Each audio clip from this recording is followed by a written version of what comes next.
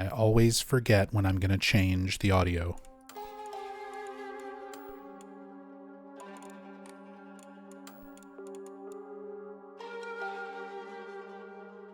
There we go.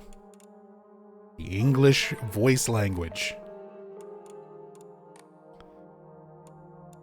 So far, only my first New Game Plus playthrough for ending number 2 was in English, and every other playthrough has been in Japanese. Because I much more prefer the Japanese over the English dub. So I need to start doing my playthroughs of the other endings in English, just for comparison's sake. Just because I'm thorough like that. So, new game, English voices, casual action hard puzzle. White uniform.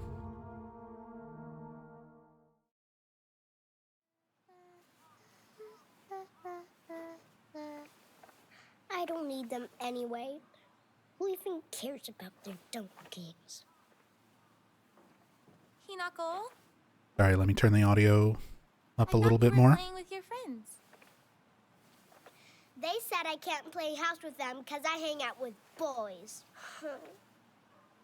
Well, how about you play with your big sister instead? Really? Thanks for waiting. Junko, Did something happen? just reminiscing a little. About, you know, when we were kids, you always looked out for me.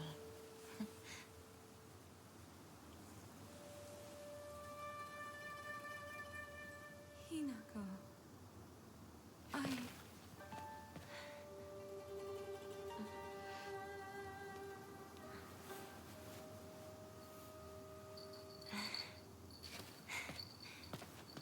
Here, this is for you.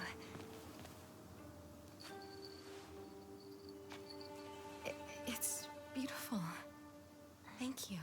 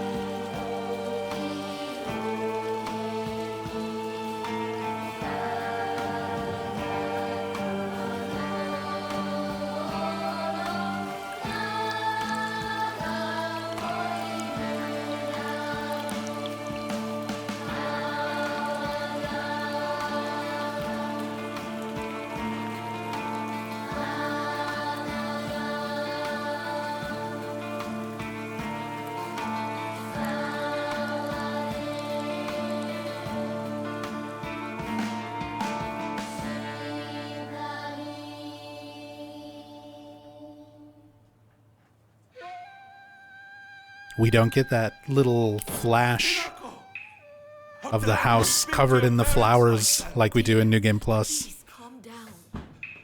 It's going to be very interesting going back to the New Game version Hell, can't you be more like her?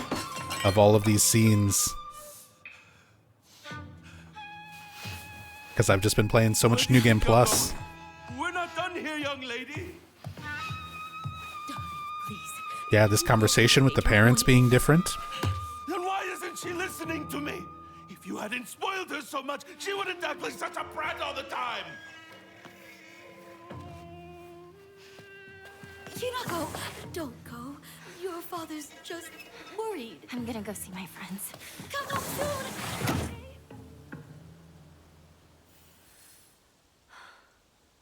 Isn't this the first one though? Yeah, this is regular New Game. Never. Because I haven't gone back and played regular New Game since my first playthrough. I've just been doing New Game Plus.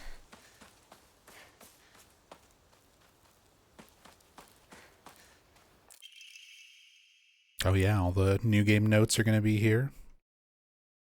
Been sightings of foxes coming into town recently. I'm sure that the older generations who've grown up learning to respect foxes are fine, but I'm concerned for any children who may try and chase or provoke the creatures.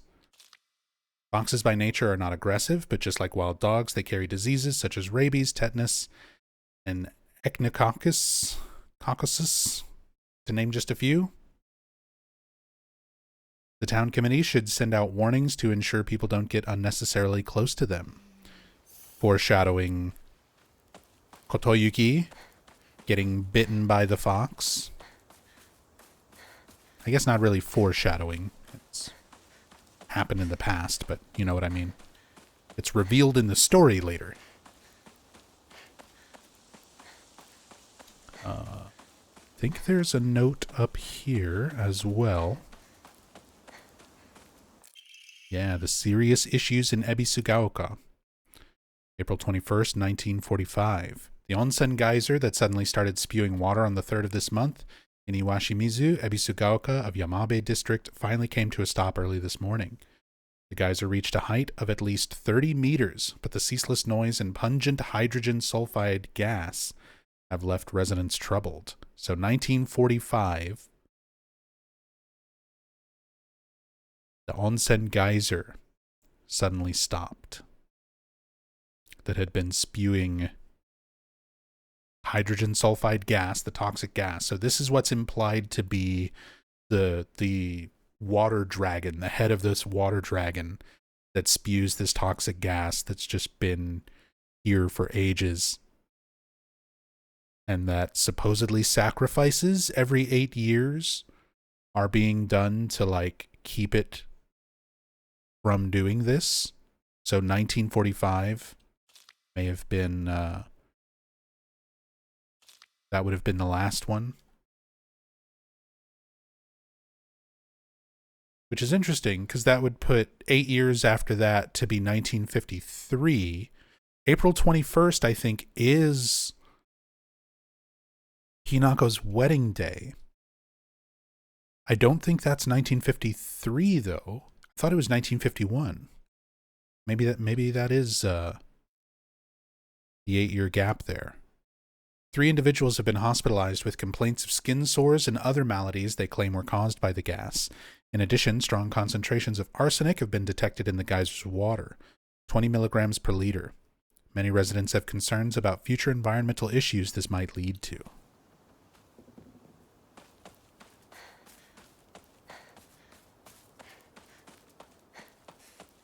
If this is a new game, can you avoid taking a pill, or does the game make you regardless? In new game, yeah, even if you avoid taking the pills, you're gonna get forced into it. You still get forced into the drug ending.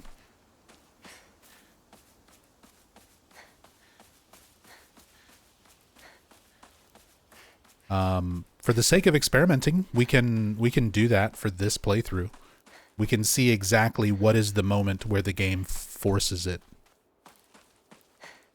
Because I think it's essentially at the very, like, because you're taking them in a cutscene with Junko, where Junko is like telling Hinako, like, how many of those did you take? And she's like trying to get her to stop. Guess I'll pray. And since it starts happening in a cutscene, like, you don't really have any control over it. Guess I'll pray. Guess I'll die. Oh, gods. What should I do? How's the audio, by the way? Anything too loud, too quiet? Am I too loud? Is the game too quiet?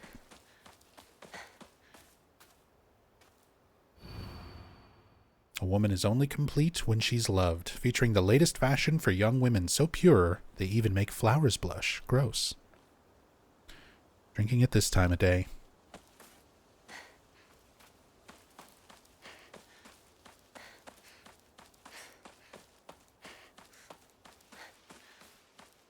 Oinari-sama. The fox gods enshrined all over the place.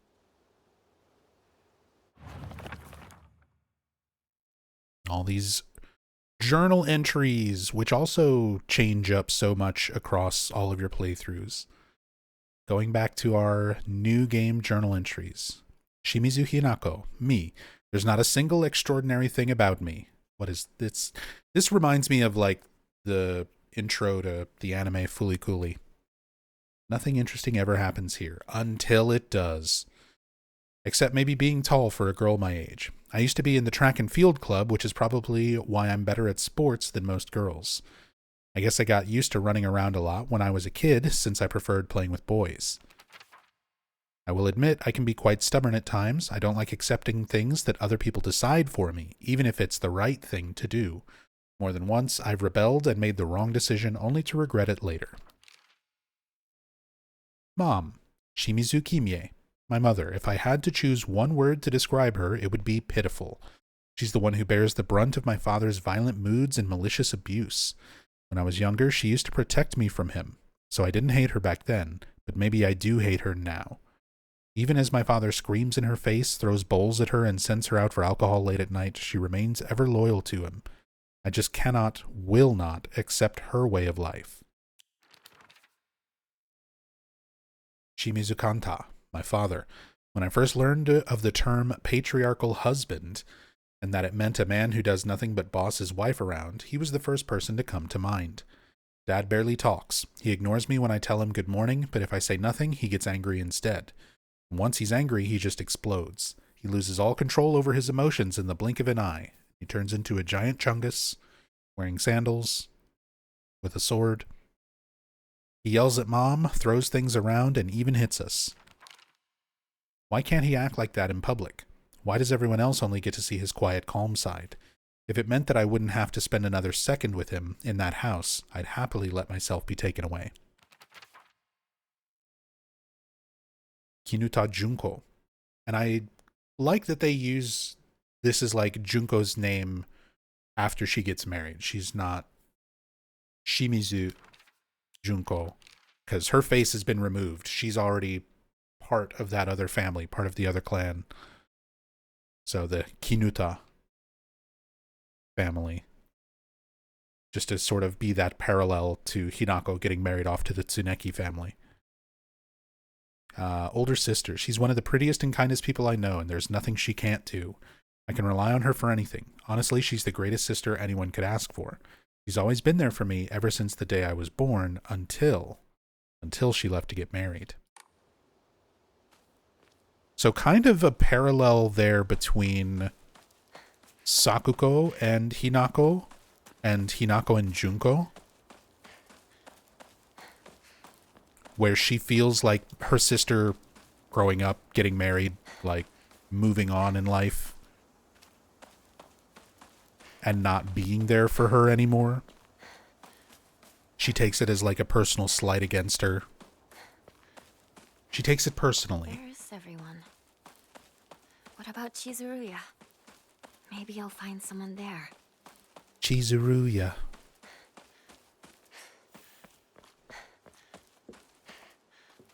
I'm curious. I want everyone's opinions on this. To you, for someone who is non-Japanese, what annoys you more?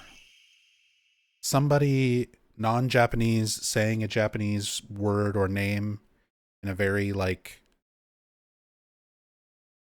Chizuruya, like that, or somebody like myself who is not Japanese saying Chizuruya. Which is more cringe?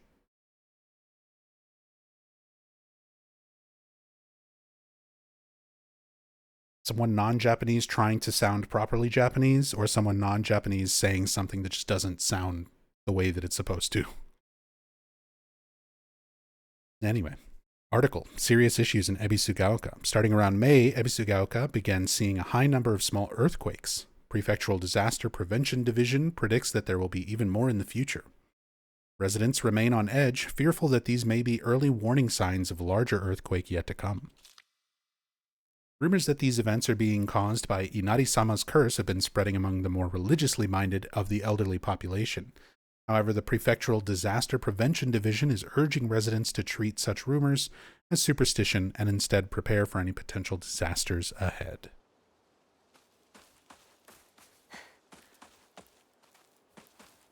First, I'm going to get some of these sweet potatoes.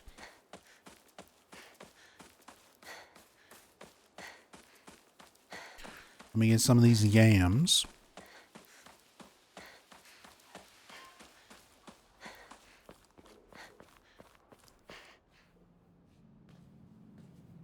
Excuse me? Is anyone there?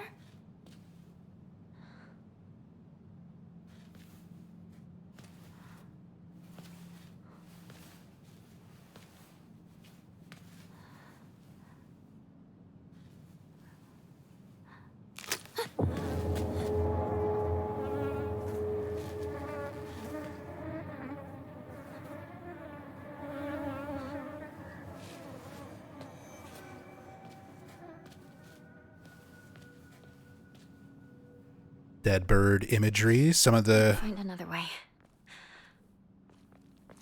thematic imagery that starts repeating throughout the game.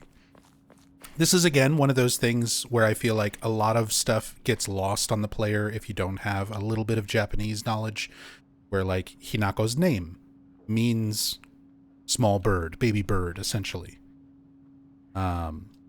So seeing the repeated, like, dead bird imagery, the fact that the dried offerings are like little dried dead birds, a lot of the animal imagery based on, like, character names.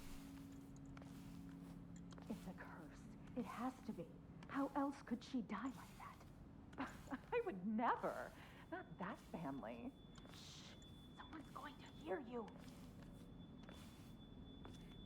Oh, never, not that family. Talking about somebody dying.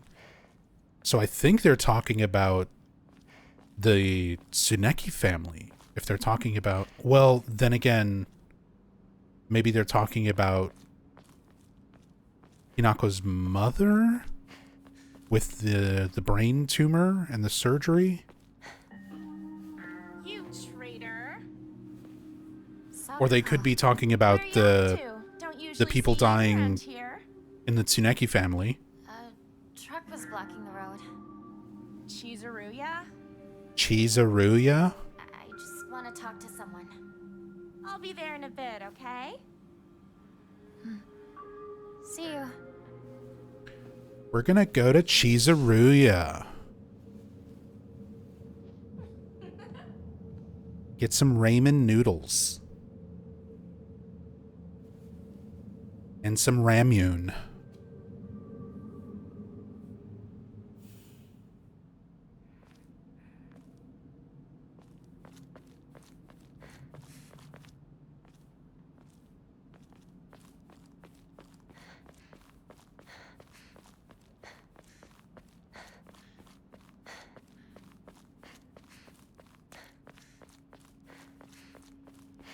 It's Shu.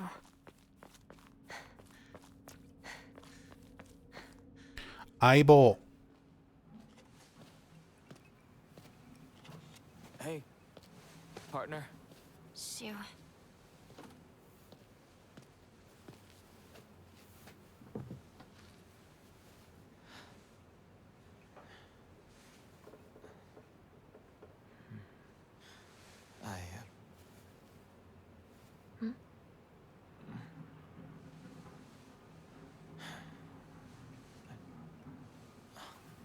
Say something. What about you? Nothing you want to say? Well, if you don't have anything, neither do I. Well, that's my Hinako. Anyway, here's some drugs. Here's that good It's White not like Claudia you shit. just let stuff happen, though. But whatever you end up choosing, you know I'll always be there for you. Shoo. Shoo, thanks for waiting. And Hinako, too. Rinko, what were you guys talking about?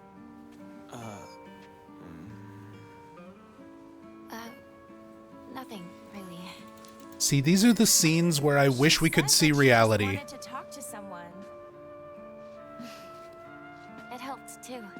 Oh. This seems like Hinako got nervous at the wedding. She stepped away. She wanted to talk to her friends. If I had known you'd be here, I would have brought that magazine you lent me. Oh, you can hold on to it. It's why she says, like, she's not worried about getting stuff back from them because she's about to be married into this wealthy Tsuneki family. She doesn't care about the magazine or the 500 yen. Don't you? Right? Wait, did I borrow something? So theoretically, this scene is happening in reality with like a group of adults sort of stepped away from Hinako's wedding. Never said that. You can't prove I did. Okay. It would have been nice to see like that.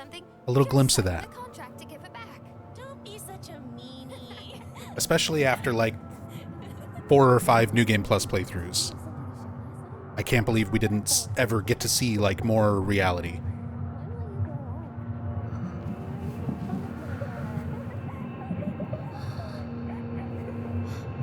Hinako? Sorry. What? You trip.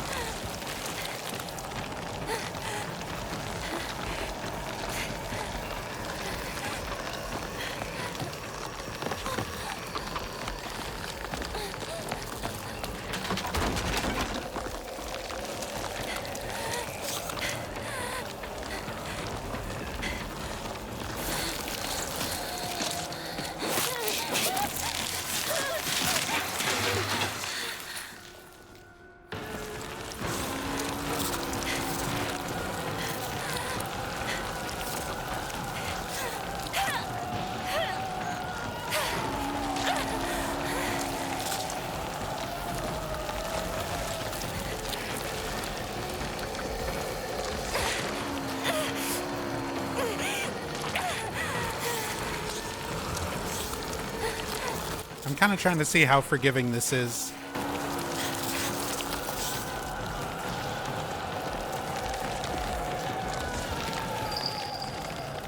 Hinako, don't give up.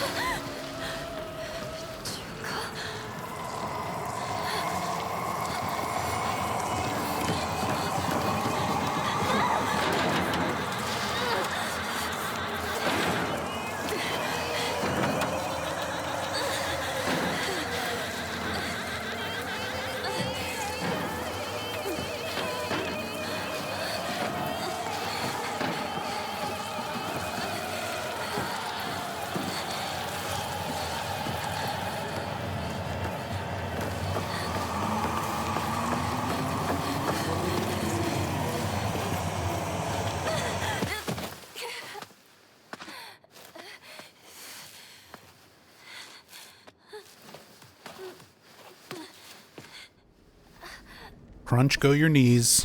That hurt. Warden of Horror, thank you so much for the 7 months. Welcome back.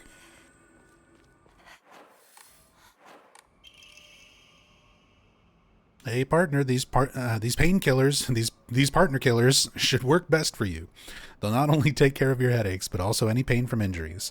I suspect that the main cause behind your nasty headaches is from you unconsciously grinding your teeth when you're upset. Does that sound about right? You ever need to talk or anything, just call my name and I'll be there. That's better. Please let everyone else be okay.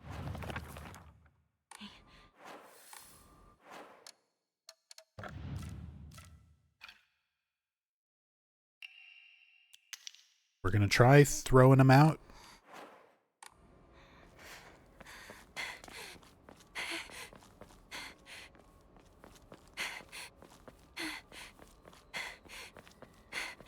Because I'm curious to see where exactly the game forces it. I'm pretty sure it's the Junko cutscene towards the end. This keeps up.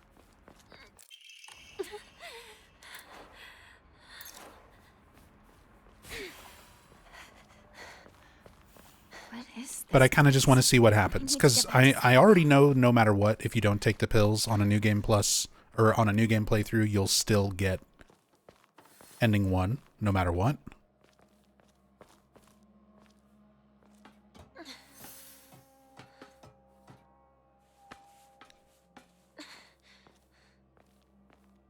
I do think that the goal was to make sure the entire game from start to finish stayed in Hinako's perspective. Keep the story in that specific light instead of giving a more objective view on what's going on. I mean, sure. But I still feel like small glimpses. I'm not asking for a lot. Just small glimpses into reality. What could potentially be reality. What I like, and this is what I sort of draw a lot of comparison in terms of these games, like there's a lot story-wise very, very similar to Shattered Memories. Silent Hill F is very, very much telling its story in a similar way to Shattered Memories, where what makes Shattered Memories do it and make it work for me is the ending, is seeing the reveal of Cheryl in the therapist's, leaving with her mother, coming to terms with reality. But then it lets you apply everything that was happening that was not real and figure out how that applied to Cheryl's life. I would have liked that moment for this game. I would have liked just the one little 2-second shot of Hinako as an adult. Stay back.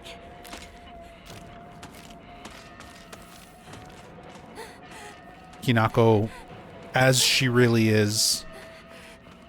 I would have liked to have seen a little bit of, you know, a shot of the wedding.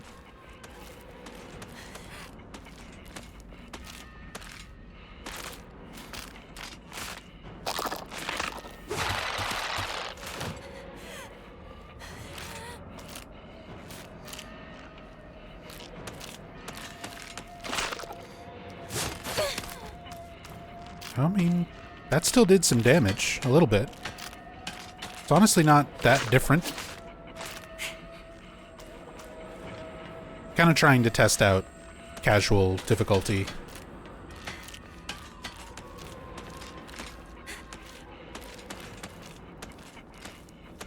Enemies seem less aggressive in general.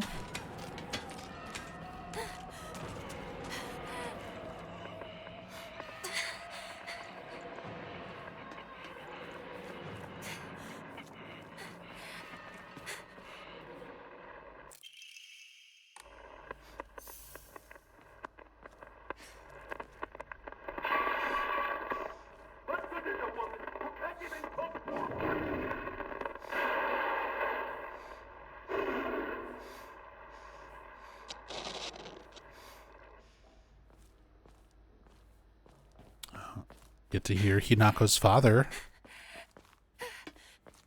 Kanta, yelling about the cooking and turning into his big chungus monster noises while doing so.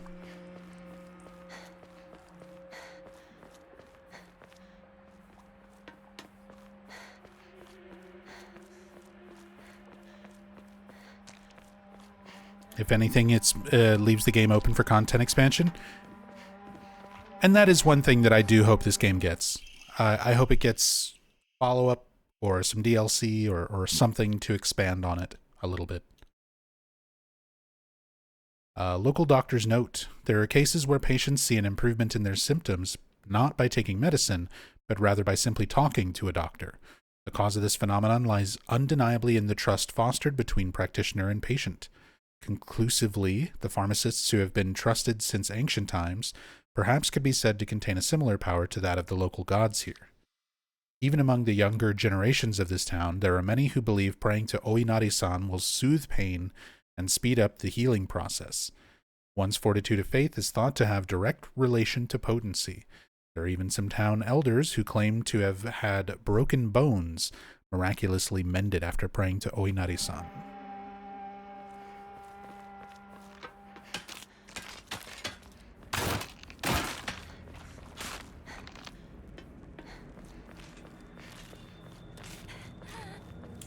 That's kind of an interesting comparison to be made as well.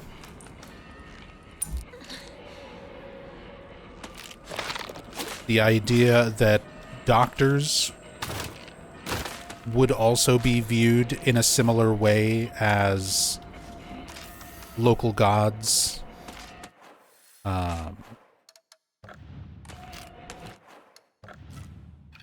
Which sort of explains a little bit of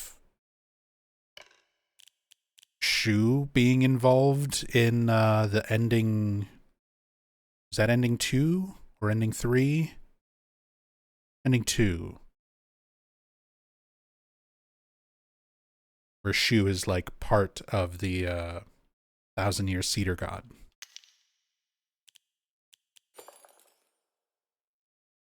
Whoops.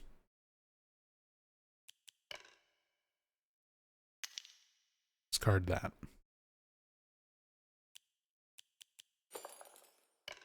No. Discard. Back. Equip.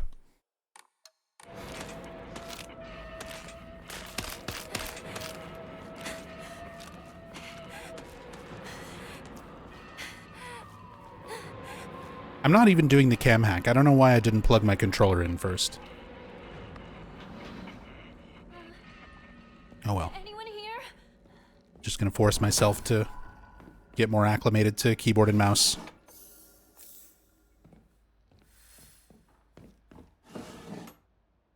And I mean, the mod is still installed. So if we decide to cam hack something, we can.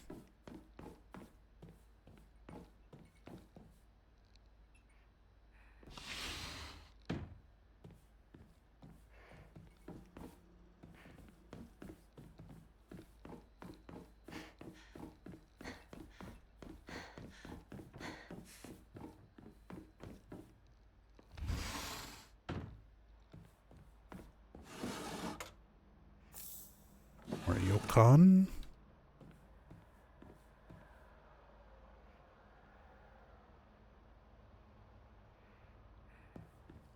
I love these little environment moments. The bloody trails like leading in and out of the windows and doors, and then just the sound of the wind outside of these like little windows and stuff.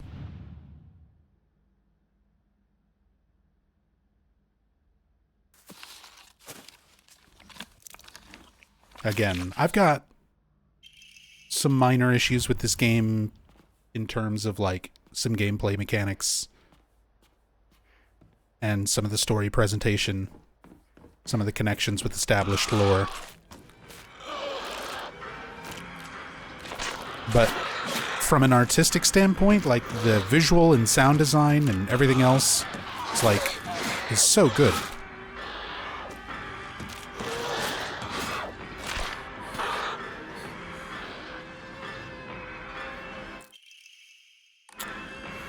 Door key.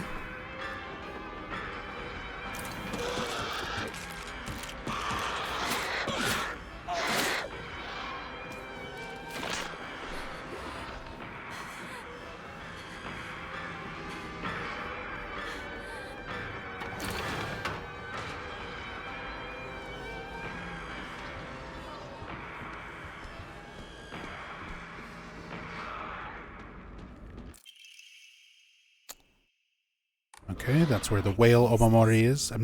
I have to remember.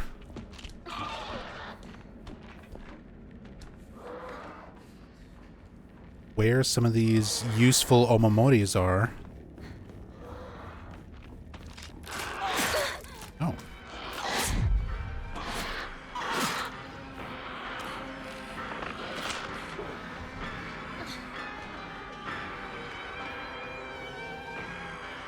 Oh boy, time to commit another Silent Hill entirely to memory. That's me.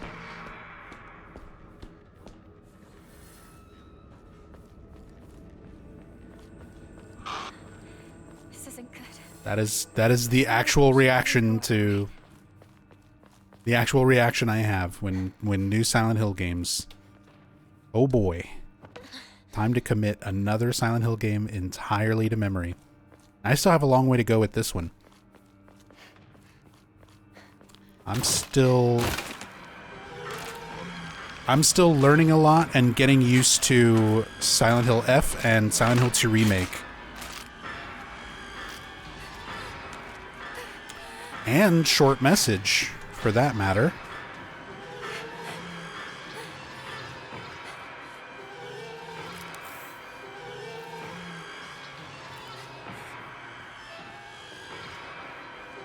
Because, as we go through these games this month, we're going in reverse order. So we're starting with Silent Hill F. After this, the next game I play will be Silent Hill 2 Remake. And then after that, I'll do Short Message.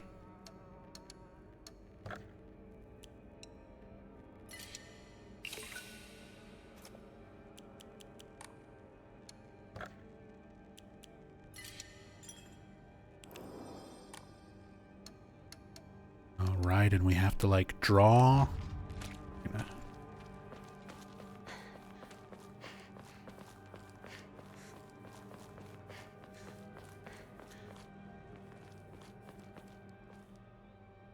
Oh, I like that we can see the box. I'm so used to coming over here and getting this with the Fox Brooch. It's there.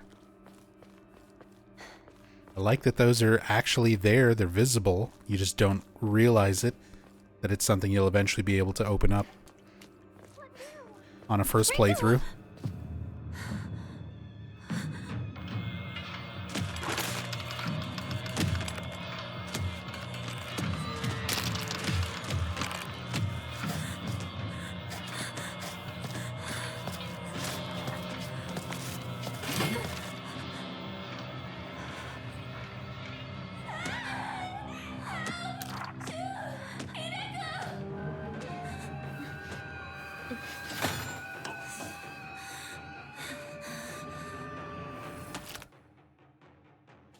Attacks.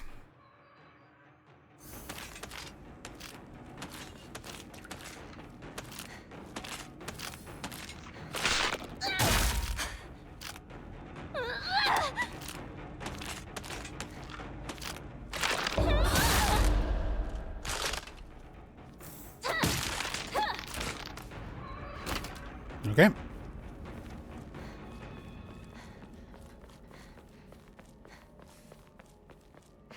So far, casual. I mean, it's easier than story, but it's honestly just kind of similar.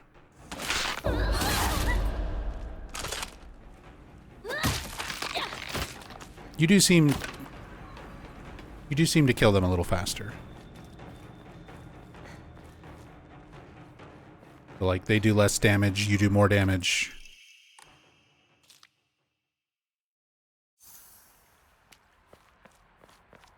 Differences between difficulties in this game are surprisingly marginal, except when they're not. I feel like the difference between, like, story and hard is pretty significant. Where are you?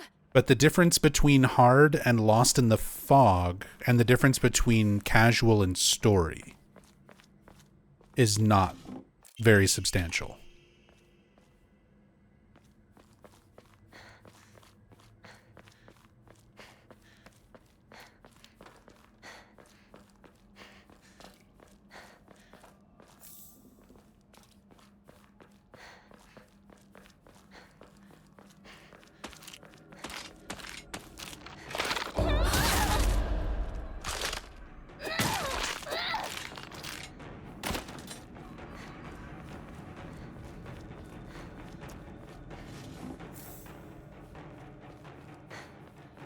Still plenty of supplies. Even on casual, that's empty. They always got to throw out your empty item containers.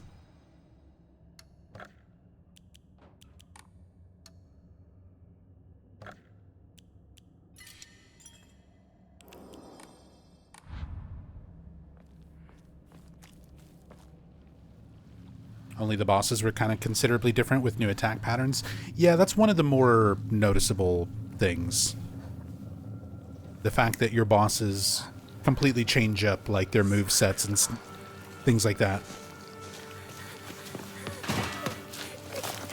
Sakuko's full of flower worms.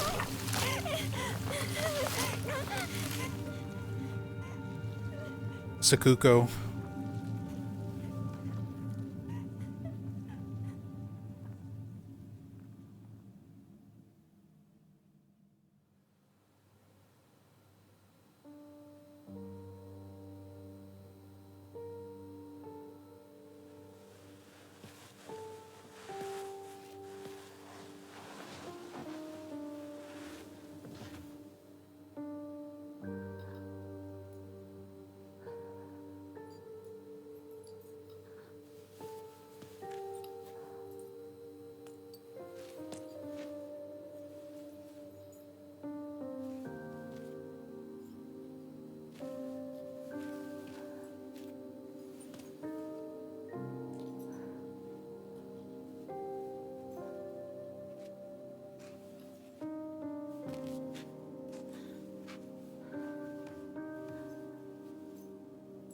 Since you were little,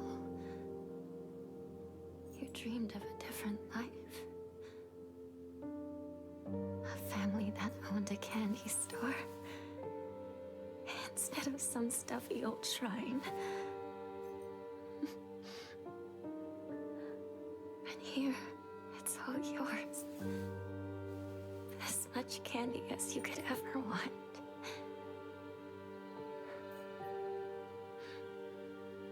Sweet dreams. Candy and rabbits, as far as the eyes can see. All she ever wanted.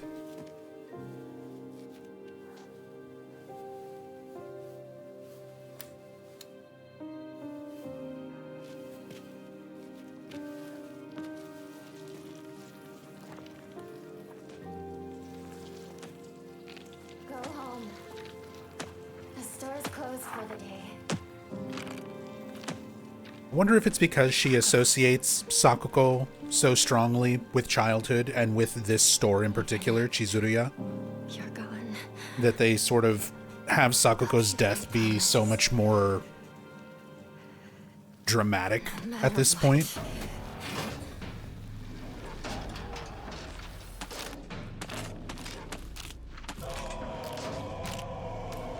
Do it. Do the thing. Do the thing.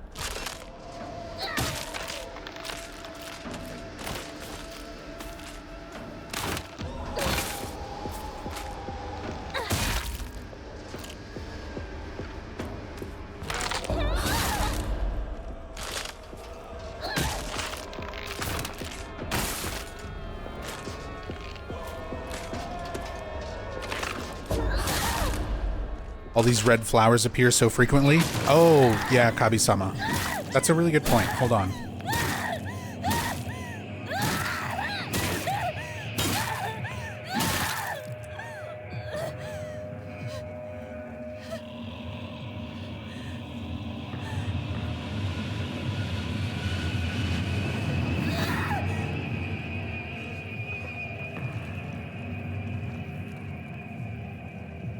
So Kabi-sama said, sad we got no documents from what I found anyway, discussing all the different flowers that are so prevalent throughout the game. All these red flowers appear so frequently that it'd be nice if it even hinted at how their meaning relates to the story, if at all. And then, yeah, Hellfast, that's the answer to what the flowers are. Like the Higambana, the red spider lilies. In Japanese culture, they represent like death and the afterlife. It's a flower that's commonly associated with death and the afterlife. There's many meanings to it and multiple things. That's kind of a simplified version of it, but it's the same way that this is sort of made almost for a Japanese audience. Like, you're kind of expected to know some Japanese culture elements to really understand a lot of the symbolism and stuff in this game. It would be similar to, like, if you have a game where somebody gives somebody a rose, do you need to have something explaining that roses equate to romance? Like, some flowers just sort of have this associated meaning with them that for some cultures, it's just kind of assumed. Like, you know what it is through context. But yeah, for a lot of people, you're not going to understand kind of the more uniquely Japanese significance of some of these flowers and kind of what they mean in that culture. So some kind of index or something would have been nice, although that would have started to get, with how many journal entries and things there already are, it would have started turning into like Death Stranding. If you've ever looked at Death Stranding, how it gives you an entire index for like absolutely everything in the world, and eventually it can be very overwhelming. Like, most people don't read that stuff at all. I do. I love going through and reading all those kind of details in games like Death Stranding, but it would have been nice to have an index to kind of break down some of the cultural specific things in this game. Silent Hill's a very lore heavy game anyways. True. As a series, it has often had things like that, where something is there to be significant, but it's up to you to do your research and figure out why. Flowers in this game are kind of no different.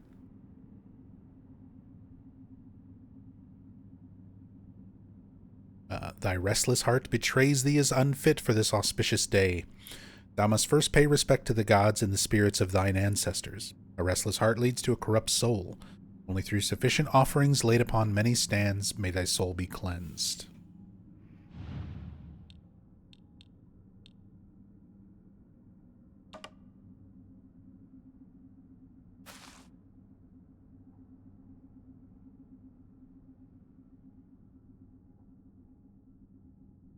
Yeah, that's right. This is the one with all the different plants. So this is a bamboo fan. This is wrapped in the kudzu leaf. This has the sakura blossoms on it.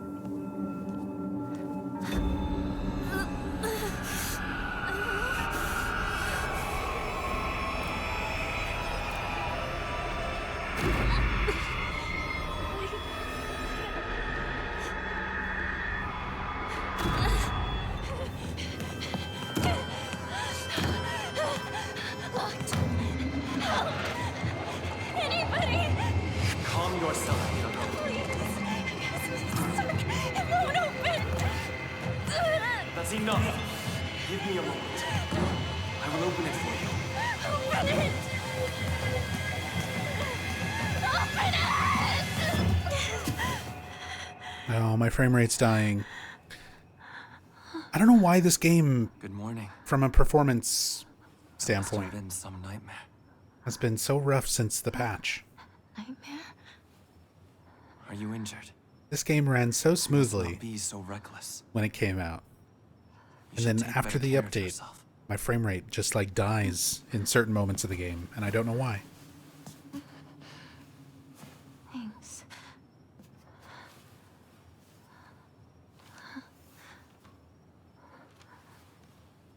Shall we get going? Hinako.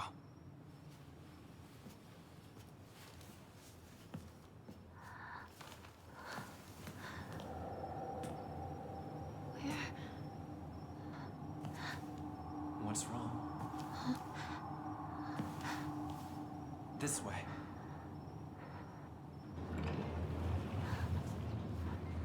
My frame rate, please. Sorry. Just gonna try. I can do. How bad does everything look in low?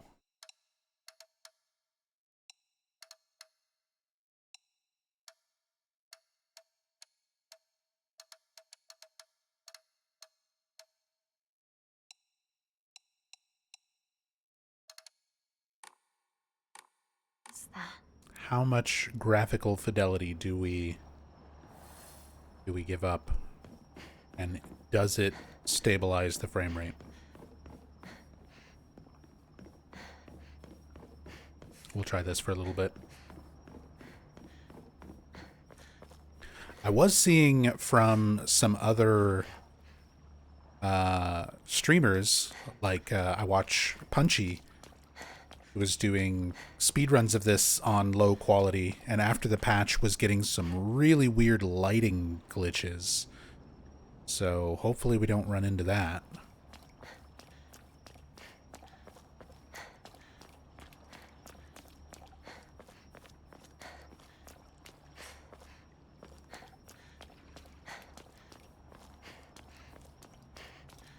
Take all the time you need.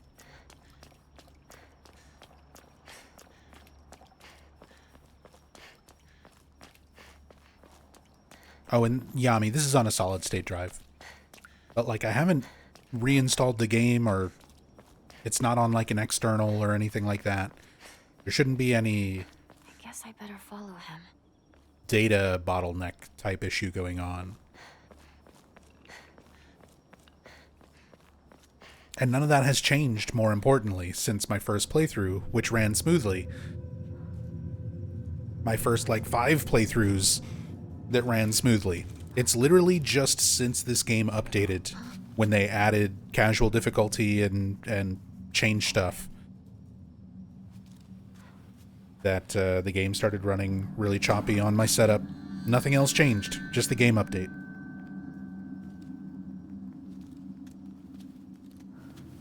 So I feel like maybe they tweaked some optimization stuff that just doesn't play nice with my graphics card or something. Kaiken! My beautiful ceremonial dagger. Inadu statues laughing. Creepy. And the way that it's twisted and looking down, we see later that it's like looking down at the doll. Celluloid doll. But we don't see it yet. Show us the doll just yet.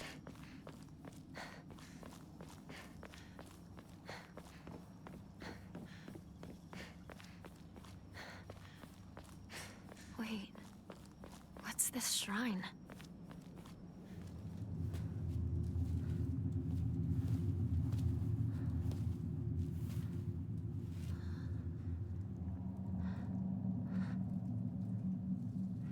Could have been a throwaway scrap of paper at the school or an open book. See, I like stuff like that. Even going all the way back to Silent Hill 1. Silent Hill 1, the room that you have to get into to read the book about White Claudia is an optional room where you have to solve a puzzle. It's one of the photo puzzles. You take a photo of the picture on the wall and it shows you glowing symbols, and then you have to put the symbols in on the door to get through that door. It's an optional room that you have to solve a puzzle to get into, and there's nothing in there except for White Claudia information. I kind of like stuff like that. Scrap of paper. Mom, Dad, I apologize from the bottom of my heart. I never made it up to you for being such a horrible daughter. I didn't deserve to have you as my parents. I guess I'm getting what I deserve. So that's the girl from the missing poster, missing persons thing that we find in town. And again, depending on what part of the story you sort of believe. If you're going off of the gods like being real and performing this sacrifice, she could have been the last bride, the last person who was taken, one of the humans. Yeah, because they're supposedly being swept away by foxes, but then they're also supposedly being sacrificed to quell the rage of the water dragon. That's the whole reason the gods, the Inari gods and the 1,000-year-old cedar gods are at war for the people of Ebisugaoka, is because they're using them for this ritual to appease the water dragon. Yeah, the geyser monster.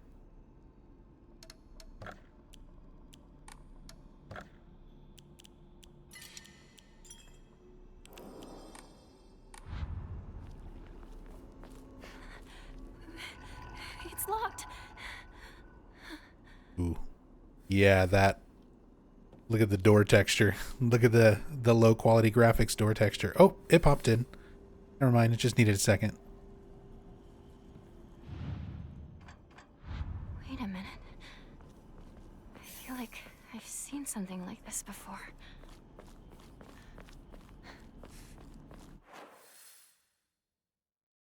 Look for any hints.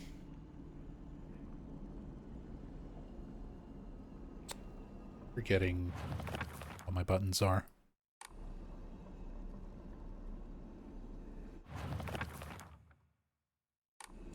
Journal.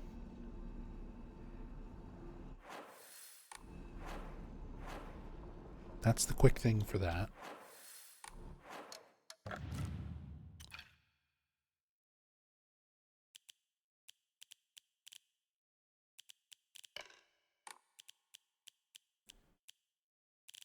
Everything's automatically equipping.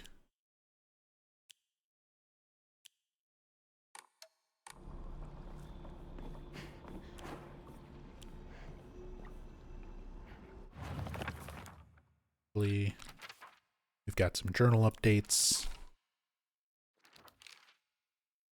Unlike my sister Junko, who was always the golden child, I've been a handful ever since I was little. My parents told me I never listened to a single word they said. I'd make my mom cry and my dad furious. But Junko was always there for me. She understood me. She looked out for me. That's why I love my sister and have always done what she's asked of me, or at least I've tried. She would smooth things out between me and my parents, which made life in that house a little more bearable. That is, until she got married, of course. Sakuko Igarashi, one of my friends. She's always got her head up in the clouds and is a little strange. She's constantly trying to worm her way out of paying me back for the 500 yen I lent her that one time. I love how big of a character arc we have over the 500 yen. The most, defining feature. Her father is the head priest of the Senensugi shrine in town. She seems to take great pride in donning the traditional Miko robes and selling charms during the New Year's celebrations. Iwai Shu. Shu's been my best friend since forever. He's my partner. We've been having play dates for as long as I can remember. When we played Make-Believe Space Wars, we'd call each other partner, and for some reason it just kind of stuck. Kids of the Showa era tend to look down on the other sex, but never Shu. When I rebelled against my parents because they told me to act like a girl, he was the one who understood my feelings the most and stood by me. I will say some of the entries in the journal, while we're talking about information, right? Because we were talking about It'd be nice if they explained some of the context of the flowers and some of the more cultural aspects of the game. But then again, some stuff sounds, I guess, a little bit out of place at times. Kids of the Showa era tend to look down on the other sex. Like, isn't this supposed to be in the context of being written, like, in that era? Sort of mentioning it makes it sound like this is written from a more modern era, right? It would be like if a story takes place in the 80s and somebody in the story was like, dude, we look so 80s. Why are you coming at me with that 80s attitude? And it's like, when you're currently in the era, you don't really refer to it as that era, you know?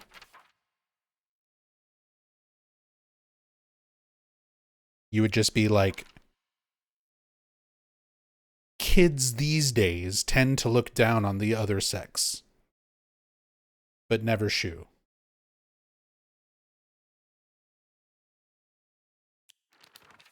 Even these days would sound a little bit awkward. I don't know. The way that is written is a little strange. Anyway.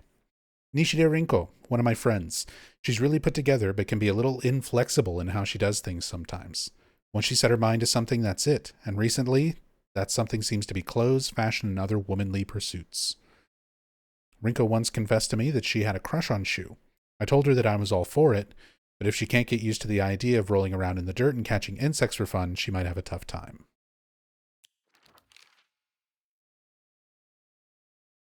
Fox mask. A mysterious man who wears a fox mask. He never takes it off, so I feel I have yet to see his true self. Yeah, we never really see his true self either.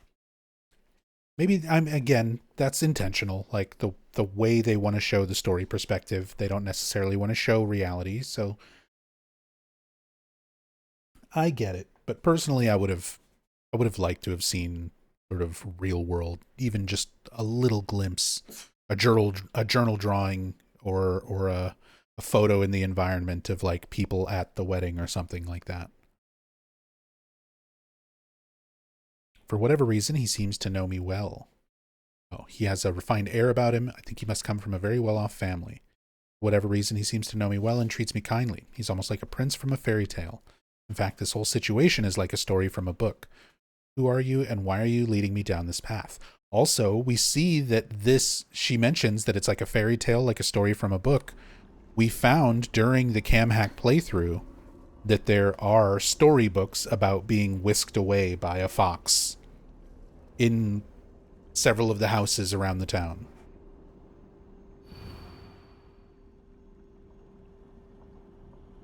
So it is kind of like this fairy tale, local legend happening. As I pass into the world of the dead, I pray only that I do not pass through the gates of hell. Please hear my prayer. Give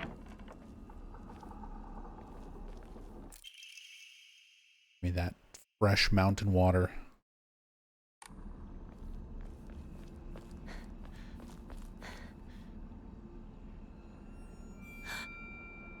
What's this doing here?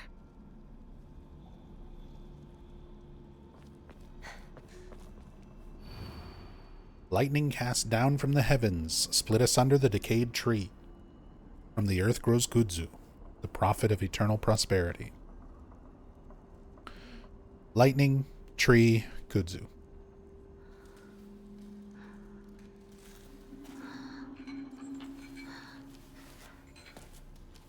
Kudzu.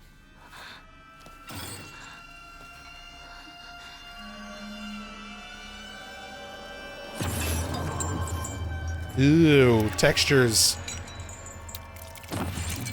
Okay.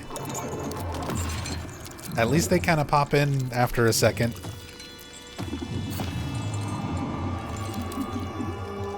Low graphics are a little rough on this game, though.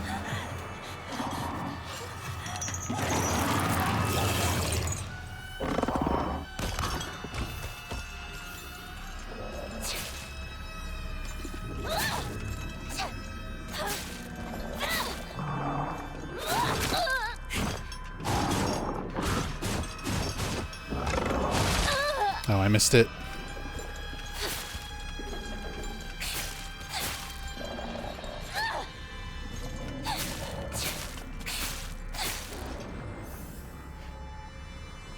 Monster reminds you of the Lurker from Homecoming, appearance-wise, that is. For me, it reminds me of the Weeping Bats from Downpour. It is very Weeping Bat-like.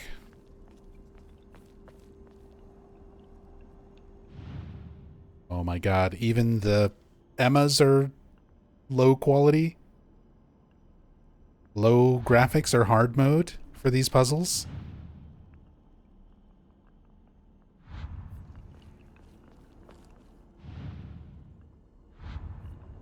Okay, let's...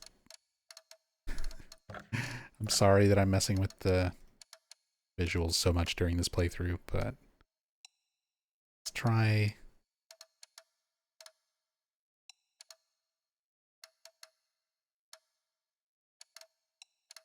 Try putting a few things on medium and see if that helps.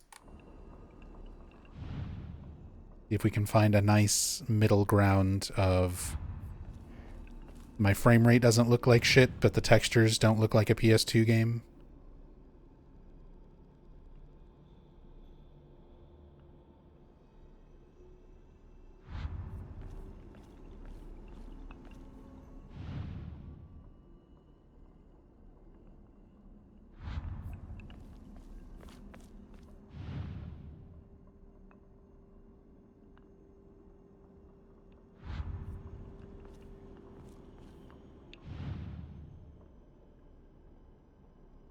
There's our tree. This seems right. Better look for more.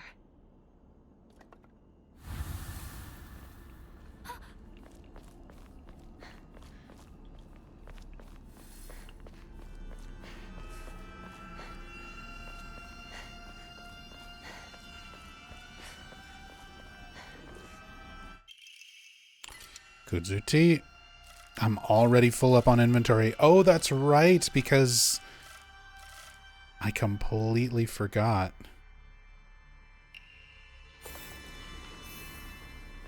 You also have to upgrade how much inventory you can hold. How did I forget that you start off with such a limited inventory? As said, I've just been so used to doing New Game Plus for my all my playthroughs since this came out after my first one. Kind of forgot. You've got to find your inventory expansions.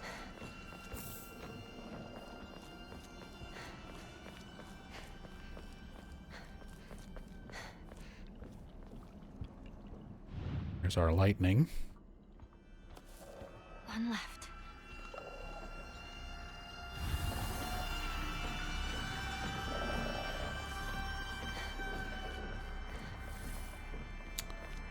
Wait, isn't there an extra... Yes!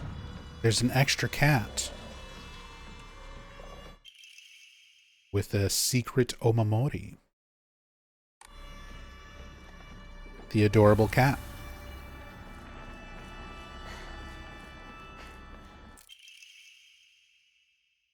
For those who have yet to abandon hope, I have hidden the Omamori that protects against evil behind the Emma at...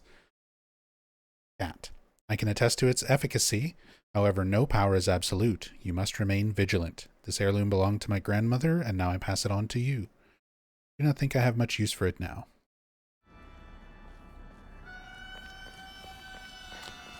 Oh, right. I should have done this in the other order. So I can open that thing up.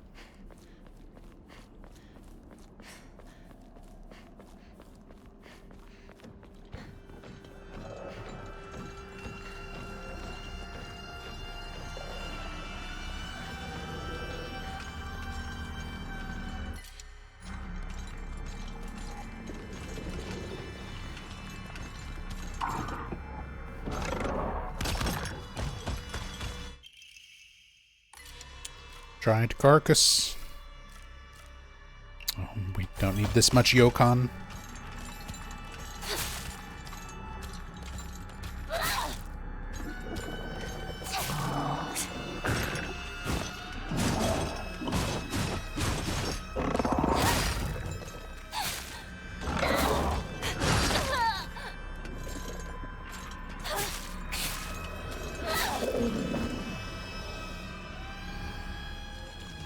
Mom, Dad, I don't think I'll make it home. I just wish I could see you one last time. Mayumi.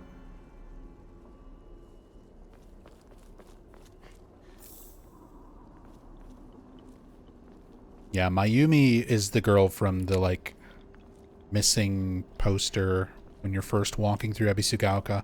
And then at the end of the game, that same missing persons thing changes to show, like, Hinako as the missing one. Kind of implying that maybe the first girl went missing for the same reason, whisked away by the fox or used as a sacrifice by the gods.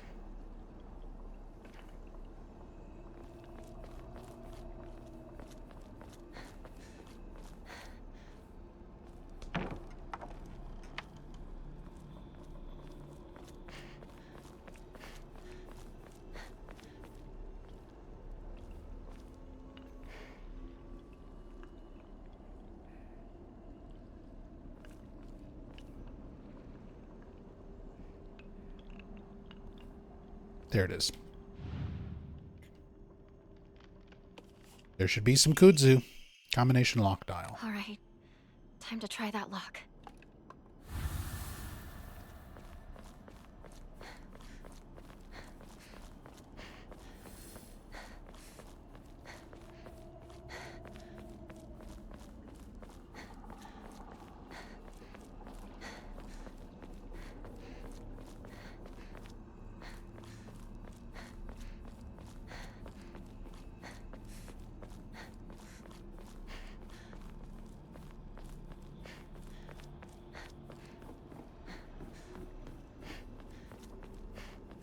Although I also want to go and check something over here as well.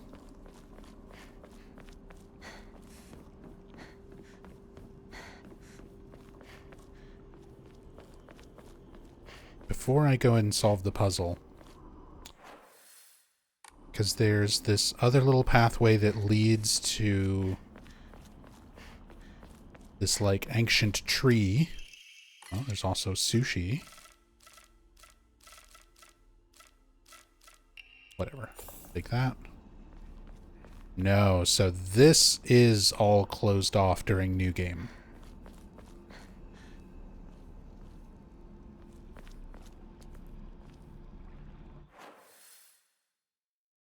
Yeah, so New Game Plus, this pathway is not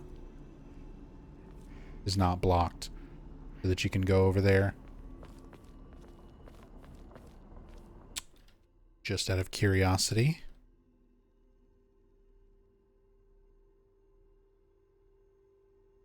Bring the free cam over here.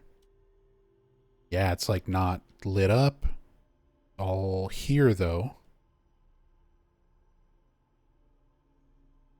I don't think I can actually get anything even if I, like, teleport over here, because, yeah, you need the fox brooch to open that up.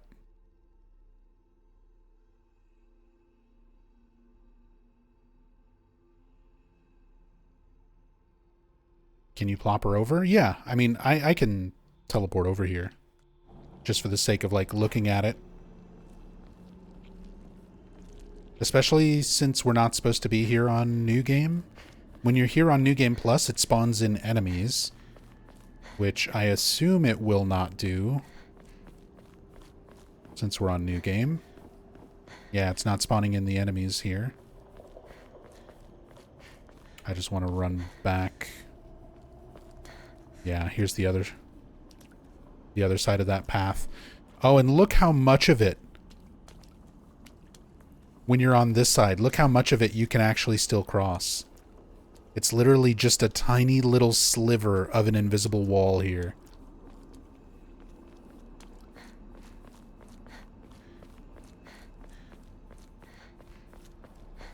It is the tiniest, thinnest invisible wall right there, blocking you off from getting over here during New Game.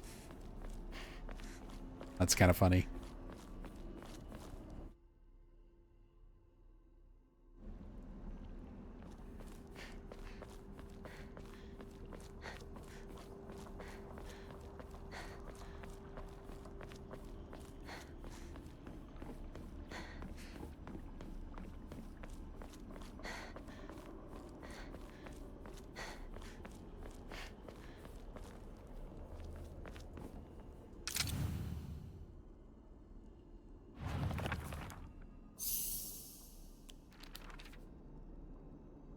You already solved the altar.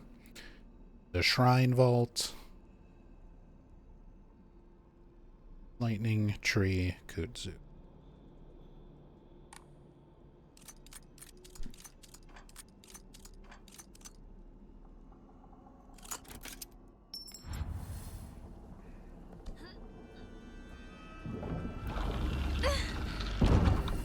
That man. Where'd he go?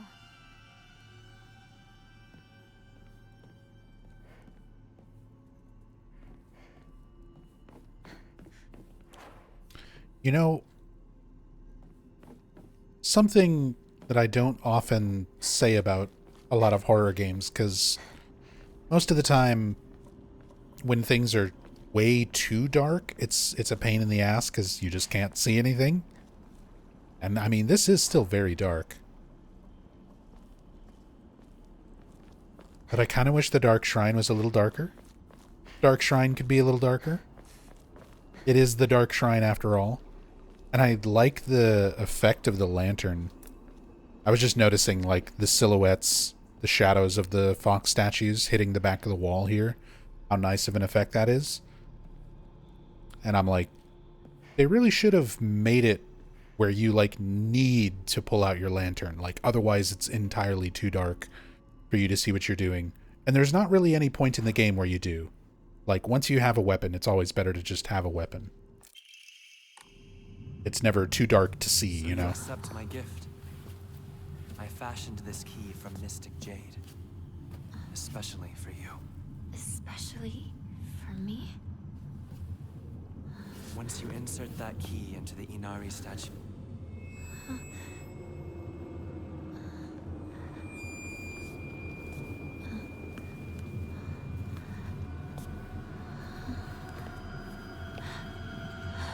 Don't trust the fox mask.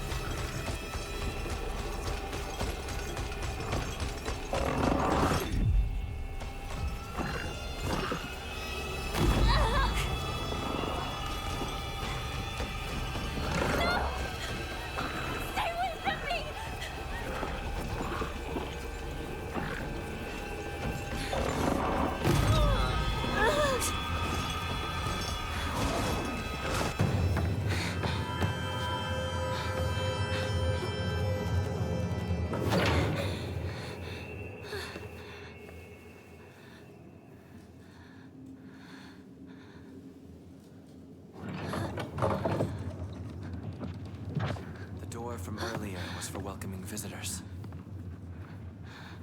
However, this door denies all but the select few who may tread sacred ground. Am I allowed inside? Why, of course. Today you are most welcome. We must continue on ahead. Shall we rest first? I'm okay. I think. Tell me if you need a break. Now then, onward.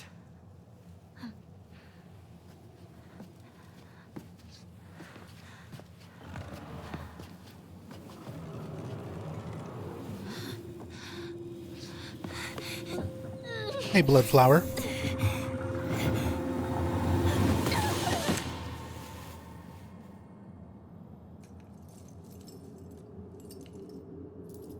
Hey, the dummy doll. If you go out of bounds and look at the thing casting that shadow, it's like a little placeholder dummy doll. It's like one of the few times where they don't just use the actual doll.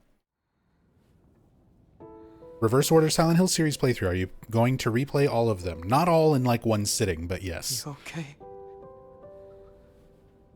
Today we're playing through Silent Hill F. That'll pretty much be all of today, is just playing through Silent Hill F. And then tomorrow we'll do Silent Hill 2 Remake. Day after that'll be Short Message. Oh, thank goodness.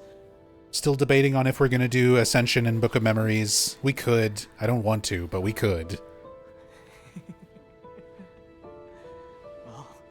then Downpour, You never well, had then one PT, go down without a fight. then Downpour, Shu, Homecoming, you're alive. Shattered Memories, So, Origins, where's Sakuga? Arcade, and then 4, 3, 2, 1.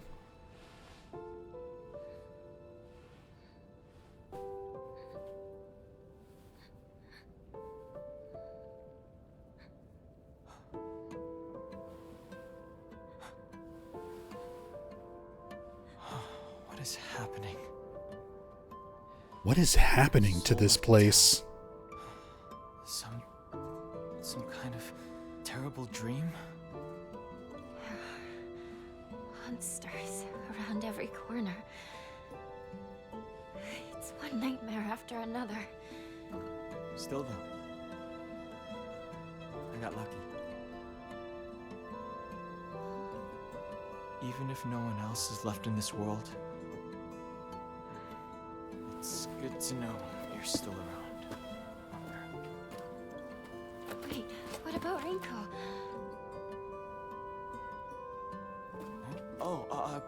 She just said she needed to talk to me about something. But, Rinko was supposed to be with you.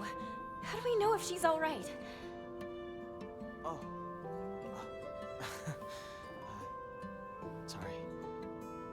I guess I was confused. We all got split up and ran off. I haven't seen Rinko since.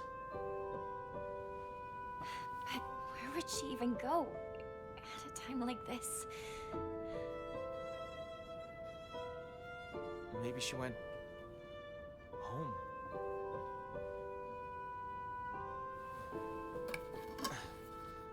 Let's go find her, partner.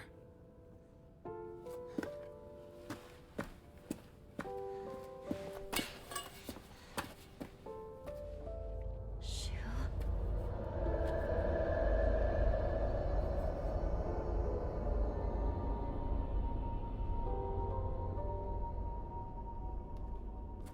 What's wrong? Keep up, or I'll leave you behind.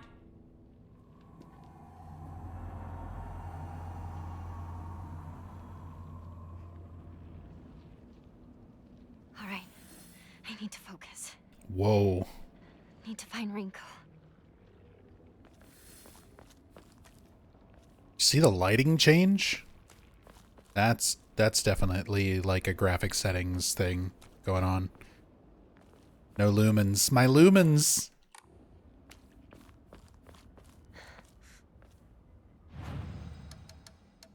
We sold all the lumens for FPS. I'm sorry.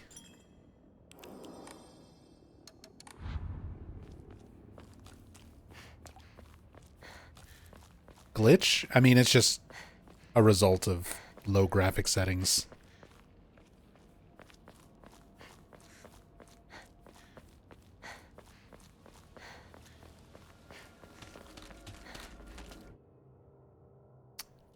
Yep.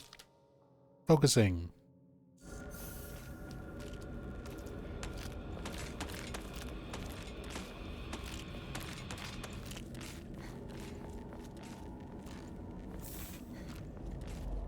Okay. I'm like, didn't I have focus on a different thing? Focus attack.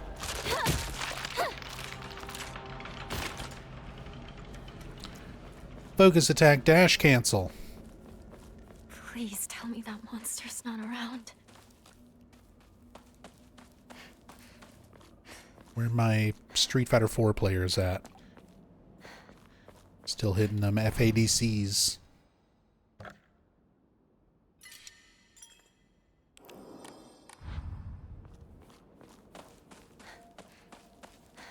Could have sworn there was fog at this part, or was it always just dark? No, there was fog. There was fog. There's typically fog here, but it's dark with weird lighting because of the low graphics. Like, if I wonder if it'll change.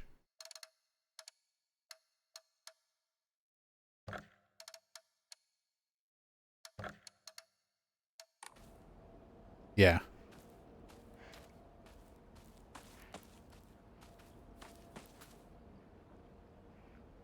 Look how different it is. You get an entirely different experience of playing this game depending on your graphic settings. It's kind of wild.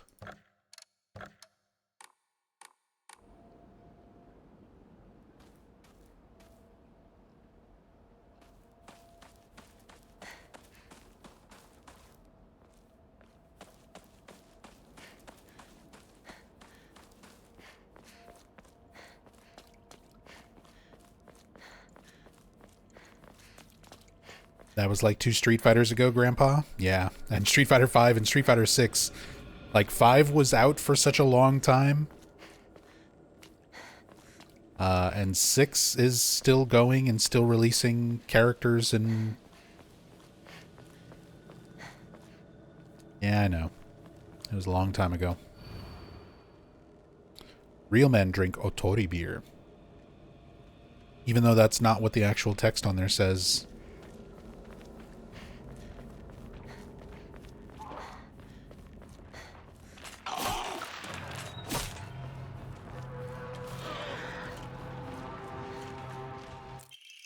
The shoulder bag. Let's go. I forgot where most of these inventory things are. Also, there's a face just chilling over here.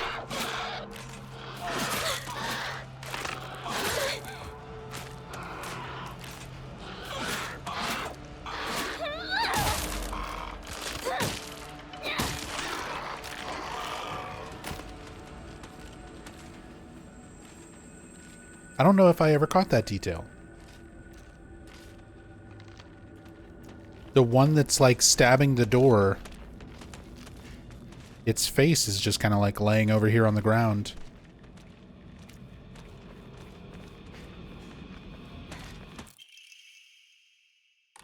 Higashi. Also no UFO poster on New Game.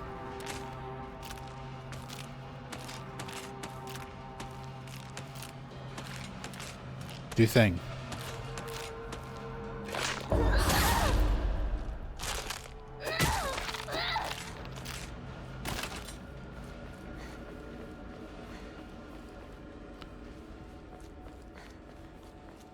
Not good.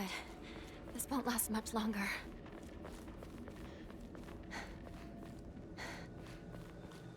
Casual is much easier. It really is. I mean, even story mode was fairly easy, but yeah, this is like 1 counter hit, 1 weak attack. Without Omomoris. I don't have any, like, Omomoris even equipped.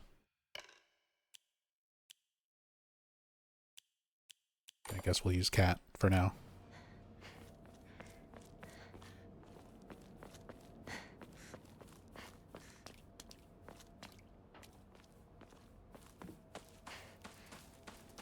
Options are always good. Oh, yeah. I'm always a fan of just more options.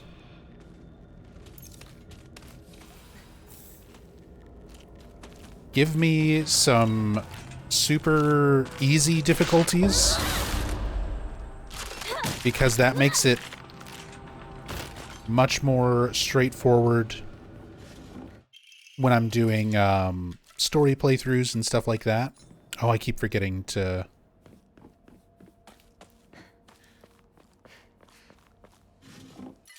Keep forgetting to get rid of my offerings. But for like story playthroughs and stuff like that where I'm not really focused on the combat, it's nice having something that I don't have to pay that much attention to. And then for times where I want to do like challenge runs, we've got a lot of variety in terms of difficulty. Because sometimes I like doing that stuff too.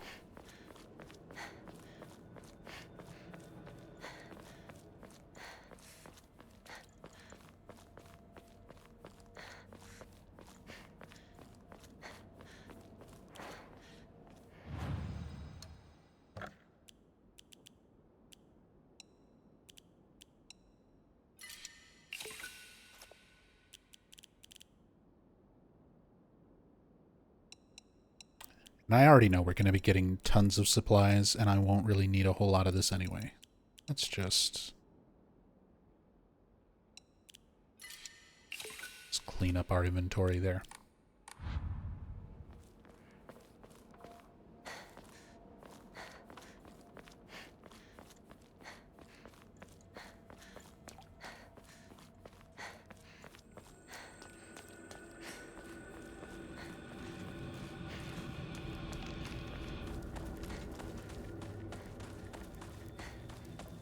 Oh, here's our magical scarecrow.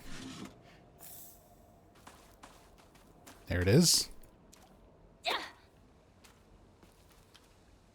Appears and disappears when your camera rotates. Not always.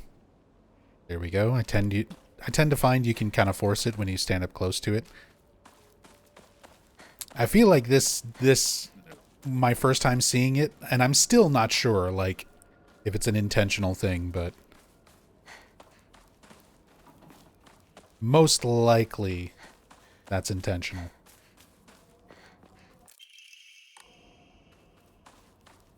So our Emma, first Emma.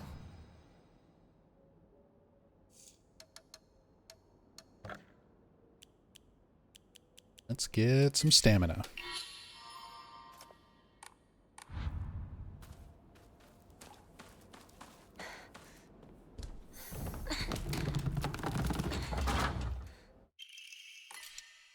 Sickle, very good weapon. Not quite as OP as kitchen knife, but still very good. Shu, where are you? What is it, partner? Bible. Everything that's happening to us. Do you think it could be some dream we're having? Because we just want to keep playing Space Wars together. Well, we could pinch each other to find out. No. I can pinch myself. Thank you very much.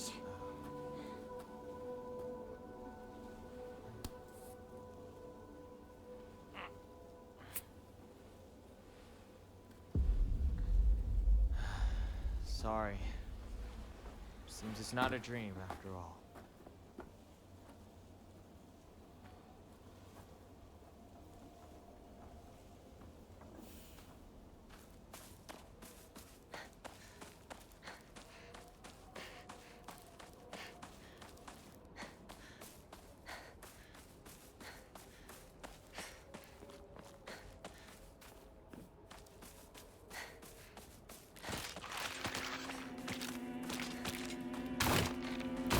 Is it a dream?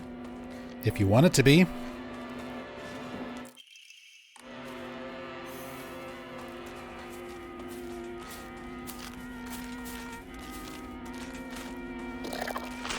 This game doesn't give a lot of, like, straightforward answers. Like, even, and a lot of people argue that that's just sort of like Silent Hill in general. I disagree.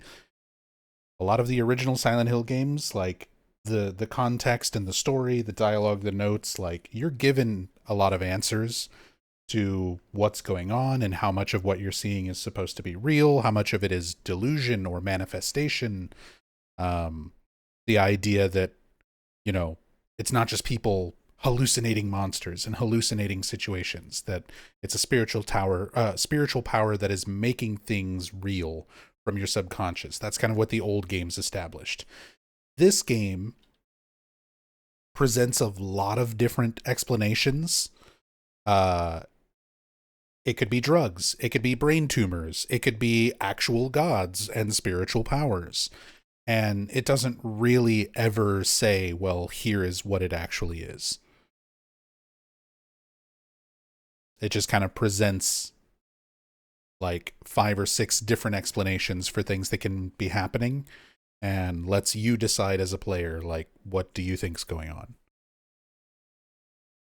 On the one hand, I kind of like that. On the other hand, I'm a fan of having a little bit more reality to have discussions around, because when you leave everything up to interpretation, like there's no agreeing.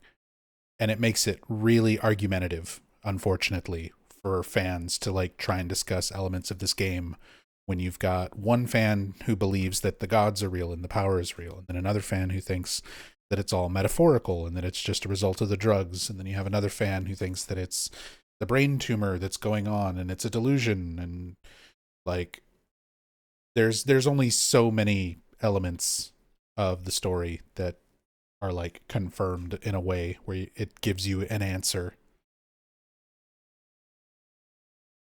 So it's one of my few negatives about this game. I feel like the story could have been presented in a little bit more interesting way if they confirmed or denied some small aspects of the story.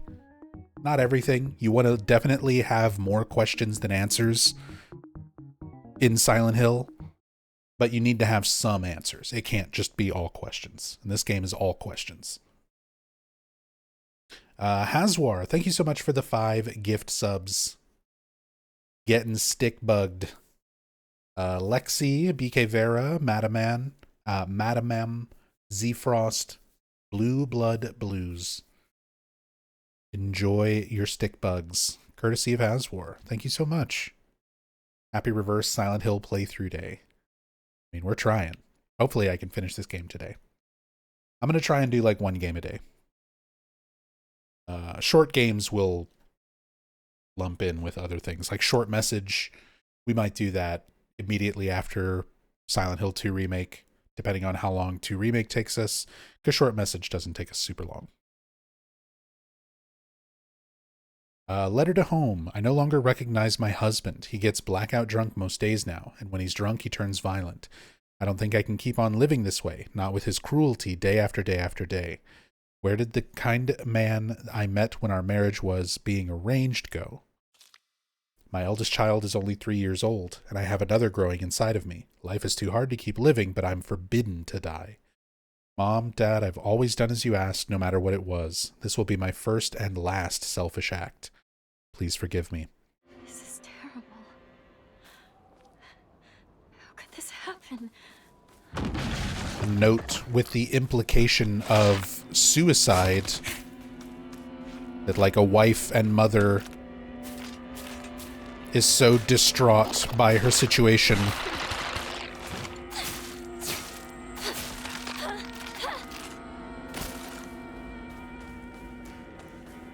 that it's implied like she takes her own life.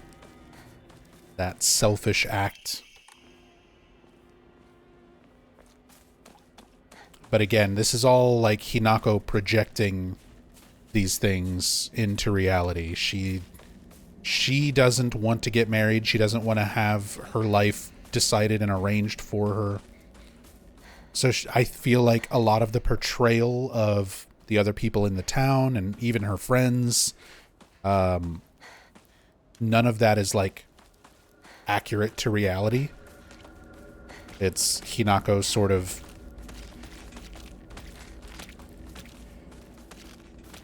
she's projecting her issues onto the people around her and into the notes and things that we find in the game. For this ending, it is just drugs, yeah. She's nervous about her wedding. She has a bunch of drugs that were given to her by her childhood friend Shu. She takes too many of them.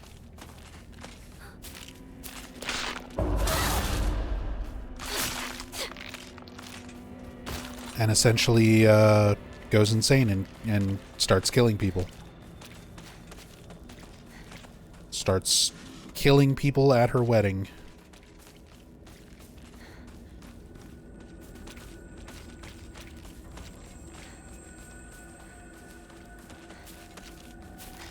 But again, that's strictly the new game ending.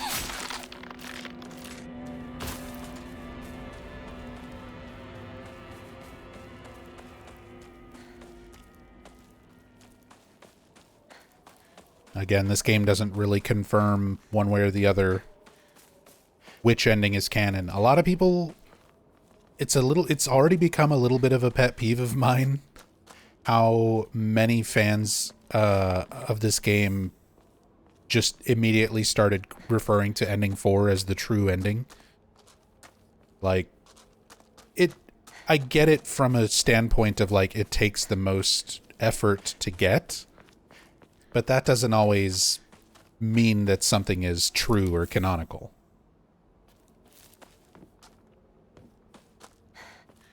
There's nothing to make ending 4 any more or less true than any of the other endings, you know? And the developers have not stated, like, anything. That's entirely a fan-made... Sakuko's shrine is up ahead. Like, referring to fourth ending as a true ending is entirely a fan-made thing. The developers don't call it that. Senentsugi Shrine Flyer. Let's hold a Jichinsai. Whether you're building a house or pulling it down, digging a well or filling one up, it's all done upon Inari-sama's land. We should show our gratitude to Inari-sama by holding a Jichinsai. Holding a Jichinsai is especially important for wells, lest we forget the ancient tale of a poisonous water dragon that once wreaked havoc until Inari-sama finally sealed it deep underground. Digging a new well is just like opening up an air hole for that terrible dragon, and if we're not careful, we risk facing its wrath once more. That's why we must have a Jichinsai. So again, there's this idea of, like, this ancient water dragon. There's endings that imply that that's a real thing that actually exists and is affecting the town and things in the area. But nothing to really make one game or the other, or one ending or the other, like, more true than anything else. Exclusive price for first-time customers. Special deals for requests on unlucky calendar days. Offer a free consultation now. The unlucky calendar days thing. That's also sort of like a Japanese superstitious...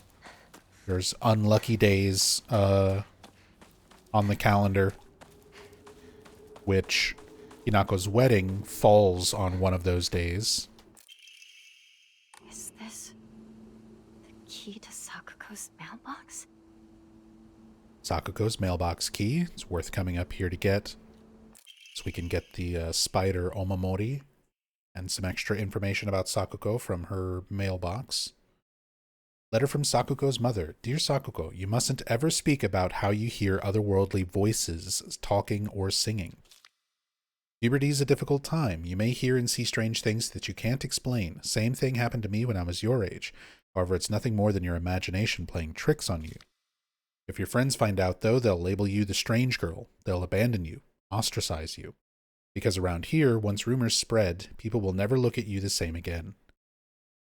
A lot of stuff kind of inferred from that note. The idea that Sakuko's mother already kind of makes her paranoid about friends abandoning her, which is something that she's very hung up on with Hinako. And again, notes like this, you can interpret that to mean Sakuko might actually be speaking with gods, like she's descendant from all of these shrine maiden and, you know, families that have cared for the shrines. Sakuko always said. So she may legitimately have some sort of connection here. Back in the day. Or like the mother's note said, it could be puberty. Or like the note in her mailbox says, it could be autism.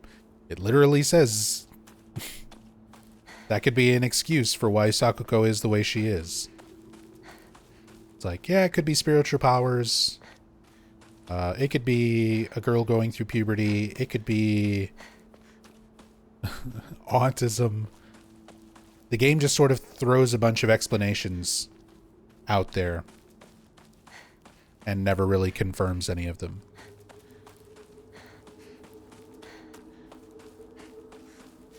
Hey, partner! That's not the way to Rinko's house. Oh, sorry. Zoned out for a bit. Zoned out and wandered all the way up to the shrine for a bit. Sakuko's family shrine, right? Yeah. Don't think too much about it. Let's hurry up and find Rinko. Right. Let's go.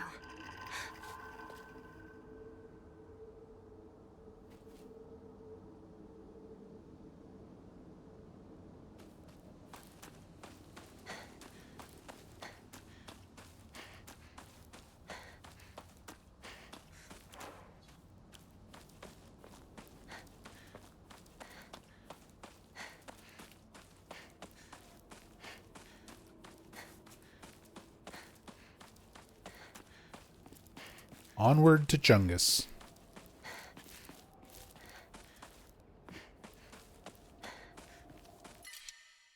So you don't need the steel pipe.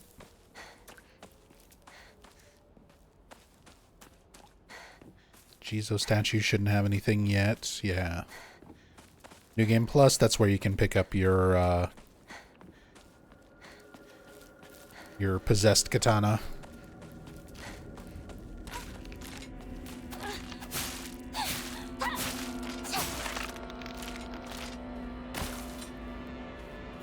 Doesn't that one usually ambush? Isn't that usually an ambush one? Where it, like, lunges out to grab you when you come over here?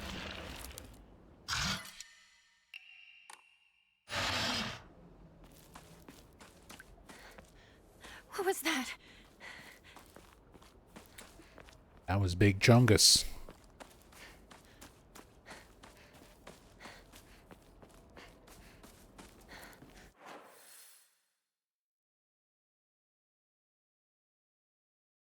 You don't want to be dealing with Big Chungus.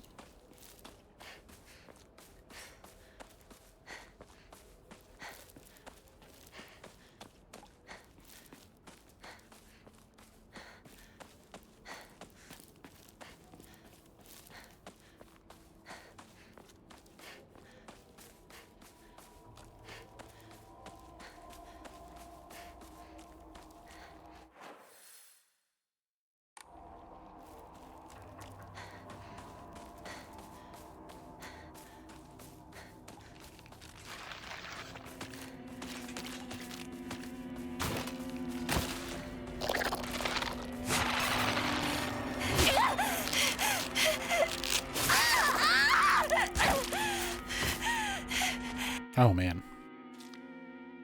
I love the tutorial for getting grabbed by enemies, as if there's anything you can do about it. You will not be able to free yourself from an enemy's grasp if they successfully grab you. When grabbed by an enemy, your health and sanity will drop significantly. You get hurt. Although it didn't hurt too bad on casual. That barely did anything on casual. But it's funny how it brings up a tutorial as if you can, like, mash the button or specifically time this command so that you can break free from the grab. No, none of that. If you're grabbed, you're grabbed. Enjoy watching the animation while you take damage.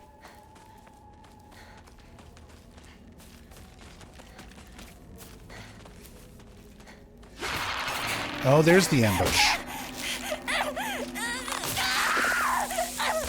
Enjoy the animation while I take damage.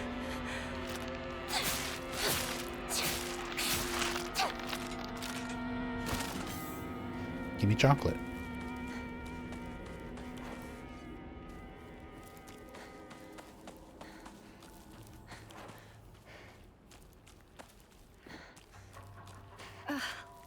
Disgusting. Hinako! Don't go anywhere near that weird stuff. It might be poisonous. Go around to the garden on the right. This way. Got it. Thank you, barely visible shoe.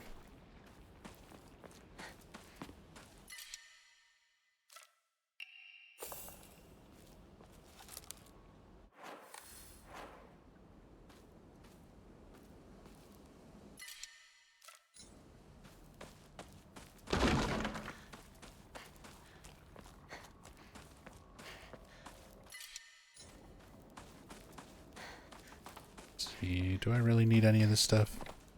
Bandage. Not really. See if we can do this one in one go on casual. Like, is it possible for me to just stand here and do it and completely ignore Big Chungus?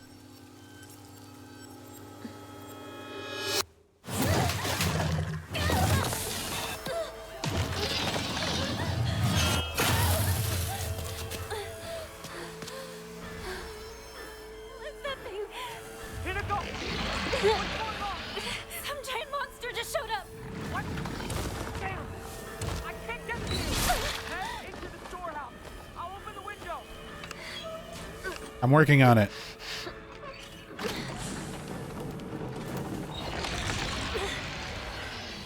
Not enough. Okay. To keep turning it. Okay, he missed. We've clipped inside of him. The safest place. He's just standing there. Oh, I probably would have been fine if I didn't try to dodge.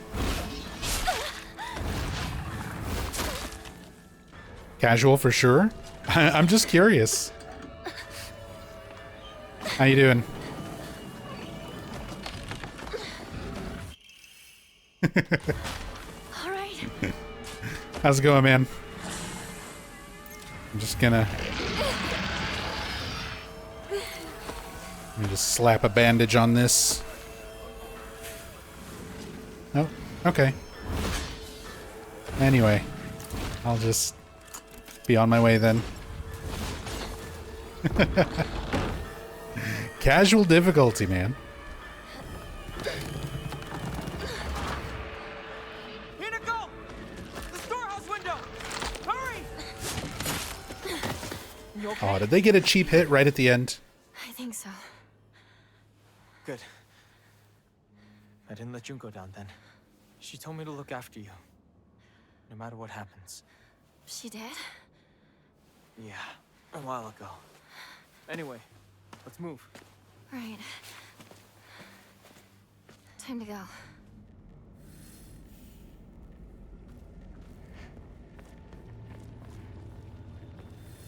Hey, what's up, Ezio? Did someone tell you about Salome's wedding ring yet? Yes.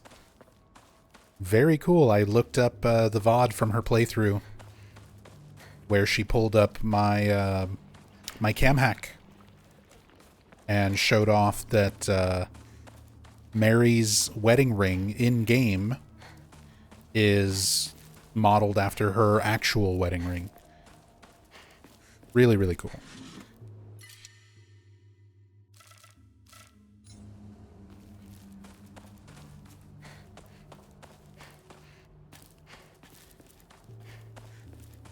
Really cool detail. I'm glad she showed that off.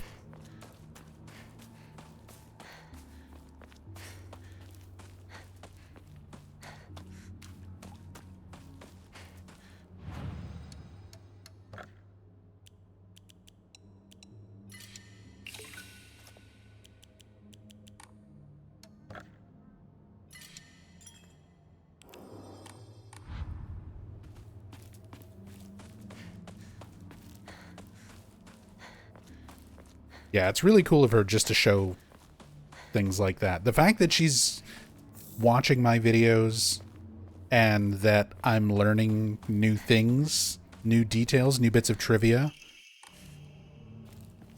thanks to that, is a very cool, almost surreal kind of feeling.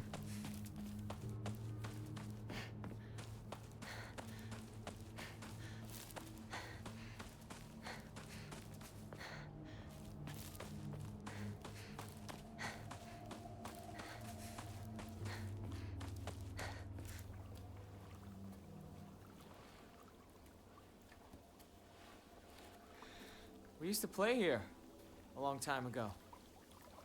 Takes me back. Yeah. I got lost here. I was a little kid. Cried my eyes out. It's hard to picture a tough girl like you crying. That was a long time ago. Don't think I've cried since. You tend to keep things bottled up inside. That's a bad habit of yours, you know? I don't see you crying.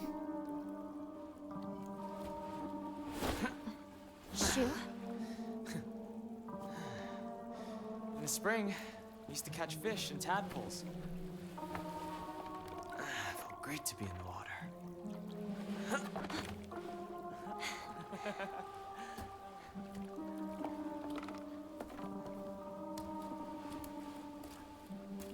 I used to get yelled at for getting covered in mud when we played in the rice fields, remember? All this going on, the memories just keep rushing back. Makes you miss those days. The shattered memories. Hey, you know,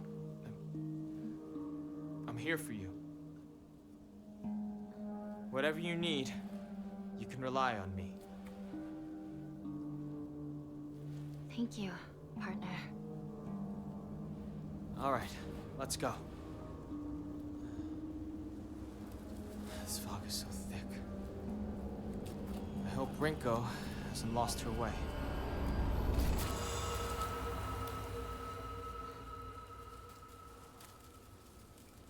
Partner?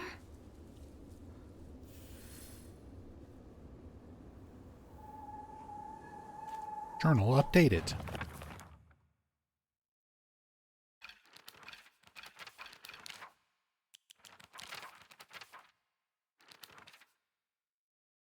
Our extra Shu information. Shu's always had a vast knowledge of plants and flowers, so his nickname came to be Professor Horticulture. Nobody ever calls him that. If that's his nickname,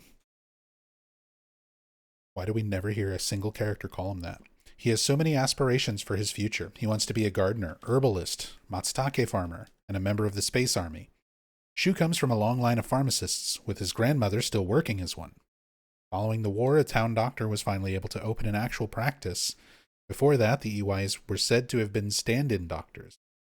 Shu was a grandma's boy. He spent a lot of time learning about various types of plants, flowers, and medicinal herbs. That seemed to have sparked his interest in medicine, which eventually led to him learning first aid. It seems that he was interested in learning first aid because of his family lineage as pharmacists and to fulfill his duty of being a member of the Space Army.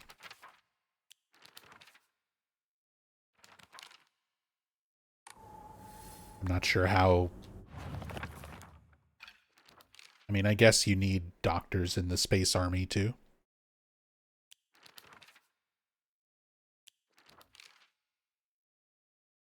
A monster that appears to be lumps of flesh stitched together. It approaches with an unsettling smile when it catches sight of me, covered all over with sickening wounds. I wonder if it wants to hurt me the same way that it was hurt. Giant repulsive lump of flesh that is filled to the brim with a maniacal anger.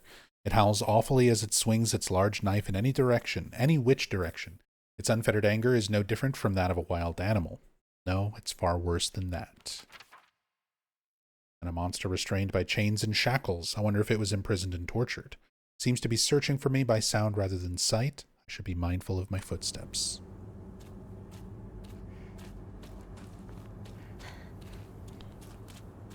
Red capsules. Mysterious note. The field that's all misty is really scary. I keep thinking someone's there, but it's always just a scarecrow with a creepy face. But there's one scarecrow that's not actually scary. The only reason it's making a scary face is because it's got a thorn sticking into it and it's hurt. So all you have to do is take the thorn out and it'll tell you which way to go. But don't get close to the really scary scarecrows. Someone said there's a monster who's only pretending to be a scarecrow that likes eating little kids. Remove the thorns. What does that mean? It means pay attention, player. Here's the puzzle and here's what you're supposed to be doing.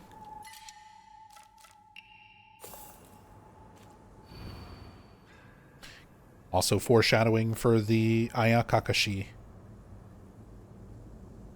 Can you even imagine how I feel? I'll put on my polite smile for now.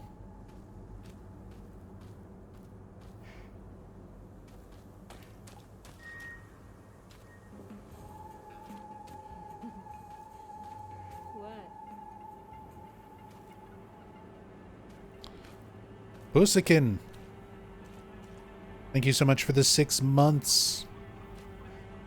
Thank you, welcome back.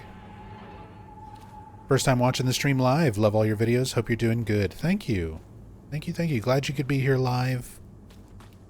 Glad you enjoy what I do, and thank you so much for the support.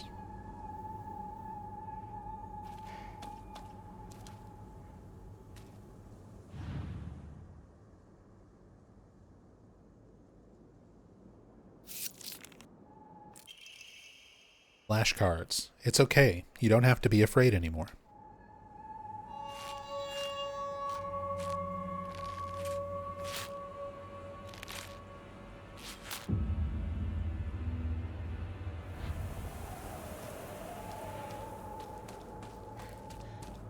Apparently I was stupid because I kept getting this puzzle wrong your very first playthrough. Nothing wrong with that. The way these puzzles, like all of the puzzles in this game for the most part, are presented in ways that you can kind of interpret information in different ways. I definitely kept running into that issue where I kind of would overthink certain aspects of a puzzle or certain elements, and it would throw me off.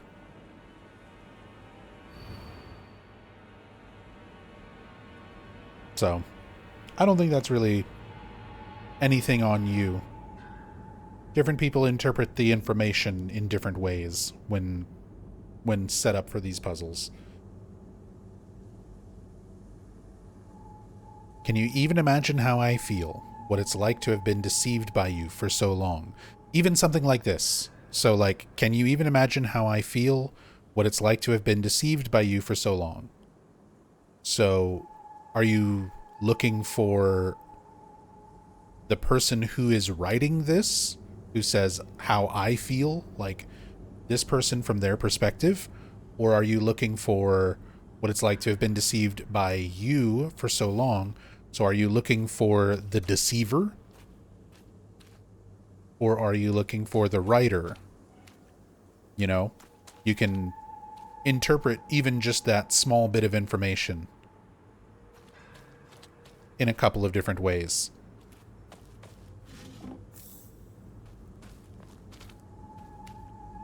And that's the way a lot of the information on these puzzles is kind of presented. So it's like, okay, well, this person's been stabbed in the back. They've been deceived.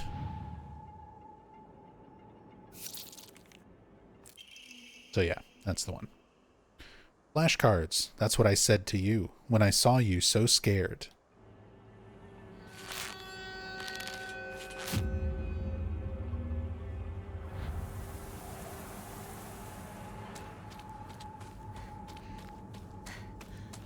Hey, Mr. Plushie.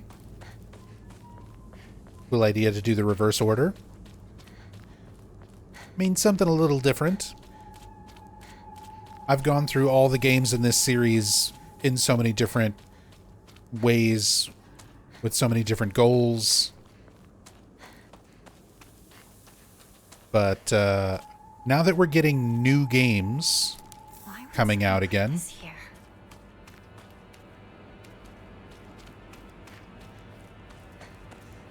I kind of feel like it would be interesting doing reverse order, reverse release order.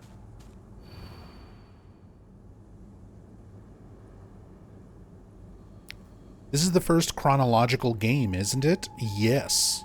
In terms of, like, overall timeline, this game happens the furthest back in the past. The game in reality is taking place in the 50s. Or throughout, basically, you kind of get little elements of the 40s, 50s, and 60s, but yeah, Origins, technically, you have the stuff that happened with Travis as a kid, which would have been in the 60s, in the 50s or 60s. And then you have the events of Origins itself, which are happening in the 70s.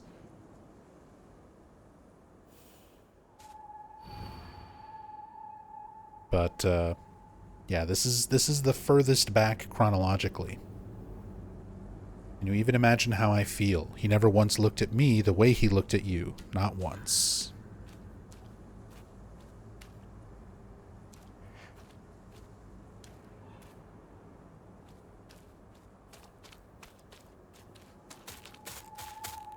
And then we can hear and see this one moving closer and closer.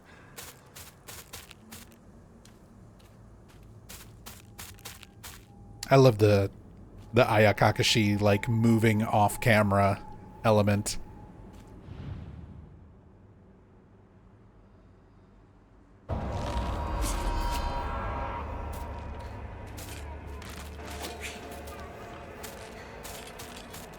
But see, like, this one, I couldn't remember the correct one.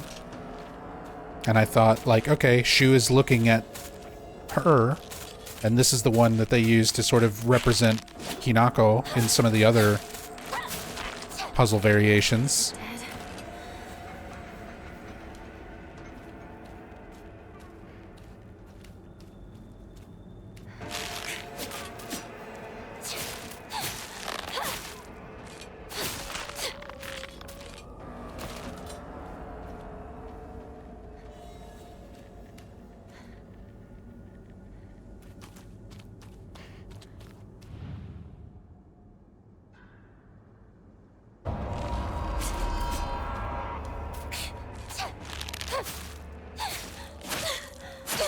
Now.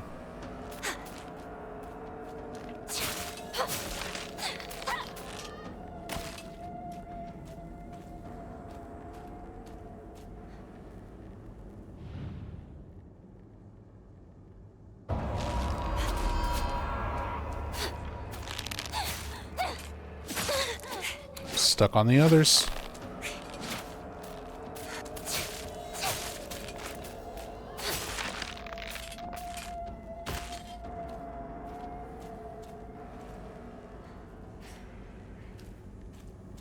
Not good. This won't last much longer.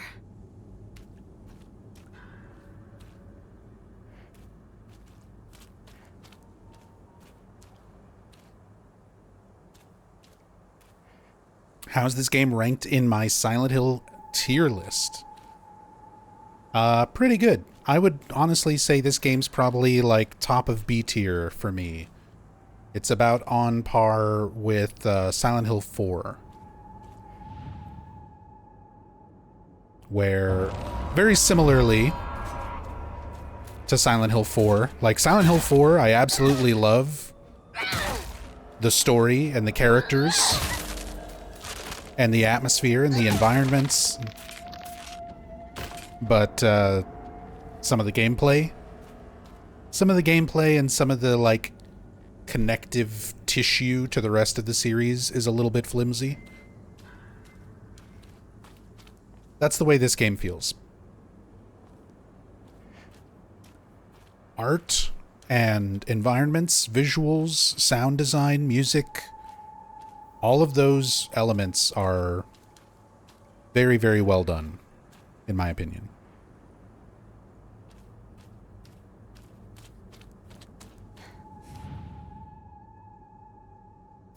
But some of the gameplay, some of like what ties this game into the series could have been better, but still a very good game overall. I wonder why I called you over.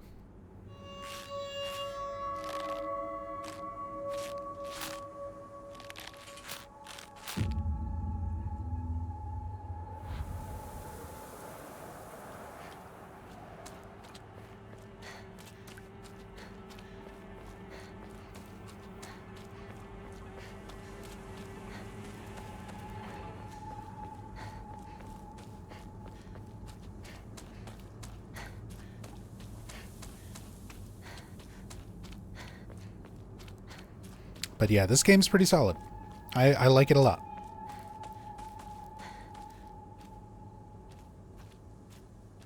I still like Silent Hill 1, 2, 3, and 4 more than this. I would say that I like Silent Hill 2 Remake more than this. And I still like Shattered Memories more than this. I've got a lot of just personal affection for Shattered Memories. I've got a soft spot for that game. So 1, 2, 3, 4, remake, Shattered Memories. Yeah, this is like my 7th favorite Silent Hill game. Which doesn't sound super impressive, but, you know, pretty good. Can you even imagine how I feel? You've always been such an eyesore.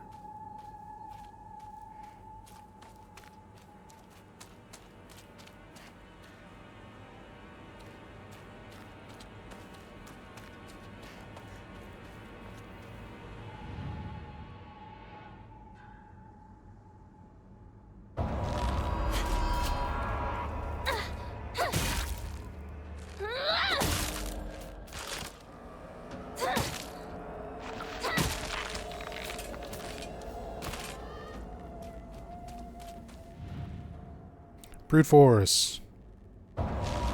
Just start yanking things out of mannequins. Out of scarecrows. I do kind of like that this game does even give you this as like an option.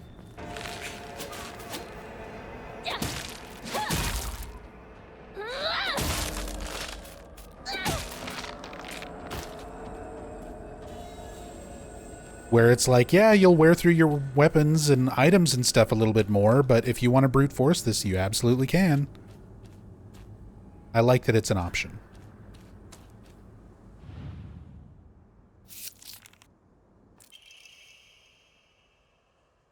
Could have just lied to you, told you to go any which way.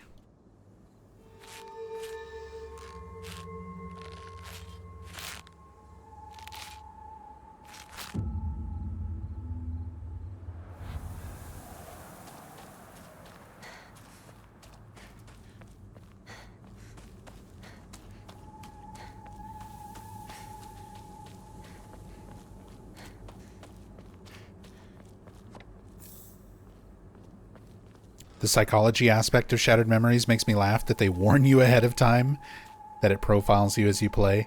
Yeah, it definitely was playing up that gimmick more than I think they really needed to. They could have just not really spoiled that aspect of it and let you figure that out on your own. And it may have been a little bit more impactful. I don't know. It's hard to tell. But then, yeah, the profiling, you said the profiling is so bare bones, it's not even funny. It's not even really profiling. The endings of Shattered Memories are not like psychological profiles based on what you did. They're more so Barnum statements. It's very similar to like people who do cold readings and things like that. It's very similar to horoscopes. Horoscopes are a good example of Barnum statements. Barnum statements are essentially things that are made to sound very personally specific, but in actuality are very broad general statements about things that could apply to lots and lots of different people. It makes it feel very personal, but is not actually. And Shattered Memories uses a lot of that in the like psychological profile that you get at the end. So, I mean, it's fun. It's fun doing something different like that. Especially for that time. Especially for that time. It wasn't really something you saw a lot of. Flashcards. It happens all the same. A kid falling to their death in the waterway.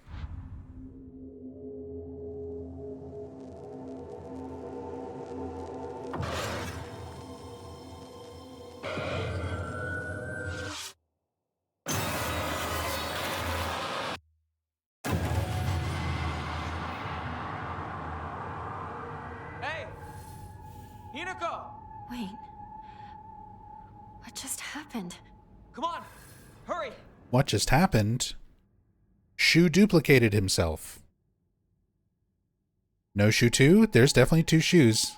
I'm still gonna show it. Wait, did they fix Shu 2?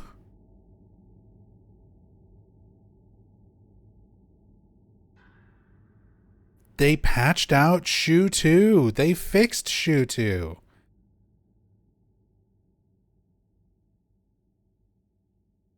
There used to be another Shu standing over here.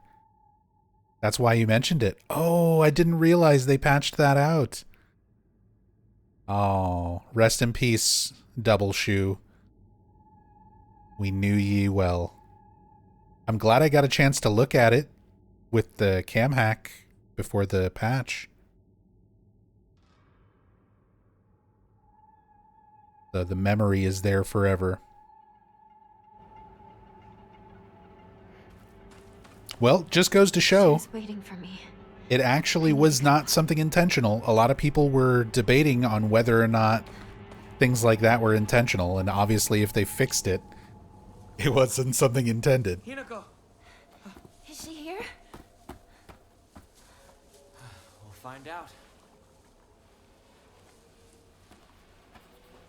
Rinko! It's me! Shu! If you're here, say something!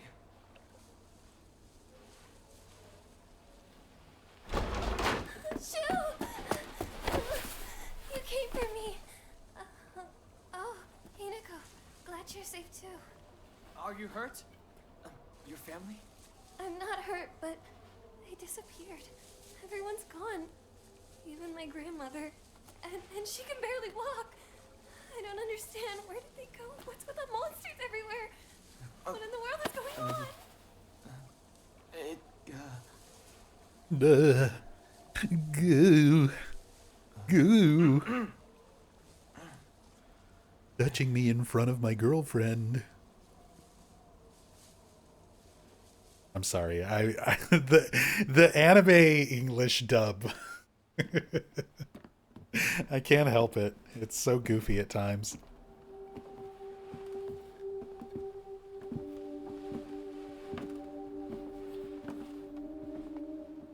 Sakuko. I can't believe it. I know. It's not safe for us to stay here. We've got to get out of town. Out of town? What about our parents? Everyone? We can go get help. But we need to do something and do it fast. We're not abandoning them. But we can only help them if we keep ourselves alive. But we're trapped here. There's no way out. What do you mean there's no way out? Go take a look out the window. You can see the bridge from here. Where the fuck is this bridge? I used the cam hack to try to find this bridge. Like, they look out, and there's this scene that makes it look like it's like right there, like right outside the window. I cam hacked around this entire section of the map and like could not find this bridge. We can't use the That bridge exists in cutscene only. But we can still take the highway. Past the mountain. Behind Y'all our can't house. swim? You really think Didn't we you can make read the note about kids falling in the waterway and dying? Through the wasabi fields. Even though these are Rinko, we should bring some medicine and bandages with us. There's a first aid not kit in the actually kitchen. kids. I'll go get it. Hey. I'll help you look for it. Not a bad idea, partner.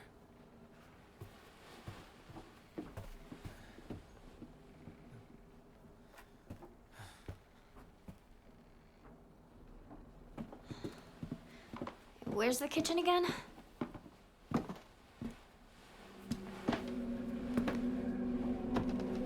Hello? I asked you a question?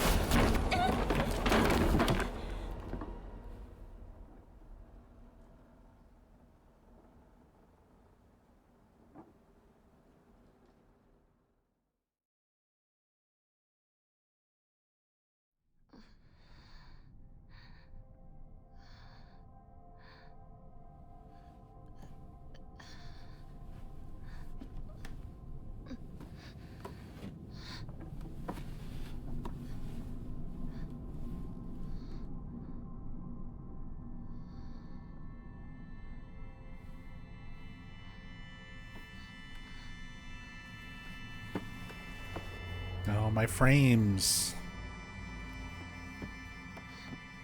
So many of these cutscenes. My frame rate just dies in these areas. I don't get it. What happened? Dark Shrine lag in my computer. And again, I don't know what started that. Like this game ran so smooth. I was constantly praising this game on the first playthrough, or several playthroughs, about how smoothly it ran. This was like the most optimized Unreal Engine 5 game that I'd played so far. You can't wait for me to catch up? Where I had a ton of issues with Silent Hill 2 Remake, trying to get settings to make that game run smoothly. I had to jump through so many hoops to get Chronos: The New Dawn optimized and running smoothly.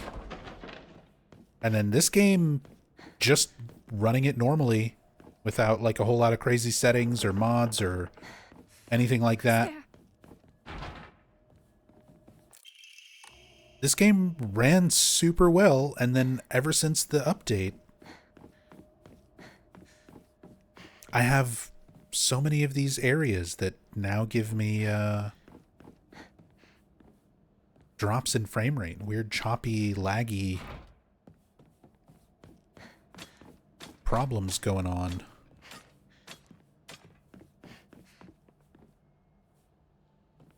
Tink, tink, tink, tink. We hear the creature like steppy stomping around. Are they actually around here? Where is it? Or are they just playing a sound effect? Or do we see it around the corner and I just wasn't looking?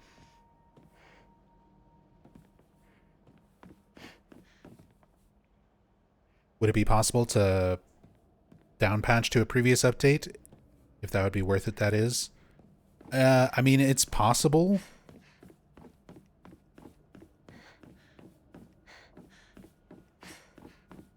There's probably ways to do that.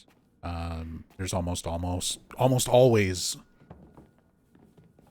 ways to do that with games. People will save and preserve different builds, even if there's not like Nothing useful here. an official way to do it. But again, it was so nice having an Unreal Engine 5 game that I could just like install and play without having to mess with settings too much, and it just ran pretty smoothly. There was like one or two sections in my first playthroughs where things would get kind of laggy, where it was noticeable, but 90% of the game, like 95% of the game, ran perfectly fine. Now, ever since the update, there's so many more like laggy spots. I don't understand.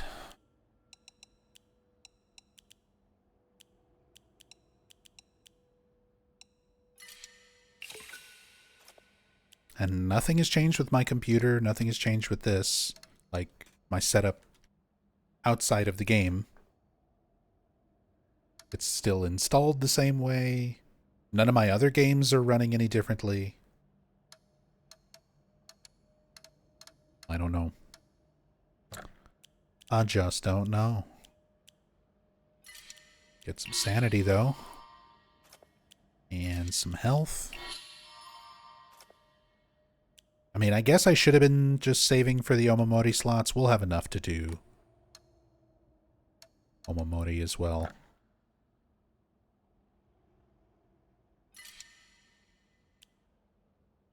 And I guess I'll save up for the slot before I start drawing them.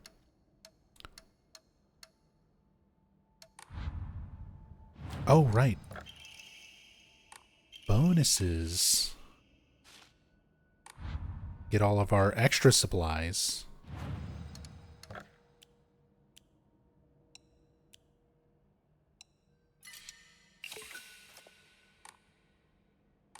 For the deluxe edition.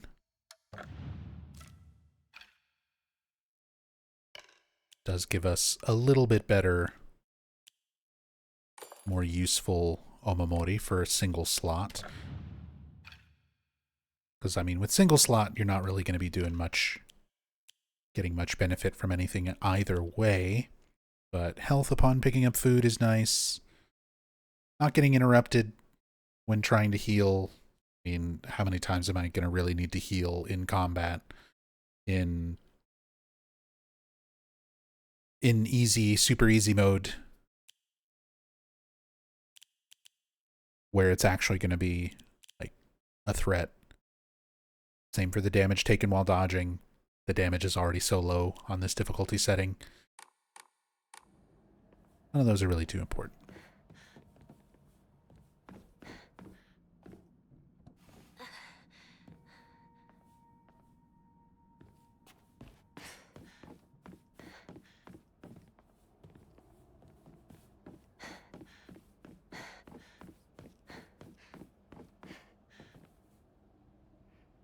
Is a stage?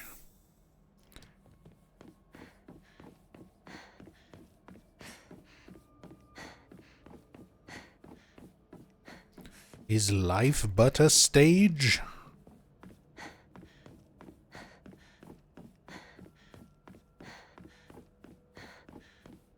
We are merely actors strutting across the something, Shakespeare.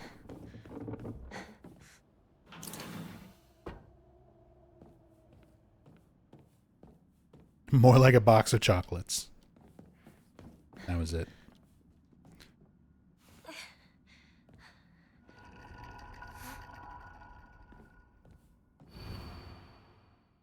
Don't believe the fox's words. Stay away from the western room.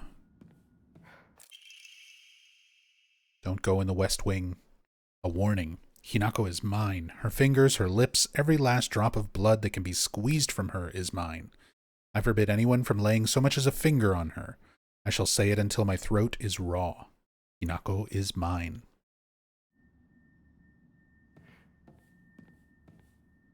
I like how the way some of these notes are written too, like the main emphasis is just like Hinako being treated as a possession. Yeah, definitely some Silent Hill 3 Stanley vibes. I made that same comment on my first playthrough. So some of those things I like how they're written, where it's like you could apply it to Kotoyuki, you could apply it to Shu, you could apply it to Inari, Inari-sama. There's a lot of different ways to look at it. Messy scrawls. Wonder what that pretty little thing's chirps will sound like when I tear off that mask of hers. The girl before last was an exquisite specimen. I can barely contain myself every time I think about her. So the fact that it's like the girl before last, this makes it sound like it could be the water dragon if these are the sacrifices being done. Although it seems more in line for that to be Inari. That would actually be Inari-sama.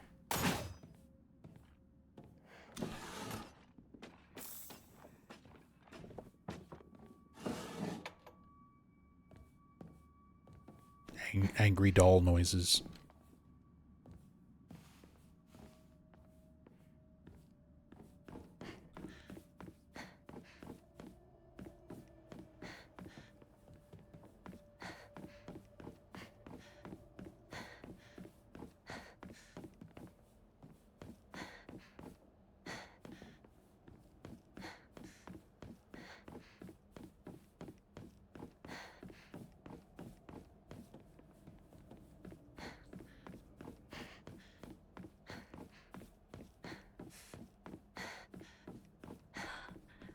Wasn't that closed before?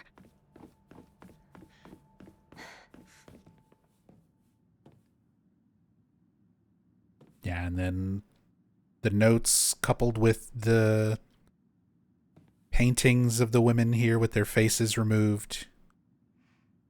Like, okay. Got all the different brides, the previous women being swept away by the foxes. or sacrificed or whatever may have been happening.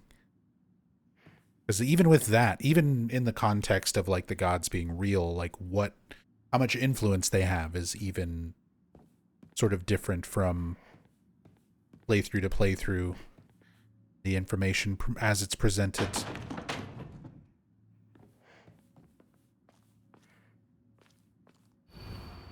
Don't trust him.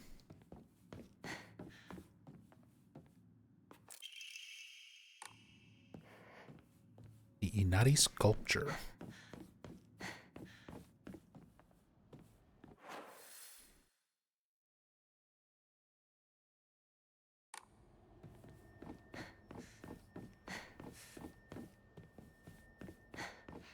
Those stupid posters scared the hell out of you the first time?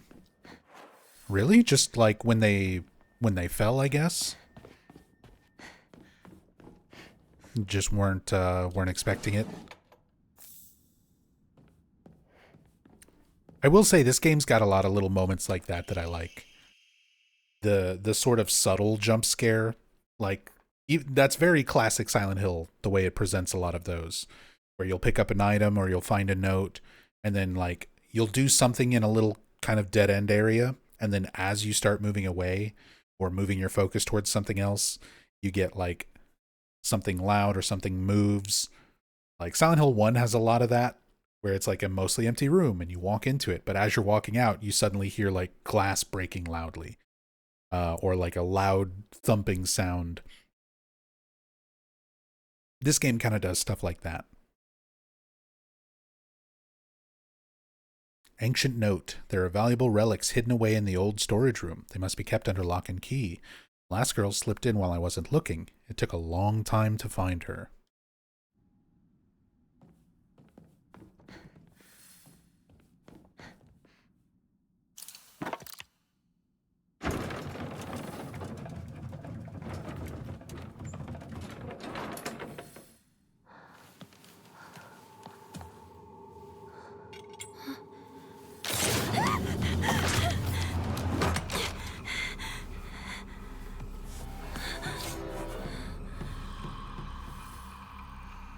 Escape from peril. Naginata time.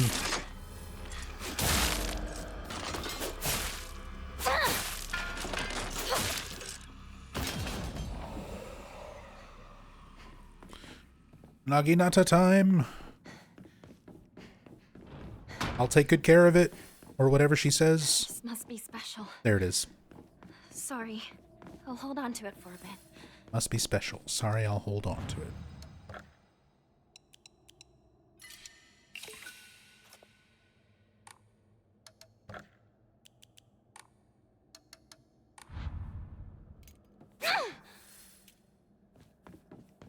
Finally.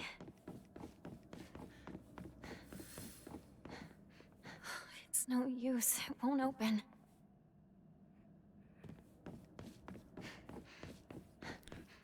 It's no good. I can't do it. Sakuko? Sakuko. Sakuko doko desu ka?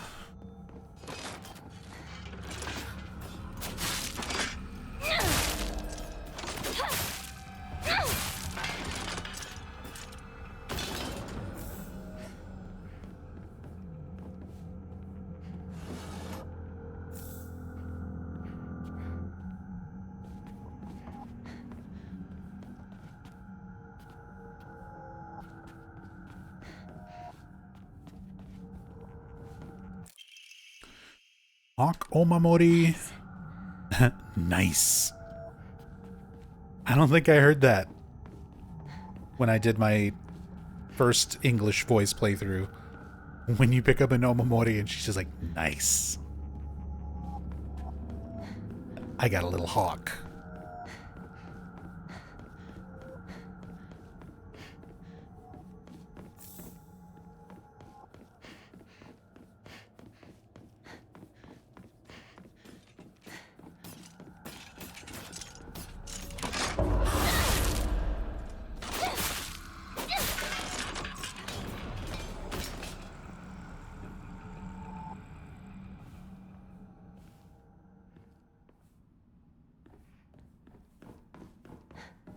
library in a place like this? Housemaid's note, February 15th. There can be no two ways about it. The family is indeed cursed. I am the only one who knows the full story. The family is indeed cursed. The invaders are indeed Zentradi. I must tell the master all I know, for if I do not, the curse will certainly befall me as well. May the gods have mercy on me.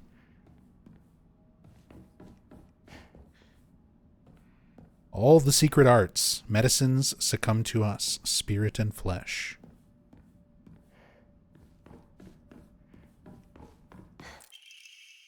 Family Physician's Log, February 1st. Symptoms at onset are as follows: headache, fever, vertigo, chills, vomiting, diarrhea.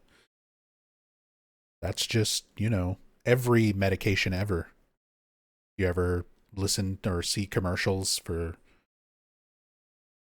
medication and it's always like a long list of symptoms or side effects that are worse than the actual symptom that the pill's for?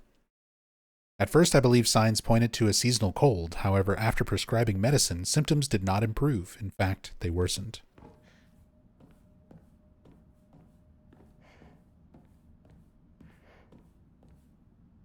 Crimson spring gushing from the womb deep within is the Shimizu family. What? Is this about my family? See, this is where I would pick that book up and read it more closely. It literally has your family name in it. And as a player, this is an aspect of the game that I wish there had been more information around. I like the little breadcrumbs. I like being able to piece stuff together, but at the same time, some of these moments where it's like, Hinako, please, just read the book. Read the book that has your family name on it. Ritual is held. The Igarashi clan, last descendants. Family Physician Log, February 8th. The patient's conditions are declining suddenly and rapidly. Symptoms are as follows: labored breathing, cognitive impairment, quadriplegia, involuntary movements. In addition to these, an even stranger symptom has arisen. The patient's facial features appear to be deforming. The patient's faces remain stuck in expressions of constant strain, their teeth bared, their eyes narrowed into a menacing glare. I think these are supposed to be notes talking about the, fox possession.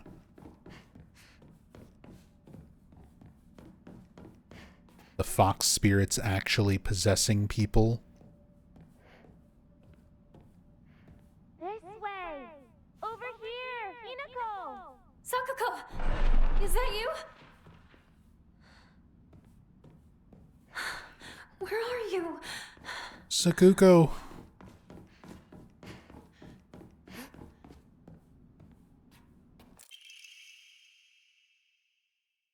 Research notes on Enmi Jugonroku. The wish to have one's romantic desires fulfilled is as old as humanity itself. Consequently, there have existed many arts by which people attempt to make such dreams come true. One such method was to employ a sorcerer, known as a Jugonshi, to perform an incantation written in the Enmi Jugonroku. After such spells were suspected of causing chaos and turmoil in the imperial court, the practice was expressly forbidden under the Yoro Code in the first year of the Tempyo Hoji era, 757 AD. However, these incantations were later adopted into the practice of Onmyodo, where their effects continued to be studied. According to multiple sources, powerful romantic spells that have been successfully cast are often accompanied by the scent of sandalwood. See, and again, there's implications of this spell being used. Should be an offering. The romance spell.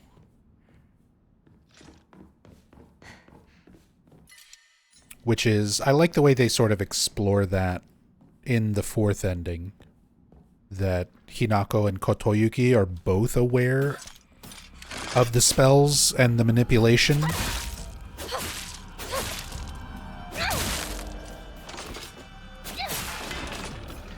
it dead?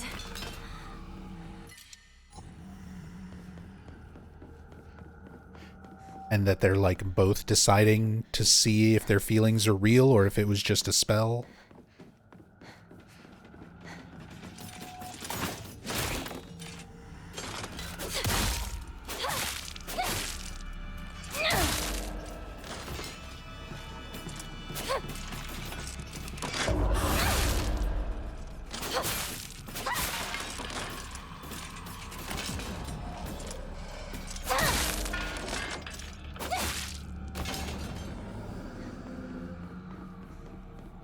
Yeah, Pixel, I'm going to try to do one game a day.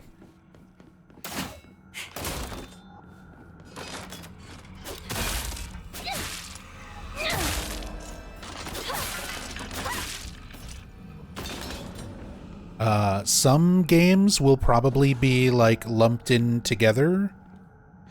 Like, this game's fairly long, so I'm just going to spend all of today going through and hopefully finishing this today.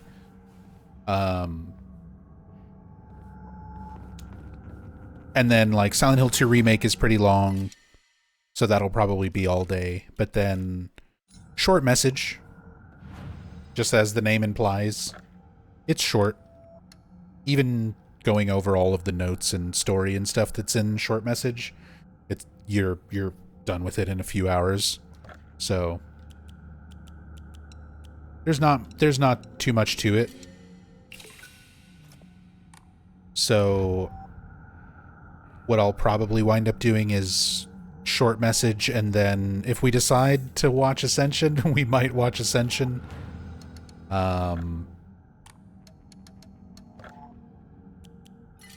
And just make that the rest of the day, play through Short Message, and then watch Ascension for 11 hours. It's this way. Hurry, hurry.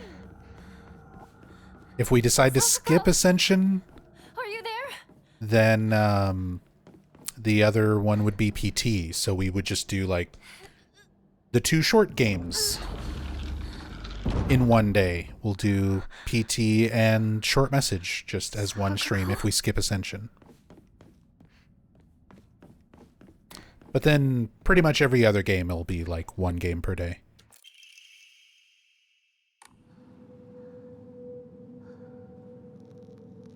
Get the popcorn ready for Ascension. I mean, I'm kind of tempted to do that. Just make some popcorn, get some snacks, and just watch the whole damn thing with you guys again.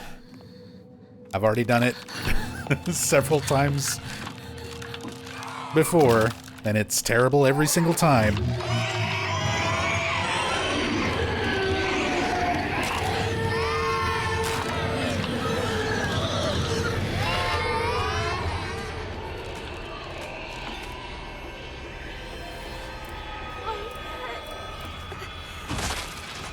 Oh, come on. I have to get out of here.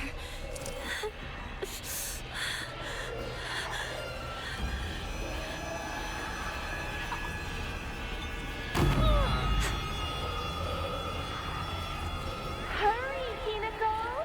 This is incredible.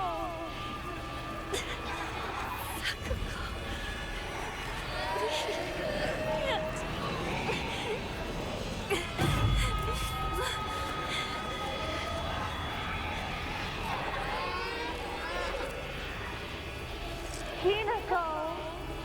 You left me alone. You traitor.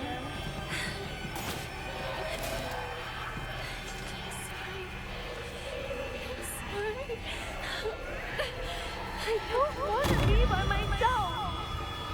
It's lonely.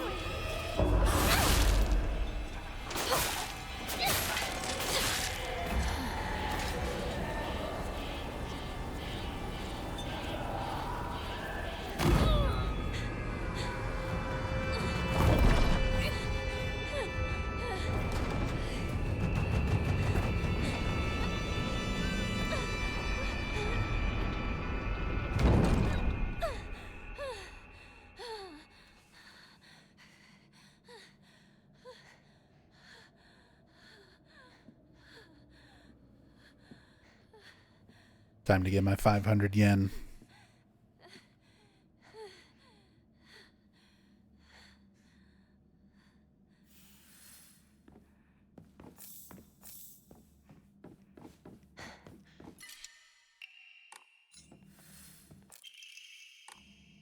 You get a hand mirror?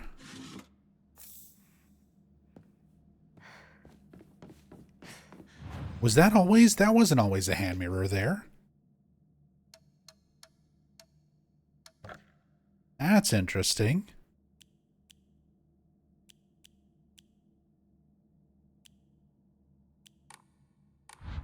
Whatever. We don't need that.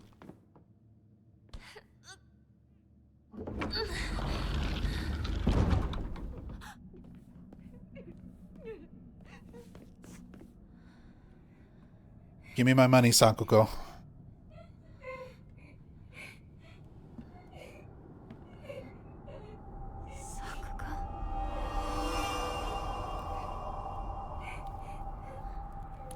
All right, let's see how quickly this goes on casual.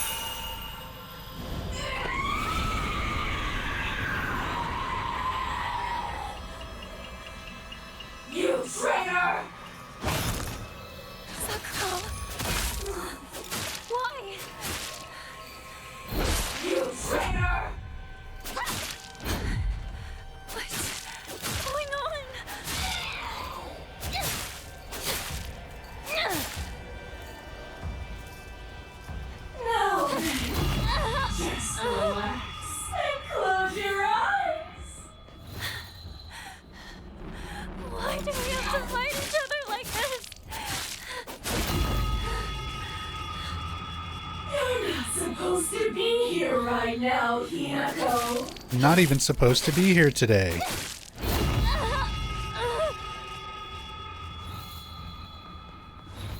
Oh, she's staying close by. What are you doing? Toxic!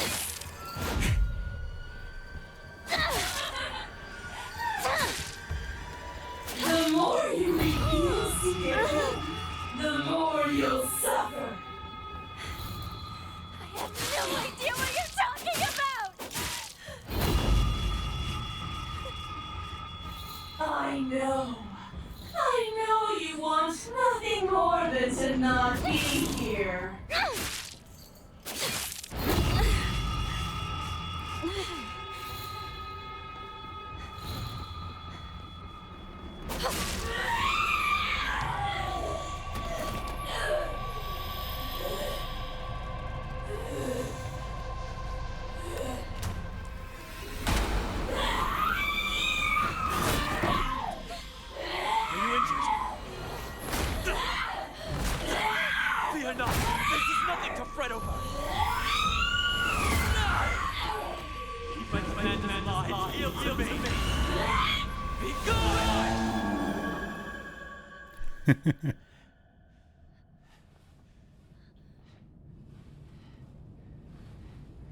How foolish of an evil spirit to enter this place.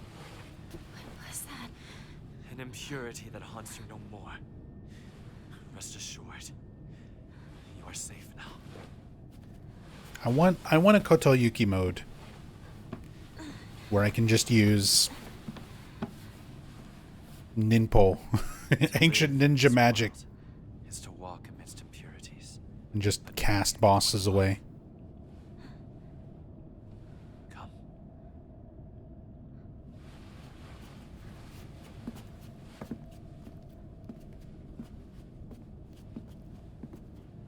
Remember when the first previews said they took hours to pass that boss? I mean, I'm playing on an easier difficulty that wasn't available at that time.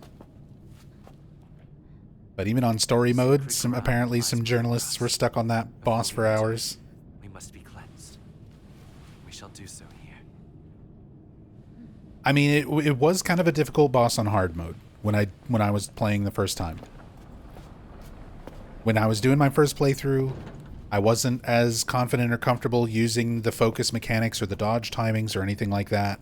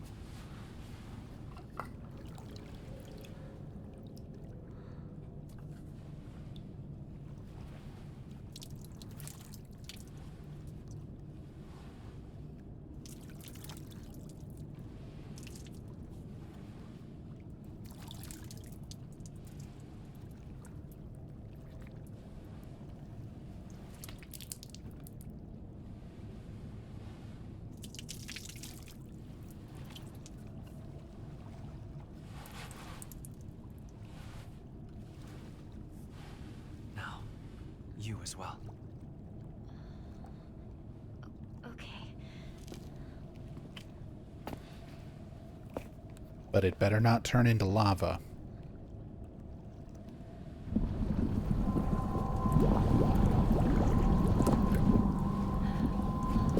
What did I just say? Calm yourself. It is but water.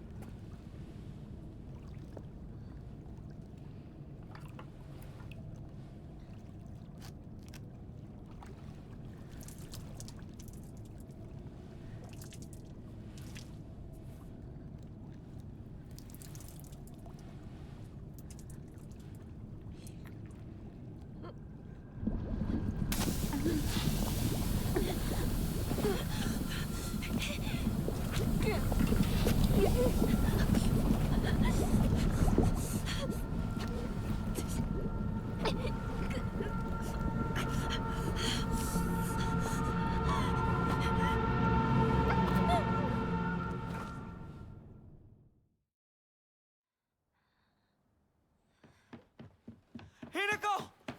Hey! Wake up! You klutz. You fell down the stairs. Your arm. What happened? Oh, must have cut my sleeve somewhere.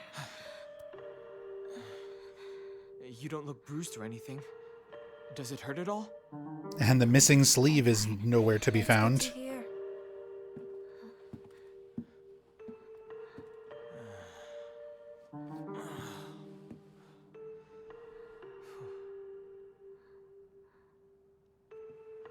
What's wrong?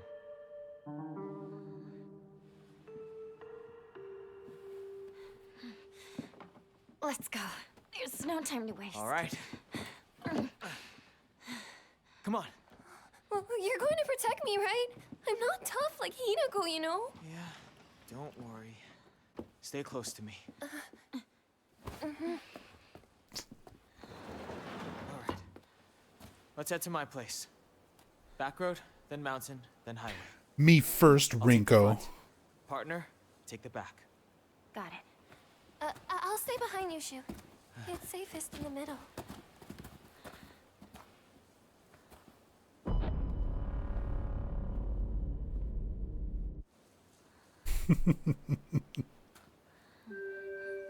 They really do work so hard to try to play up Rinko as, like, the worst person in the game. And I don't think she's even that bad. I think a lot of it is we're not seeing truthfully how these characters are. We're seeing delusional versions of them from Hinako's perspective. Like, she's having to grow up, she's getting married, she's having to cut off all of these friendships and ties to these people in her life, which is sort of shown as the metaphor of them dying. But I think to justify that to herself, like letting all of these people in her life go, to make it easier for her to cope with doing that, Hinako sort of imagines them all to be much worse, much more flawed than they actually are.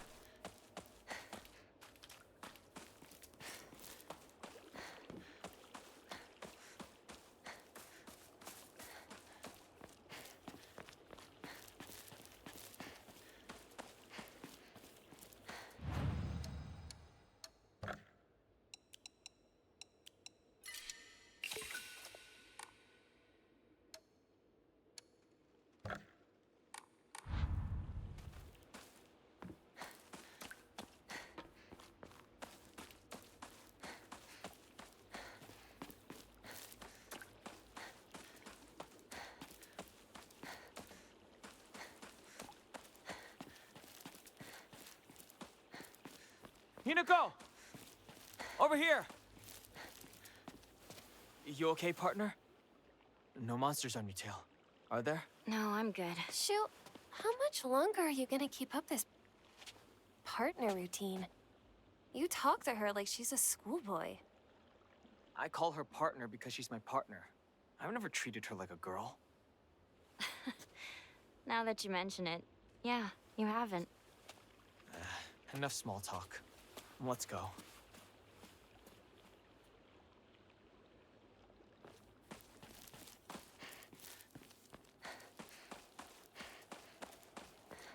Enough small talk. But enough talk. Have at you.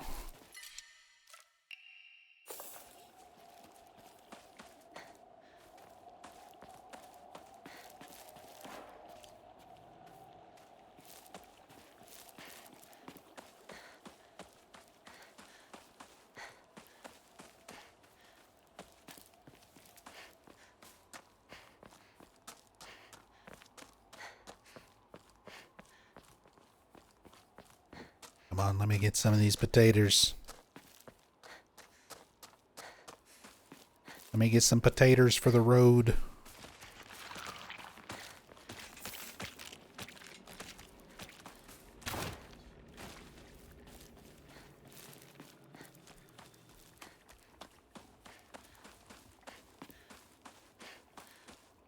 Did I go in Doctor's house? I did not go in Doctor's house.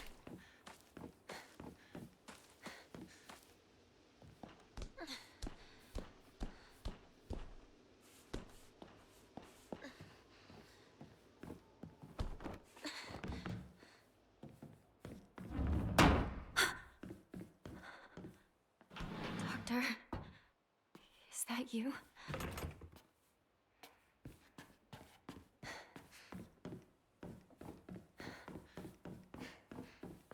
Hey, welcome back, Oleander. Great news, everyone. I smell like jelly donuts.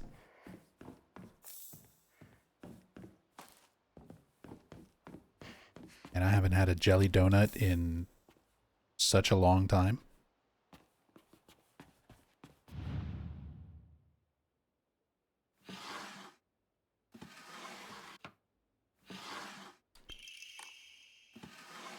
Were you making jelly donuts? Why do you smell like jelly donuts? Do you have a medical condition and I'm being very insensitive right now?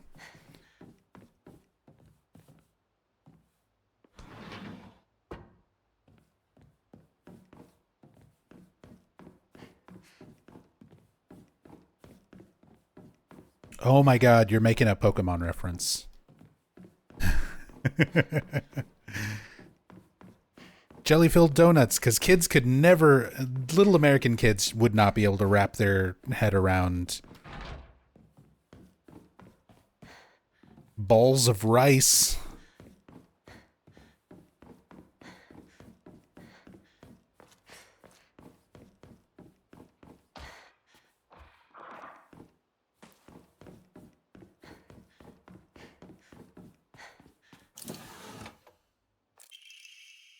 Local doctor's note. Even now, the trust given to the long-standing physicians of the Iwai family is unshakably strong. When I spoke to the eldest working member of the family at a gathering, I was astonished by their outstanding bounty of knowledge. So as they discussed the details of their practices with me, I guess this would be Shu's grandmother, because they mentioned that she was like still working as the local physician. I got the hint that they might still be using controlled substances in their treatment. However, I think it's best that I look the other way in this situation. While it is now illegal to produce the cloudy rice wine known as doburoku, people across Japan were once free to make it as they needed. Perhaps operating within the gray area of legislation between traditional and modern medicine has always been the role of local physicians here. Just to show that the Iwai family is not unaccustomed to using drugs and illicit substances in the drugs and things that they make, including the things that Shu gave to Hinako that have white Claudia in them. Autopsy report, undetermined cause of death. Undetermined cause of death, case 9. Body was astonishingly malnourished, and the calvarium had split open like it had burst from the inside. Cranial bones had been hollowed out and filled with insect eggs, later identified as belonging to various species, including locusts, grasshoppers, and crickets. No evidence to suggest they were put there by human hand. Seemed to be planted by insects naturally. Highly unusual behavior considering the current harsh winter temperatures. Yet another corpse to come through with an inexplicable cause of death. At least this one was easier to stomach than case 08. All bodies with unexplainable causes of death are kept secret and swiftly handed over to police department. In turn, the police department immediately disposes of such bodies without so much as a customary glance. Additional notes, this man was suspected of blaspheming against religious doctrine. He seemed to bear some kind of grudge against the Inari faith. It's always the same with these strange corpses. After all, there can only be one outcome for not paying reverence to Oinari-san.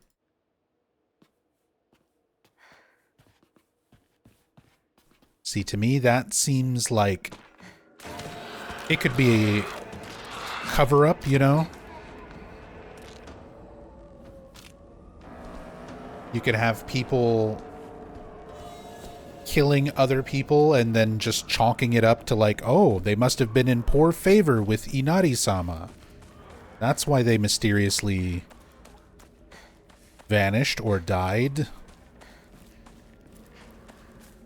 Partner, is it just me, or are there more of those weird monsters? Or it could be presented as fact. All sorts of weird aliens kept popping up when we played Space Wars, right? Meant to infer that Inari-sama is real, and that people are legitimately being, like, cursed and dying mysteriously for going against it. Talking like this, I guess. I mean, we've been hanging out with each other since we were little kids. So that's why you two didn't get into a relationship, huh? We don't need to talk about that right now. Let's go.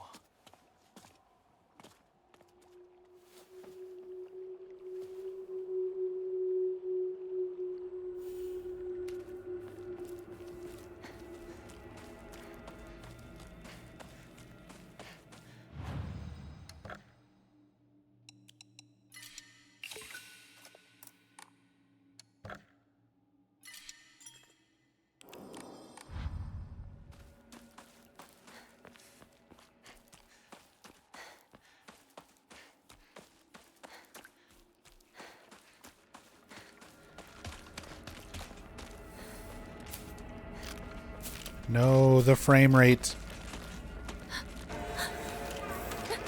Go away.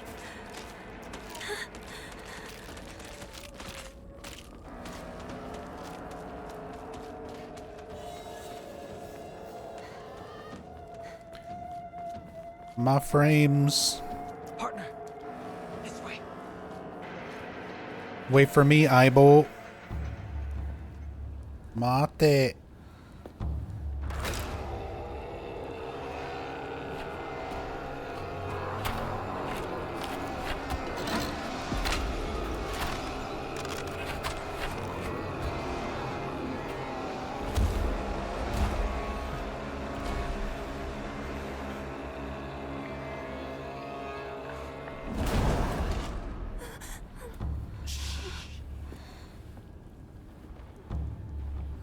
What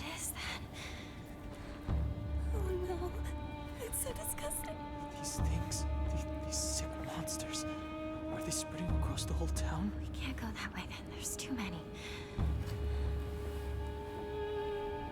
We'll go around. Maybe we can find a safer route there. They're all over Chizuruya. Why is this? Let's head for the middle school. We can take the mountain path from there. It's gonna take us a while, but we can avoid town. All right then. Let's move. Let's move at 10 frames per second. I wish I knew why. This game ran so good for me, man.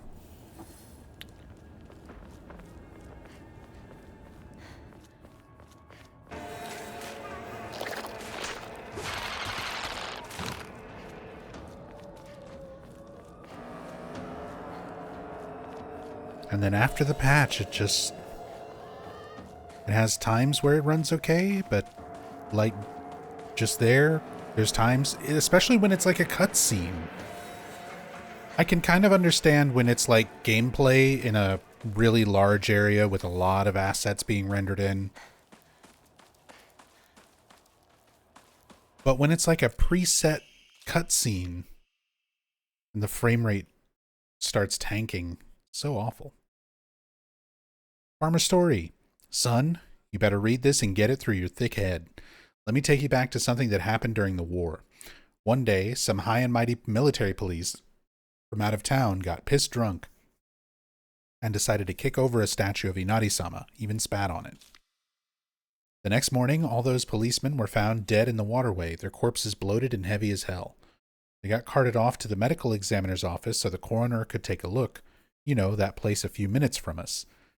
I was one of the people who helped carry the bodies and wash them, so I saw everything with my own two eyes.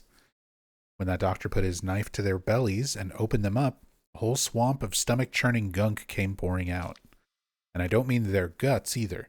From neck to navel, hell, even right up their asses. Those bodies were stuffed full of decomposing rats, birds, frogs, snakes, you name it. That look of frozen terror on their faces, I'll never forget that. Anyway, moral of the story is, you better not ever put rats in your ass.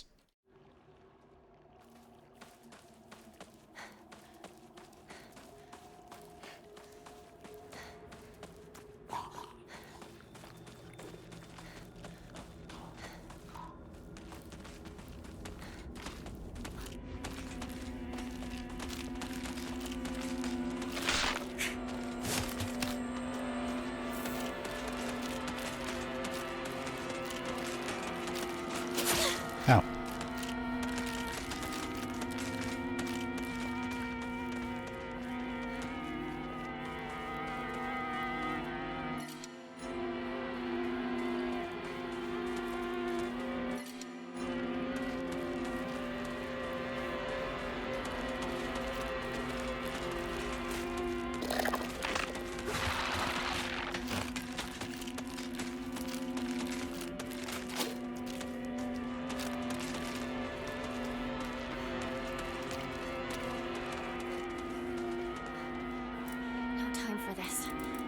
There's always time for it.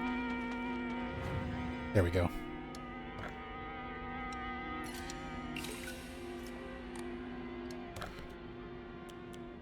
There's always time for Hokora.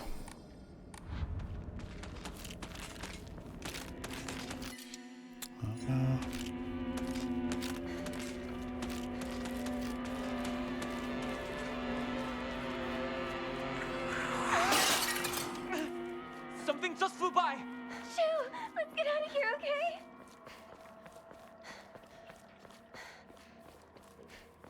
Hey, what's up, Grove? Oh yeah, started early today. Super inconsistent stream times as always.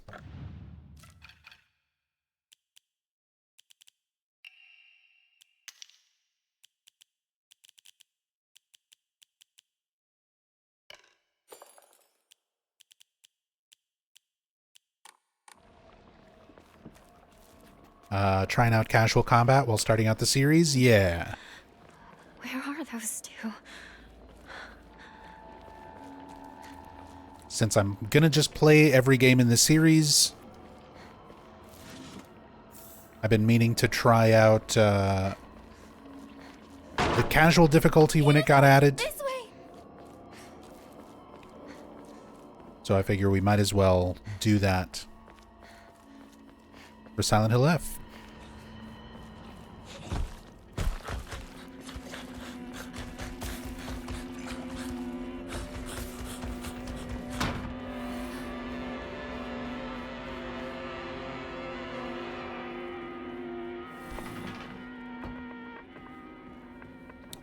Gotten into the house. There's kitchen knife, my beloved.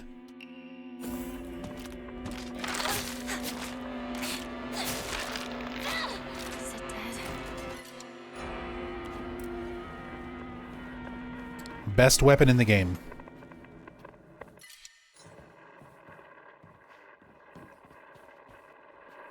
You're not in your right mind right now.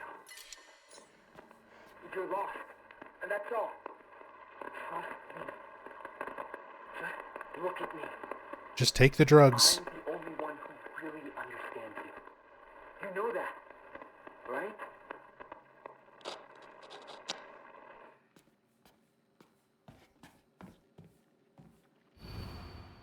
Step back, girls. This calls for a real Showa man. A hot-blooded baseball samurai steps up to the plate.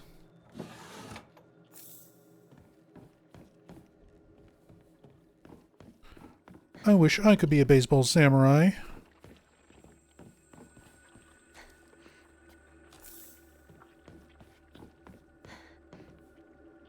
New Gamer rockin' New Game Plus, Omamori. This is New Game.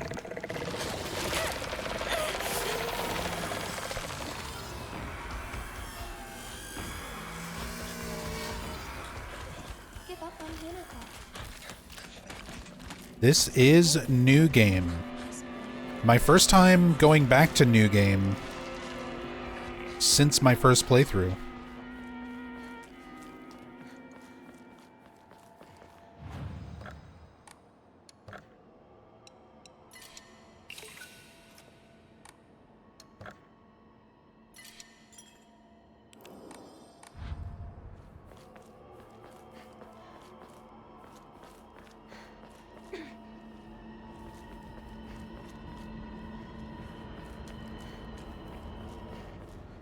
You're lying, aren't you, Shu? Beats me. You really think you can fool Hinako? Hinako! You're late. I was worried about you. He wasn't worried at all. He knew his dear partner would be all right. Oh, yeah? Thanks.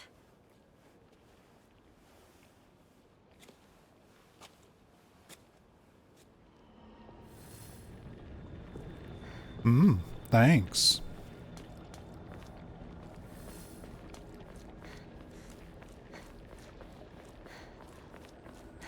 Empty thread in the save screen. Haven't seen that in a while. Yeah, going back to New Game after having done so many New Game Plus playthroughs of this, I forgot how many things were different. Some of the scenes, some of the dialogue, and I completely forgot about how limited inventory is on New Game when you still have to, like, pick up all of your inventory enhancing upgrades as you go. I was like, oh yeah, that's right. You actually have to increase your inventory space.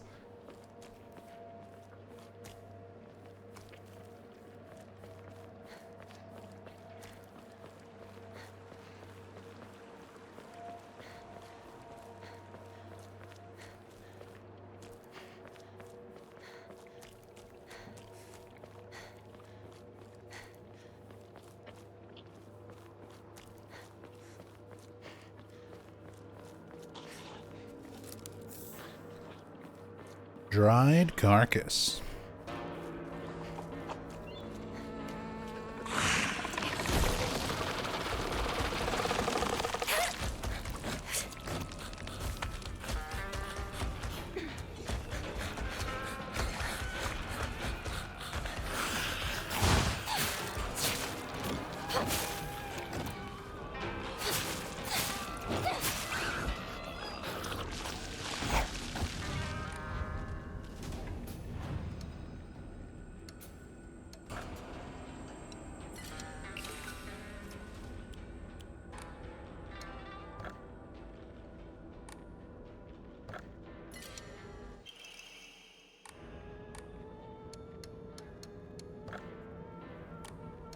the not so random Omamoris.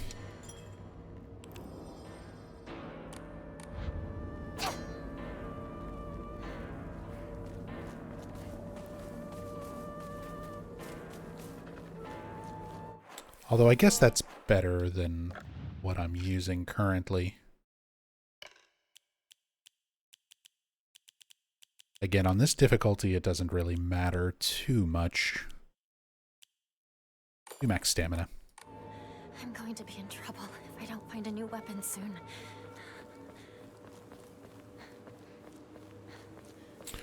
You're gonna be in so much trouble.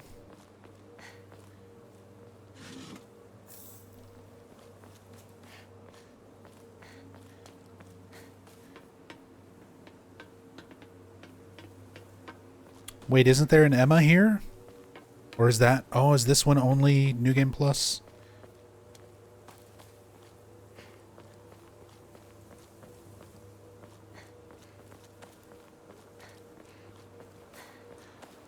I could have sworn there was something there. Or maybe it's an Omamori. There's usually something there in front of that house, and I can't remember what it is. It's either an Emma or an Omamori.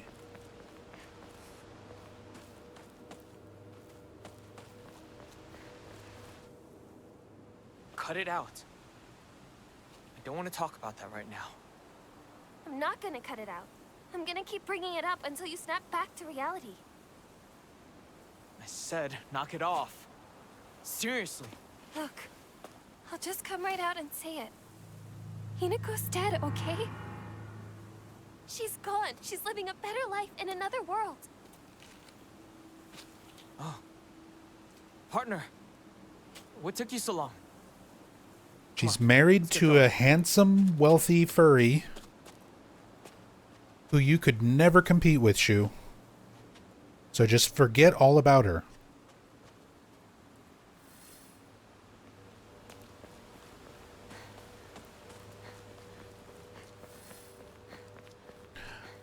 I didn't want you getting married. Me and Shu used to hang out around here a long time ago. Long time ago.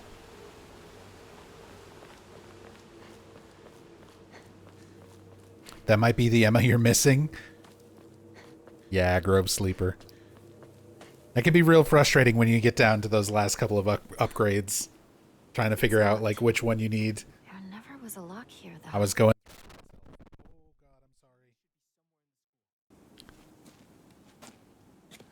I'm sorry, everyone's ears.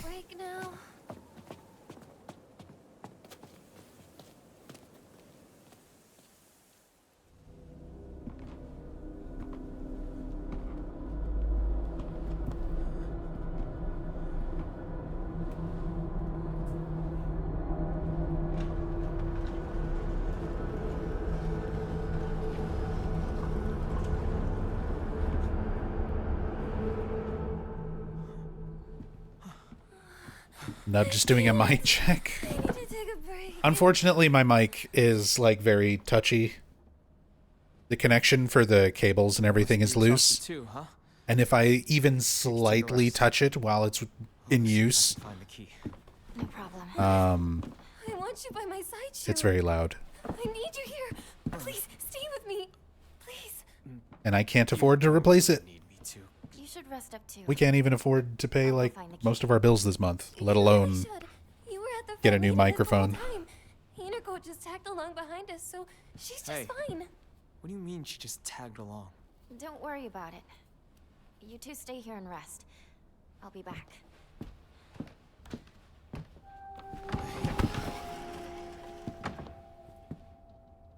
We'll just hang out in the classroom. Hinako will be fine. Also, they just stop existing. No, I would have to replace the mic. Drunk pack.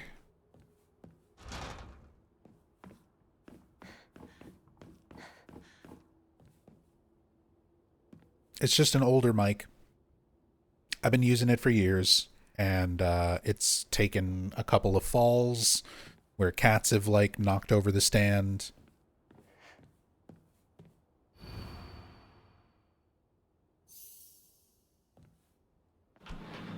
It's had to go through being shipped here and then like being moving from house to house.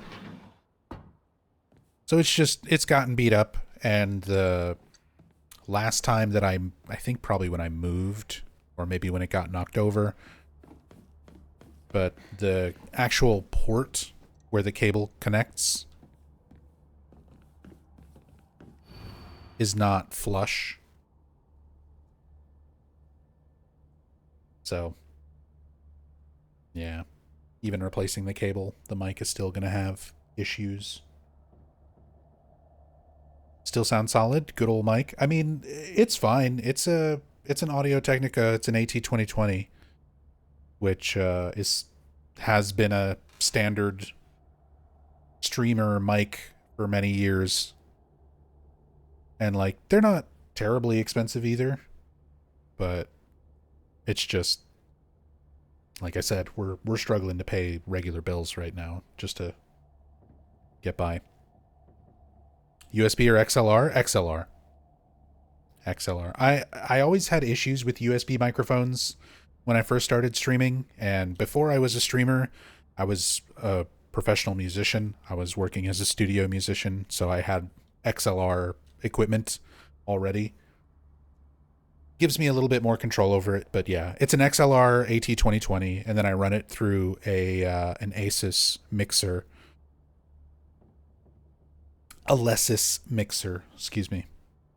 Chrysanthemums grown by our very own vice principal have won the governor's prize. Did you know the vice principal Matsuo has a green thumb? His exquisite chrysanthemums took the top prize in their category at the Floriculture Fair held by the Prefectural Council. If you haven't already, take this opportunity to admire the vice principal's masterfully pruned flower displays on the school grounds.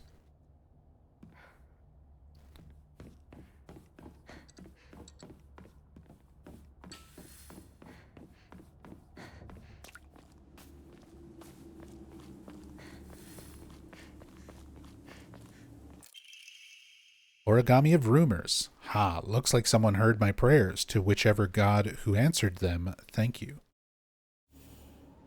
This Hokura is older than the school. I remember.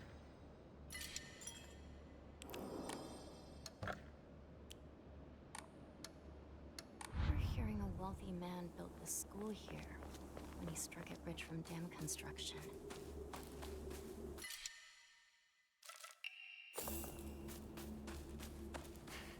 That dam construction.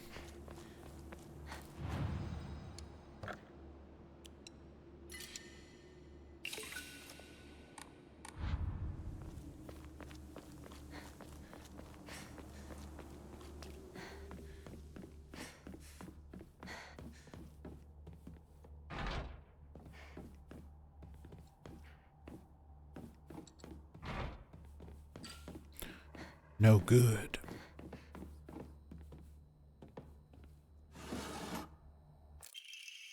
Teacher journal. Vice principal is so paranoid about his keys, he always takes them with him whenever he leaves. But it's kind of ironic that he lost his keys to the stairwell. He's looking for them frantically like a madman. He had the nerve to ask me to help him find them, but I'm the one who needs help with this pile of paperwork I have.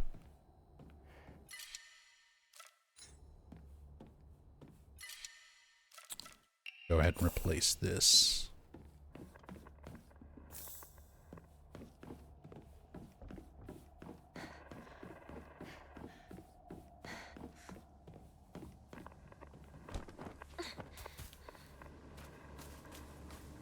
Attention!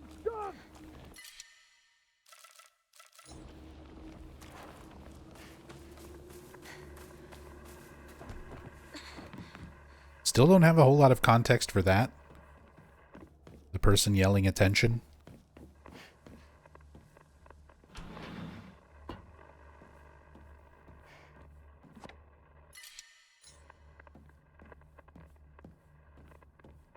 Like, presumably that's supposed to be like the vice principal. or one of the teachers.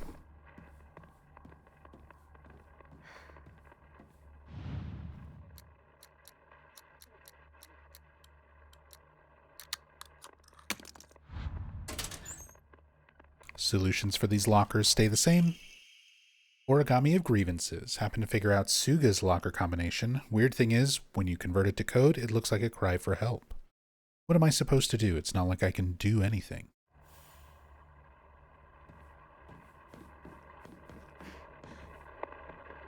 Where?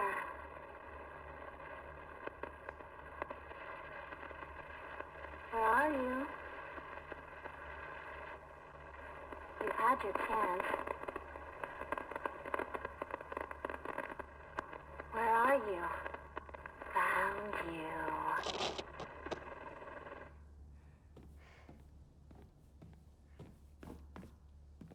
Some good creepy radio moments. These are interesting because these also change on New Game Plus playthroughs.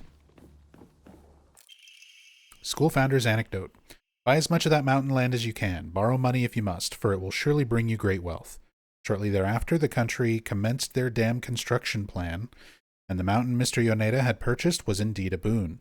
He spent every last yen he earned on his hometown of Ebisugaoka.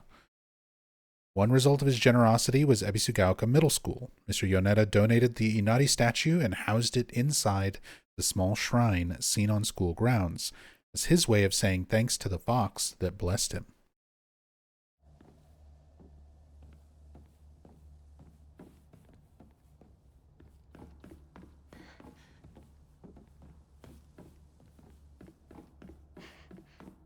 So Mr. Yoneda, one responsible for building the school, the wealthy man,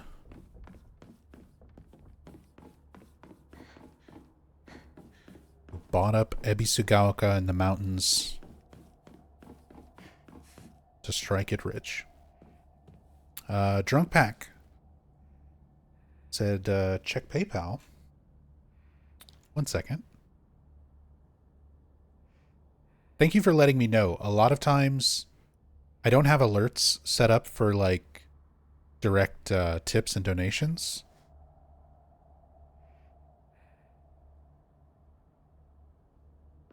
So I won't know until like after a stream when I'm like looking over things if anybody gave anything. Drunk Pack, thank you so much. Very, very generous of you. $130.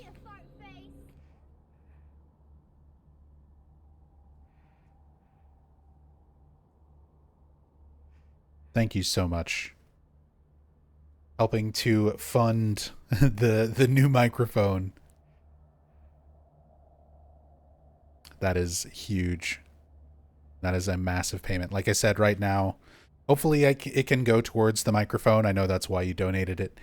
But just in general, we are like, this has been a really, really rough year for my wife and I. We've had a lot of health issues that have caused us to miss a lot of work.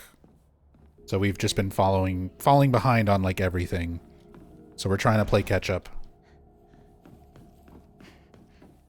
But yeah. Thank you so much, Drunk Pack. I really, really appreciate that. Thank you so much. And then also Minimoto coming in with the 18 months. Welcome back. Thank you so much. Happy Saturday. Hope you're doing well.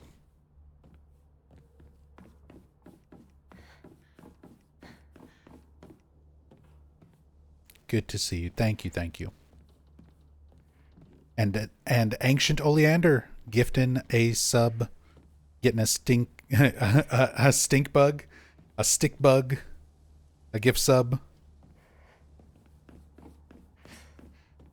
Stink bug would be a whole different thing. Thank you for gifting a sub to Drunk Pack. Thank you so much for the love and support, you guys. Thank you. Thank you.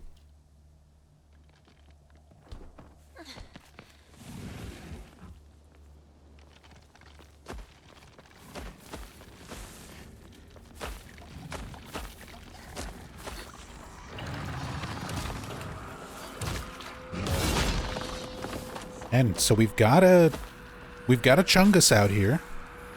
This is one of the things I was kind of curious about.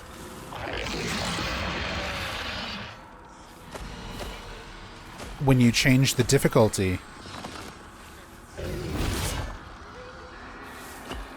Knife Chungus seems to be based on puzzle difficulty.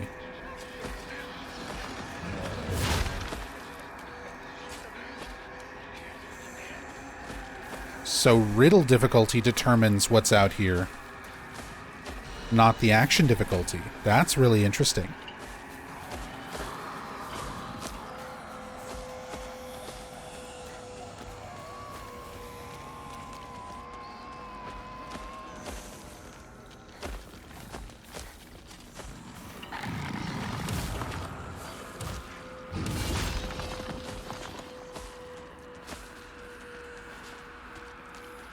Oh yeah, is this room open? No, the classroom, you can see the assets are here, like the radio and stuff. But the Blackboard room is not open on New Game.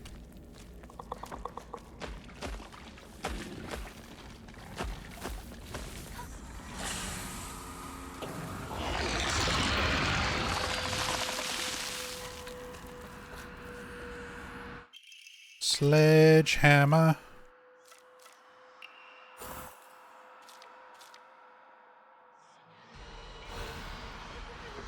Another one of my favorite weapons in this game.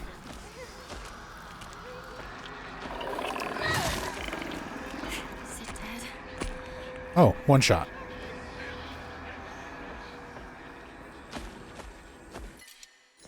No red capsules.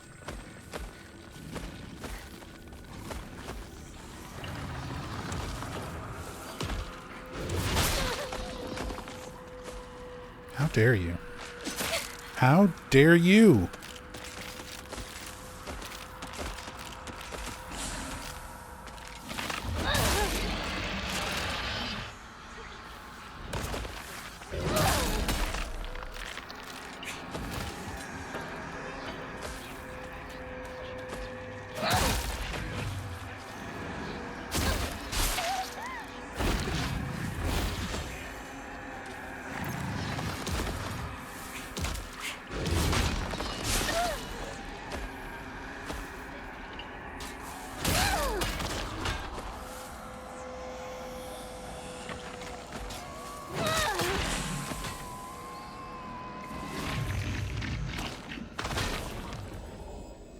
Yeah, Sledgehammer's pretty good.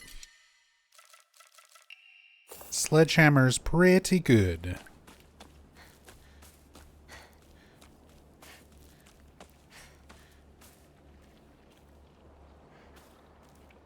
Grove Sleeper, your mom sent you money for a GoPro for the stream, and I'm like, Ma, I got insurance due. Yeah. Unfortunately, that's kind of where we're at. Again, like, huge appreciation for the tip. But the whole reason why I'm not just, like, replacing the microphone myself is because we're behind on, like, our mortgage. You know? We got more pressing things to pay before I can, like, replace a microphone. Unfortunately. Origami of Rumors. I've always despised her. She goes around pretending like she doesn't want to be a girl, when she knows full well that she's so much cuter than everyone else. She makes me sick. She makes me sick. She's just so cute. Can't stop thinking about her.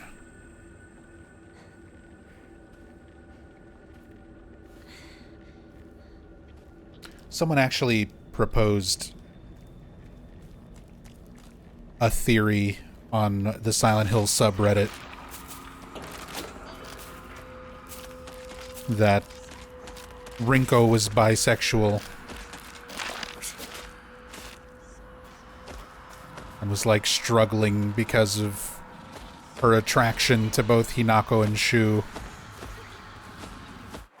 Like, okay.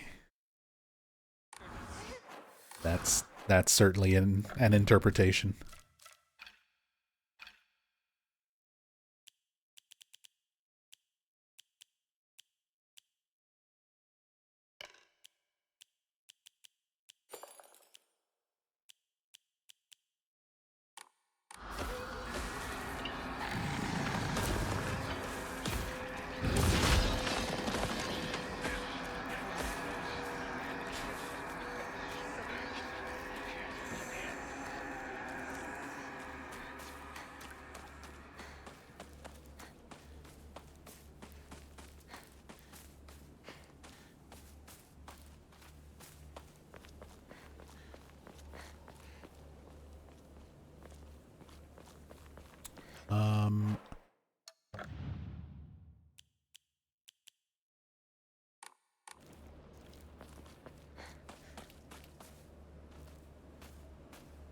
There it is.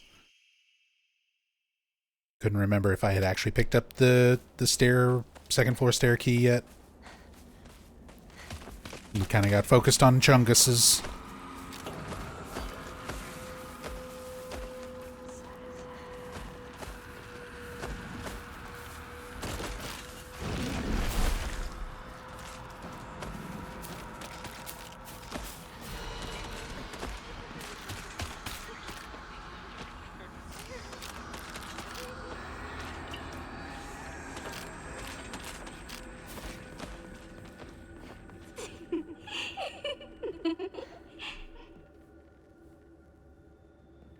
I do like the change for the school as, like, the scarecrows start showing up and everything.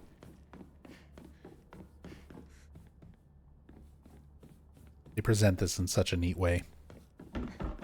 This is, like, one of my favorite areas in this whole game. In terms of capturing, like, Silent Hill vibe,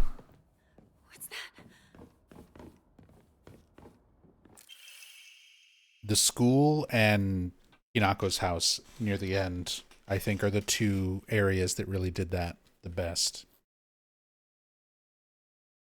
Origami of rumors. She should just disappear. I hope someone kills her or abducts her. I don't care. Just whatever gets Hinako out of my life once and for all.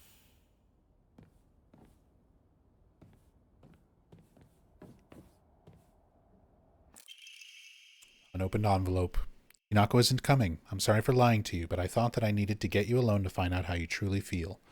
Look into your heart and try opening this box with your true feelings. You remember that day when just the two of us went to that cafe? We talked about how it felt like we were delinquents since we were supposed to be going to school that day. But you know what? I didn't care what the other people thought about us, because as long as I could spend time with you, that was all I needed. We both ordered the same cake that day. I can still remember how my heart almost burst out of my chest the moment the same words flowed from those lips. Sweet and tart fruit on the cake. The taste still lingers in my mouth like it was yesterday. Do you still remember the taste too? Rinko getting all excited about ordering the same cake as Shu. Whoops. Nothing.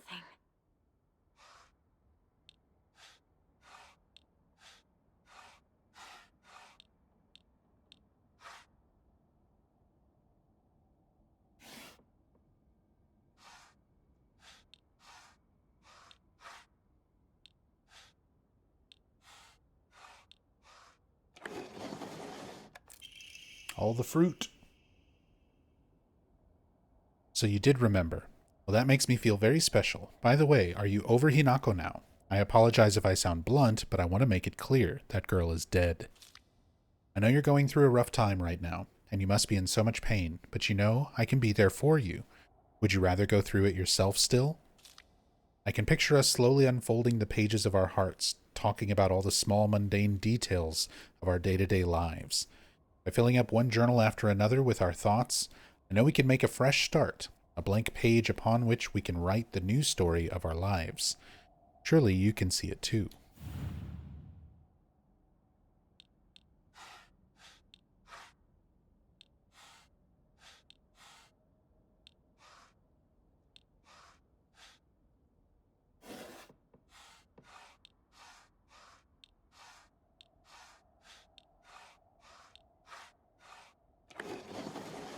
All of the books. Unopened envelope. Glad to hear that you're trying to stay positive, and remember, I'll always be here for you if you need anything. You know you're not the only one who's sad because Hinako's no longer with us. If the two of us could huddle together, we could soothe this pain that bites like the cold of winter. And then surely spring will arrive, welcoming us with sakura in full bloom to celebrate our union. Can you picture the beautifully blooming sakura awaiting us?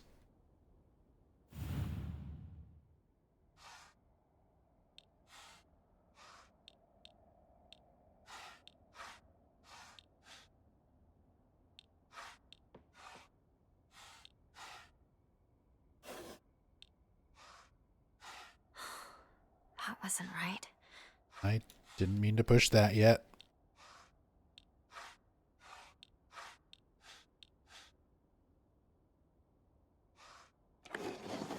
There we go.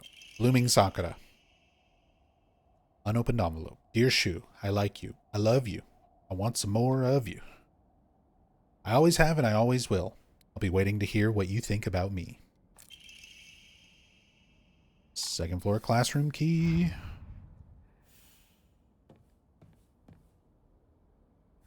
I sat here and behind me was Rinko. Just to give me the right answers. You mean cheating?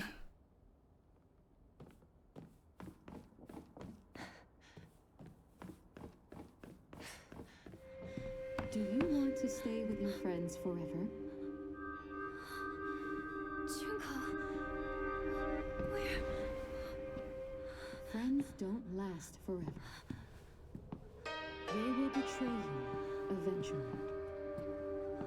Just as they say you betrayed them.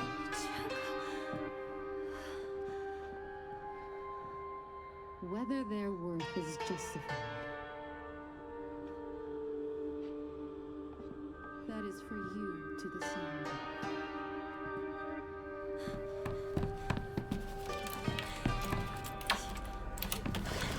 What are you?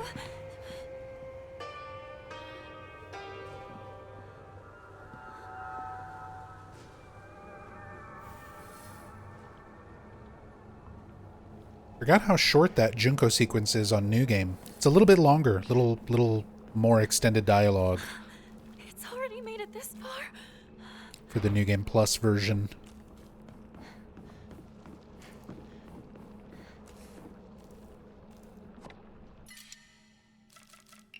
Is this some sort of offering? Let's just go ahead and repair. And then pick that up.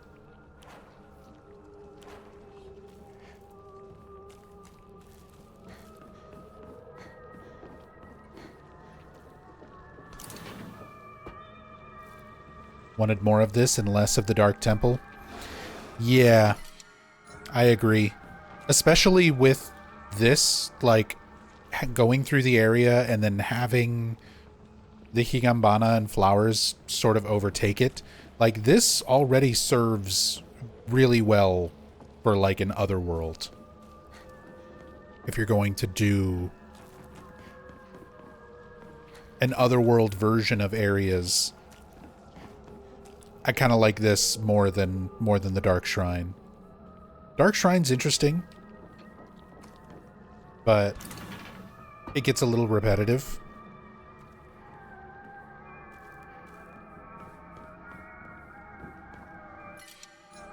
A little too samey. TT's the most disgusting person I've ever met. I wish someone would destroy her locker. If anyone wants to make my wish come true, her locker combination is 377.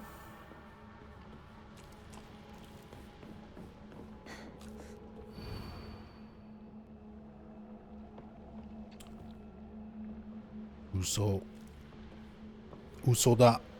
Gotta have your Usoda written everywhere chaotically in a creepy way. That's the Ryukishi staple.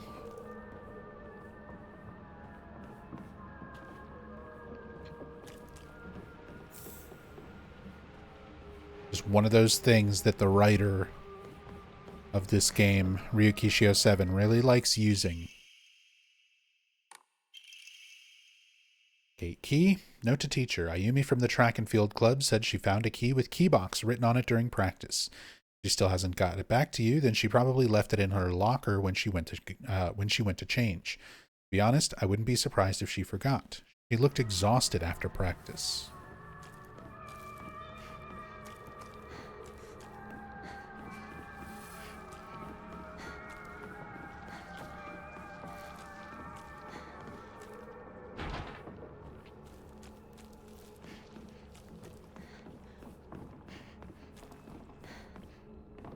Won't open. I need a key. Alright, you don't open this one.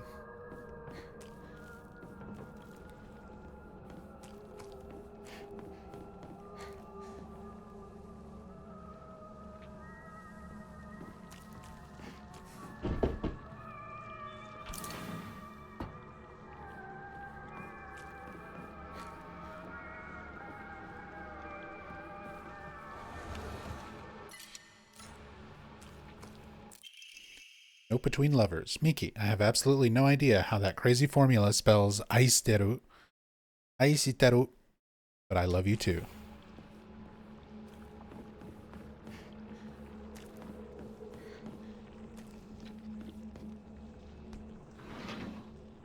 Do you think it would have served them well to save the Dark Shrine areas for leading up to major boss fights? Kind of how Homecoming did?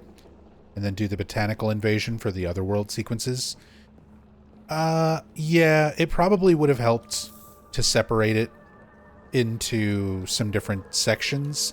Personally, I kind of feel like, I don't know, this is another one of those places where I feel like a little bit of reality could have helped out in the way the game is presented.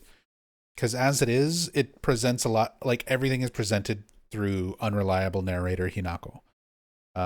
So we don't get to see like what characters really look like, what age they actually are, and what a lot of these places look like in reality. So we just kind of have to assume.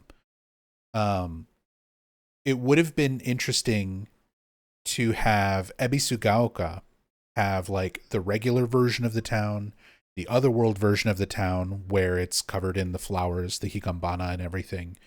And then the Dark Shrine should have all been like the Tsuneki estate.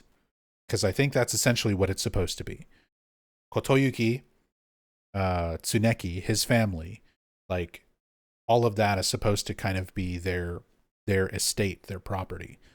And then it would have been interesting to see like a normal version of it and then have it become the Dark Shrine for certain segments. I don't know. There's things that I think could have been presented in a little different, little better way. Origami of Grievances. Oh, how I wish I could just climb inside his locker and drown in his smell. Can't believe his combination is the same as his name. Aoi. That's so cute of him, using his name in code.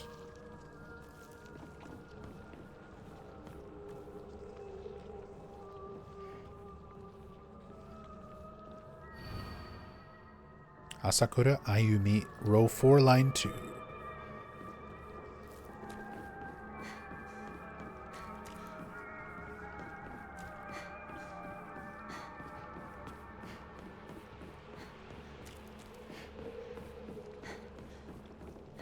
Hey, what's up, Cypher? Damn, I'm too late? Too late for what? We still have a whole lot of Silent Hill F we're playing today.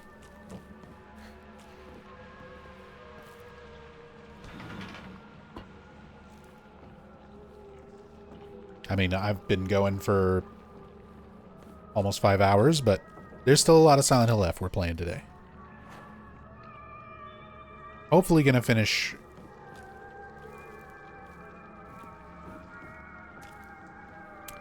Never saw Silent Hill F. Assume since you're 5 hours in, you're almost at the end. No. We're like a little past halfway now.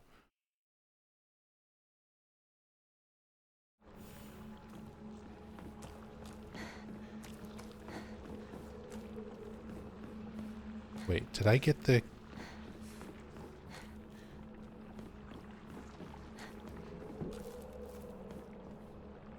We have toolkit.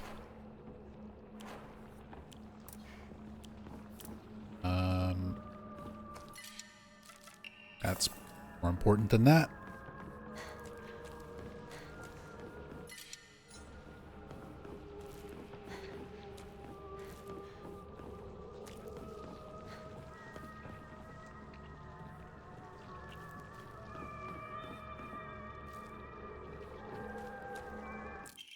There's locker room key.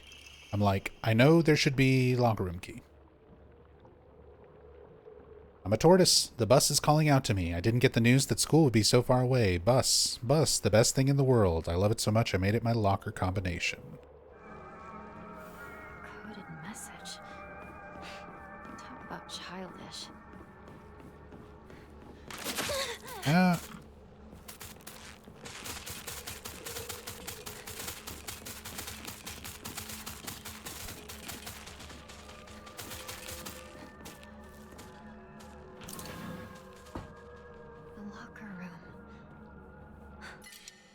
Me back to my track and field days.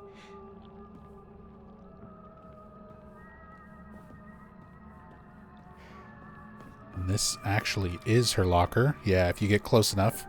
She says this used to be my locker.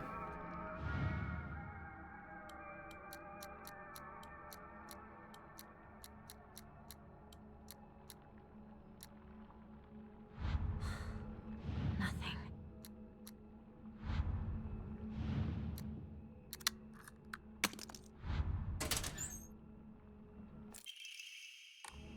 Key, cabinet, key, cabinet, key. This one. 505.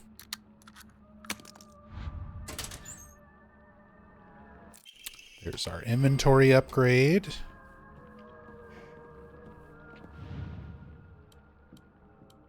$377.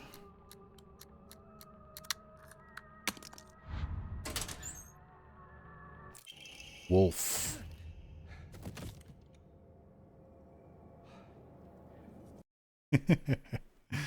That timing. Cypher, thank you so much for the sub. Appreciate the brand new subscription. Enjoy your ad-free viewing, your emotes that you can use anywhere on Twitch, and thank you so very much for the support. Thank you, thank you. This game looks pretty good, like the visuals and the enemy designs. Yeah, visually, this is an amazing game. Everything in terms of like visuals, music, sound design, enemy design, characters. A lot of the artistic elements of this game are very good. I've got some issues with some of the gameplay. I've got some issues with the story and how it's presented a little bit. But it's not enough to, like, ruin this game for me. Not even close. This is a very good game. Is it dead?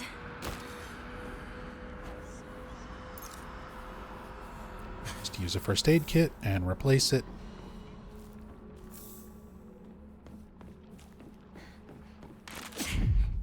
Perfect dodge.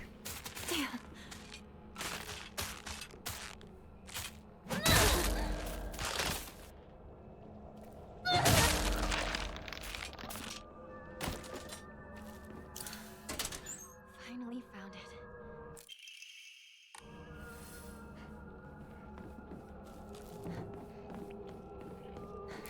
How would you rank it? Would you say it's as good as 4? I like 4 more than this game. But it's somewhat comparable to Silent Hill 4 for me. We were actually talking about this earlier. In my personal tier list, this would be my 7th favorite Silent Hill game.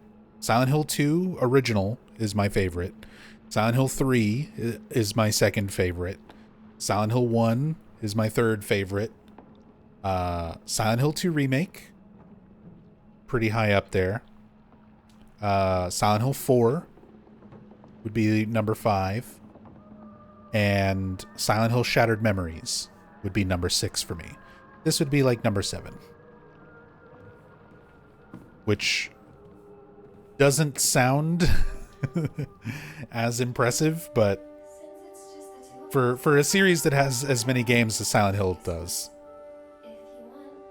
especially with such a wide quality difference from game to game.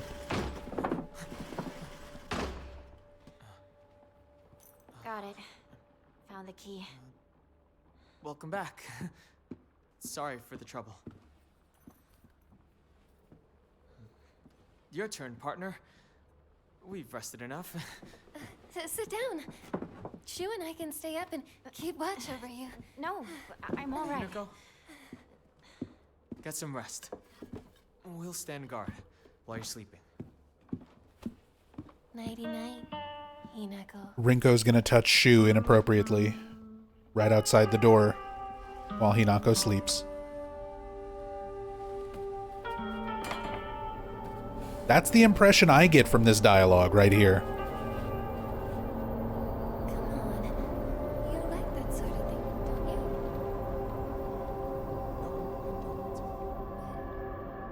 That last little bit of dialogue, like something between Rinko and Shu.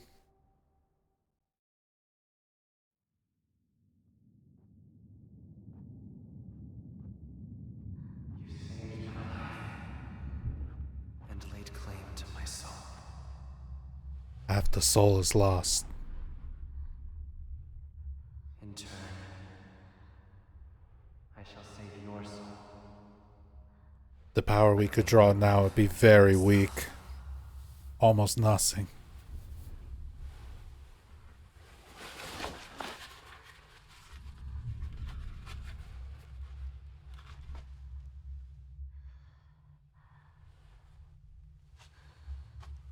First Silent Hill game to outsell the series was 2 Remake, right? That is correct. Silent Hill 1 had been the best seller in the entire franchise until Silent Hill 2 Remake.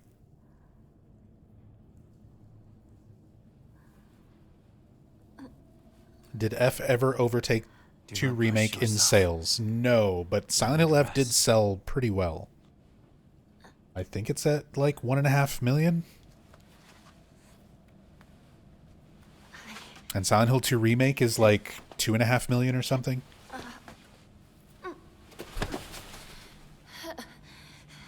The purifying water was perhaps too strong for you. You are far more delicate than I had realized. But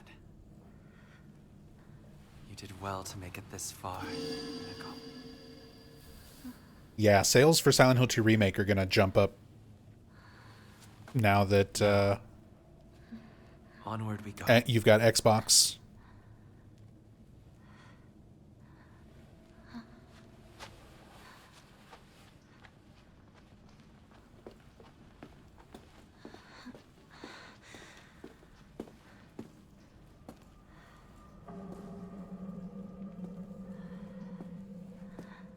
If we can keep these in the hands of good studios, let's fucking go. The series is back.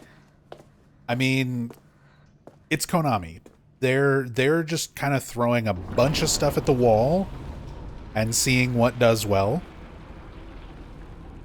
Try to remember, like, Silent Hill 2 Remake, pretty good. Silent Hill F, pretty good. Short Message and Ascension, though.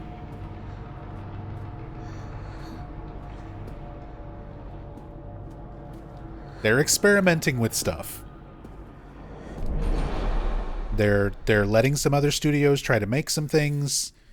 They're venturing outside of the typical psychological horror genre, and even outside of like traditional video games in general with stuff like Ascension. Like, as much as it's very easy to make fun of Silent Hill Ascension because it's bad and terrible and a huge scam, the concept behind it is not the worst thing in the world. The idea of, like, I will go ahead and make arrangements. Come, bid your farewells. Yes. the concept of something like Ascension is interesting, and I don't blame Konami for like wanting to try. Genvid was just not the studio to pull that shit off, because they cut a lot of corners and things were very scammy, not legitimate the way that they were being presented. But the idea of like a show that audience participation helps shape and everything like that, cool idea. I think it could apply to Silent Hill in some interesting ways, but Ascension was not a good example of that. Old VOD Nub Zombie was calling to leave it dead. Old VOD Nub Zombie wanted it to be dead because the last, like, at that point in time, it was Book of Memories, Downpour, Homecoming, like, when the quality of the series drops off that dramatically, yeah, that's when I'm like, don't just keep slapping the name of the series onto things for the sake of it, you know? When we're just kind of getting crap.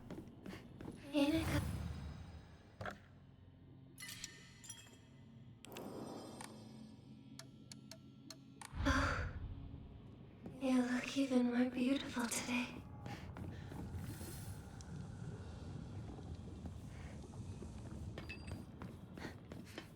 Stuff like the Silent Hill 2 remake definitely gave me a lot more faith in getting some nice revisits, remakes of the original games.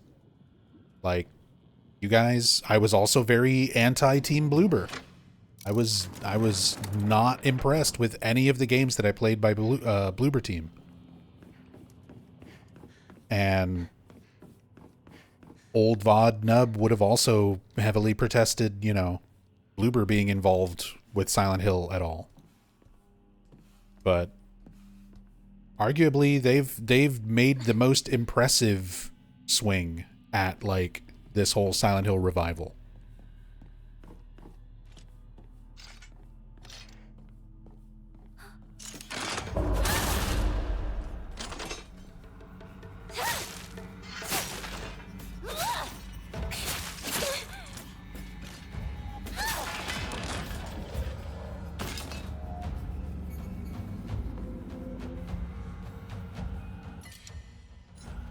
Bloober also didn't have the funding.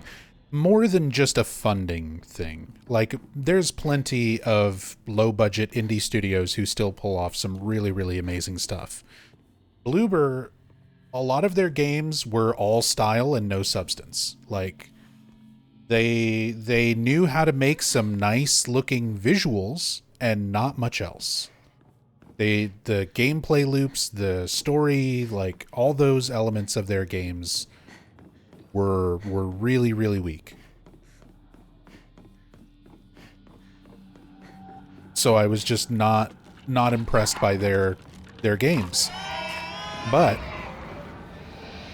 I feel doing something like Silent Hill 2 Remake is really good for them.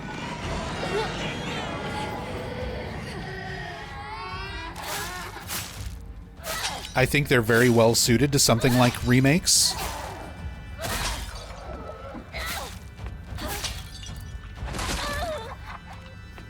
Because that's all they need to really focus on is making it look nice, which they're very good at doing visuals. And in terms of story, they already have an established story to work from. So it helps them out immensely in terms of like writing and characters and all of the things that they hadn't really done well in their previous games.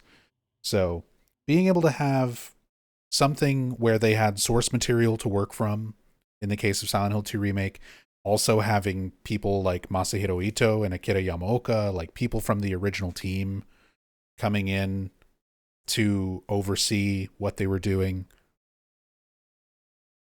And they have someone else overseeing things outside of their own people. Yeah. Having the outside perspective, more people from Konami, more of the original developers kind of helping guide them through it really made a big difference. Chronos was surprisingly good too. It fell off at the end for me. I didn't really care for the ending, but I liked Chronos. I still want to go back and do some New Game Plus, see the other endings, and revisit that game. Chronos was, surprisingly good.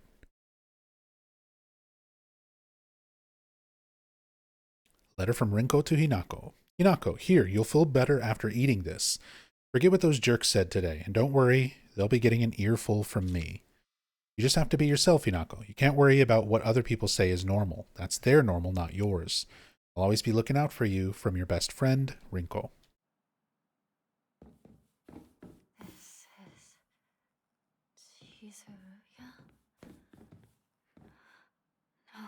No. I have to let go. I need to move on. It was Bloober who kept Silent Hill 2 Remake closer to the original than what Konami, etc. would have done. So I've heard those stories that I think that was Motoi Okamoto who said during some interviews that some of the original developers wanted more drastic changes compared to what was there in the original. And that Bloober Team was like, no, we're going to try to keep things closer to the original because they were basically trying to make their version of it, their memory of that original game. They didn't necessarily want to do some of the more dramatic changes, but it's hard to know how accurate stuff like that is anytime we get those kind of interviews, because like this is one of those things that I've come to understand after years of being an obsessive Silent Hill fan, basically the last 26 years, and reading a lot of interviews and hearing a lot of perspectives from a lot of different developers. It's good information to try to work from, but it's not like nothing is ever 100% true. Nothing, you know? And I'm always curious when remarks like that happen. It's like, well, who was it that was throwing out these drastically different ideas? And what were those ideas? And like, how seriously were they actually presented in terms of the project being developed? Because it's one of those things that Motoi Okamoto is the series producer. It is his job to sell you the series, right? Like, ultimately, he's picking the developers to work on certain things and which project goes to who, and just kind of overseeing the direction of the series in general. But ultimately, he's the one who's going to be in charge for selling you Silent Hill as a brand. So that's going to motivate the way he talks about things and the way that things get mentioned in interviews. So it's good publicity to be like, oh yeah, the original devs actually wanted to make things crazy, but we kept it in check because we knew that's what the fans would want. And it's like, yeah, that's what fans want to hear. And again, that sounds good for an interview. There's probably some element of truth to it, but how much? Just something to keep in mind. Don't take anything, even interviews, like at face value. Even stuff from like Masahiro Ito, like a lot of good information has come from developers like Ito over the years, but there's also a lot of contradictory stuff in some of those developer statements. There's lots of things. Lots of things to consider. Rinko's secret journal. Why do I have to live here of all places? Shu lives all the way on the other side of town, meaning my dream of us walking home together will never come true. I remember how I organized everyone from class to go to Chizuruya together after school. We chatted as we walked, then went our separate ways home. The walk to the store was painfully short. Still, having just a few extra minutes that I could spend with Shu outside of school was all I could have asked for.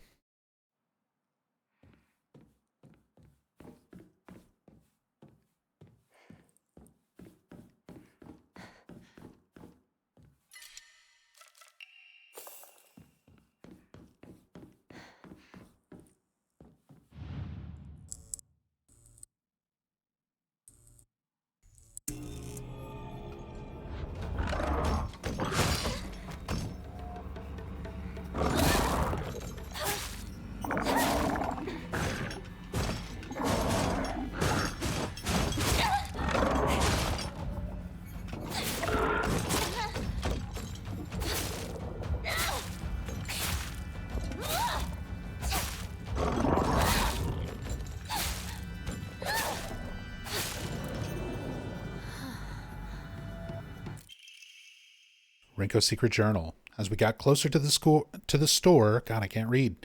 Our classmates would peel off one by one as they turned to go home. It was never just me and Shu on our own, but I didn't care. Handwriting here grows erratic and emotional, but of course there was always a dirty little cockroach crawling all over Shu. I mean, come on, we're all walking home together. How about having a conversation that everyone else can join in on? Don't just go running off to your own little weird Space Wars world together.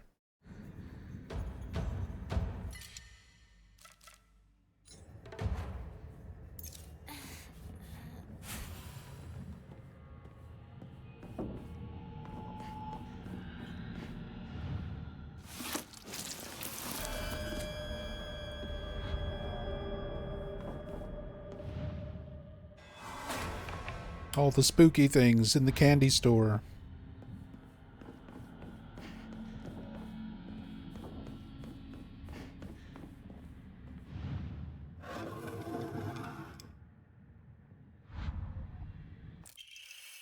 Found it. Oh yeah, and then the spookiest thing of all. Pachinko. Konami's entire business model until COVID kind of ruined that.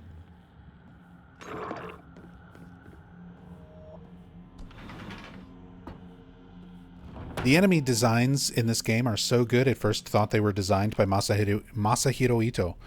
You know, it's even more surprising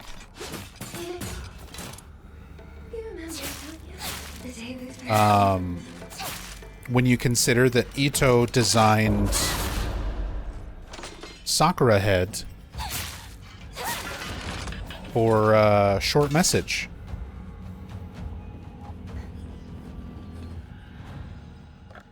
So, not only are the enemy designs in this game very good, but Ito had designed a similar flower Japanese type creature for Short Message, just to make it even more surprising that he wasn't involved with the creature design or anything with this game. He's not involved in Silent Hill F at all. But he just happened to make another flower-based, Japanese-themed creature for another recent Silent Hill game. Like, I legitimately thought there was going to be a much stronger connection between Short Message and this game.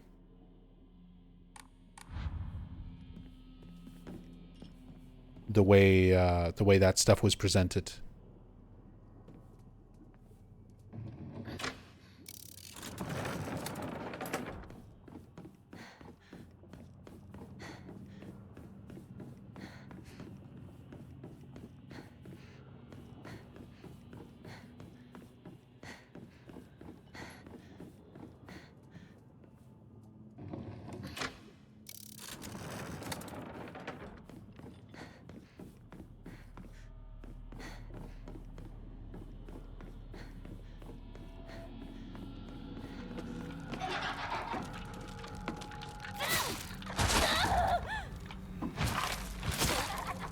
Oh, get out of my way.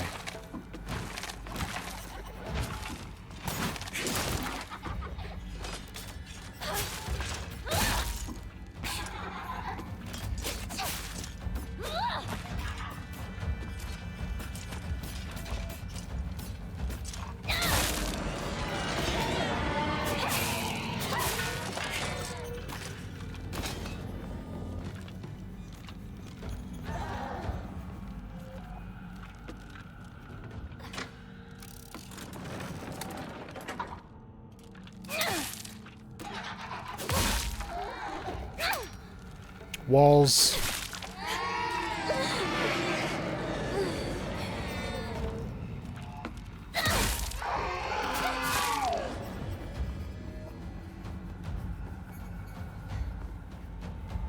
The real main enemy of this game.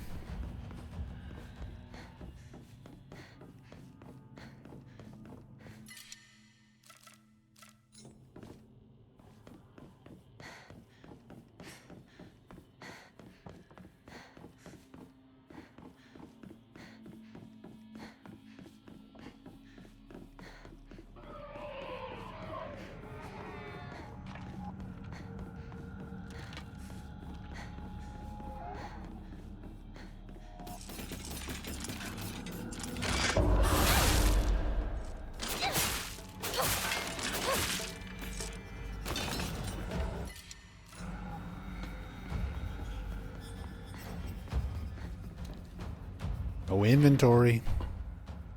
Oh well. It ain't that important. It all seems like ages ago.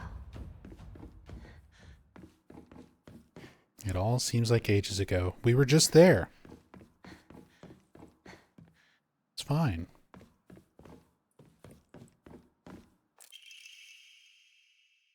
Class observation log.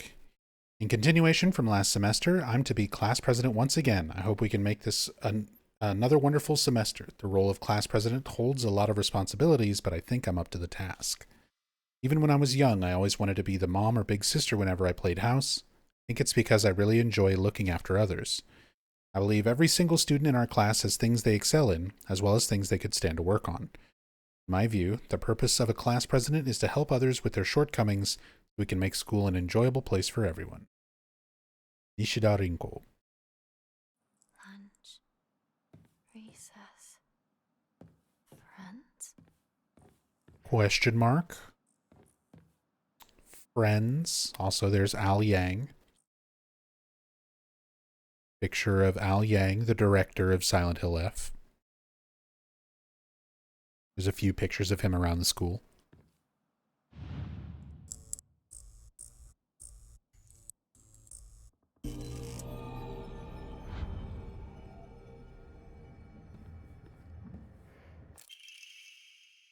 Continuation from last semester, I'm to be class president once again. I hope we can make this another wonderful semester. Handwriting turns wild and erratic. I love being class president because I get to look after all these lost causes. Even when I was young, I always enjoyed comparing myself to other inferior kids and basking in my own superiority. When I pretend to care about others, I can please a lot of people. The losers I help, the people around me, and even my parents. Frankly, that makes me happy as well. Right now, I'm in charge of 2 girls who are the definition of morons. They're both so carefree and empty-headed. Neither of them knows the first thing about fitting in. The only reason they have any friends at all in class is because I'm taking care of them. They fawn over me and tell me all the time how grateful they are. It feels amazing. I really truly think I was born to be class president. Nishida Rinko.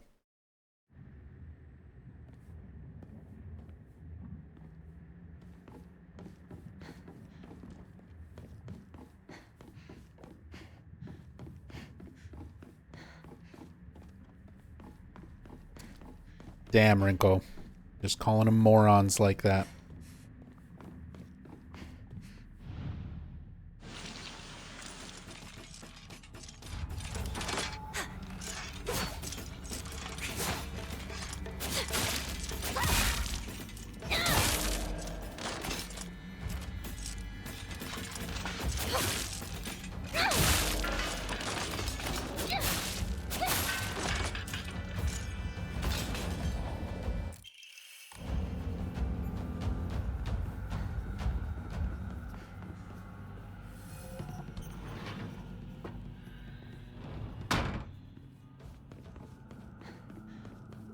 Schoolwork, sports, coordinating outfits and makeup. I was always better than you at those things. And everybody knows makeup is the most important thing. If you're gonna be good at something, coordinating outfits. I mean, it's important to some people, I guess.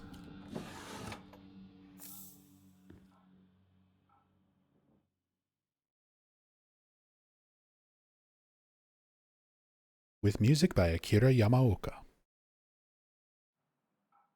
Stuffed animals. Fashion magazines. Ghosts. Room.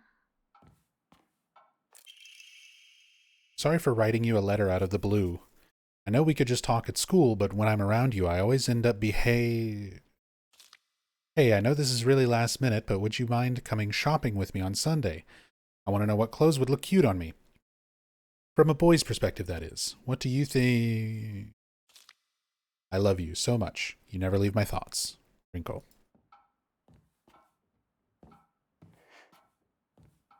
All the things she wants to talk to Shu about.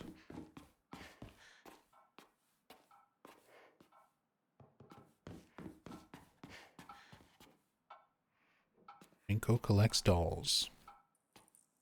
I like that there's a little bit of that parallel between Rinko and Hinako with the dolls as well. And Hinako having the more like Western celluloid doll instead of the traditional Japanese.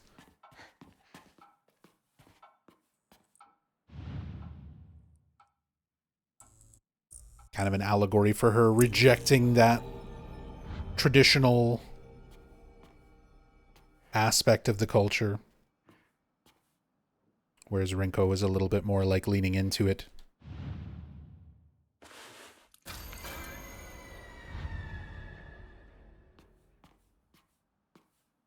And her creepy melty dolls.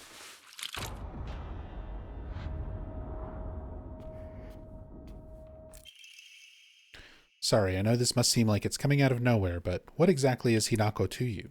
Are you two just friends, or are you more than friends? I want you to tell me the truth. I know this is none of my business, but could you keep your distance from Shu? You know, people tend to get the wrong idea when boys and girls our age spend too much time together. You don't want to cause any issues for Shu, do you? You should really think more about how you behave. You're nothing but a fly.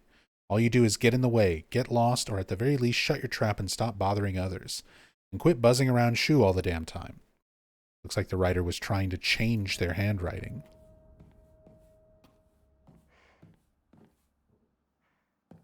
All the obsessive drawings of Shu.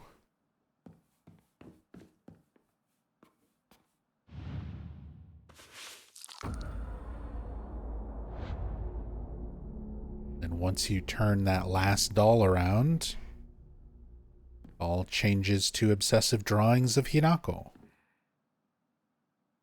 With Shine, die, written over them.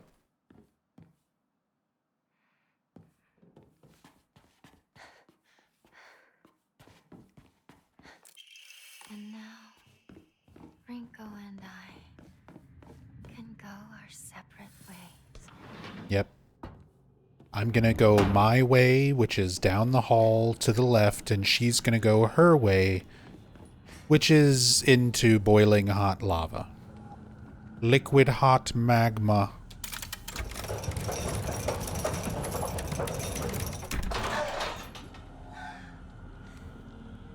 You were out in dreamland, but I helped you countless times.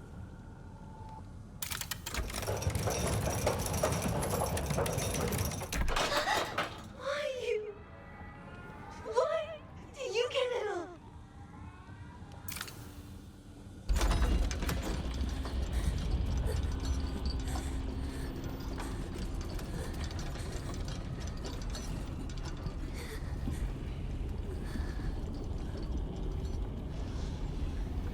Just for once, think about how he feels. You're a traitor. You played with his heart. Say you're sorry. Get on your knees and beg for forgiveness. Can't you hear me? Why don't you say something?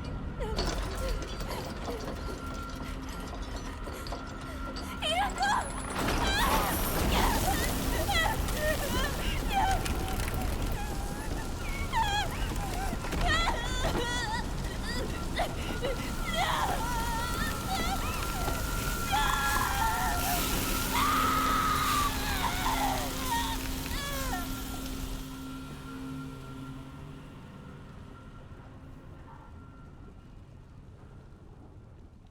Yep, the Terminator 2 ending.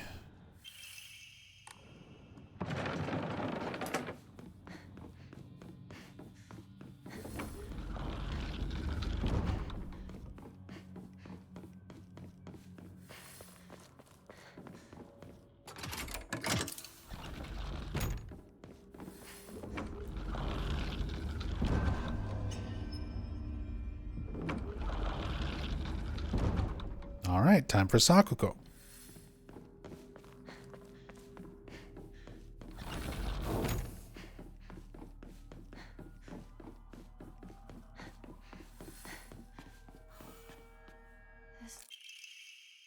Parent-teacher journal. Just a note. As Sakuko's mother, I want to thank you for teaching my daughter.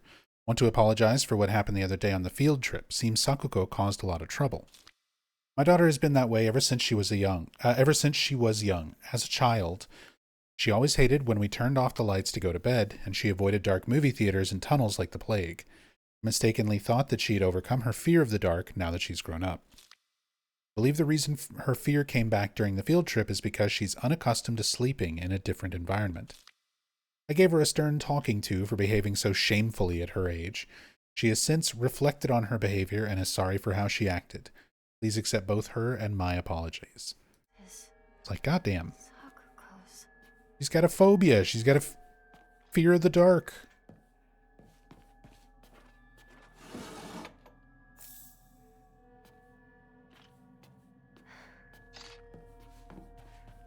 But hey, I mean, that's how it is. People don't, a lot of times don't take phobias and fears and things like that very seriously. Especially if you're beyond like a certain age. People just expect you to be mature and not be afraid of anything if you're an adult.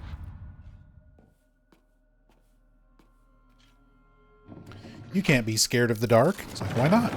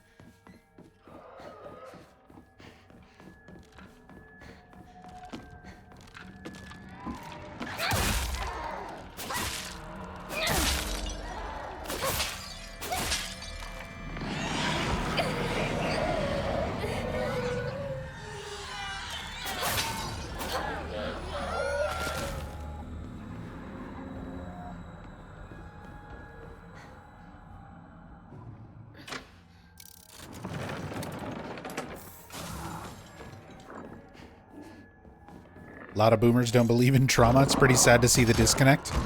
I mean, especially, again, kind of... That's what's very interesting about this game.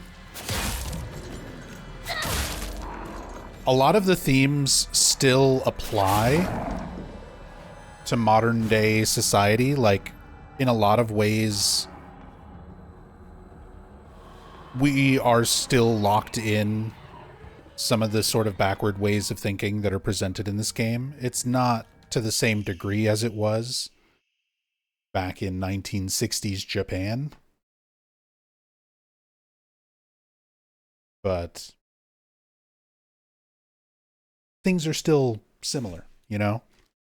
There's still a lot of relevant issues that this game deals with. Sakuko's diary. I hate gym class. Just looking at my gym clothes makes me depressed. They're holding a long-distance race at school soon. I know it's just an excuse for them to watch me come in last and laugh at me. I knew how lonely I would feel. Excuse me. I knew how lonely I would feel if everyone just lost me in the dust, so I asked Rinko if she would hang back so we could run across the finish line together. And you know what? She said yes. I asked Hinako too, but she said no. She said it's because she's in a sports club, and she'll get yelled at by the teacher if she doesn't try her best. I suppose that makes sense, if it's true. Handwriting turns erratic, but I know the truth. I know it's really because you don't want to be held back by a slowpoke like me. I hope Hinako trips and falls and breaks all the bones in her body so she can never run again.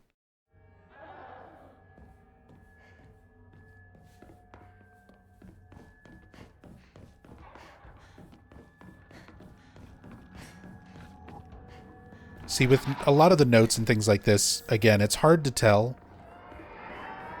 As always, there's multiple ways to kind of interpret pretty much everything in this game. And I kind of feel like it could be Hinako exaggerating sort of these negative aspects of these characters.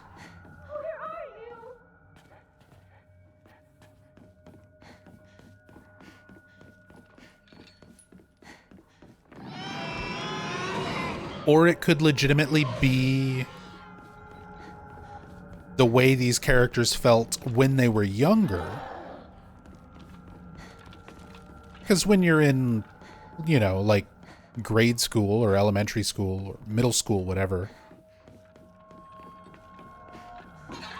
you tend to be a lot harsher, a lot edgier. The way some of these notes are written, like, oh, this person mildly annoys me. I wish they would trip and break every bone in their body. Like, yeah, that's kind of on par for like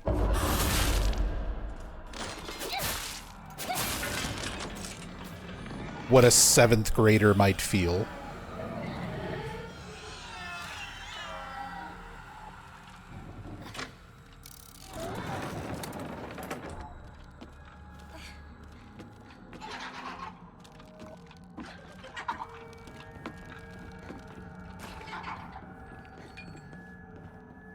All right. All that does is let you out.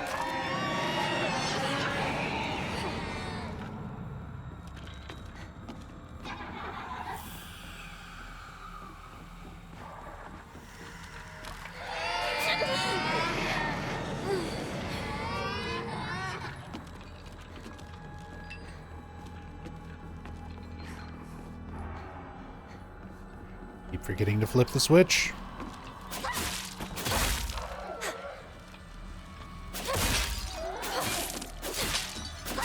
Back. Back, demon.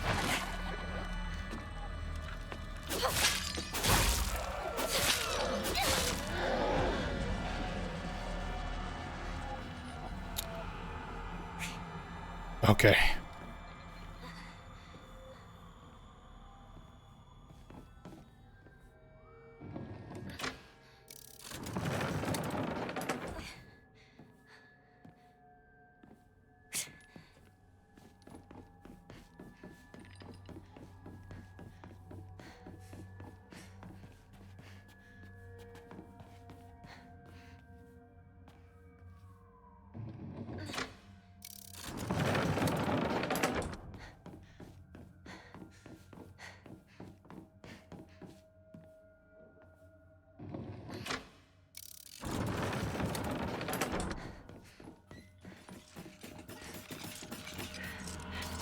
We made a promise to each other. That we'd be together forever. Okay.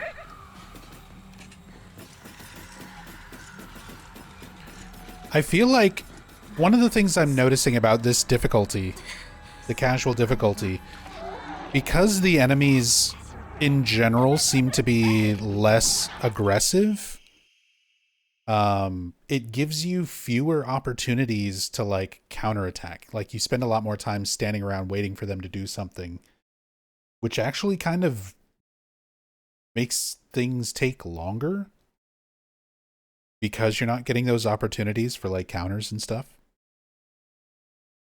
Anyway. Hey, Mr. Rabbit, guess what?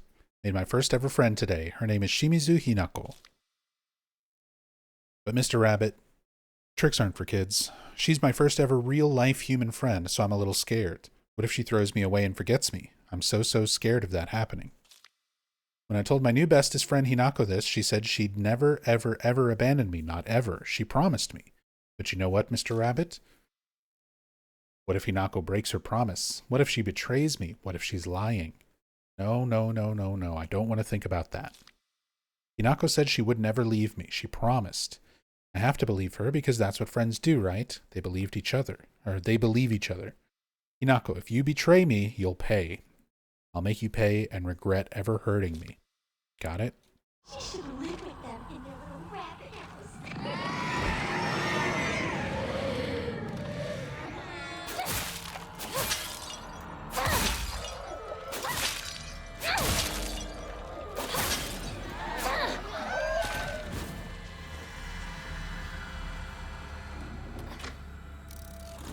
Whose voice was that saying she should live with them in their little rabbit house? Was that... It sounded like Rinko, right?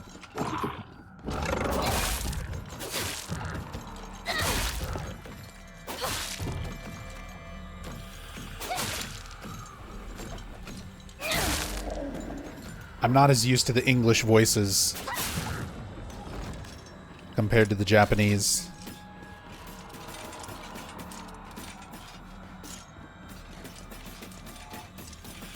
But I think that was Rinko.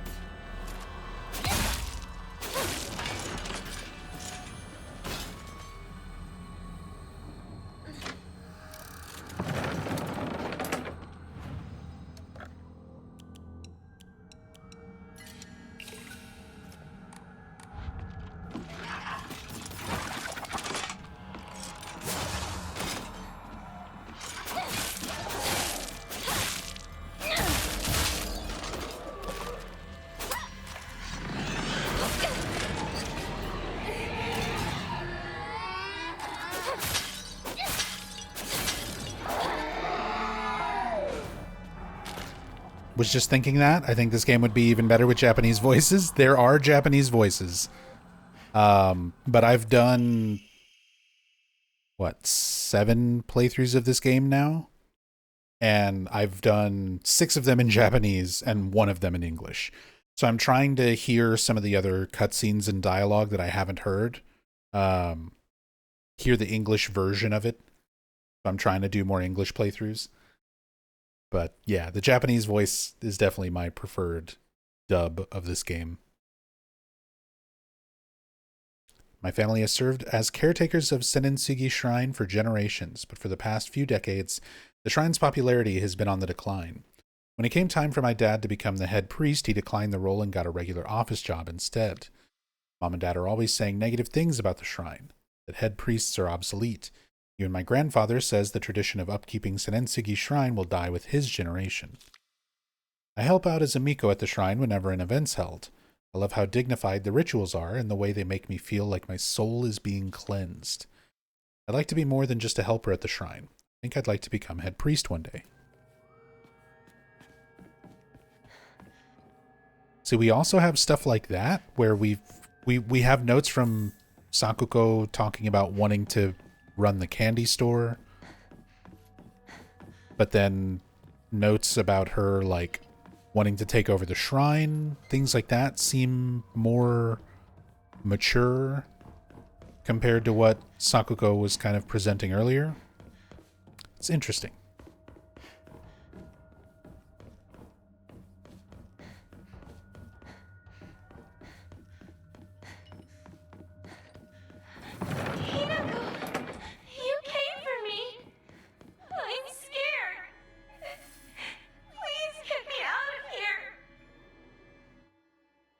Bad news, Sakuko.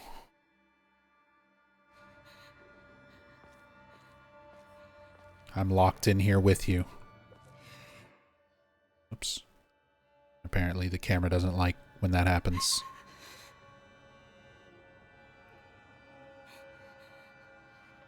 You're locked in here with me.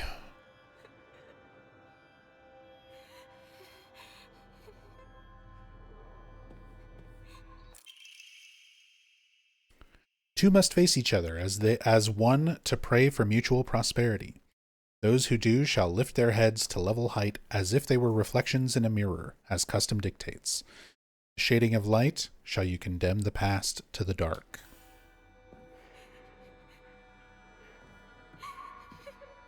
Condemning the past to the dark. That one kind of spells it out a little bit more straightforward, that Hinako is saying goodbye to her past. She's not literally killing these people, killing her friends.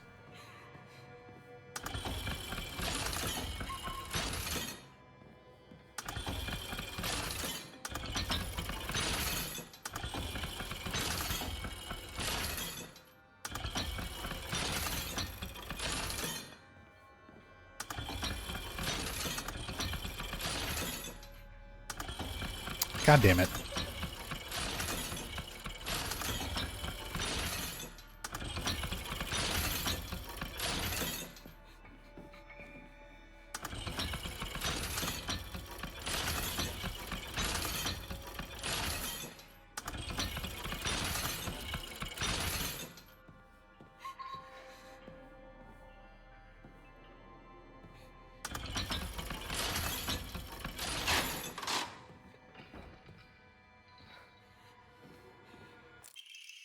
Here we go.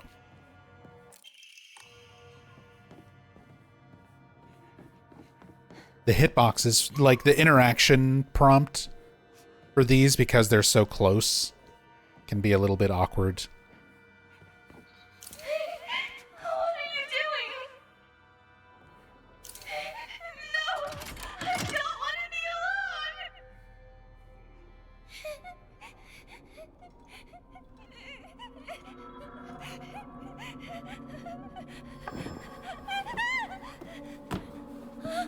Hinako! Hinako, help me! Help me! Don't leave me! I don't want to be alone! Wait! Please don't go! We promised to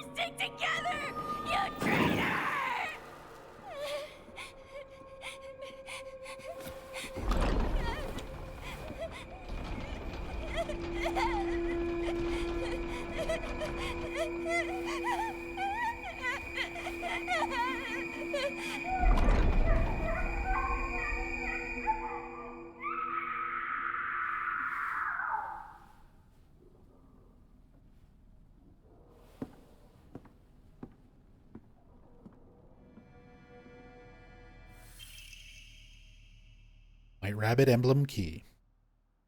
Obtained after bidding farewell to Sakuko.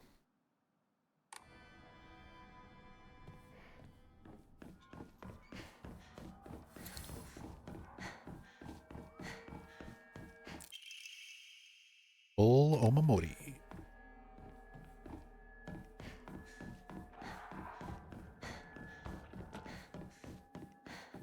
Very easy to miss that one.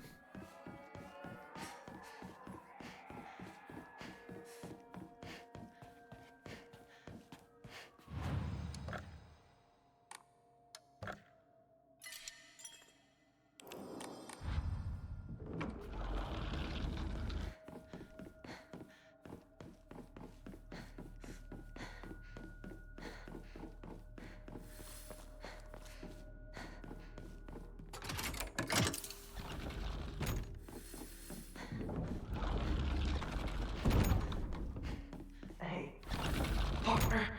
I guess this is the last time I get to call you that. Huh?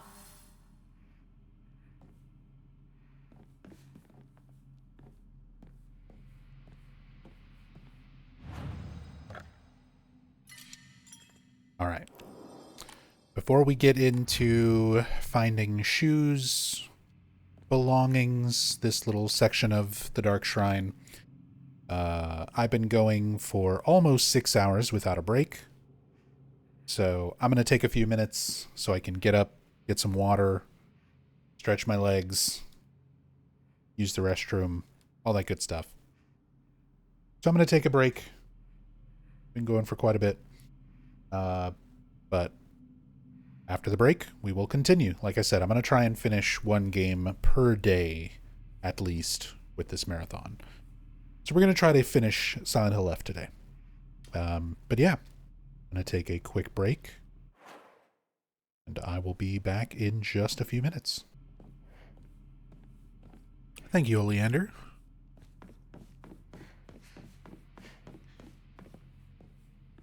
Just needed a quick little break. Stretch my legs, get some water, save my wife from a roach.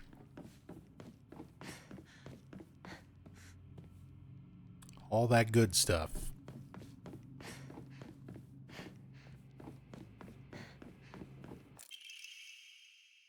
Carry not any memory of what has come to pass beyond this point.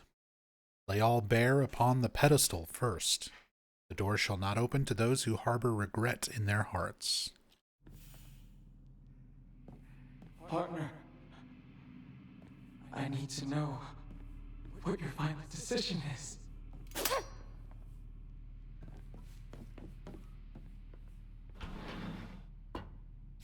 Death by hanging. That is my final decision, Shu. Decision.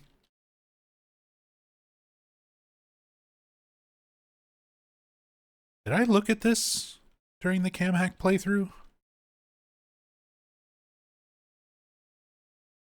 The creepy picture of the friend group all together with their faces removed? I feel like I don't remember looking at that.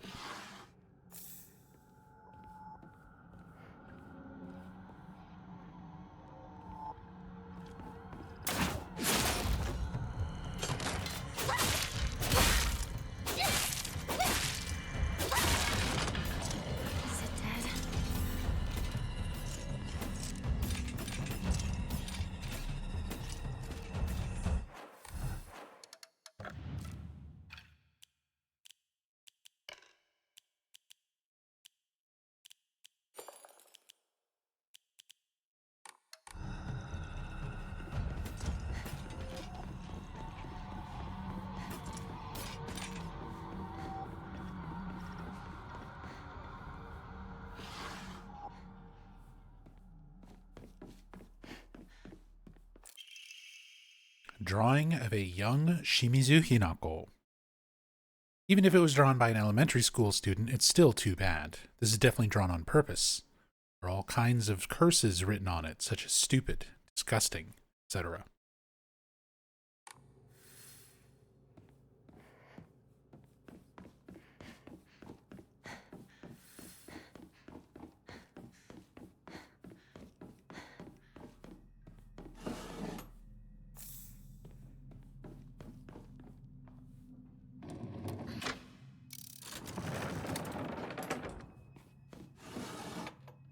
See, these are some of the like less informed bits of the story, I guess.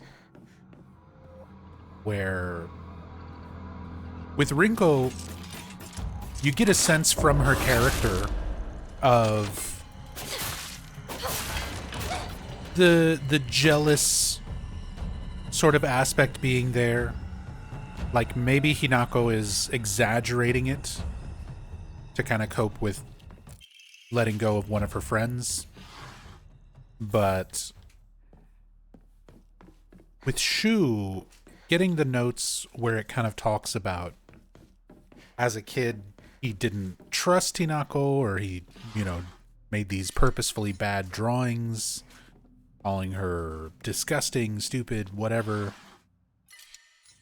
Like, if there's any truth to that, or again, if it's just to kind of indicate the way that they are when they're children, like the way people tend to be when they're young like that.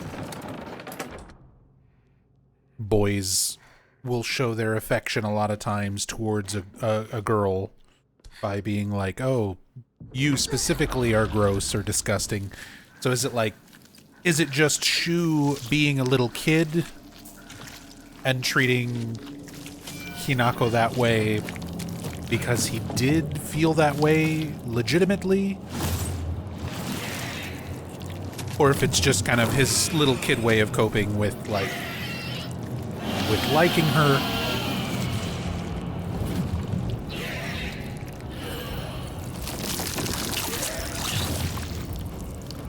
Anyway, here's Pregnant Titty Beast.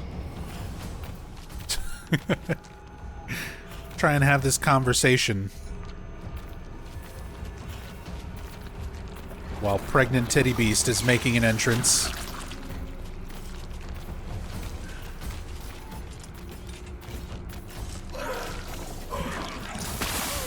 Now. Now. Now.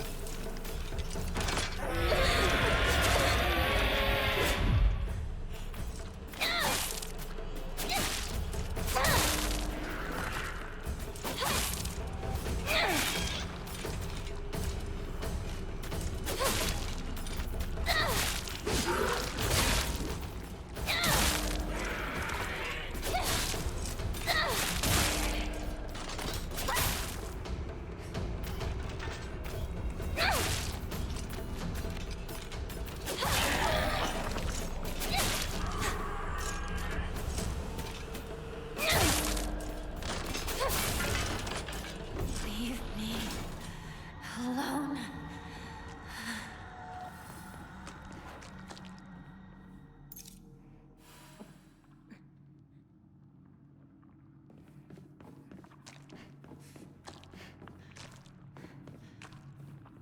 Hey.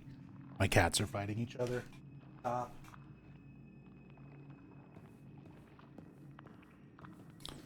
They were being so sweet for most of the day. Now they've decided it is time. Cats are going to be assholes.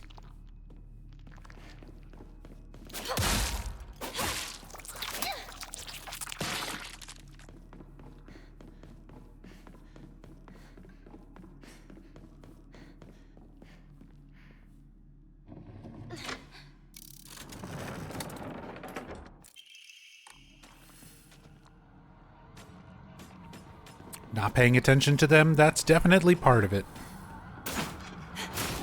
They always seem to get worse when Rachel and I are distracted by other things. If we're trying to stream, if we're trying to work.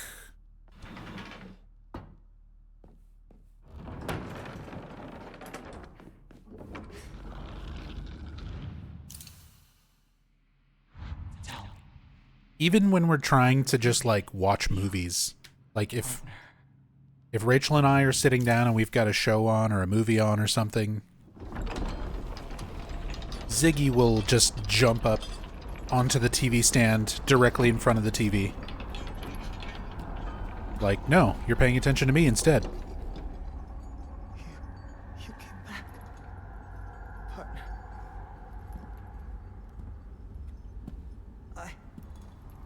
wanted.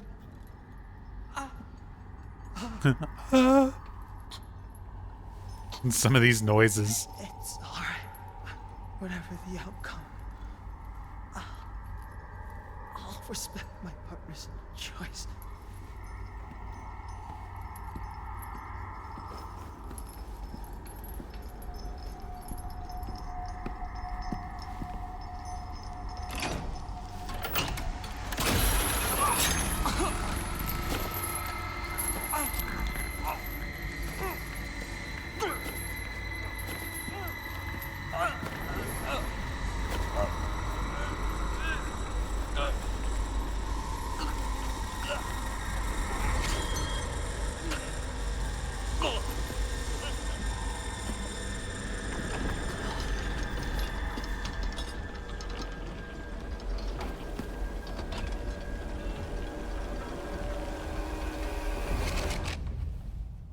Hinako is so real for this. She's like, okay, die then. Yeah. To bid farewell to childhood friends. Yes. Although I kind of wish there was more response from Hinako. It had to be done. I understand As soon as I could. they need to differentiate I'm so very sorry what's supposed to sort of represent for what you just saw. adult, mature Hinako I versus should be begging childhood. your pardon for forcing this pain upon you. But having her just sort of blankly stare off while walking away from all of these moments where it's supposed to be her letting go of her friends.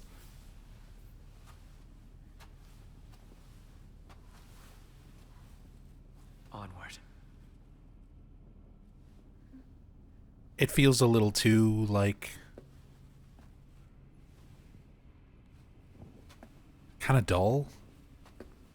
Again, I understand it thematically, why it is the way it is.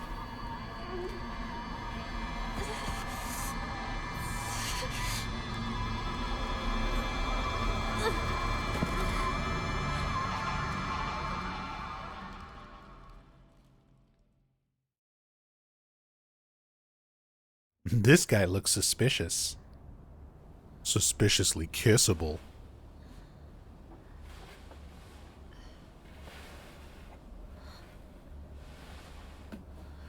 Shu. Ringo?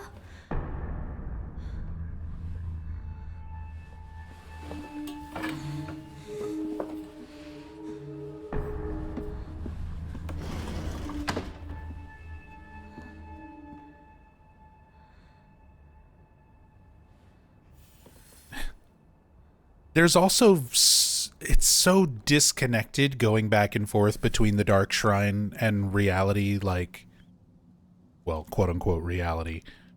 But going back and forth between Fogworld and Dark Shrine. Like, we just went through this entire sequence of letting go of friends, killing them, essentially. And then you get back into the fog world and it's just like, where are my friends? Where have they gone?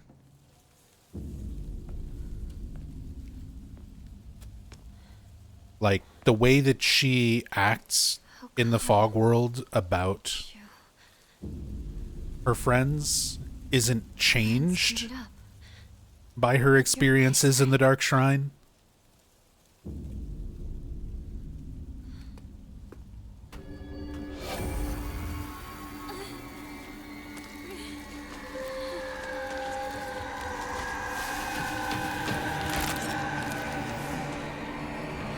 There's just too many.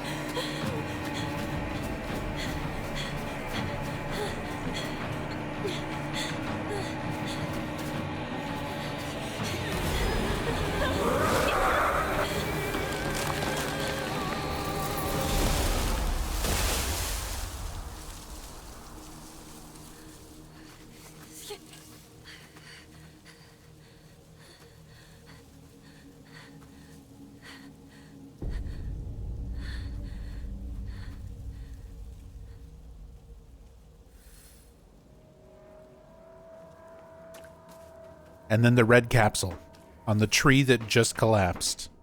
Don't worry, there's a red capsule there, just like perfectly resting on it. Is that thing still chasing me? Meanwhile, behind me, my cat is destroying a chair and screaming. I had to get away from that thing.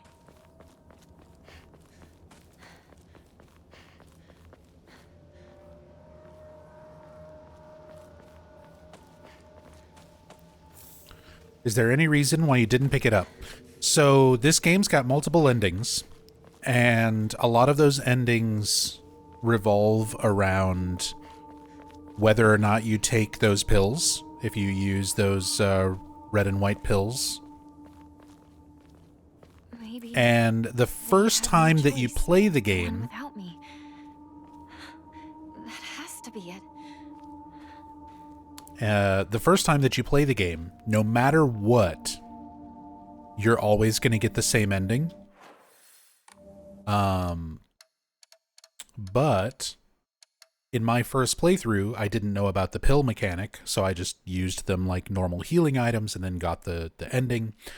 I found out that you'll get that ending that you normally get after taking the medicine no matter what. So what I'm testing is if you don't take the pills on a first playthrough, how does the game sort of force you into it for the sake of the ending? So that's kind of what I'm testing. I think I know what cutscene it is, but I'm just kind of verifying for my own peace of mind how this game works.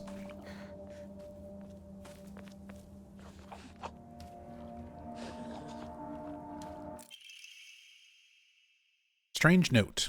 I'm sorry, something urgent came up, so I can't come with you. Just trust me, and continue down the path we decided. I'll get everything ready and wait for you. Did they leave this behind?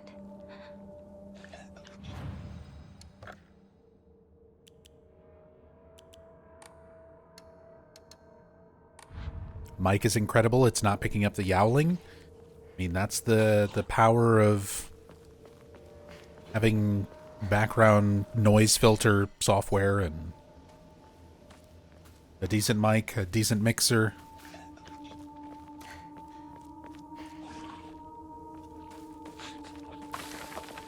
Again, outside of the damage, outside of the damaged cable port on the mic, making everybody's ears occasionally get jump scared, my setup is pretty good.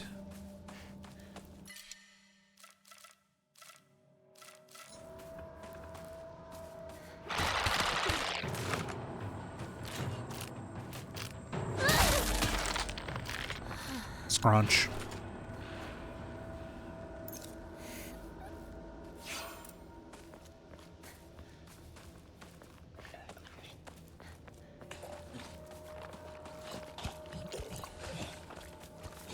That silly goober up there. Who knows more about the mountains than I do?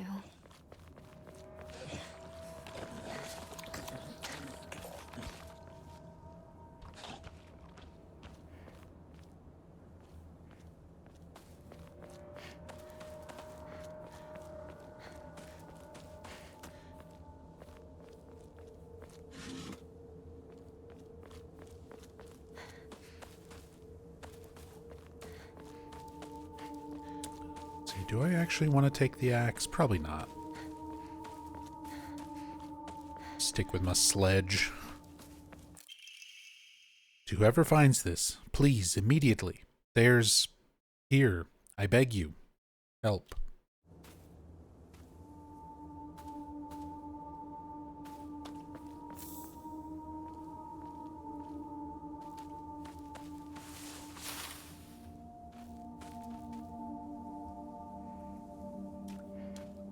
Instantly gone.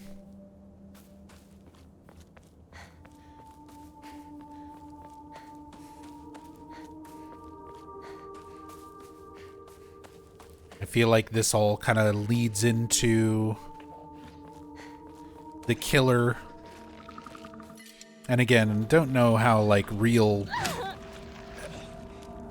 anything this game presents is in terms of, like, what's actually going on.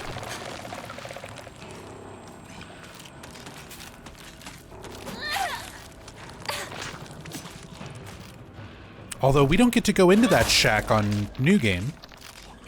Hey, Wink, if you're alive. Thank you so much for the raid.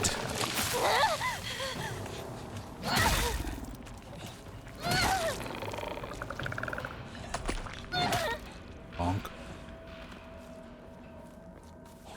Welcome, raiders.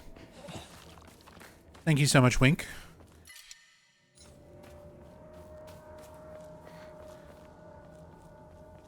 Hope y'all are doing well.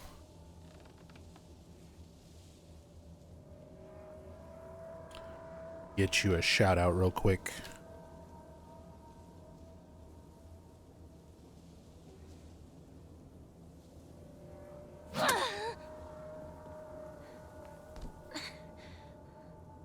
But welcome. Hope you were having a good stream.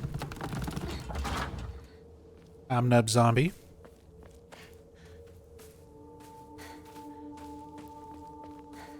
We play a lot of Silent Hill on my channel. Occasionally other stuff, but mostly Silent Hill. And this month, I've been lately focused on the last two Silent Hill games, Silent Hill 2 Remake and this game, Silent Hill F. So we're doing a reverse series playthrough throughout this month. So today's day one. We're starting with F, and then tomorrow we'll do Silent Hill 2 Remake, then Short Message, all the way back to Silent Hill 1. You just played all the Silent Hills for your first time? All of them? Probably not all of them. Have you played the arcade game? Have you played Book of Memories? Did you watch Silent Hill Ascension?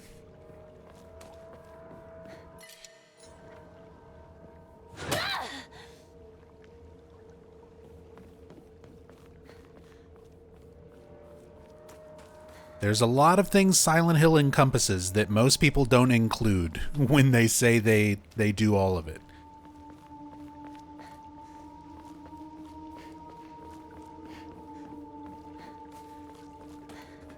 All that aren't on mobile.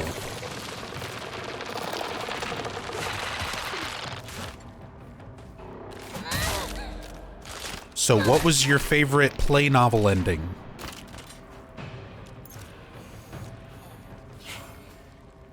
Or do you mean handheld counts as mobile? Because some people, when they say mobile, they mean specifically just like phone games.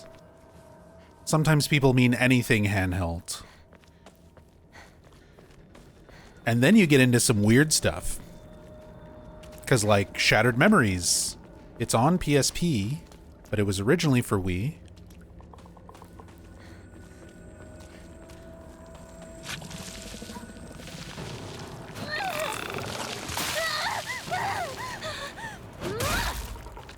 Yeah, same for Origins, was originally on PSP, but later ported to PS2.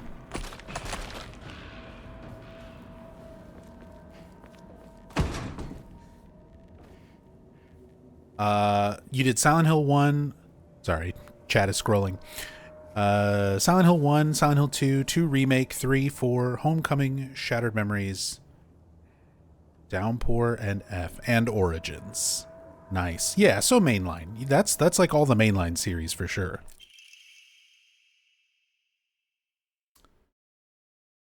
Gotta get around to Book of Memories and PT and the arcade game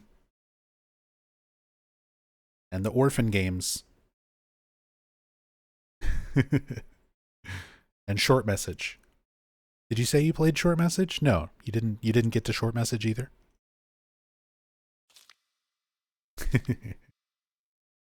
Oh, you did PT as well. Oh, nice. Nice, nice.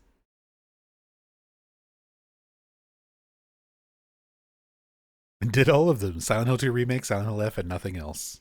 That's fine too, Jaro. That's fine too, Jaro Kingu. Yeah, short message is PS5 only. PS5 only, and it'll probably always be like that.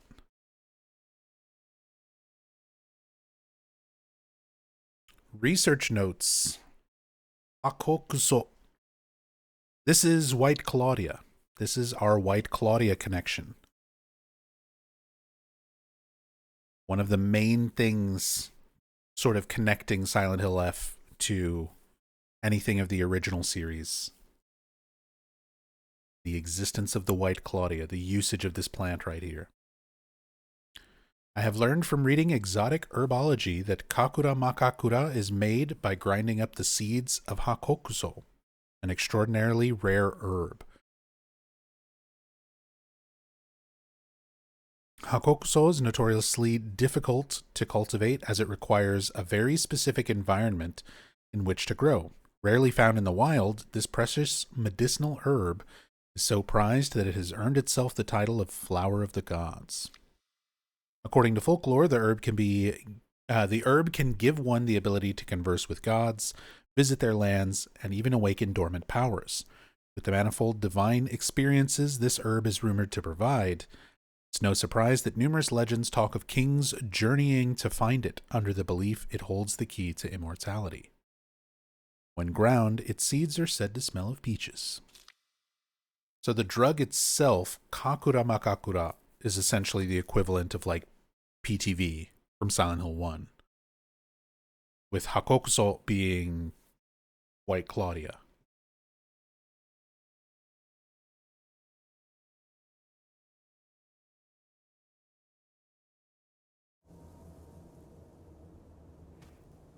Shattered Memories and Downpour were the only ones I was like, okay, this game could end right now if it wanted to, like 3/4. Yeah. I like Shattered Memories a lot. Not a fan of Downpour. Downpour is definitely one of those ones I don't revisit as much, don't like as much. Homecoming, same deal. Origins, same deal. That's also kind of why I'm doing the reverse series playthrough. Like, again, all I do is play Silent Hill games, basically. on my channel, that's like my main focus. I've been a diehard, obsessive fan of this series for 26 years or so. So we just play these games hundreds or thousands of times.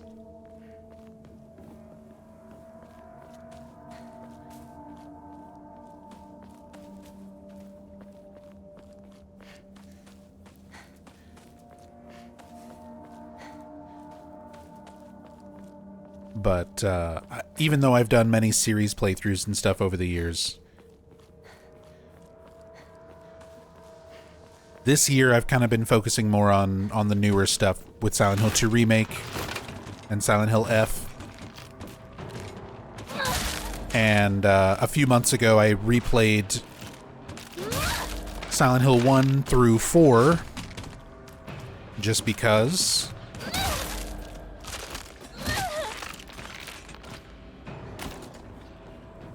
But I don't get around to like everything in between as often. This won't last much longer. Just because I don't like those games as much. Did I finally make it out?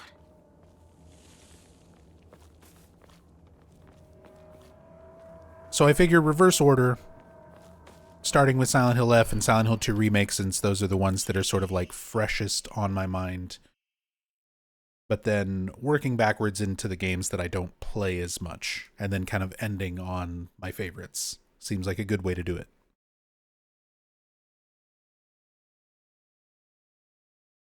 Strange note. I locked our sanctuary to protect it, but don't you worry because I have the key. I'll be waiting for you at the mountain refuge. Won't let anyone or anything hurt you anymore. I'll protect you until the end of time itself. I'll stay by your side until death do us part. Shed. They might be in there.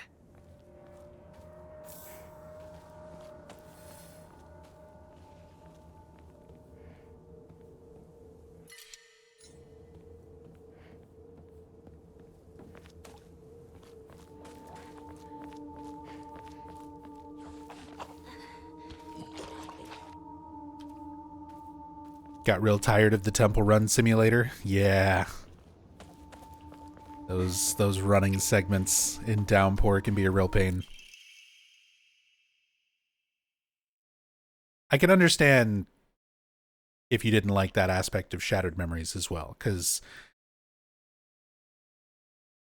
like, from the perspective of someone who's played the games a lot and just sort of knows where to go, when it comes to those segments, like, they don't bother me.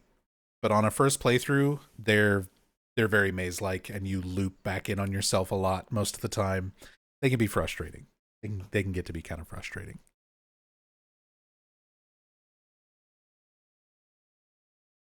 The view's great, isn't it? I've always wanted to see it with you. You're probably all right if you've made it this far, but just to be sure, you're not being followed by anyone, right? This is our own private sanctuary. We don't need anyone else.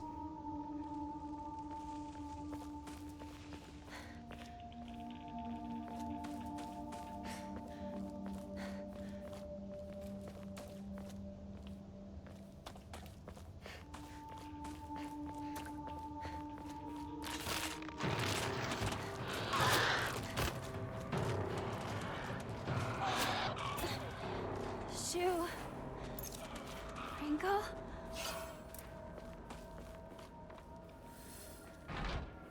Yeah. Oh, interesting that you still hear... Yeah. It still did the thing. So, when you walk up to this, this is normally only open in New Game Plus.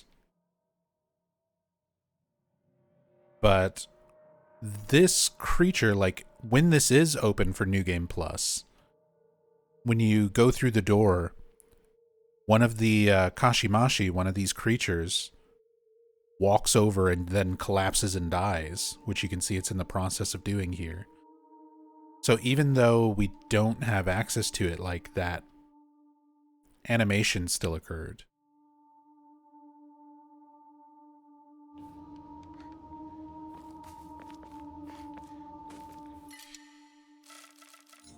So that's kind of neat.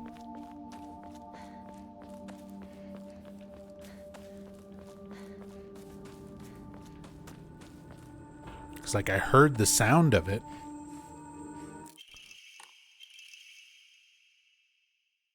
You've come such a long way. You're doing so well. You don't need to worry about your silly old mundane world anymore. We'll break free from all of that here. Welcome to our sanctuary. The others are overjoyed to have you as a new addition. Then all these notes referring to this as like a sanctuary.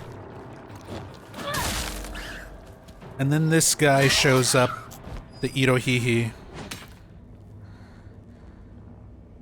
Again, all the implications leading up to this being that there was like a man luring women out to this shack and killing them.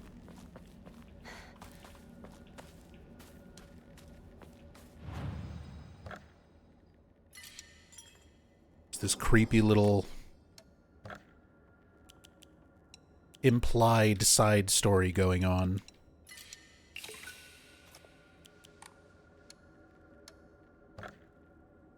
Oh yeah, Omamori slot.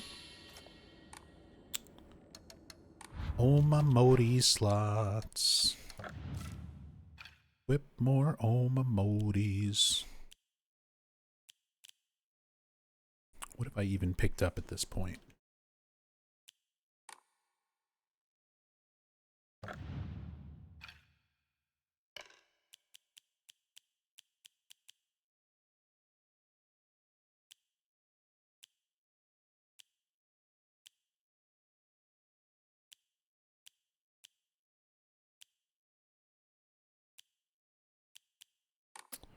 Probably just do our max health and max stamina. Just do some stat increases. It doesn't matter so much on this difficulty.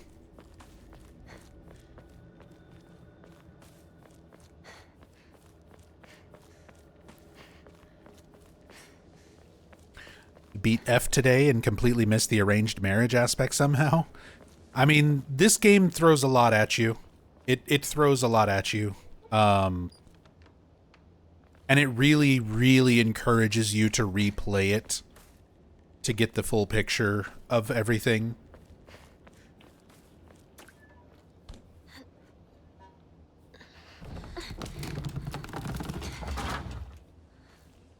Was upset because I read all the lore thoroughly, but I'm just blind somehow. I mean, again, the game throws a lot at you. There's a lot of information. No. Because you've got all the stuff about the gods, all the stuff about the town, all the stuff about the drugs, all the stuff about each of the friends.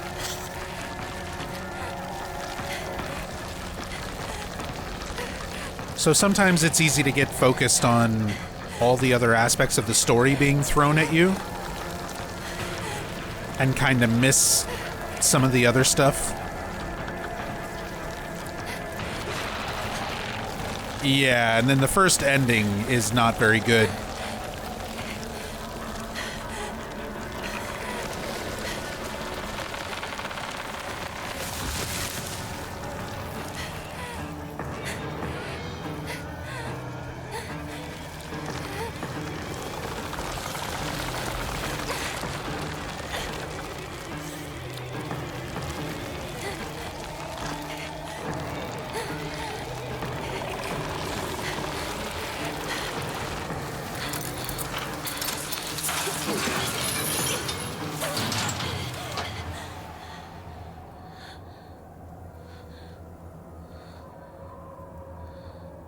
Is it gone? I need a break.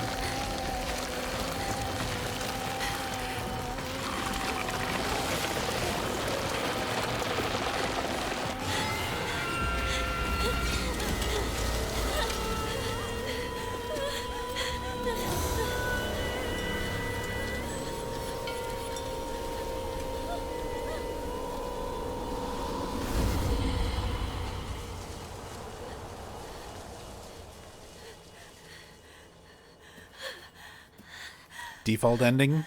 They were like, a bride murdered everyone, and I was like, who's getting married? What? Yeah. I'm thank you for actually sharing that experience with us too, because it's something that I was speculating on as I've done my playthroughs of this game, where I was wondering how a lot of people are going to react to certain aspects of it, especially on a first playthrough, like how much of it you're going to pick up on. And I've definitely seen a lot of people have the same reaction as you, where they don't pick up on the arranged marriage thing, or they pick up on the arranged marriage thing, but they don't realize that it's about Hinako. They think it's about her sister, Junko, because Junko kind of goes through the same thing. It used to do very well. But then, yeah, as Jado Kingu points out, there's also like a cultural barrier there, where if you're not familiar with Japanese culture, you might not recognize the bridal sort of clothing, the big hat, and there's a lot of those aspects.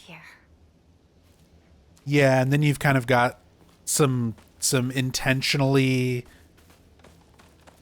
slightly off dialogue, like Rinko talking about Hinako being dead, stuff like that, where it's like, it's not literal, but it's Silent Hill, so with these games, you never really know on a first playthrough, like, you kind of are expecting possibly you being dead, or characters being dead, or, you know. Pretty impressive at one point.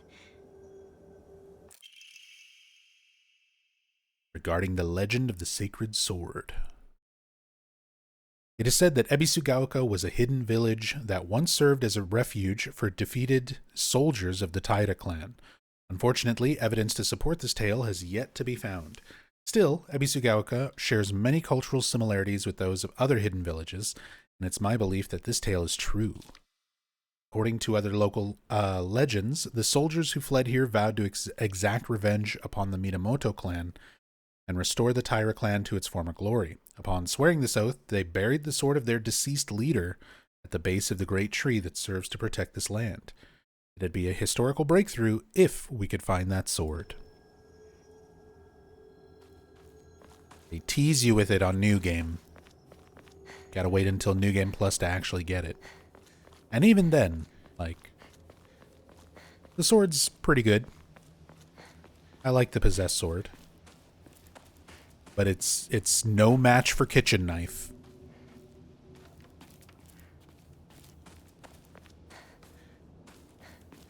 Regular old kitchen knife. Best weapon in this game.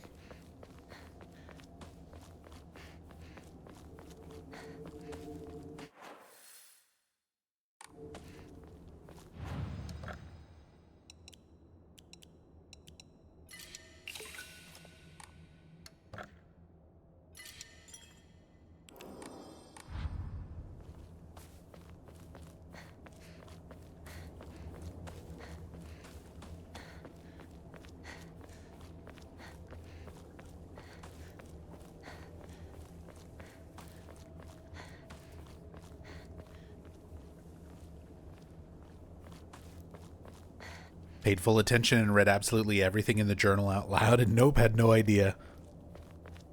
Yeah, there's definitely still some stuff that hints towards it, but they don't emphasize it as much until your follow-up New Game Plus playthroughs. Again, there's definitely a lot of clues there, but if you don't speak Japanese, if you don't know some of the more details of Japanese culture, So it leads here. it can be a little bit harder to put that context and stuff together.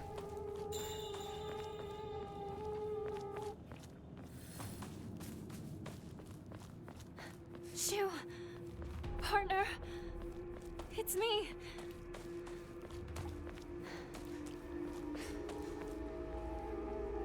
There's our White Claudia. The flower imported to Japan from Silent Hill.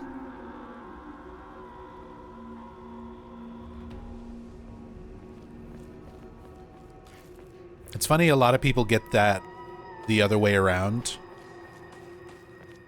when they're playing this game and like looking at the connection of the White Claudia, and they think the White Claudia was here first and then went to Silent Hill, but it's the other way around. You find a note talking about a missionary bringing it to Japan from the West.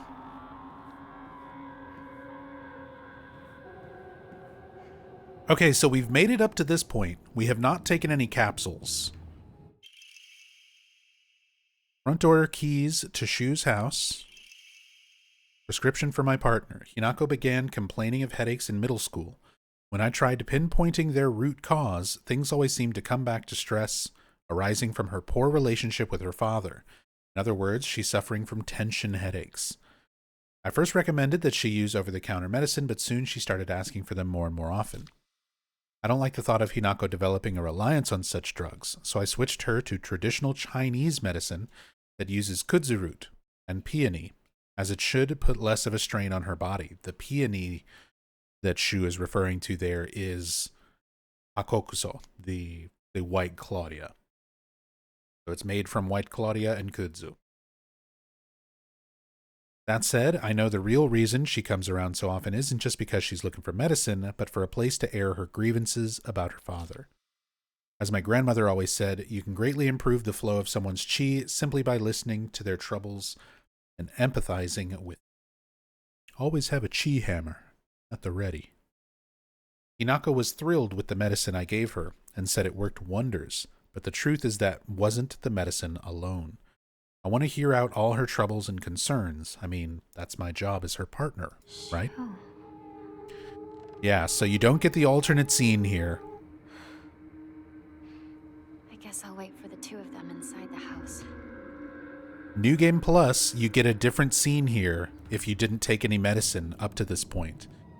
But because we're doing a new game playthrough, even though we haven't taken any of the pills, we still get the regular note sort of describing Shu's motivations somewhat behind giving Hinako the drug.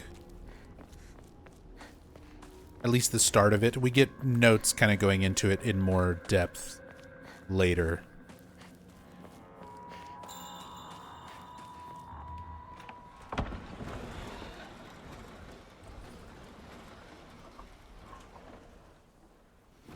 Shu, Rinko.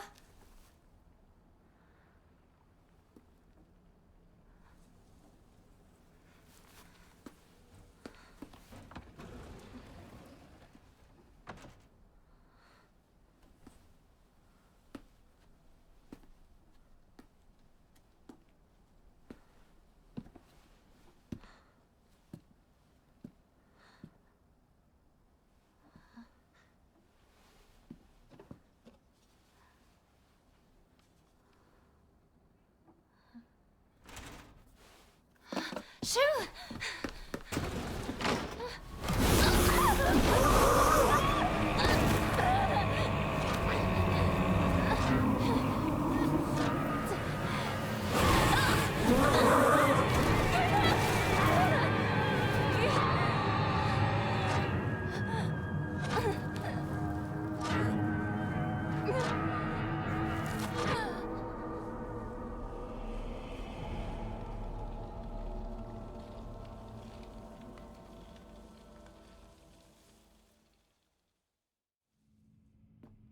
I will never not be amused by the comedy flat side angle of Hinako getting grabbed by the giant fox arm and yanked out of the house. The head is one of great pain and suffering.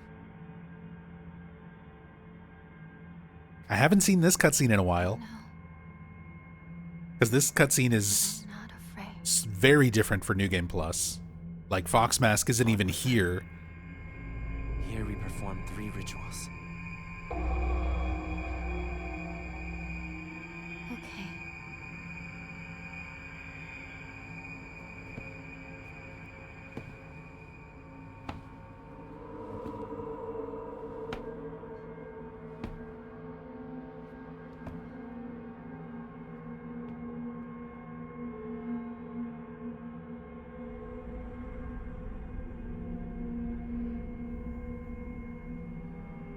I may not see you here.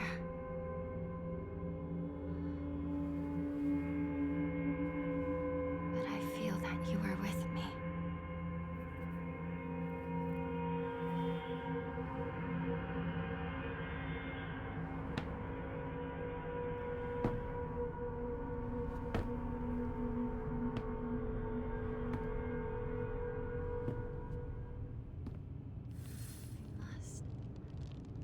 Be the perfect. Let us go. Nope. Hinako. Yes. Yes.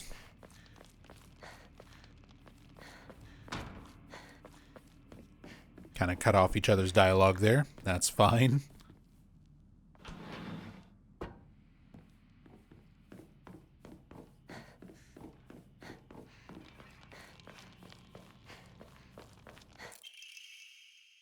Solemn letter. Halt the spread of corruption from the mortal world on thy hand, and cleanse it to a silver and noble sheen. Rejoice, Hinako, and be welcome.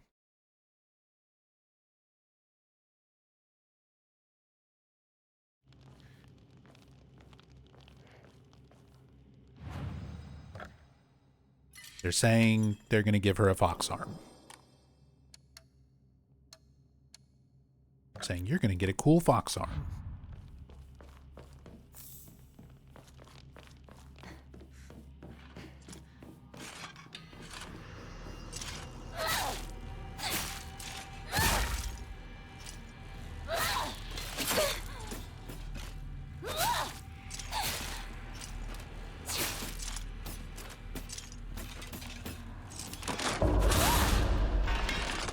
Is it dead?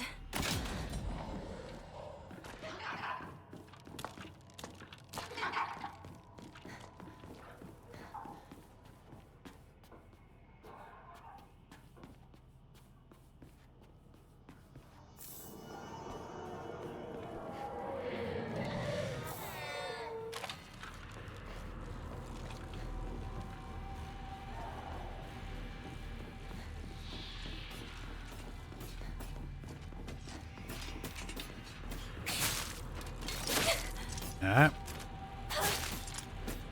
Do thing. Let me counter. Do the move.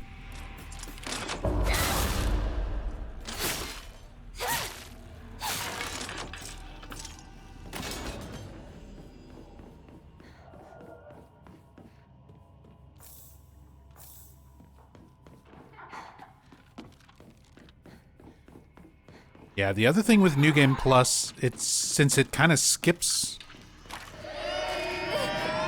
all the ritual stuff here.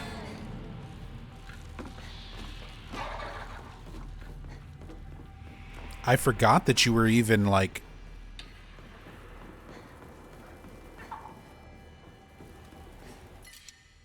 dealing with this the first time around. We have arrived, Hinako. Yes. I'm coming.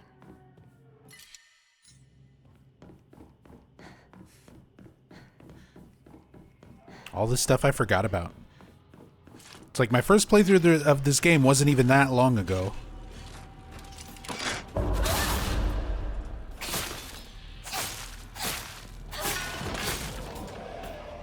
It's been like 2 months.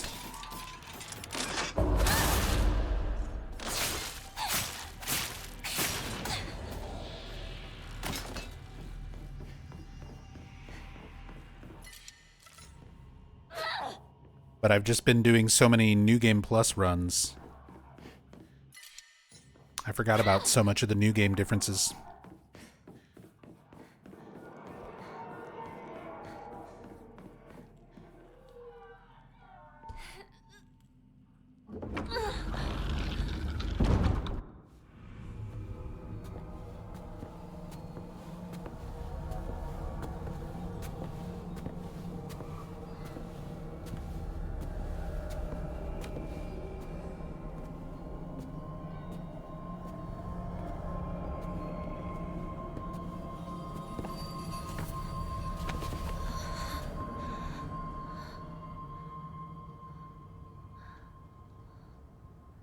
Play so many games, 2 months can be centuries when it comes to memory. I mean, the last 2 months I've basically only been playing this game. It's just that I've been doing New Game Plus playthroughs, getting all the endings, doing a cam hack playthrough. Right here, by your side. This is only my second time doing a regular, like, New Game playthrough. Oh... my frame rate.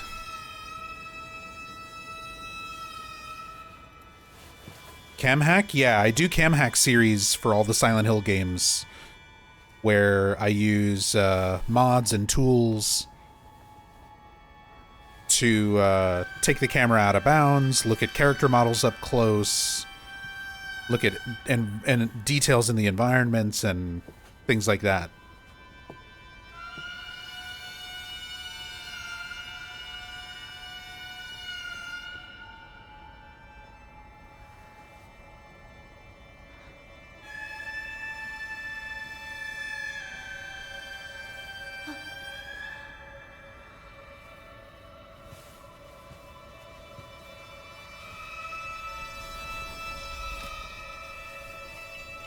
Yeah, it's a fox arm, but it's funny. Most people just call it a wolf arm. It looks more wolf-like than fox-like.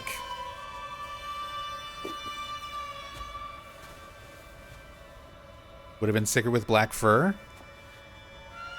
I mean, I don't know. I don't want to spoil things if you've only done your one playthrough of this game.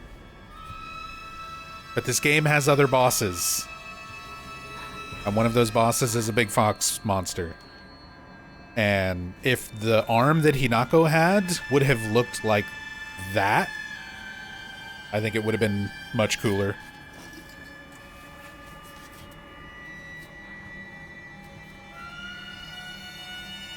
I still don't feel like it's appropriate for Silent Hill. It's one of the very tonally dissonant things when it comes to this game. Like the crazy action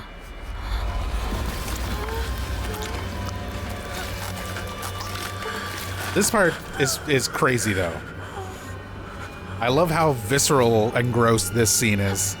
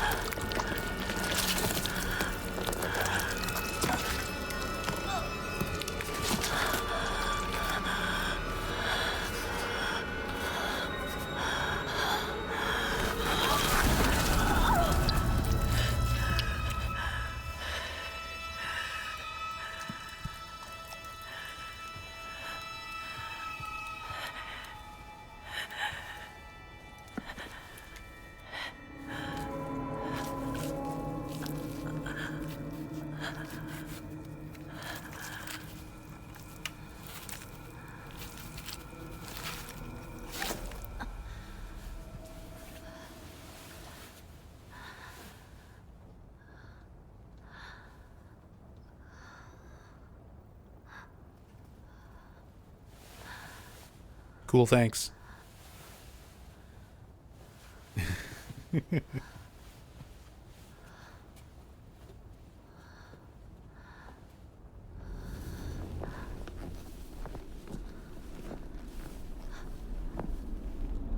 proud of you, Hinako. Thank you.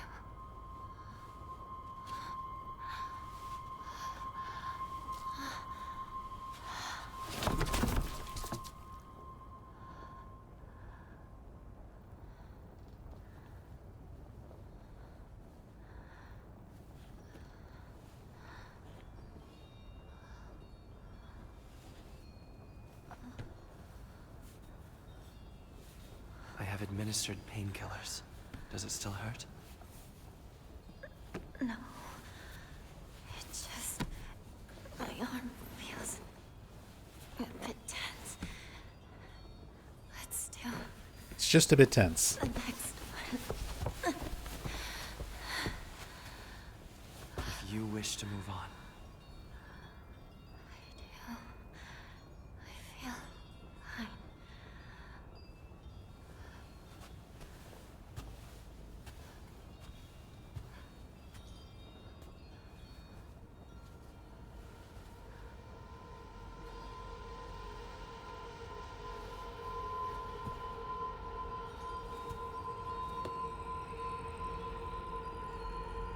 Frame rate, please. It's a beautiful arm.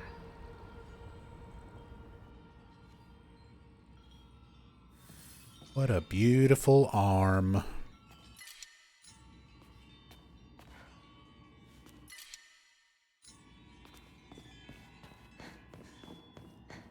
Hinako, you've done well.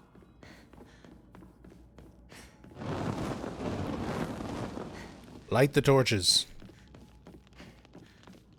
Hinako is here. Not gonna lie, wasn't a big fan of the arm arc. Neither was I. I understand metaphorically, symbolically, what all of the rituals are supposed to represent. Hinako going through marriage, an arranged marriage, where it's like she's giving up aspects of herself to become somebody different. Like, in a lot of ways, that's just how she perceives marriage, is like, you have to give up your childhood friends, you have to give up all of these aspects of your own identity, you're becoming part of this other family. So she's taking on aspects of that family. The family just happens to be foxes. So she takes on fox-like parts of that to sort of metaphorically represent that aspect. So like, I understand what all of that represents, but it is wild the first time I was playing this game how much they build up the first half of the game up to this point being pretty close to like a traditional Silent Hill game, a little more action oriented, but still like very much kind of in the vein of a traditional Silent Hill game. Especially after the school and everything like that. which are huge Silent Hill vibes in terms of like the location, the enemies, the puzzles, the way everything is presented. And then here it's like, here's your fox arm and your devil trigger ability and like all of this shit. If this had been like a little segment just to sort of showcase the symbolism behind it, I don't think I would have minded it so much. But the fact that this is like, here is the mechanic that you are going to have to use for the rest of the game now. Like, every time you go to the Dark Shrine now, this is what you're going to have to deal with, is the crazy fox action mechanic. And the fact that there was so much forced combat around it. They removed a little bit of that in a recent update. They patched this game last month where they removed some of the forced combat and kind of readjusted some things. But still, it's kind of goofy looking. It's a big monster arm, and it just clashes with so much more of the like tone of not just a Silent Hill game in general, but the tone that this game already worked so hard to build up in the first half.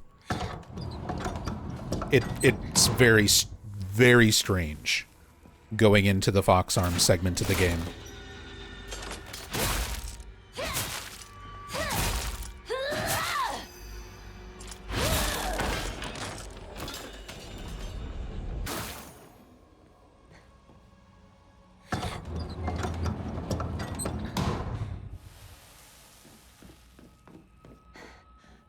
That's why I thought maybe even just making it black might have looked less clunky, but still awkward. I mean, you could have, if you're gonna lean into it and just try to make it look cool, I think it could have looked better. It would still feel out of place, though. Personally, it would still feel out of place to me.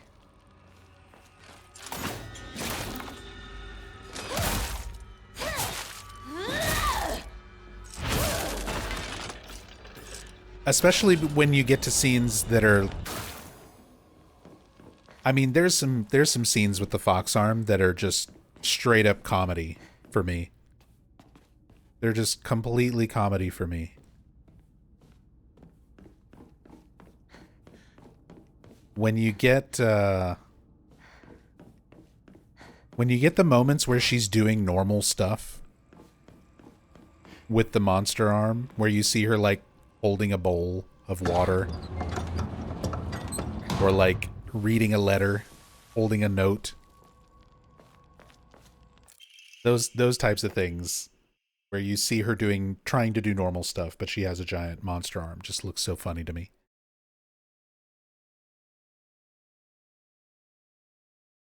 Thy lovely silver arm grows strong, thy figure no longer mortal but divine. Unto thy limb has the power of purification been bestowed. Grace us now with thy newfound strength. The monsters you kill with your fancy arms stay dead.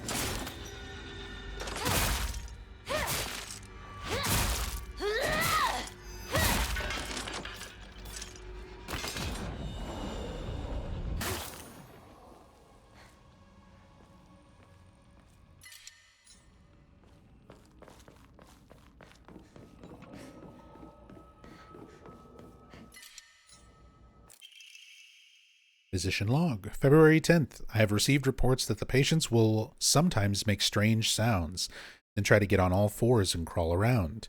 Housemaids who served the family for many years whisper among themselves, speaking of so-called fox possession. I have scolded them for spreading such, unscientific, superstitious rumors. Today I was ordered to keep silent about this matter by the head of the house. The family has denied my request to transport them to a hospital. Wonder if it's out of fear that talk of the supernatural will tarnish the family's reputation. However, I do not expect the patient's conditions to improve with in-home treatment alone.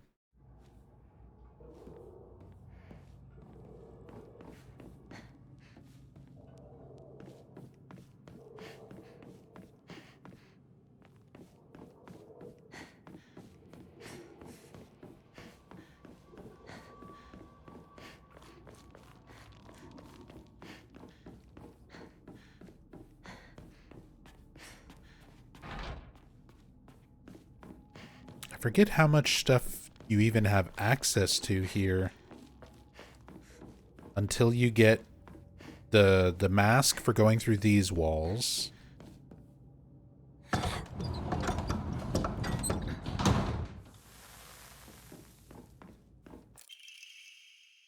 However, the child she carried was unmistakably a descendant of the Tsunekis, and their blood lies in wait for tragedy to strike. It's only a matter of time before that child exacts their revenge. I believe that the next time there is turmoil within the Tsuneki family, that child will make their move. Talking about Kotoyuki. Omamori Crow.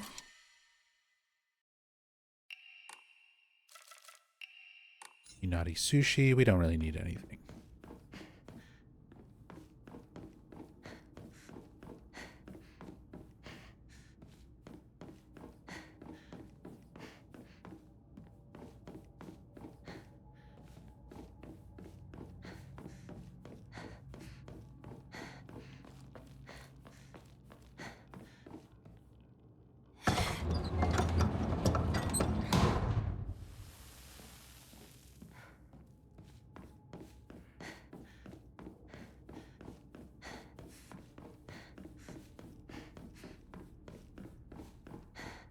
Silent Hill 4 is the silly, goofiest in the entire franchise. It's fun bad for you.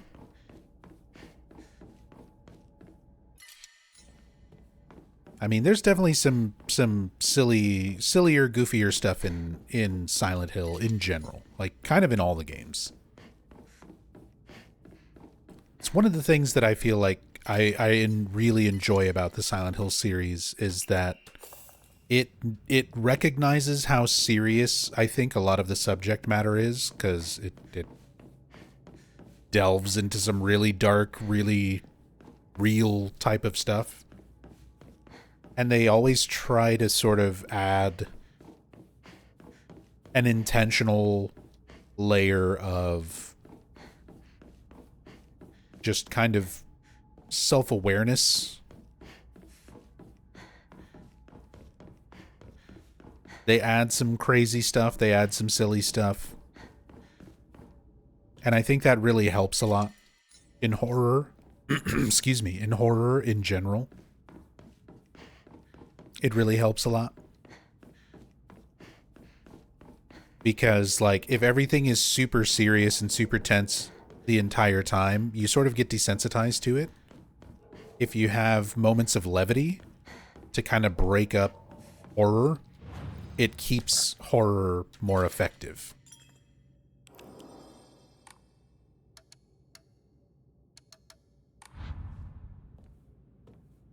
But how much of that silliness from the games kind of depends, kind of changes from game to game.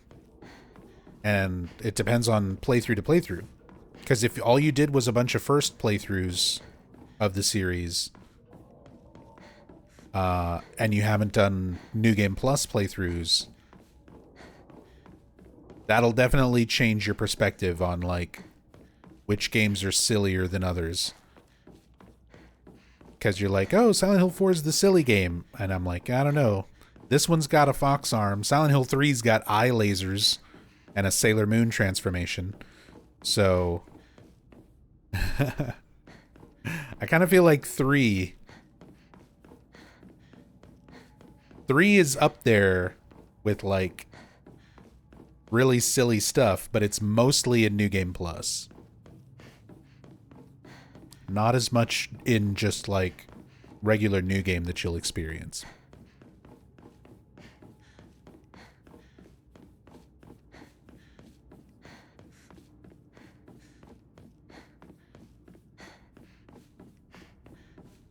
Okay, this was the first ritual site. Walk past this.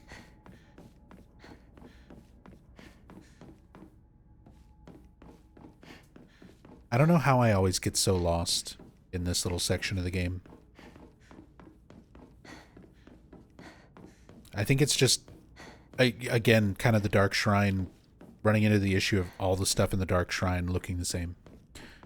But every playthrough, I always kind of get to this section, and I'm looking for specific rooms and doors.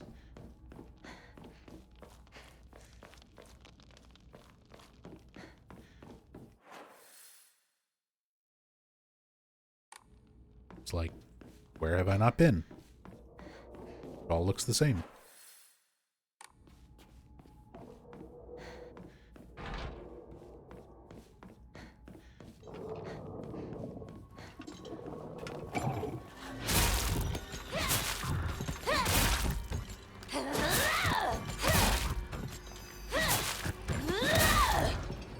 Die.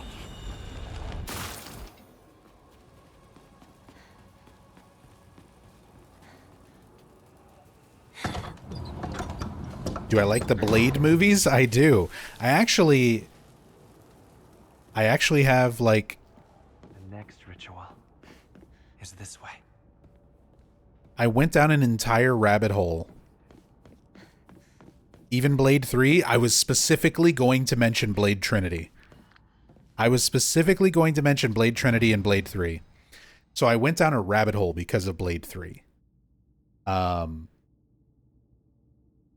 So I'm obsessed with Silent Hill, and my brain is just wired to like notice things from Silent Hill, even when I'm looking at other things. So in Blade Trinity, there's a scene where you see some of the vampires walking through, I think it's like a police station or something. They're walking through like a lobby area, and there's vending machines behind them. And one of the vending machines is the cold drinks vending machine that is in Silent Hill 3. Hang on, I might have reference images from when I went down this fucking rabbit hole and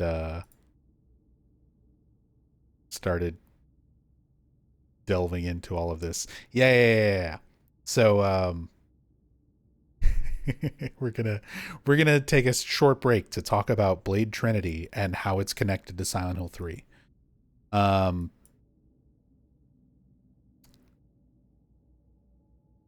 Here is a screenshot from Blade Trinity.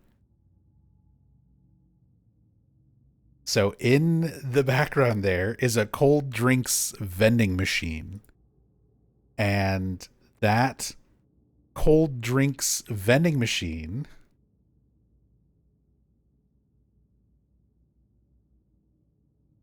is in Silent Hill 3 in the Hilltop Center.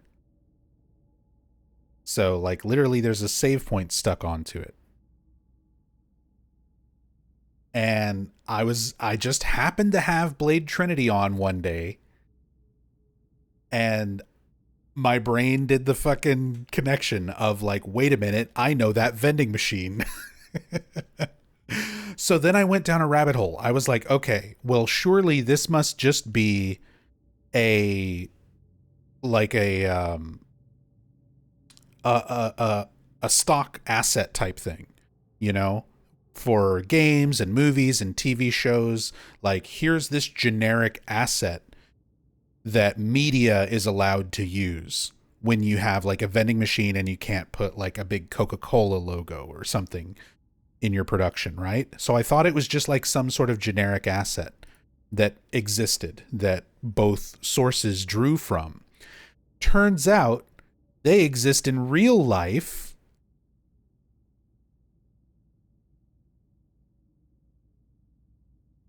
Here's real ones.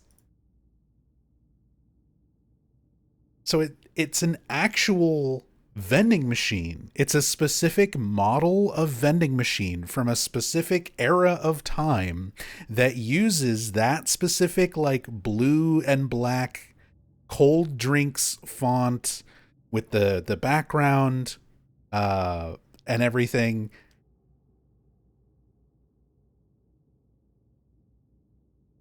And just like lazy graphic designers. Yeah, exactly, Terry Red. The Dixie Narco 501E. You looked it up, but I'm telling you, I went down this rabbit hole, Terry.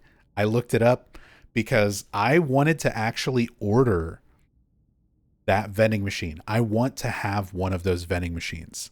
If I get to a point where I have my bills paid, I catch up on all my medical debt, and I have excess income, the first thing I'm going to buy is a vending machine, a cold drinks vintage vending machine. So I can tape a Halo of the Sun to it and have my my save point. So then this is the rabbit hole that I went down. This was like last year before something, where I stumbled across all of this. I started looking for those vending machines. Turns out they're actually kind of hard to get because they are vintage vending machines. There's more modern versions of it, but it's not quite the same design, and they sort of changed up the font, and it just doesn't give the same vibe. But what you can still get are replacement parts for those vending machines, meaning you can just get the like front panel with the lights. So you can just get the cold drinks front panel with lights behind it without the rest of the machine. And I was like, man, that would be such an interesting merch thing to have the cold drinks light up sign with a Halo of the Sun taped to it, like Silent Hill 3 shows. Like, what a cool thing to, like, if I can't get a full vending machine, maybe just getting the light up panel and sticking it up, mounting it on my wall, just to have a little Silent Hill 3 save point on it. Anyway, all of this to say, yes, I like the Blade movies. I like the Blade movies, and Blade Trinity made me go down a multi-hour rabbit hole last year about vending machines. That's the moral of the story.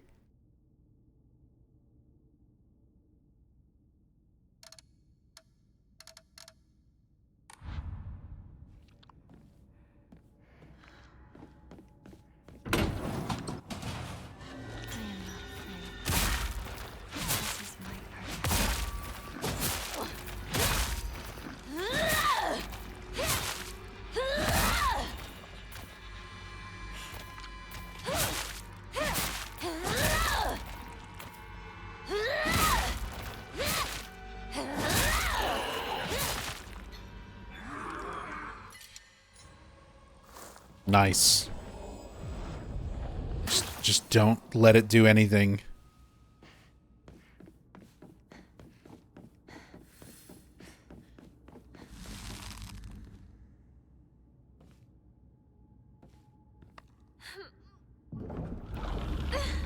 What can you do with the faith points?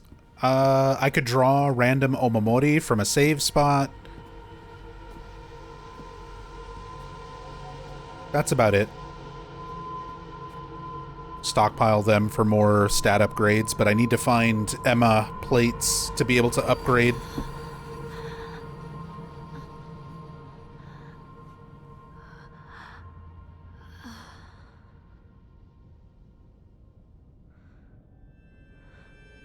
I know it says random, but I think it's in an order. It's in a set order.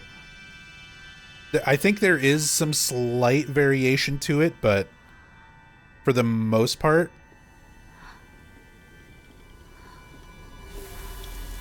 the drawn Omamoris are not like super random. Oh, my frame rate's dying again.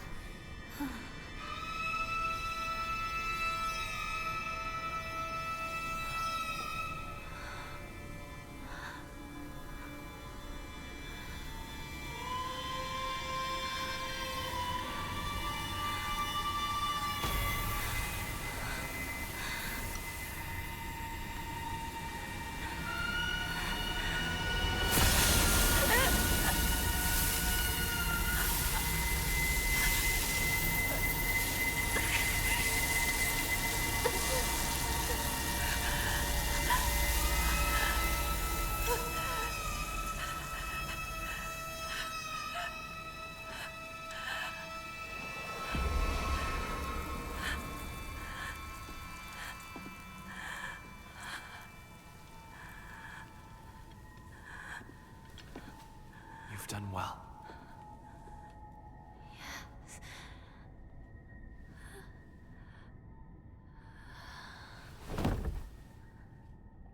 Good night.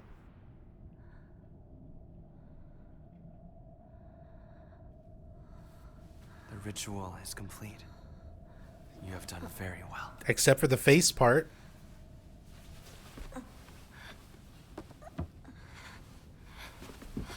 Still gotta do something about that face. The next ritual shall be the last. It's not foxy enough.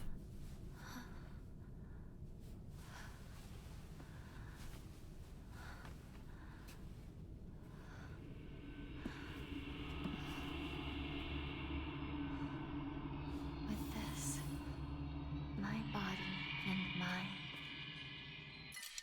to you. For some reason, had this assumption this game wouldn't be as violent as the older ones, but it's brutal. Dude, this game is like... This way. When it actually is aiming to do something gory and visceral, like, it's... They don't really hold back on it.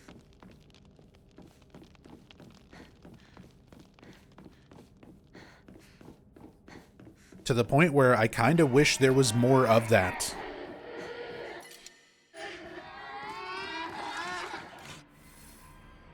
Bestial form.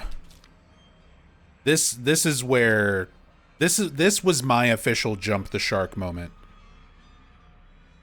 Having the fox arm in general was already such a goofy concept, and then the fact that this gets introduced, like, but wait, there's more.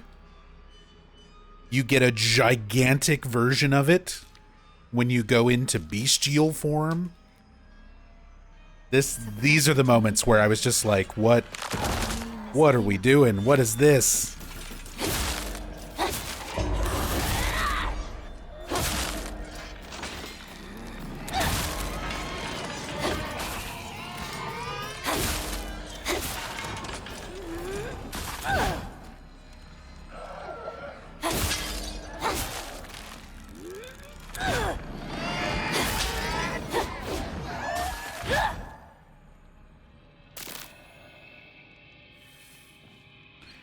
Hinako's voice actress freaked out exponentially more than Hinako did in-game upon seeing the final product.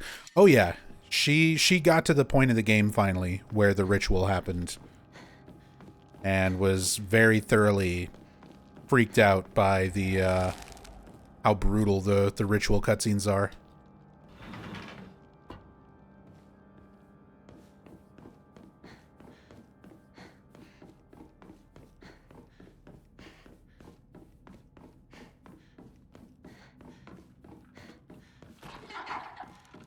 Ooh, I need to grab my inventory bag. I don't think there's anything else I can do up here, because I can't go through that until later. But I can get my dirty drawstring bag.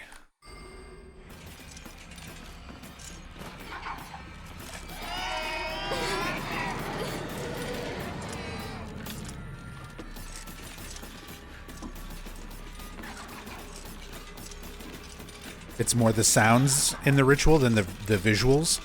True. Like, the visuals, they're obscured. The camera doesn't just show really blatantly directly, like, what's going on.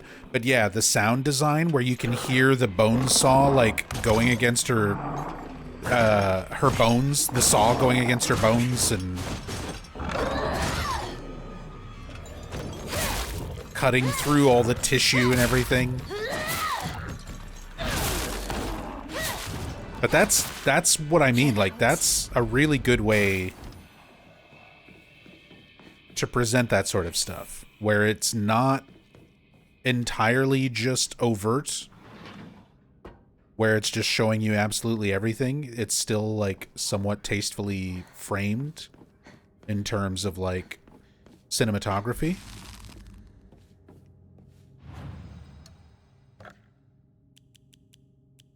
But it still leaves an impact. And yeah, the sound design definitely gives it a lot of help.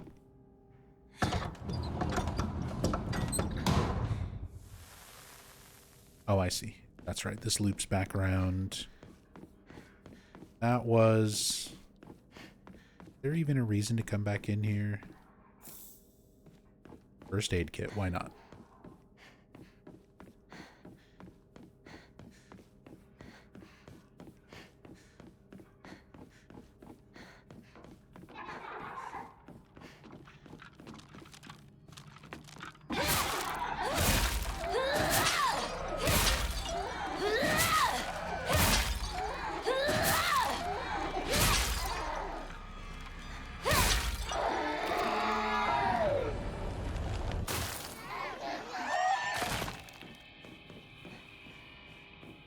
still remember the scene in the teaser trailer with the girl on the boat whose face peeled off, which never really came up in the final game. No, it didn't. And I think the devs have actually talked about that, where, I mean, and this is the case for lots of games. They basically didn't have the full, like, you don't have the full concept and scope of the game at that point. They know they're going to be making something, and they have, like, a general idea of, like, the themes of flowers and stuff like that. So they make a trailer around that. But then, as they develop the game, it's, you know, those ideas and concepts and visuals and everything change. Yeah, like the core concepts are there. The idea of, like, the flowers and, you know, the girl with her face coming off. Still having those ideas, those concepts be part of it, but it just didn't fit into their final vision of the game once it got more into development.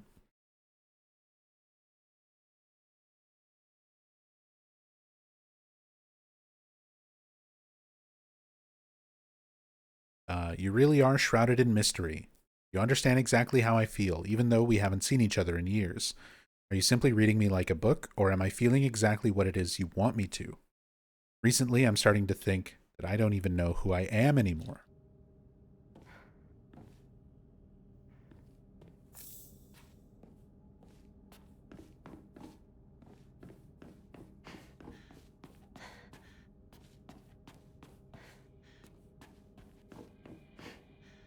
Stuff like that, I'm still not sure of the context. Where it's like a woman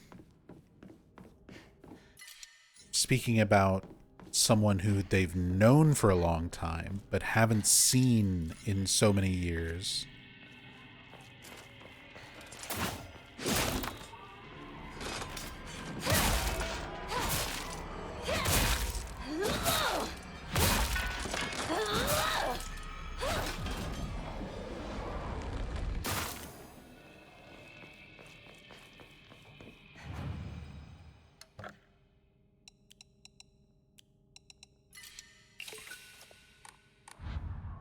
Hinako writing to Kotoyuki after they got together for the arranged marriage initially. I mean,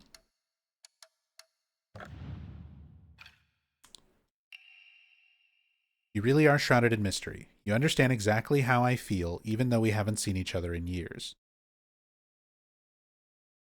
Or am I feeling exactly what it is you want me to? Recently, I'm starting to think even I don't know who I am anymore. Like, Hinako to Kotoyuki would make the most sense, obviously, with the theme of the game and everything. But it's like she didn't even really know him. They met on that playground that we see the flashback to, right? Where they're like 7, 6, whatever, children. And Kotoyuki gets bit by the fox, and Hinako, you know, checks on him. The adults show up, they scare the fox away, but then, like, Kotoyuki is not there.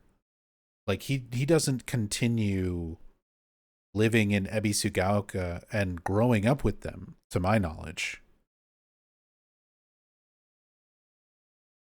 But we do see, like, writing about Kotoyuki and his mother in the middle school, in Ebisugaoka Middle School.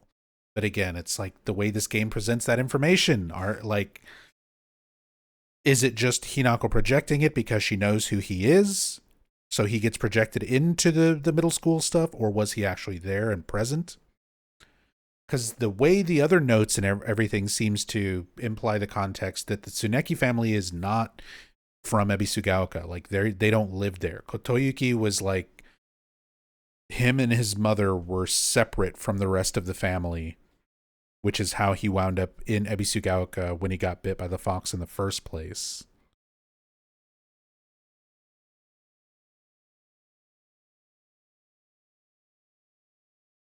So I don't know.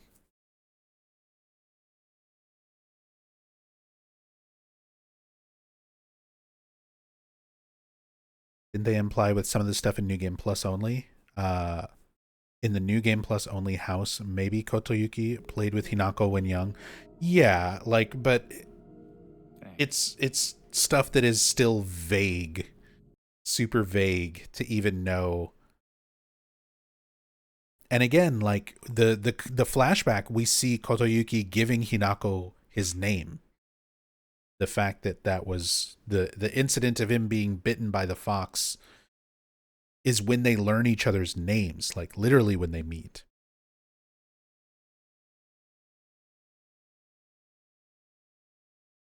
But yeah. Oleander, thank you so much for gifting a sub to Kabi-sama. Thank you very, very much. Really appreciate that.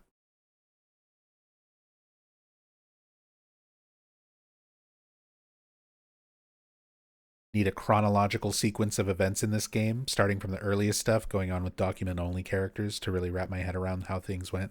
I'm still in the process of kind of sorting all that information myself, Kabi-sama, even after all these playthroughs, and I've been making videos and taking notes, and yeah, I still need to do that myself. I need to go through all the information and sort of categorize it.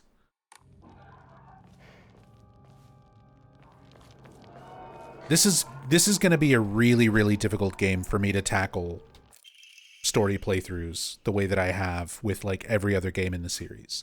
Because every other game in the Silent Hill series, I can play through it on a single playthrough and talk about everything that encompasses the story.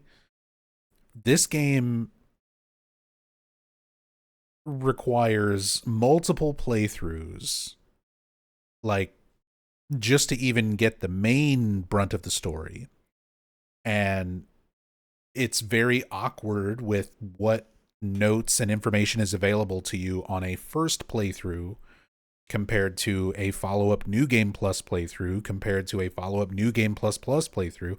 Like, it's just so much scattered information that even when you're doing all of those playthroughs, you've got to piece together your timeline of events. So it's just awkward. And like I said, it's a lot to try and cover for like a story playthrough, just because it takes multiple playthroughs in general.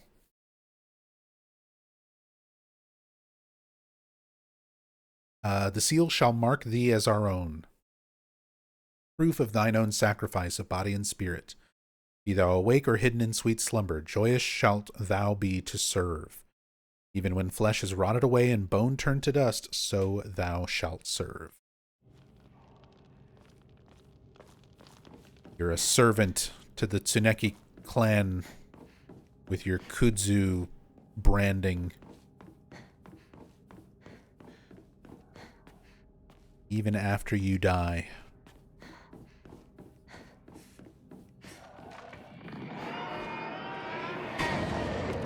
Oh, right. Now I can open these doors.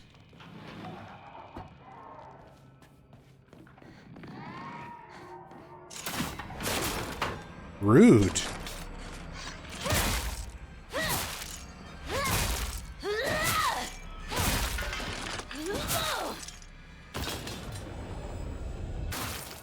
Wonder how the novel is?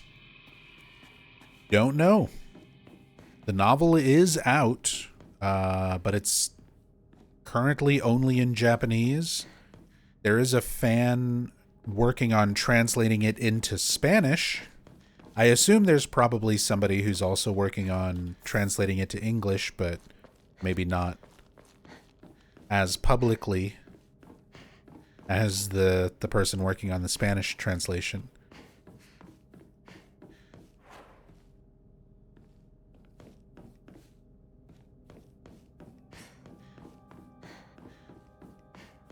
Yeah, enemy damage is like super negligible on casual difficulty.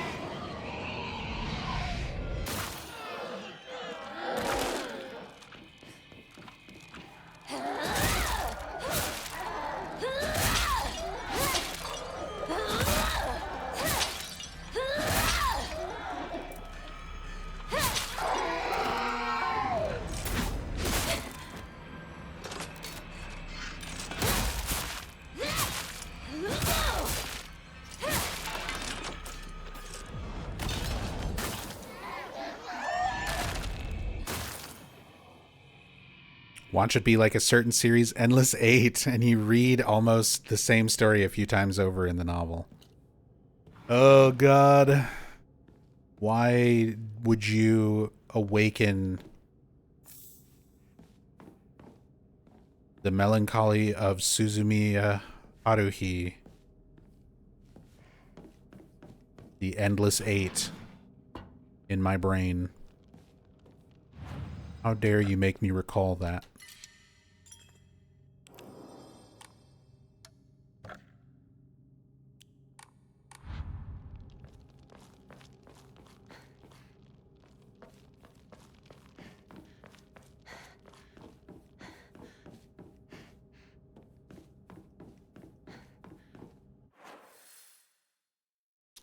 Okay, so now to find the final ritual chamber.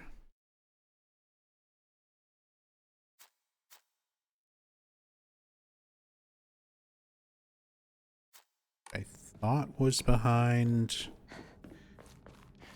I mean, it is going to be behind one of the doors with the brand on it.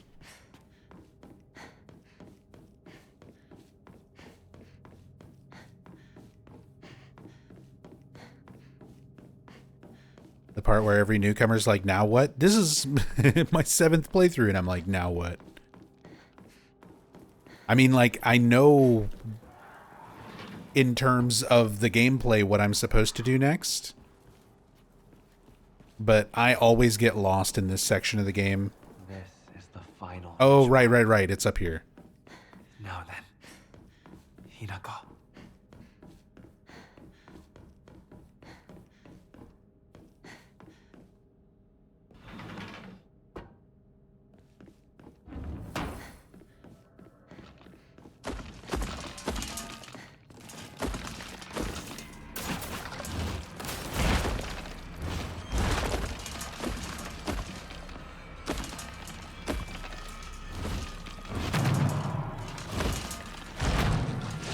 He's drumming his chungus.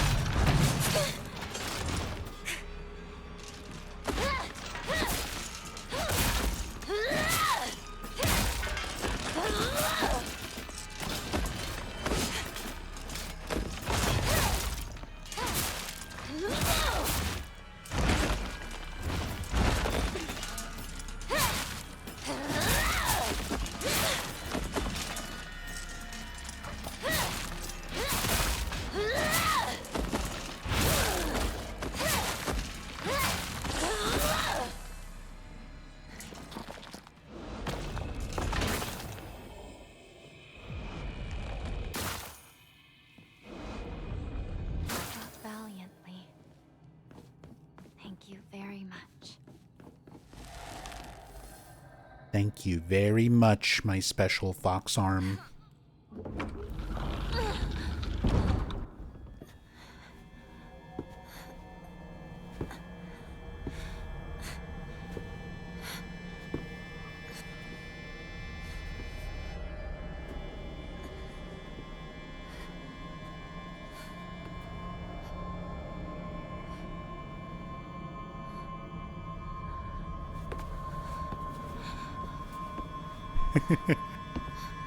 Scenes like this where he's like gently holding the fox arm. Scenes that would otherwise look somewhat normal except for the fox arm. Those are the ones that are funniest to me. This one, where she's holding the bowl of water, where she's holding the letter at the ending of the 4th ending. The last little part of that. All the shots where she's doing something kind of normal. Except there's a big goofy fox arm in the shot.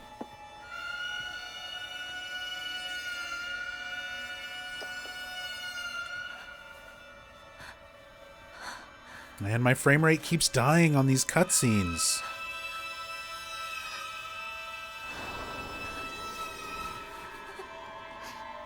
I'm just so frustrated with how good this game used to run.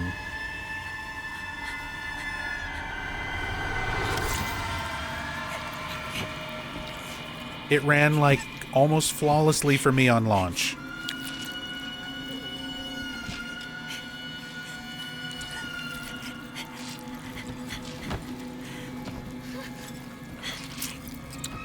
Ugh. See again here, the sound design is doing so much of the carrying. Because you still get these shots with like the blood spraying out onto the Fox Miko. Like, it's still very brutal.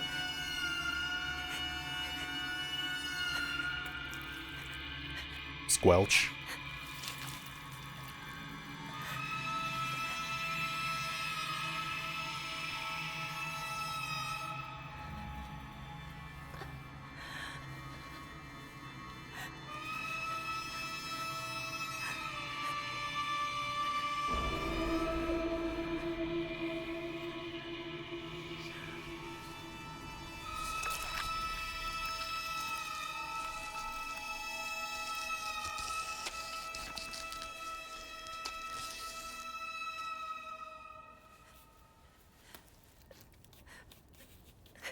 Also, the sound effects there make it sound like they're just taping it on.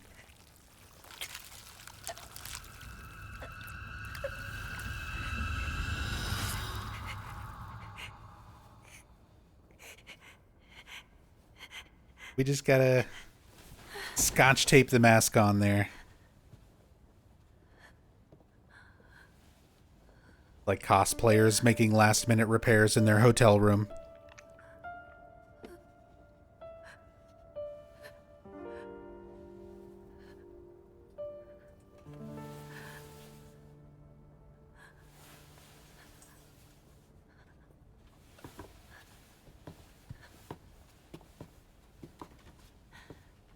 You have endured incredible agony.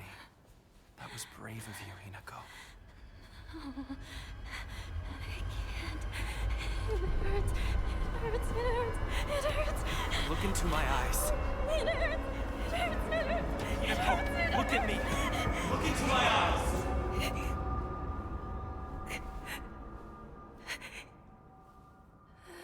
Had to speak with his There.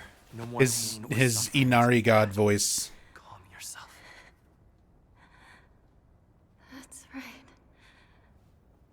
No more pain or suffering to be had. I will calm myself. Listen to the Echo Man. I mean, it's the voice effect when he casts off Sakuko, That's my Hinako. which I assume, based on the later endings, is supposed to be like Inari-sama assuming direct control. Let's go. Yes. Let's go. It's when he's being puppeted more directly than other times.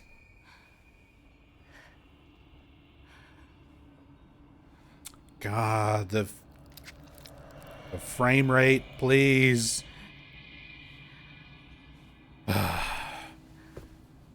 This game ran so good for me on launch. And then since the update, even on low graphic settings, it runs like poop. It makes me so sad. Been reborn. One of my favorite parts of this game was how well it ran.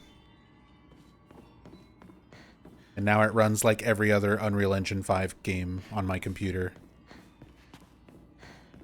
My drivers are updated. Maybe I just need a new GPU. I'm still rocking a 3060 Ti. It's just... You have braved so much. Come. The others await us.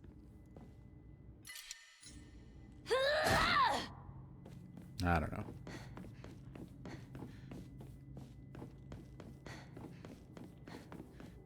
As said, it's just frustrating. It's frustrating to have something work and then nothing changes except for the game being updated. Which that update didn't even address, like, optimization or anything in the patch notes.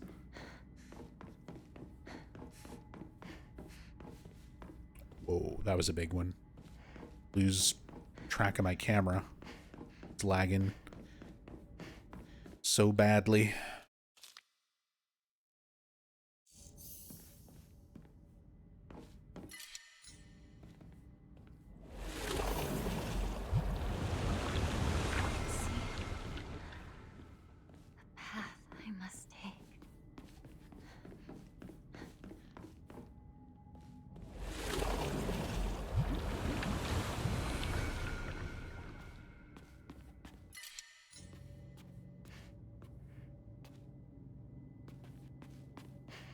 Now, there's different stuff in that room in New Game Plus, I think.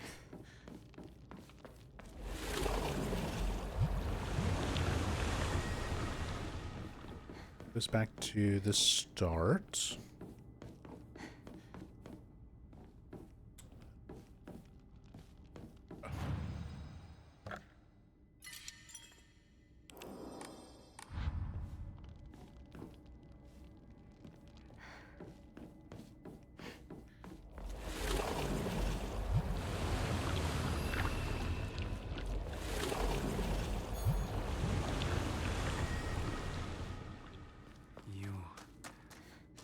Breathtaking. Hinako. No, you're breathtaking.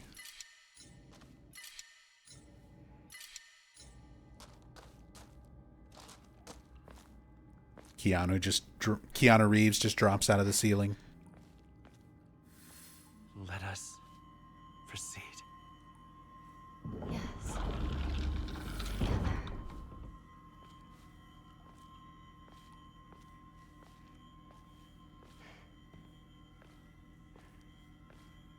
Behold, the others are celebrating us.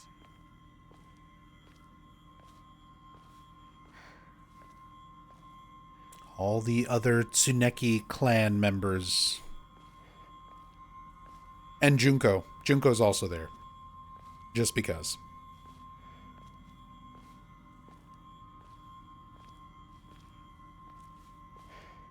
There she is.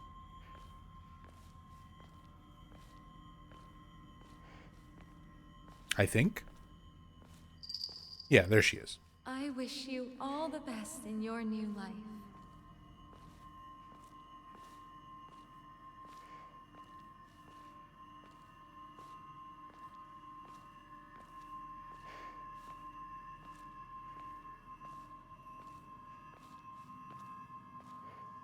What's up, Agent 501? Been lurking all day finishing your Lego build? Building a Lego set. The Enterprise D? Oh, that's awesome.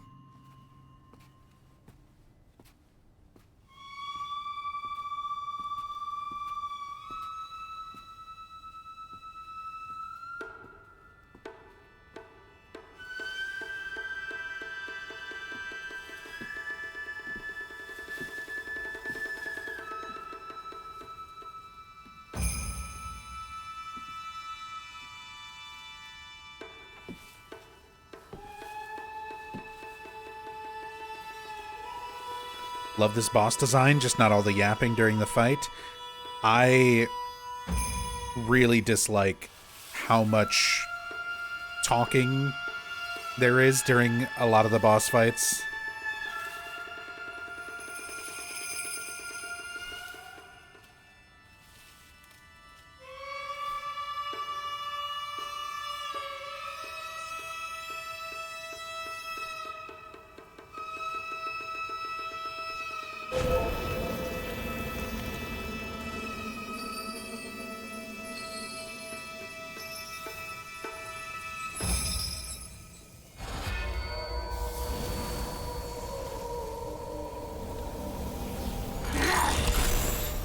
Today is such a happy, perfect day. So happy. Rinko? Because today, Hinako will die and be gone for life! Rinko! I'll die. I'll be gone for good. Just like you want me to. I swear.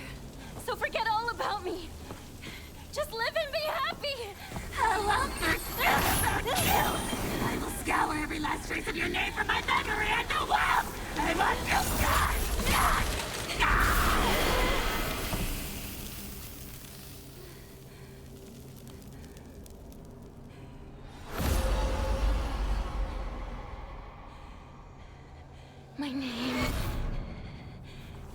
My name is...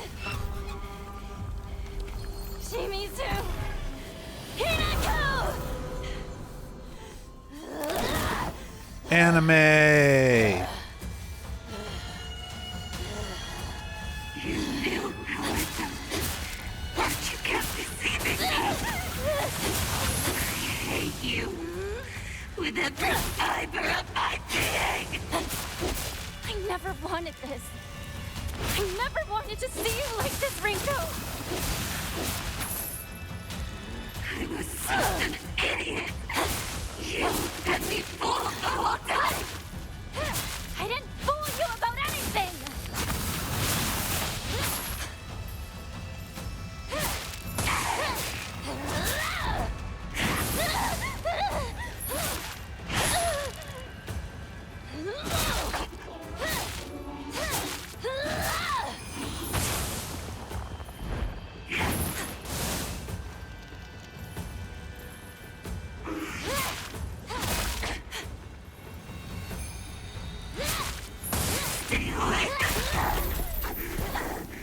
Oh wow, she has like no health on casual. I never wanted to see you like She has like no health on casual. But I'm very happy. She also barely did any moves. I'm noticing Finally got to tell each Sakuko was kind of the same way. how we truly feel.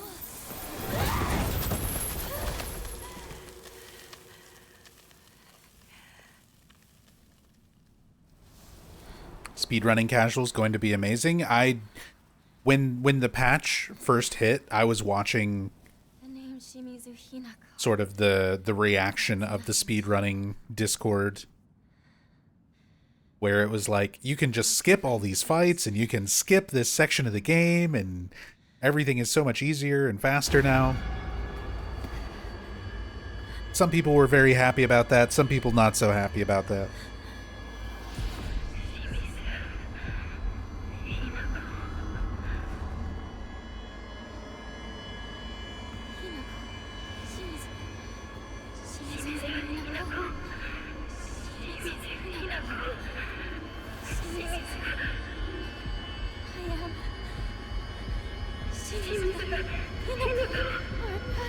What's wrong? You are Hinako, of course! Am I? You are Hinako! Yes. I am Shimizu Hinako. Or not. I am Hinako. Exactly. You are my Hinako. That's not helping.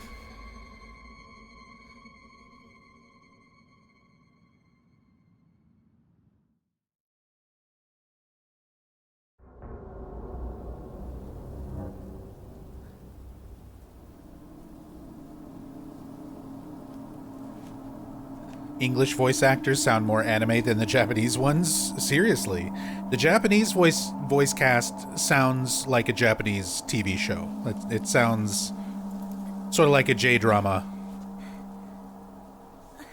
The way the performances are done. The English VA straight up sounds like an anime dub. And I mean, which makes sense, because most of them are anime voice actors. Or work on similar games, anime-themed games.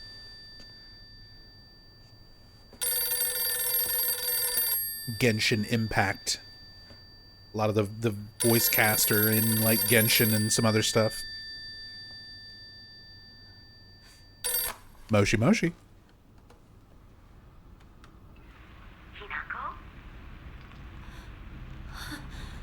Mom? Please come home. Dinner's ready for you.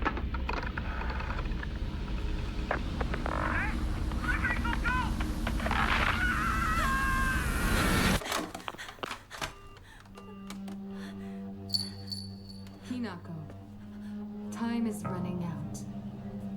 How much longer will you stay here? Junko? It's nice to see you, Hinako. Something doesn't feel right. You don't seem like your usual self. I feel the same. Yeah, what gives that away? The Hinako Is it the I zombie was skin? still just a little girl. Is it the stitched on neck? As you are now, You're the one who seems like someone else. Is it the Kappa mask? The fact that you're alive means you've made it here, yet you're still lost all the same. It's the muffled Bane voice. I've already told you countless times. This will be the last time I repeat myself. You must decide your future. It doesn't matter what anyone else says. The decision is yours, and yours alone. You must decide your future, Hinako. It will be very painful. You can't think about it forever. You're running out of time to choose. And if you were anyone else, your time would have run out long ago. Junko!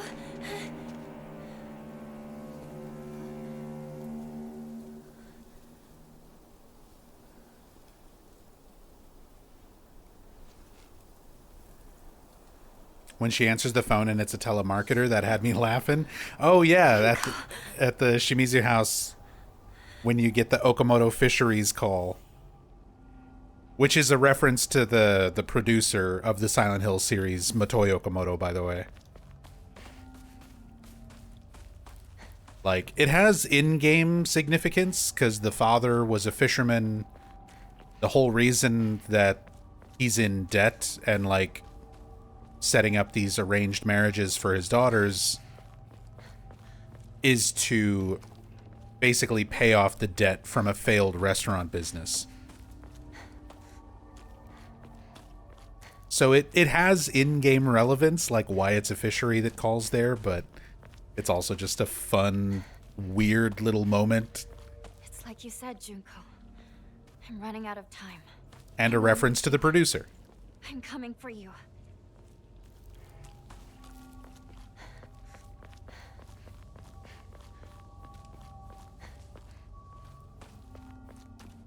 That's not it.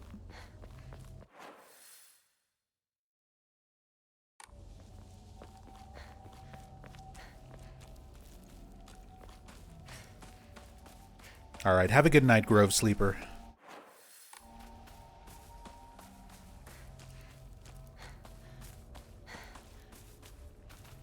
Time to live up to your name.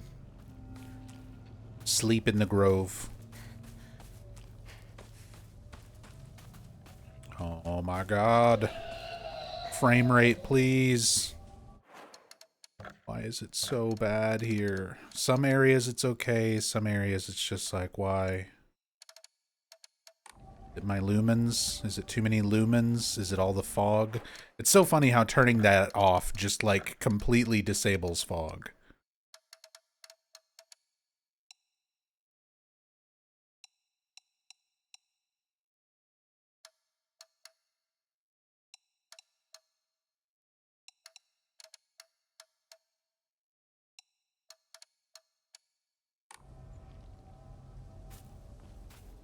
Uh-oh. Uh-oh. Did I break it?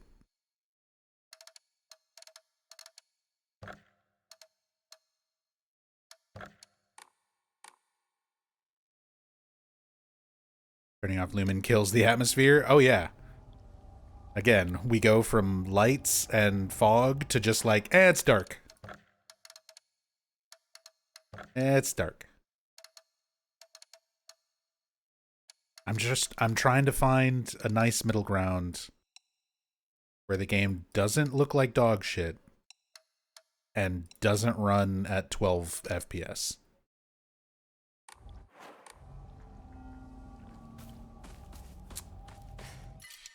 I know I sound like a broken record complaining about that, but dude, it's so frustrating. This game ran so good for me on launch.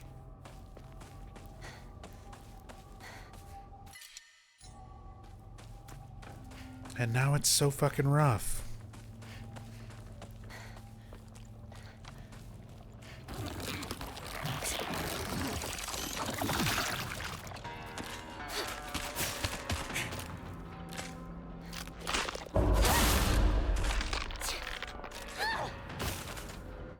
try turning off VSync.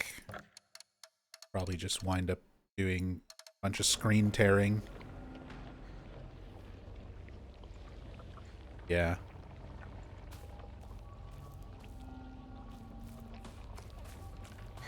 I don't know how bad that goes through OBS. I guess OBS might correct that, but now my frame rate's bad and there's and there's screen tearing as well. Just no winning.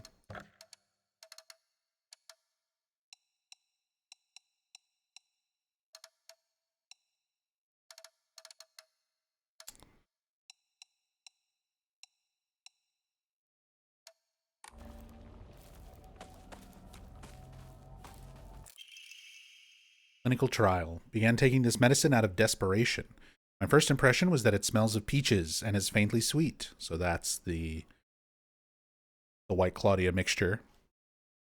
After taking it before bed for the past 3 nights, I had my first lucid dream. For the whole night, I was able to organize my thoughts in a pleasant darkness. Was this what the tales meant when they said the drug allows you to speak with your inner self? I've heard that taking vitamin B6 makes it easier to remember dreams. However, I'm sure its effectiveness depends on factors like dosage and body composition. At any rate, this has been a letdown so far. So this sounds like Shu. Because we know that Shu was also like using the drug, which is why he thought Hinako would benefit from using it. But then the problems started to occur because Hinako was taking so much of it. Again? Stop trying to manipulate me.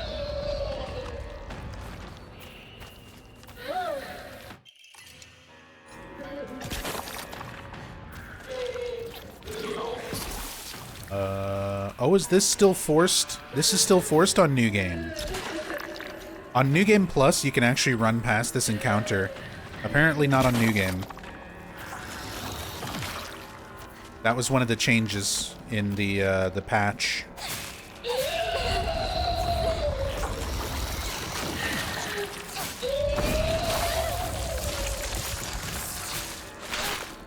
I'm in pain because you choose to be. I'm moving forward.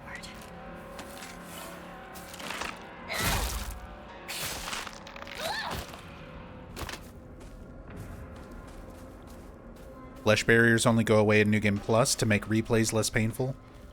I mean, that makes sense, but I kind of thought some of the forced encounters would also be removed from New Game. But hey, now we know. That's why we're testing stuff out. Playing the new difficulty, playing post-patch,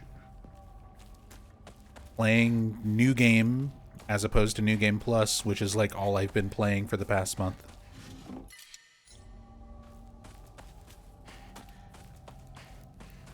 Trying to figure this stuff out.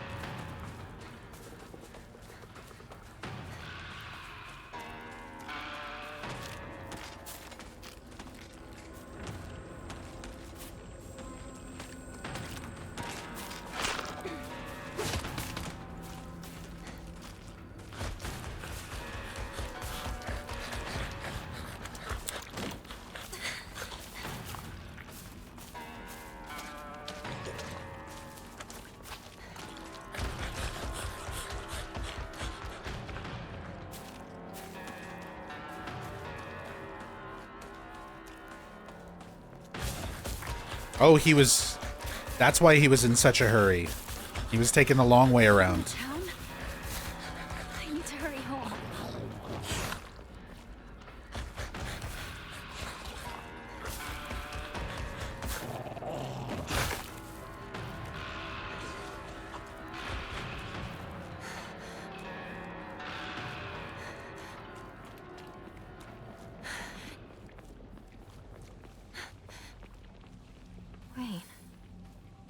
place is still untouched? Flowers everywhere except for the flashback park. Blood! He's bleeding! And his face is made of bugs. I just want to look at the fox because the fox is cute.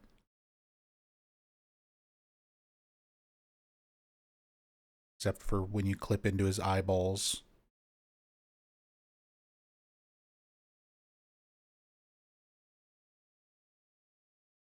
Somebody!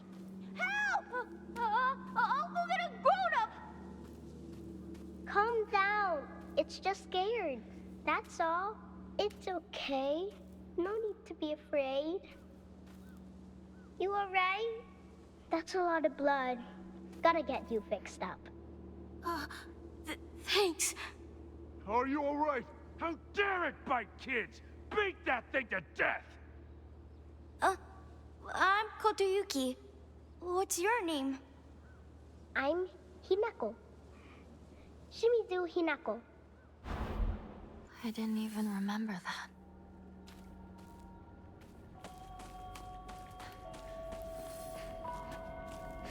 Adults are worse. They're just like, kill it. But we have to set up that people are killing foxes.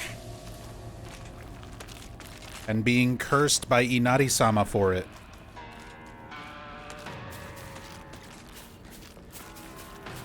Town. It's nothing but a hive of monsters now.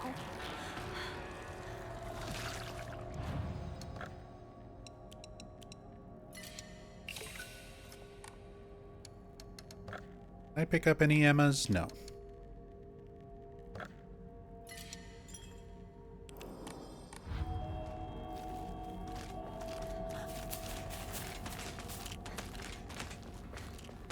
I know I've skipped a few. Oh, wait, this barrier's gone. Look at this. So even on New Game, you have to do that first one. Not much further. But you can still run past that one. So, I mean, that's at least something. That's kind of nice. Oh, and this little pathway going off to the statue where you offer the brooch is all blocked off on New Game as well.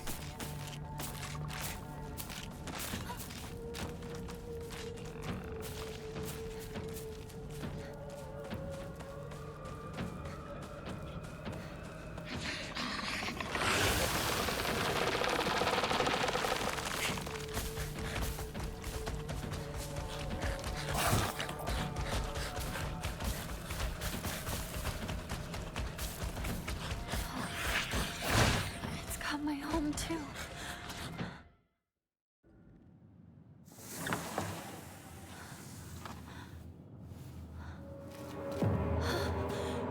What's going on? The halls, the doors, everything's changed.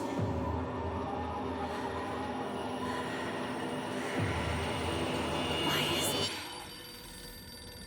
Oh my god, what is this lighting? My game broke.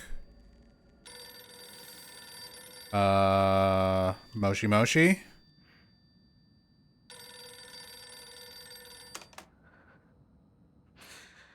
Hello? Is this the Shimizu household? Hello! This is Okamoto Fisheries. Thank you for your continued... What is that English voice for the Okamoto Fisheries call?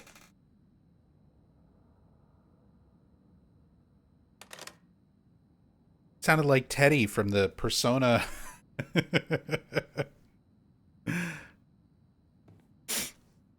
Silent Hill F demake confirmed. Yeah, we seem to be having problems. Okay.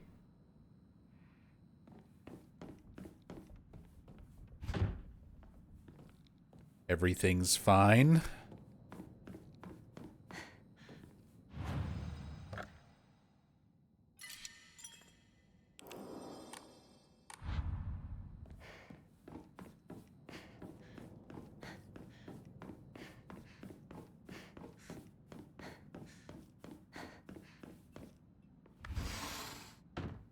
When was this taken?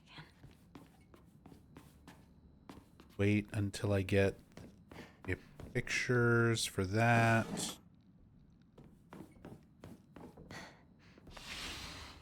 This is my parents' room. To Shimizu Kanta, certificate of full payment.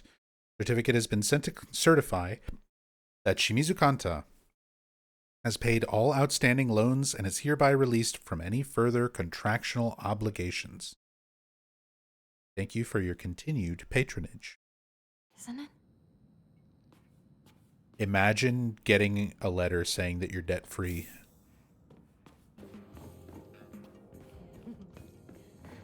What? I don't think I'll ever have that moment in my life.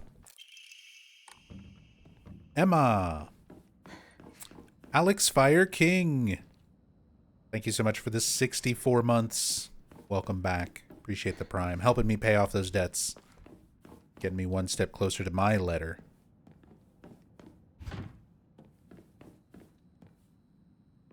Hope you're doing well, Alex. Is this really my house?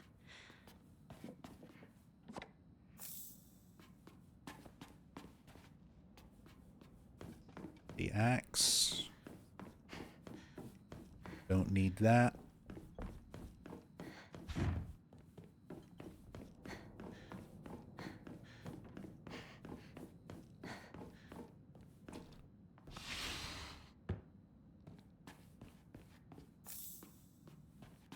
Zoosh.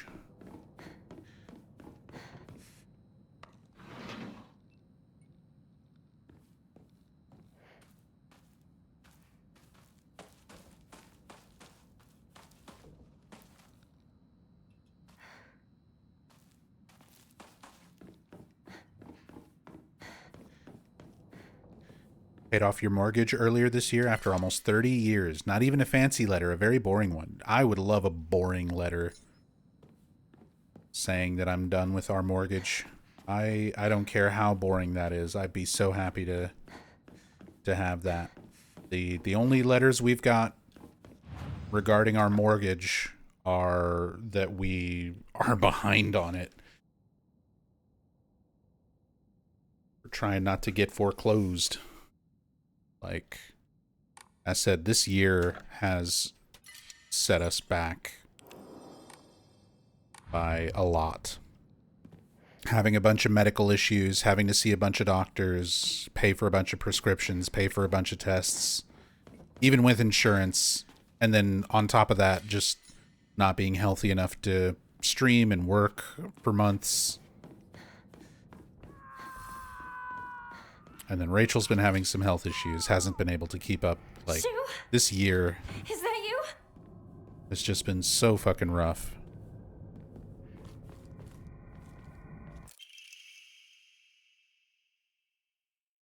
October 6th, 1962. What's this doing here? This date. I feel like there's something special about it.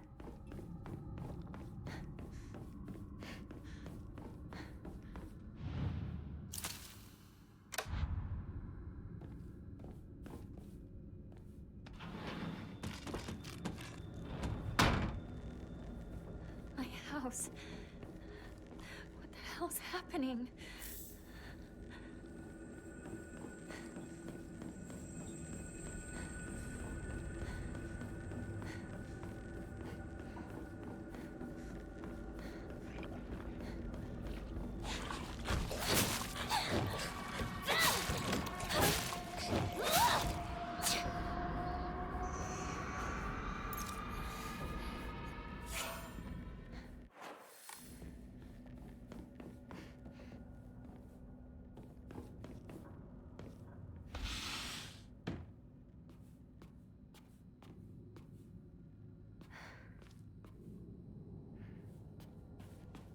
Remember when your parents said their interest for their house went up by triple in the 70s? Didn't know if they would make it?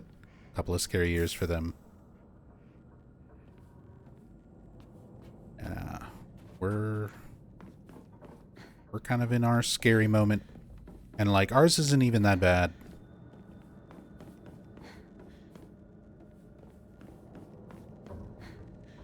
But we've been so focused on all the medical stuff. We've had to go late on mortgage payments and go late on bill payments, and it's just every month when we think like, okay, we'll be able to catch up, you know, something else happens. It's been a rough year.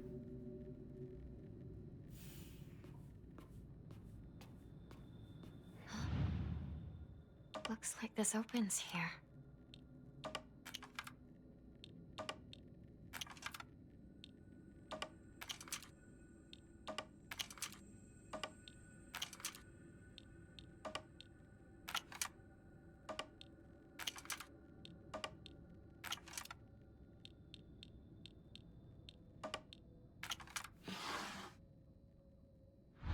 I couldn't remember the solution on hard for a moment.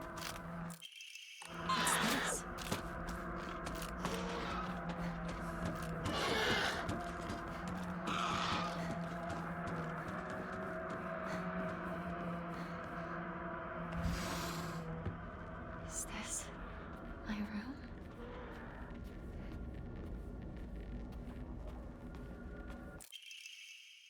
Letter from a man. I do not believe there's any reason you should be tied down by your younger self. Likewise, there's no reason your future self should be constrained by the you are today. Thank you, by the way, for the beautiful pressed flower. It was the first gift I have received from you, and I will surely cherish it until the end of time. Yeah, this combined with the other letter, also the Kudzu seal on the envelope itself, definitely is like, okay, this is Kotoyuki to Hinako. The other one is probably Hinako to Kotoyuki. The one that we got in the Dark Shrine.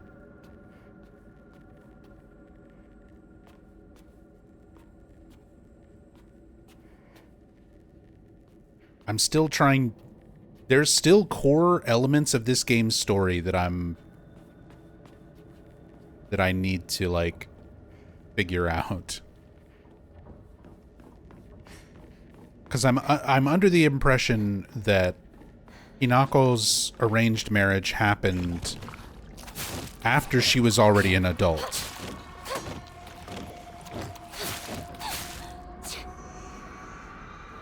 Like, the new game ending describes Hinako being in her 20s when the actual wedding massacre occurs. But I'm wondering if it is possible that the arranged marriage happened while she was in school. Like, maybe that's why this aspect of her life is so crucial to the story. That she found out about it while she was, you know, a high school student. I feel like I've seen this. And then there was a couple of years of sending letters back and forth between Hinako and Kotoyuki. Can't remember. And then the actual marriage itself happening. Because to me, at first, it seemed like it was all happening much faster.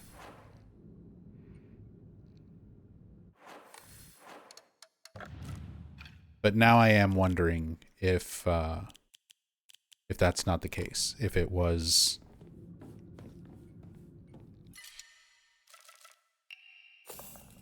something that was arranged while she was still a student. And then the marriage itself happened in her 20s.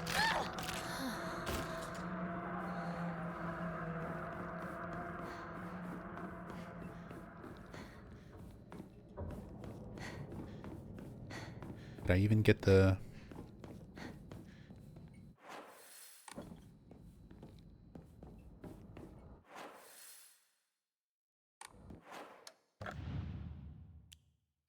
Okay.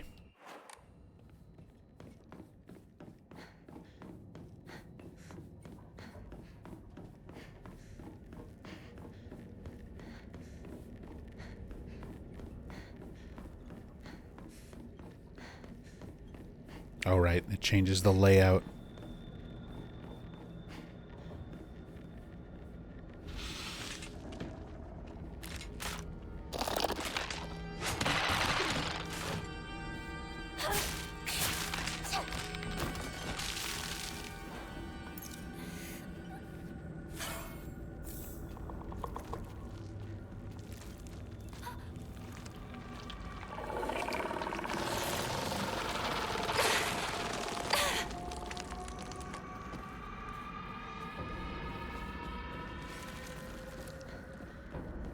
Did you at any point wonder if they were going down a path of Hinako being pregnant? Junko saying you must kill it, meaning that? No, I never really got the impression of, like, pregnancy, like Hinako already being pregnant or anything like that being a component of it. Like, clearly the fear of motherhood is there and represented through, like, the birthing creatures, but no, I never picked up on reading the context of Junko's phrasing of you must kill it, and yeah, for his sake and ours. I never really read into any of that as like a Hinako is pregnant thing.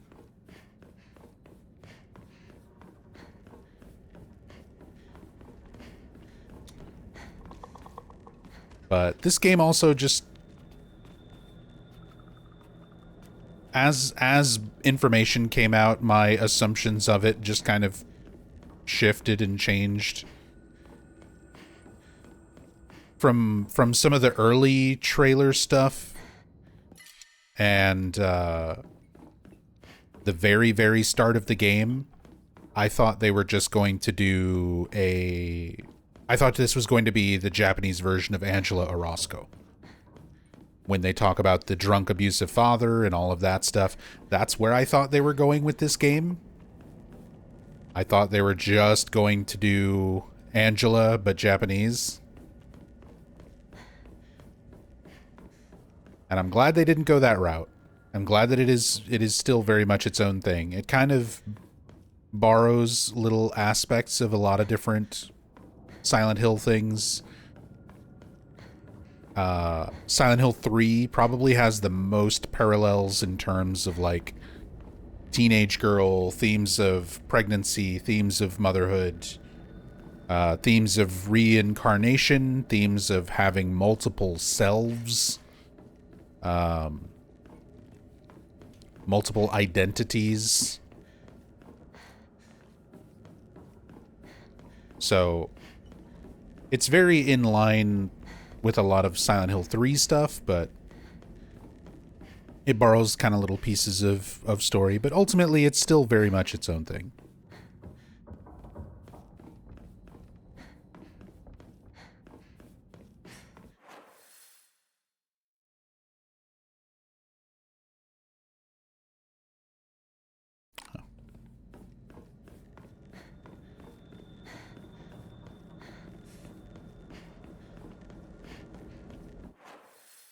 Oh, it was this room.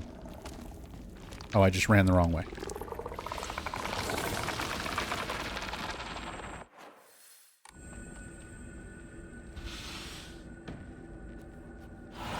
Idiot! How many times do I have to tell you? I'm so sorry. I'm so sorry. Did you even taste this?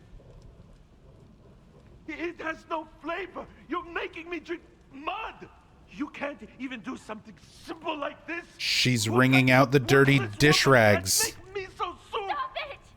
You do this all the time. Cut it out. Shut up! Don't you dare talk to your father that way. Stay out of this. You tolerate this, Mom. Why don't you stand up for yourself? And you, Dad, if you don't like her soup, make your own. You're good at cooking, aren't you? Hinako, stop. Please don't talk back to your father. I made a mistake. You just focus on getting to school. You didn't do anything wrong. Dad's the one who's in the wrong here. Hinako, do not talk like like that about your father. Get to school, now! I hated my father. But I didn't really like my mother either.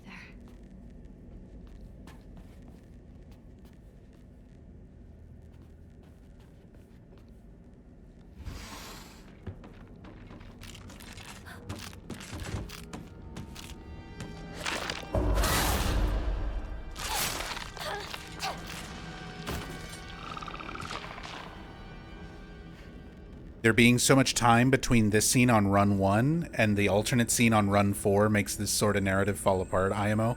Yes, I was just thinking that. I was just thinking about how much I like the flashback scenes with her parents on the New Game Plus runs much later. But at the same time, I wish some of that, maybe not all of it, but some little glimpses of that, there needed to be in New Game. Those would have been things to really help kind of make the story feel a little bit more complete for people who are just playing the first time. Like, you get more idea of the story. Like, it's fine if you want to expand on the story through New Game Plus stuff, and I like that idea and concept. That's not the most crazy or unheard of thing, but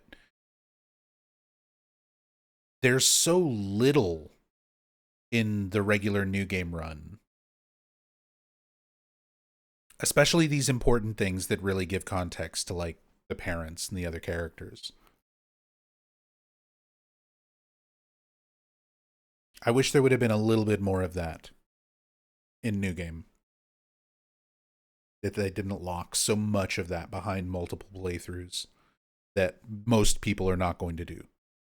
Like, I'm an obsessive fan. I'm going to play the game a lot. A lot of other, you guys are big fans where you're going to play the games a lot. But I think the vast majority of the audience, like, that buys this game or that play these games, just the same way as Wink If You're Alive was talking about earlier, having just done their first playthroughs of all these games in the series. They said in chat earlier that with story games they don't usually replay them, and I feel like that's how most people are with story-based single-player games like this. You're going to play it once to see the story, and that's kind of going to be it. And it's like, man, there's a lot of really good stuff in this game's story that you just never get even a clue to it being that way through just a regular New Game playthrough.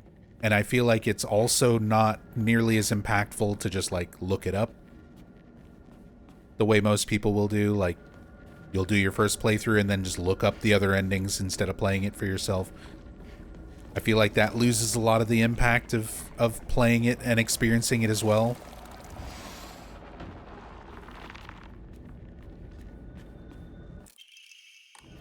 Like, I can't help but feel this game could have partitioned out its story better,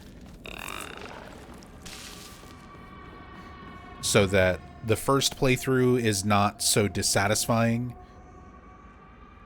and you get a more clear image of the story.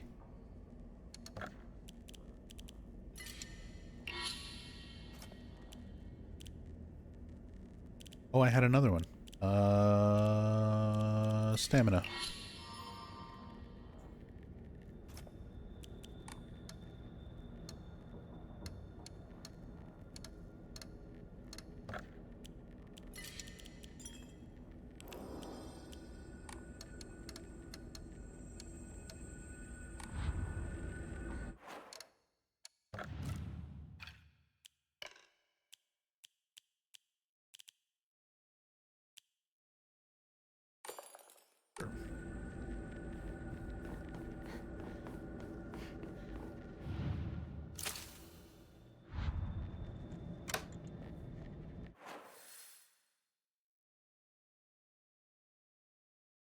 think I got...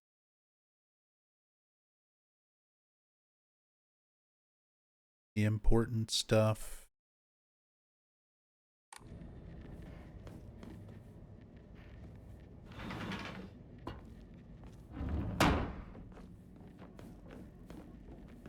Emmas and Omomoris are barely even a thing in New Game.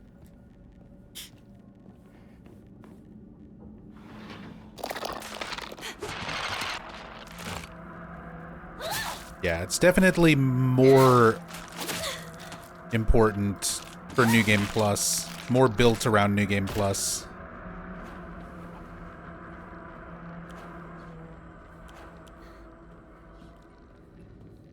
Hey, fresh kitchen knife.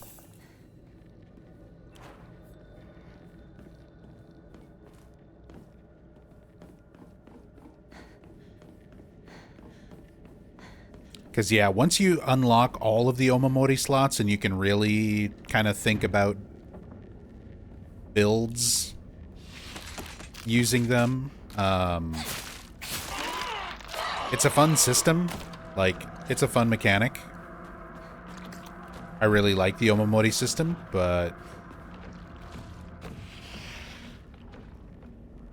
yeah, you don't really get that full experience for New Game.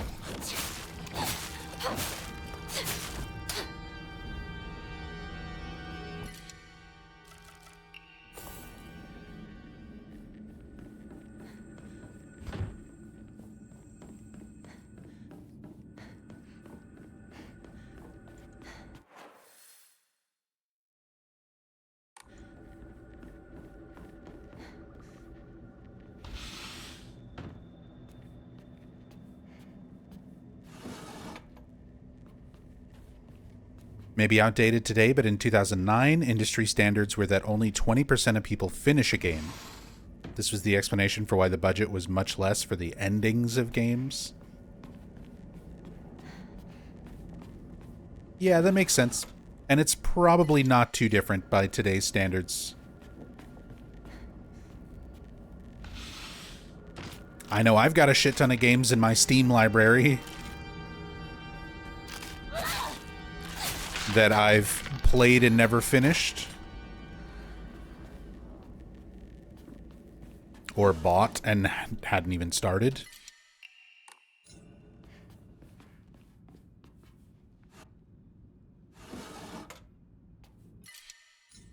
What's behind the wall with the pot? Cam hack? I mean, yeah, we looked at this during the actual cam hack playthrough, but most interesting thing is the doll. The celluloid doll is like sitting back here. That's probably the most like kind of neat thing. The lighting breaks when you zoom the camera too far away.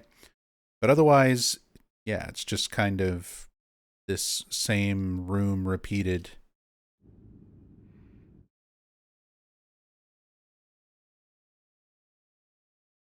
You've got more of the traditional dolls. They're reused assets, the same ones that were in Rinko's room. The Kokeshi dolls, the little wooden traditional Japanese dolls. You've got creepy photos of young Hinako holding the celluloid doll.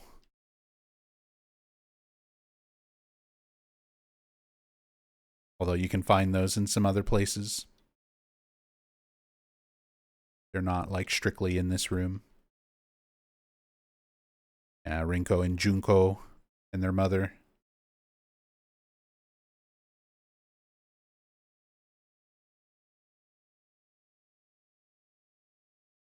I'm surprised this never opened up. So many of these things I thought like, oh, surely on some version of New Game Plus or whatever, these things will change and open. Never does.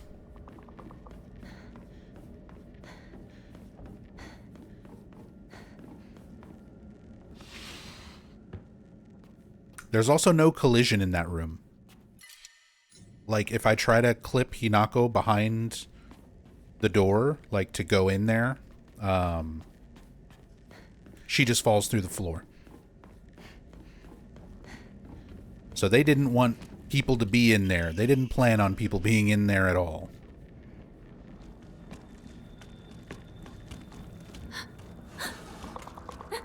Go away.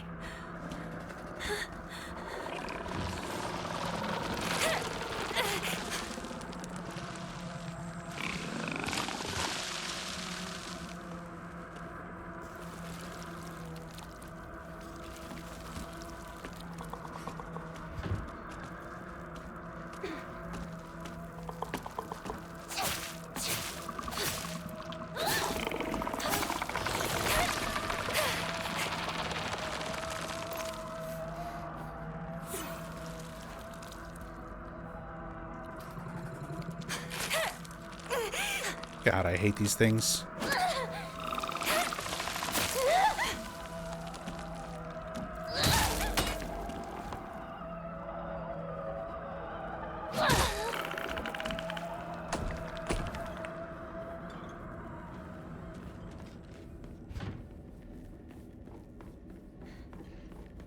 Enemies where the whole gimmick is like, you can't get near me.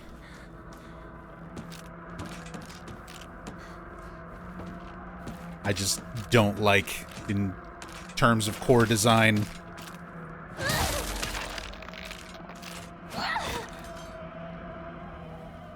The whole main gimmick of it is just like, it puts stuff on the ground that grabs your feet. The tube itself still looks usable. Yeah, it wouldn't be as much of a problem if there was some sort of ranged attack that you can do.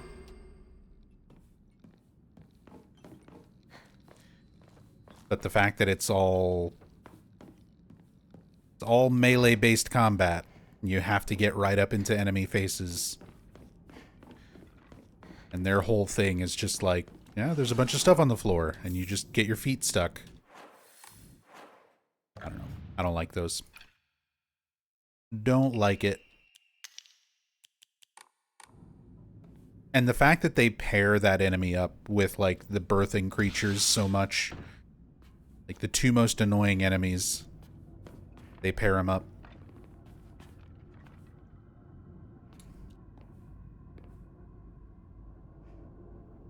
Our giant Kokeshi. With the meaty insides and the eyeball that follows you. Definitely a Silent Hill 4 nod to the giant Eileen head in the hospital.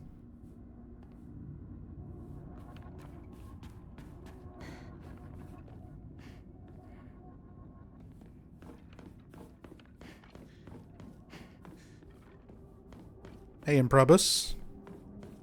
Is this game worthy of bearing the name Silent Hill? It's a very weird way to phrase that.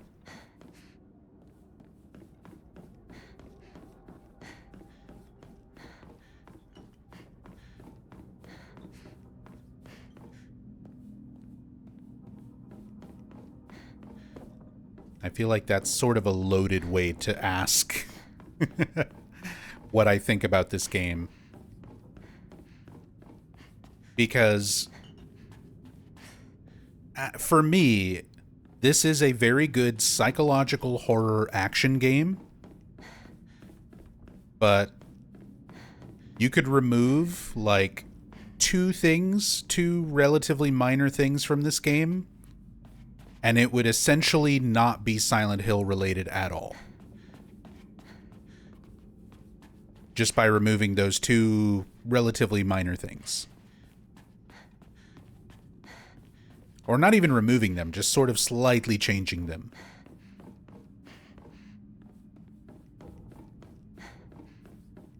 Like, it's a well done game. But is it worthy of bearing the name Silent Hill? It's got very, very little connection to Silent Hill as a town. In terms of established lore, like, it's good at matching the vibes of Silent Hill for the most part, but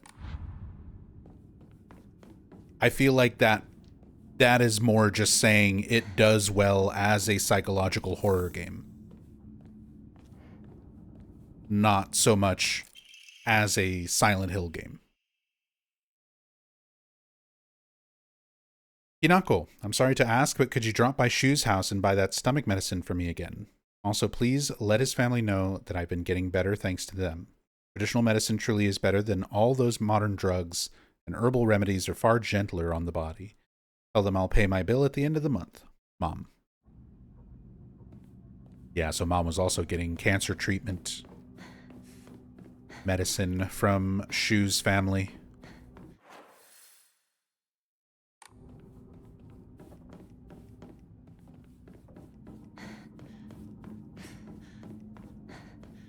Silent Hill 4 was originally called just The Room? Not exactly. It was originally Room 302 when it was in development, when it first started development. And even in that sense, like, there's developer commentary on this. This is one of those things that has been sort of misinterpreted and somewhat spun into misinformation over the years. You also have some contradictory developer commentary because of that didn't help the fact. But with Silent Hill 4, like, it was meant to be a spin-off. It was meant to be related to Silent Hill from the very beginning. But it wasn't going to be Silent Hill 4. It was going to be something that exists in the same universe as Silent Hill, but is its own separate little thing, as Room 302. As they started developing the game more, it was made into, like, this is our next full-fledged fourth entry in the series. Like, they felt it was deserving of being a numbered entry and not just a spin-off. It would be like if this game started development as Silent Hill F, or just F, or whatever, and then throughout the course of development, they decided, no, this is Silent Hill 9 or whatever. They just decided to give it a number. They decided it was worthy of being a numbered title.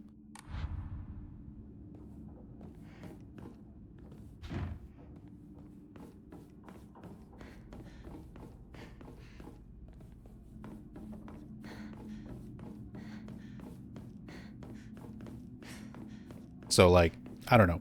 People act like the Silent Hill 4 trivia, like, some people treat it as though it's like, oh, it was this entirely different game, completely unrelated, and then it became a Silent Hill. Like, that's not the case.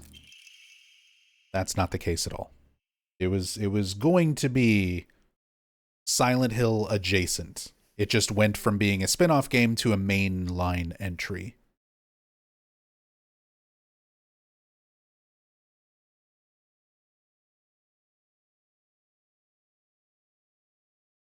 Fragrant letter. There are many creatures that discard their shells as they mature. I believe that the suffocating feeling you're experiencing is merely a sign that you're growing up, a hint that it's time to rid yourself of your shell. Don't you think it's a strange coincidence your name means baby bird? I'm sure all of this is simply pointing you to the fact that the time for you to spread your wings and fly is drawing near. Hey, they fixed this typo. Wasn't there a typo on this letter originally? It said spread your winds, like W-I-N-D-S. They fixed that. I think they fixed that memo.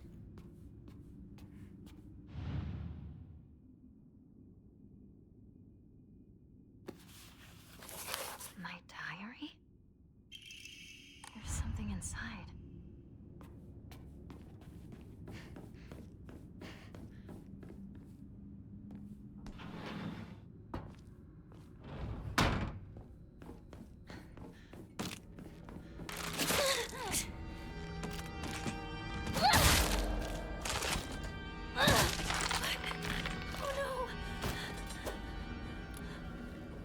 My sledge.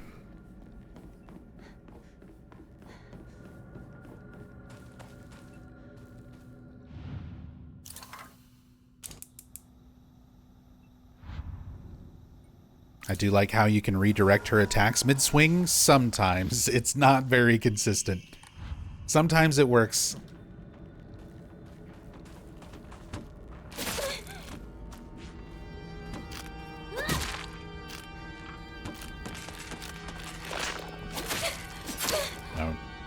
Apparently I didn't hit the counter fast enough.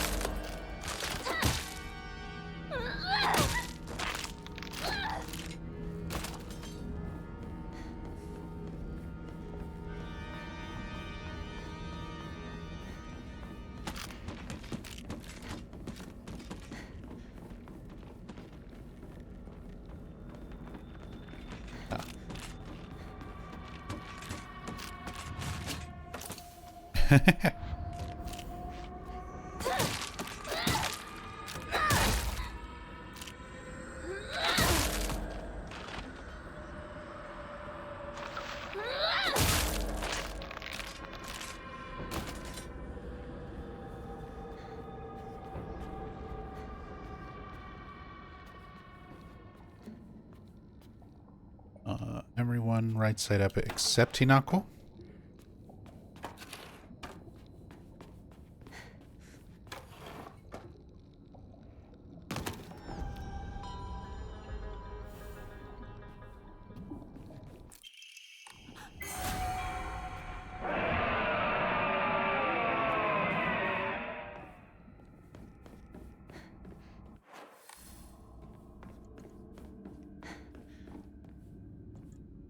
Remember how the fandom treated Silent Hill 4 when it released?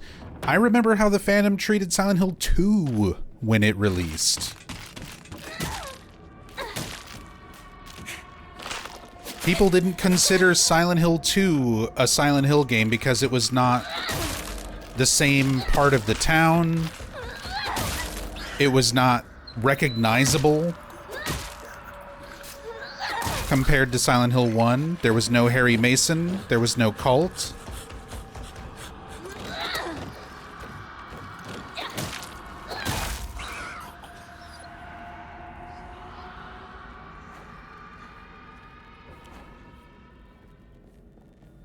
Like, in terms of, if nothing else, the fandom behind Silent Hill is consistent.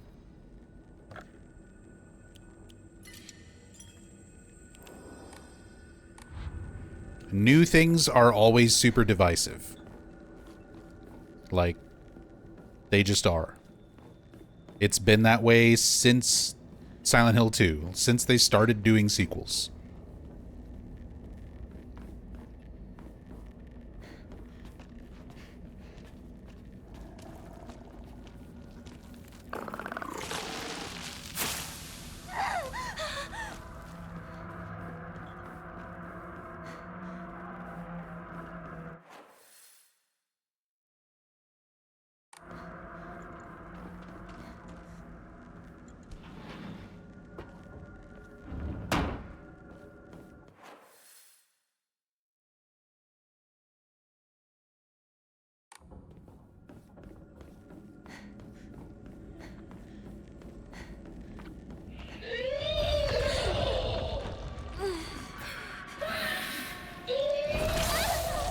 Would you stop? Just let me run past. I do not want to deal with you.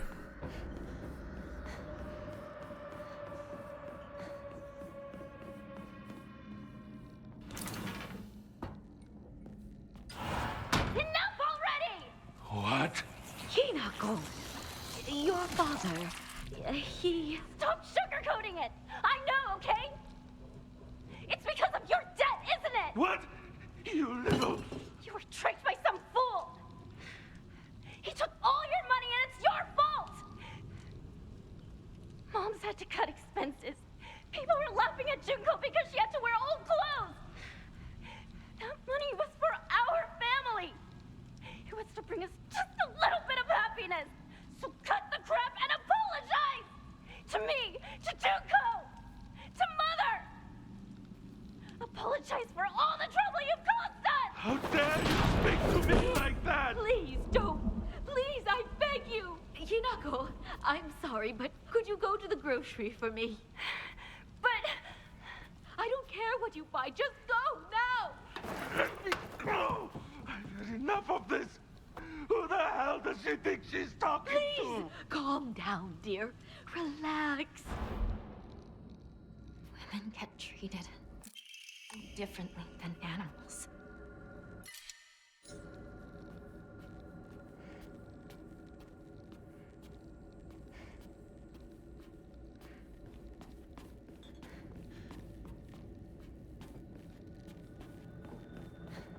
Yeah, again, looking at all these scenes and knowing the context of like the New Game Plus stuff, it's nice getting the New Game Plus stuff so that you get those multiple layers to these characters and the stories, kind of humanize them more than the first playthrough. Everyone is super exaggerated. You don't get as much depth to each of these characters and kind of their motivations. Again, like, I can understand keeping some details behind New Game Plus just to make it more interesting and satisfying. But you want your first playthrough to be interesting and satisfying as well. Like, the first playthrough for so many people is so important. Because if somebody's not sold on a first playthrough, the likelihood of them replaying your game to appreciate it more is extremely low.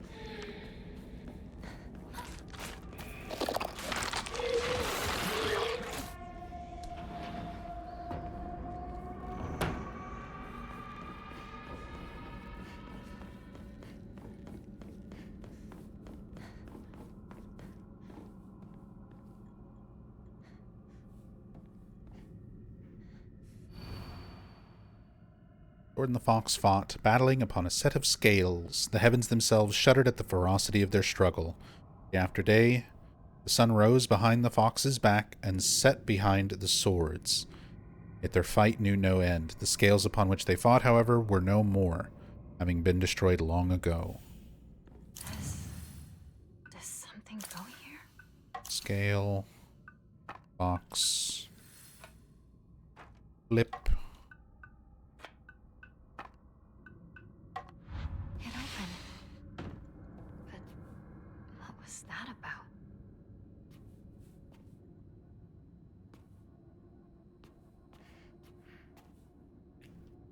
Silent Hill 2, most people don't know the deeper stuff, but the experience was still amazing, that you get the meat that was needed for the story. You pick up more on other endings.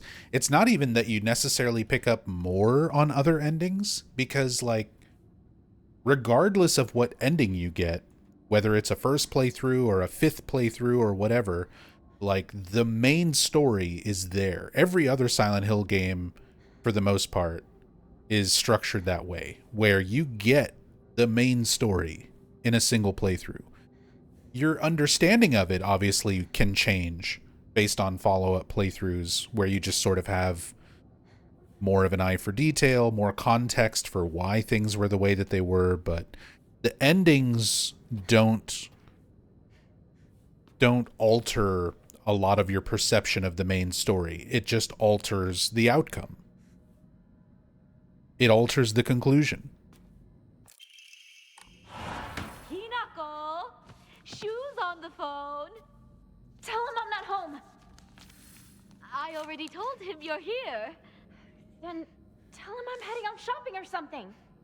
Okay. I'll tell him.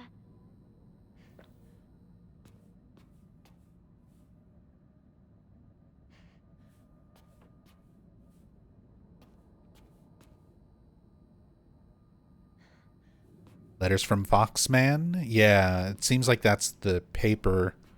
She's got all these notes and papers and things, and she's anxious about talking to Shu.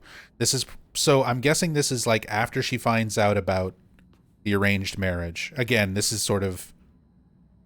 Yeah, Shu finds them in the New Game Plus 1 playthrough. That's the I didn't want you to get married ending.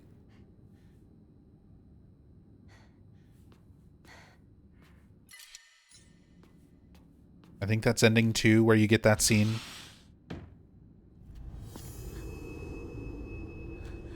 You can see me, right?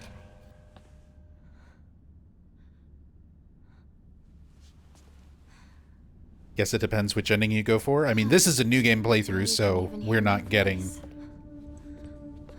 any ending other than the main one, the dumb one. Come in.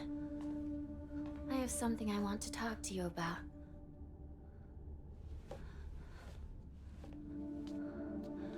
Tell me, who are you? I think it's weird too. To not have a grasp of yourself. To not understand your own feelings. What do you mean? What are you talking about? I think you're me, but I'm not you. That's my guess. But who are you? I am Hinako, but who does that make you? I'm also Hinako. Although, I might not have Shimizu Hinako's heart and mind anymore. You're not making any sense at all! What the hell are you talking about? Stop playing dumb with me! Why are you acting like this? Like you don't know what's going on? Hey, look at me, look at me! Use your head and think! Think about it. Think, I McFly. could have killed you off at any time, but I didn't! Any idea why? Because I'm serious. Shimizu Hinako, I wanted to talk to you. We have to fight, you and I. A fight to the death as equals. But all you do is run away. Running and running. You're not even trying to take any of this seriously. If you are going to keep running like this, then fine. I'm going to kill you once and for all. Oh, and it's not going to end with you. I'm going to kill Mom and Dad, too. In this house, this whole town's going with them. Rinko and Sakako are next. And of course, your precious partner as well. Where is he? Where is Shu? Hey, is Shu really that special? He still just treats you as his pal to play Space Wars with, right? Oh, he doesn't even see you as a woman. He's just some guy you grew up with. His death won't matter one bit. You're wrong. He's my friend. He's special. My one and only partner. I won't let you kill him!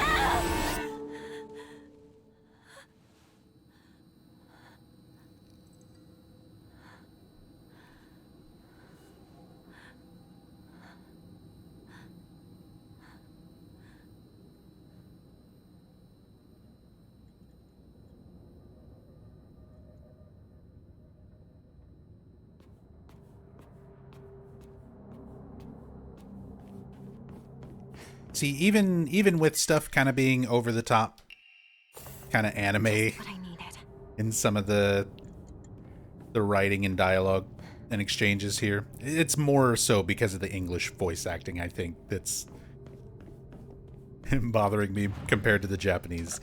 But still, I like these moments. These are some of the best moments in the game for me, where it really started scratching the Silent Hill itch.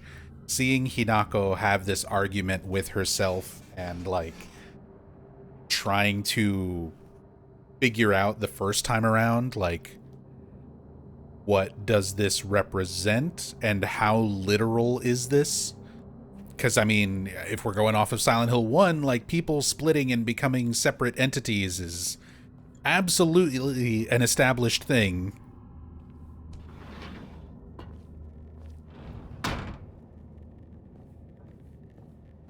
And just the looping Shimizu house, familiar location that keeps repeating and is rearranged in different methods, different ways, is very, like, classic Nowhere in the original games. Like, these are the moments of the game that really stand out to me.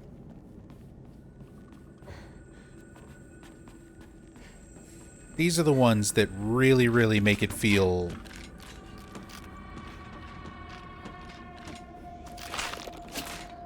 more in line with Silent Hill and not just psychological horror.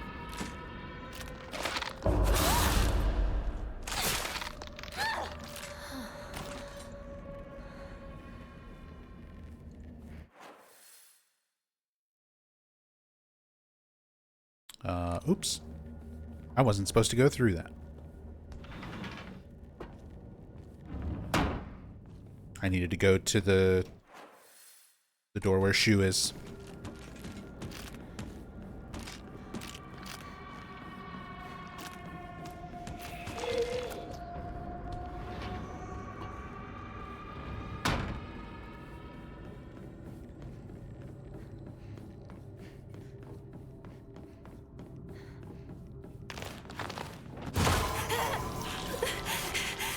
I even tried to dodge. Apparently I was too late, or too early. Too late, I guess.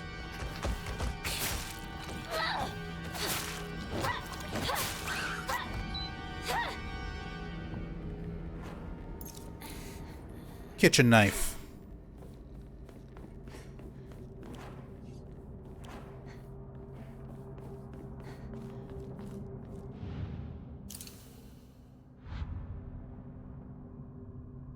How grounded do we figure the larger layout of this house dungeon is? Because Hinako doesn't recognize it, but she's hardly of entirely sound mind. Nothing in this game is... Nothing in this game is especially grounded.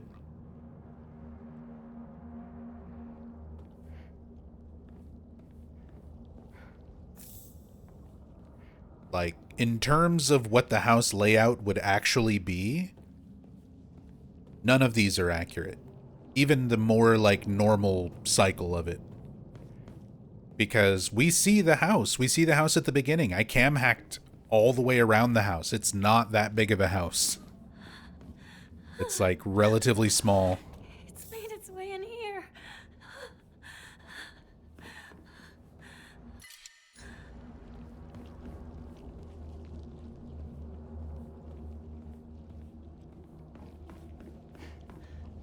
Like, all in all, their room, or their house probably has, like, it's all one floor. It's probably, like, 5 rooms. They've got, like, their common room, Hinako's room, Junko's room, parents' room, their kitchen, their dining area. So, like, that one little hallway, and then, like, some rooms right here. There's the real version of the house. Oh, and then we see the intro. When she's running out of the dining room and leaving after arguing. And it's like right here. The kitchen would be like right here, and the front door would be like right here. Everything is super close together. Which we don't see in any version of the Shimizu house during this like ending segment. All of them are exaggerated, much larger areas.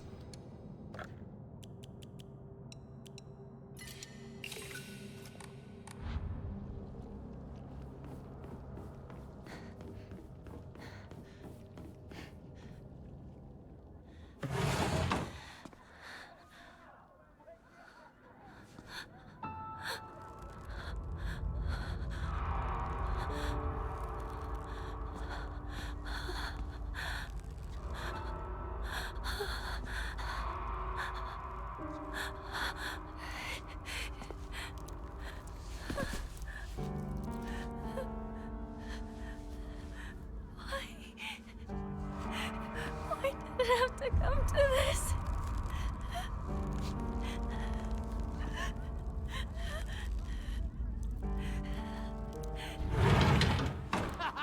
It's Hinako, she's back!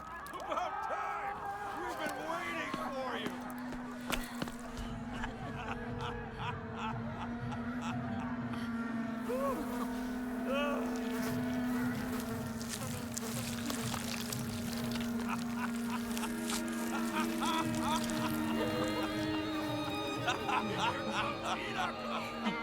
Hinako!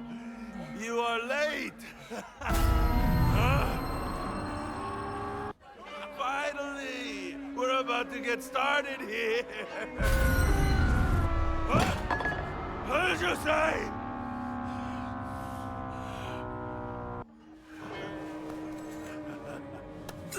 Doing, Kanta! You're the best!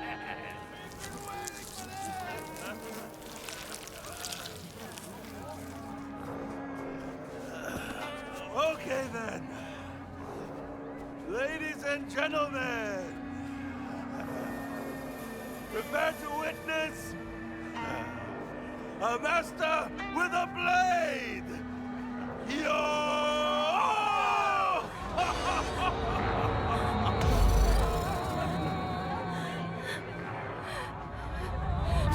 Dare disrespect me!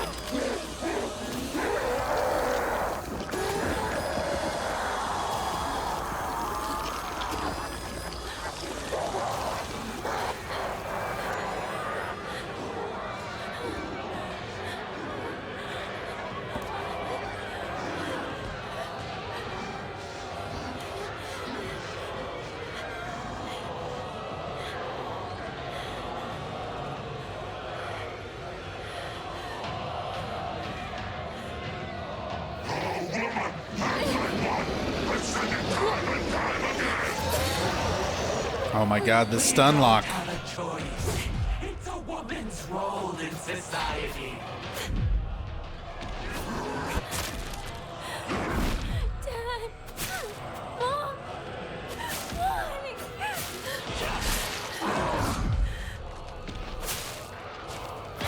Show some gratitude. We raised you. Oh my god, the mom grab.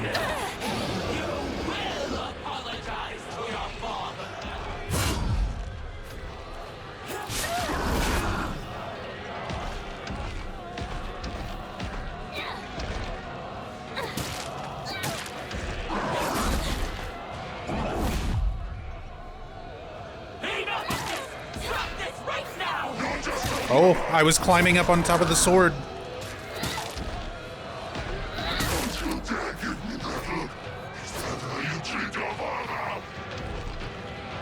Let me up there. Let me get up there.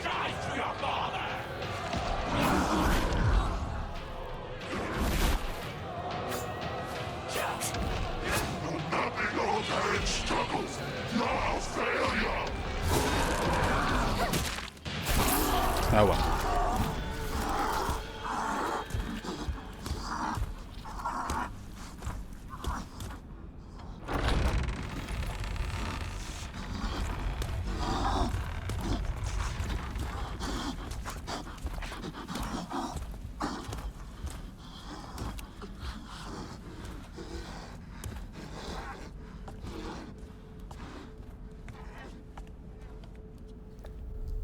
Never noticed the hole in the mom's back? Gives Dead Silence puppet vibes.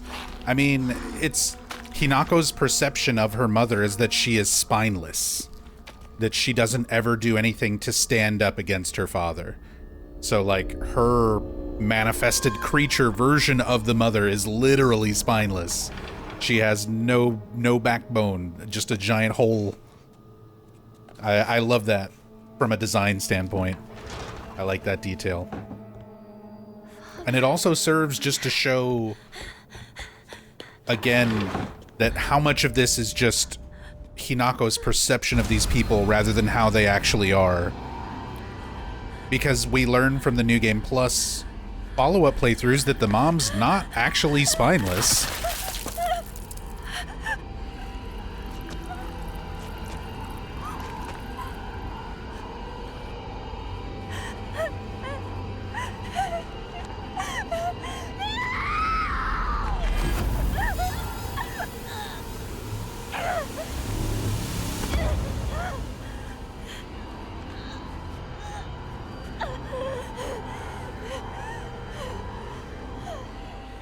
Mama making that nasty soup on purpose? Yeah, making the nasty soup, making the nasty tea, making her father apologize. Like, there were all these other things that... Oh, here it is. The wolf arm holding the bowl. My favorite scenes are always seeing the wolf arm do something relatively normal. Although there she just uses her human hand. Is that a different scene? Is it different for New Game Plus? I feel like I recognized her holding it with the monster arm. But you're doing well so far.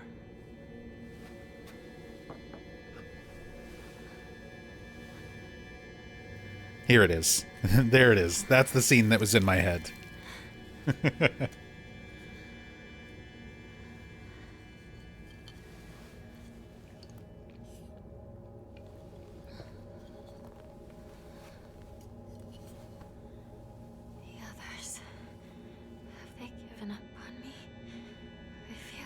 Only a matter of time. I will not allow that to happen.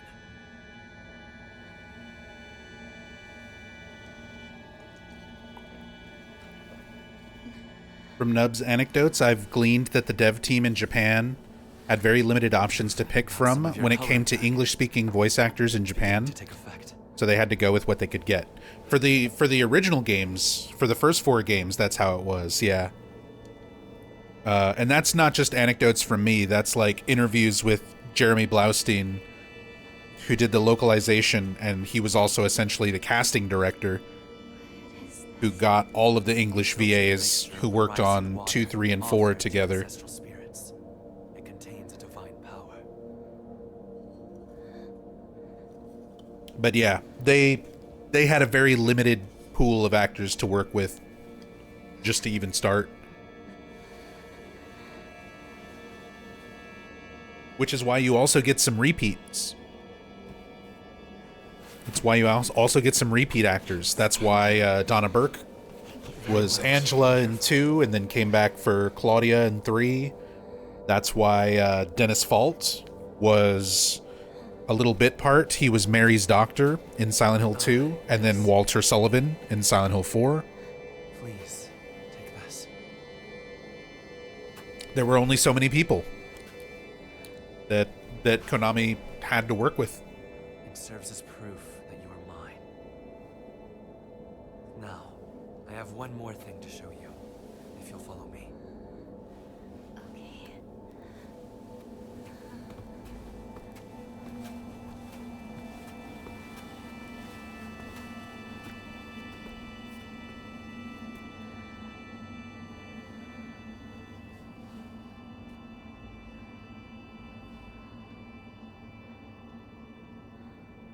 I'll follow you when I can. My eyes are watering. My allergies are getting me. Thank you for the brooch.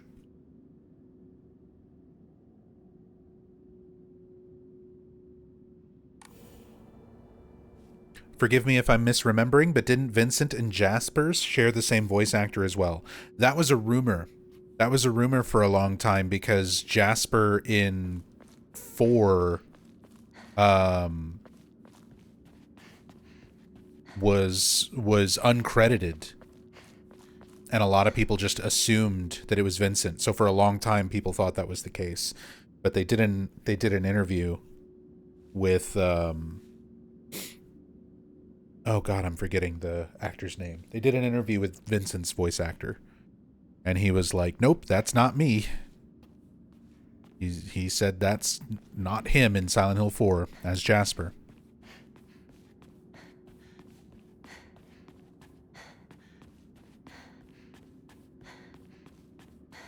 I think he did say that he auditioned for the part, but it's not actually him. Clifford Ripple, thank you. That's the actor's name. But yeah, you can look up, if you look up his name, if you search for Clifford Ripple interview, you should be able to find that interview. Where they ask him directly, like if he was involved with Silent Hill 4, if he was Jasper, and he's not.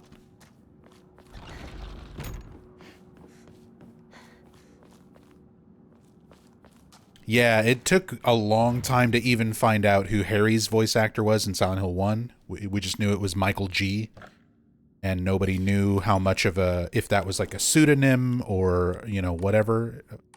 A lot of people thought it was Michael Gough, or Michael Gough, however you pronounce it, who's done a lot of voice acting from that same era and has a very similar sounding voice. He's the voice, he does a lot of voices in like Diablo, in the original Diablo games and all sorts of stuff, Michael Gough. But it turned out it was Michael Gwynn who voiced Harry Mason, who was also the announcer for Ridge Racer. And he was Dracula in Symphony of the Night, which was so funny to me when we found out who Michael Gwynn was, and that the fact that he was Dracula in Symphony of the Night, because I always thought the person who voices Richter in Symphony of the Night was Harry Mason, because he sounds so much like Harry Mason. You steal men's souls and make them your slaves. And I'm like, that just sounds like Harry. Well, it turns out that's not Harry, but Dracula is Harry.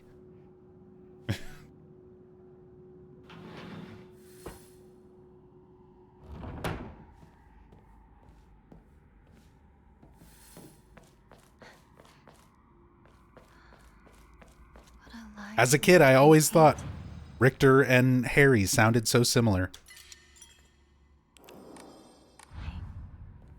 I just thought that was funny to find out years later. Like, nope, they're not the same guy, but Dracula is. Who doesn't sound anything like Harry. That's the same actor. Incredible. All of them.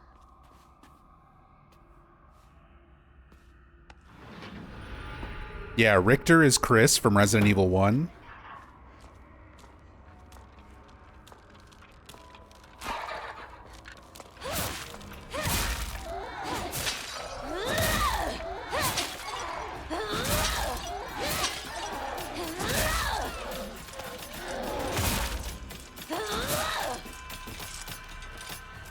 And then Ernest Baldwin in Silent Hill 2 in Born from a Wish is the voice that says Resident Evil in the original Resident Evil games.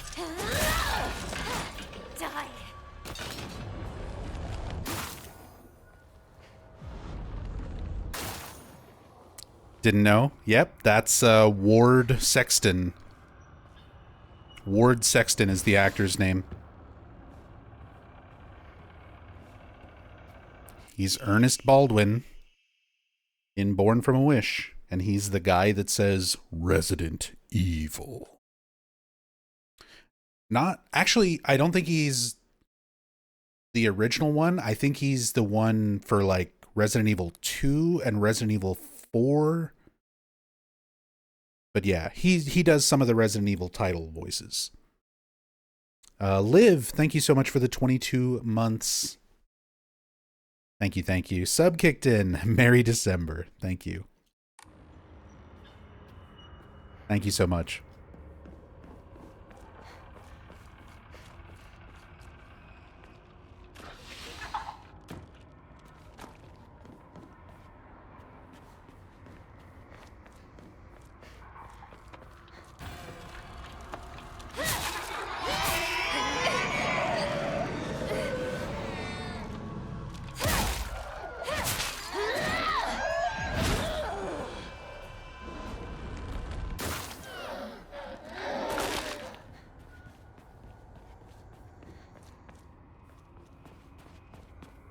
Barry Burton's VA plays a guy in Clock Tower 2 who has a chandelier fall on him.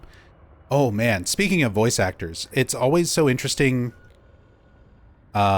whenever certain games have like recognizable voice actors that you just kind of know from other stuff.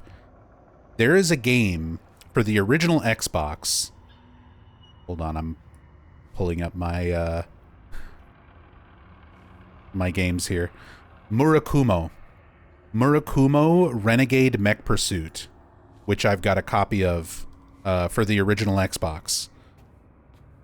one of these days I'm gonna have to stream that just for the whiplash of the voice actors, because it is basically the cast of Resident Evil and Silent Hill 3 all mashed up together in a giant robot fighting, not fighting game, but like giant robot action game.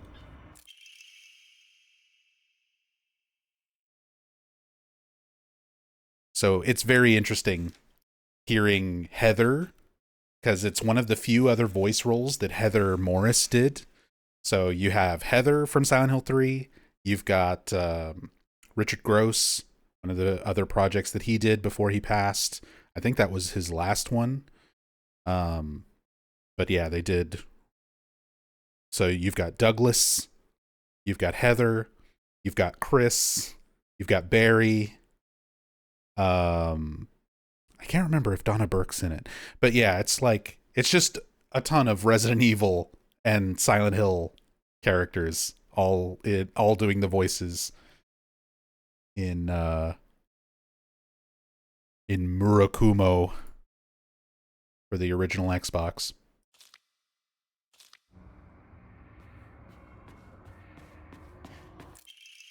Black Sparrow.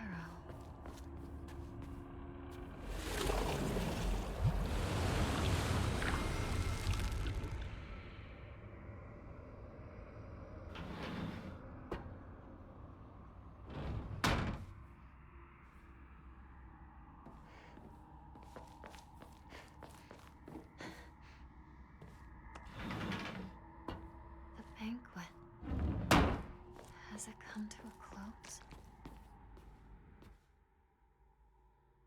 I'm gonna cheat. I'm cheating to see which one's the real one.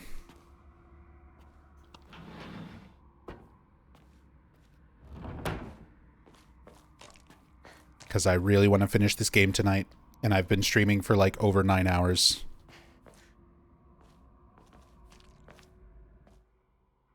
Starting to hit my limit.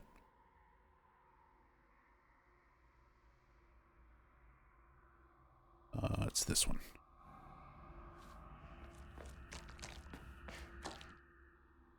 This one? No. This one.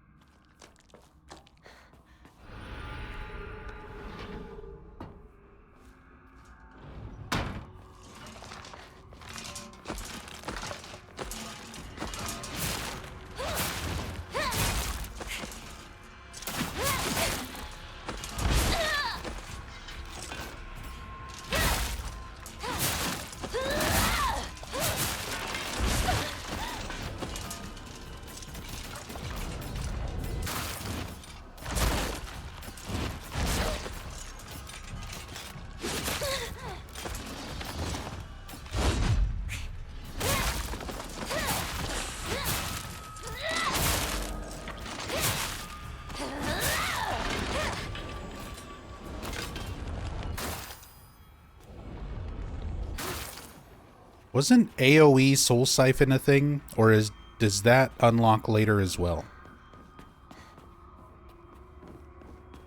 I feel like in all my New Game Plus ones, all my New Game Plus playthroughs, is that strictly New Game Plus tech? Okay. What a weird thing to make strictly New Game Plus have the AoE Soul Siphon.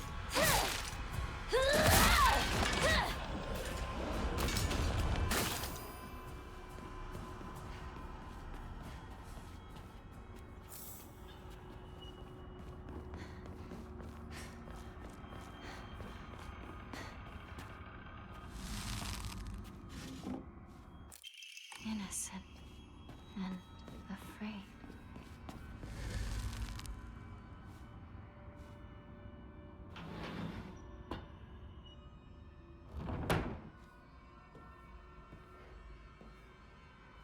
Yamaoka posted a trailer for Return to Silent Hill the movie 20 minutes ago.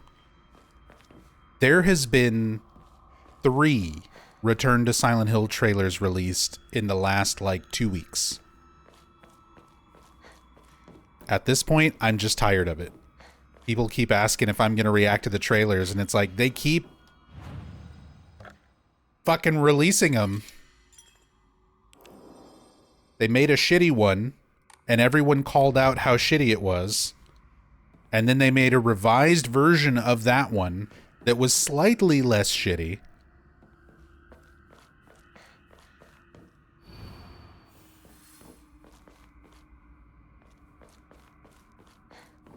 I'm guessing Yamaoka is probably just reposting the international trailer, the most recent one.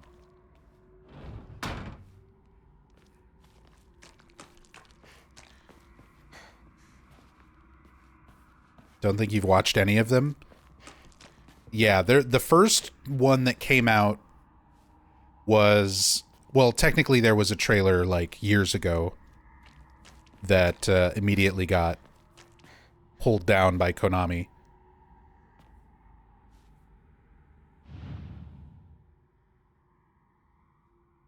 But recently, like just within the last couple of weeks,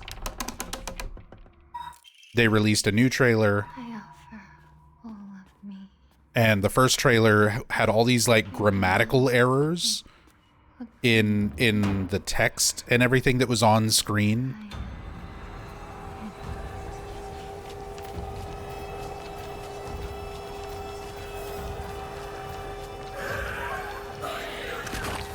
And then they reposted that trailer with the grammatical errors fixed,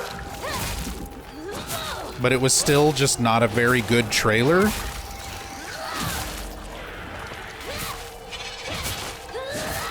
And then the newest one is like a better edited trailer.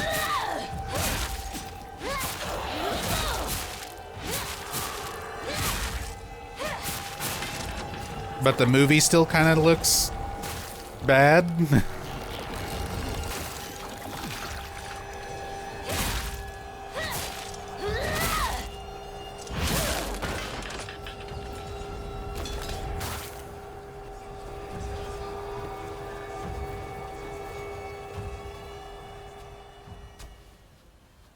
Junko. Forgive me for interrupting, but I wish to speak with Hinako for just a moment. May I?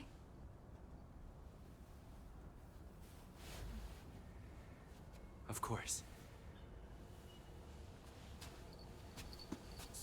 Did you kill it? Is it gone? Yes. Is it gone? What do you...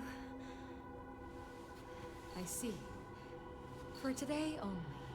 This will be our little secret. If it happens to remain alive even after today, as your sister, I'll kill you if I must. For his sake as well. Shall I give you two a bit more time? No. You've given us plenty. I feel like Junko, for this scene... Thank you, truly. She's got to be talking about the doll, about the representation of the 1,000-year-old cedar god, the rival to Inari-sama. She's got to be talking about, especially based on how she reacts to it later. Then we should press on. Well, the way they put it in context, like, yeah, it could be her just referring to Hinako killing off her younger self. But usually she doesn't refer to Hinako's younger self as, like, it. Saying, like, did you kill it? It sounds more like we're referring to the object, like the doll. This representation of the god. And the fact that she is like, oh, I'll kill you for his sake as well. Because that would also be benefiting Kotoyuki, Inari-sama, etc. If they don't have this doll, this other god, rivaling Inari-sama, still manipulating things. Your insignia. But we see Junko have like a specific reaction to the celluloid doll, where she's sort of like recognizes what it is, what it's supposed to be. And then it just like freezes Junko in a time stop move and teleports her out of the scene. This game's weird, man. Even for a Silent Hill game, this game's weird.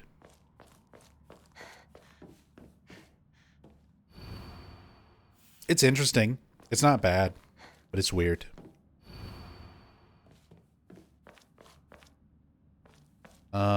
Which one is this?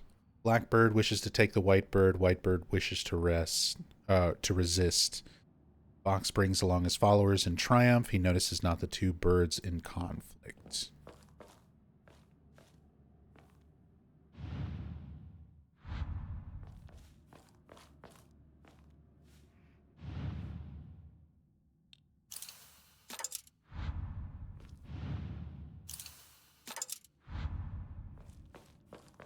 I think that was this one. No. No, take it. Take the thing back.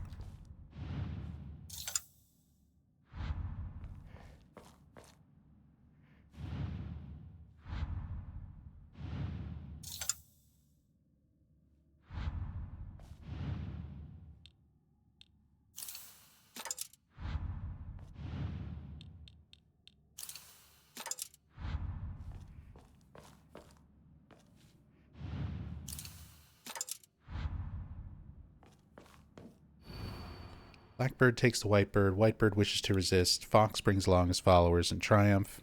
Notices not the two birds in conflict. I'm trying to remember which arrangement that was. I thought it was this one, where both black and white birds are all the way in these two. Back here.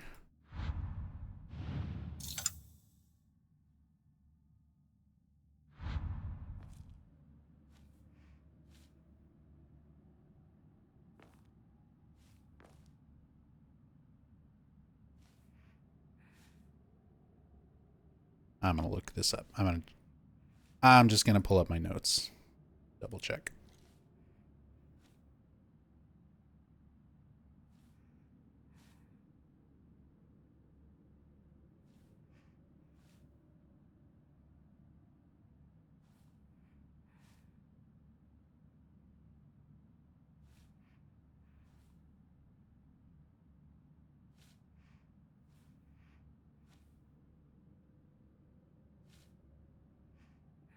Computer, are we good? Brother, my computer is lagging out something crazy just trying to open up text documents.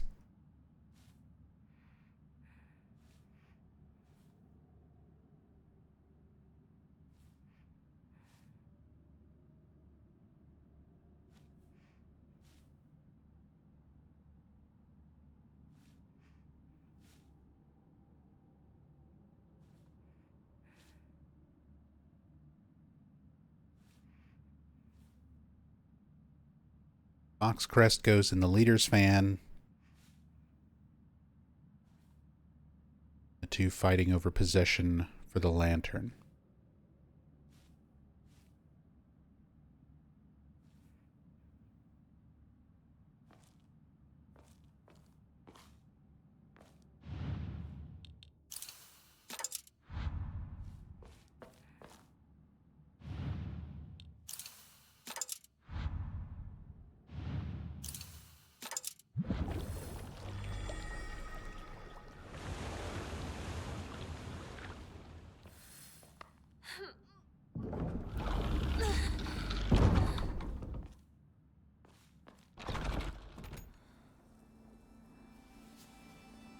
Time for the vine boom scene.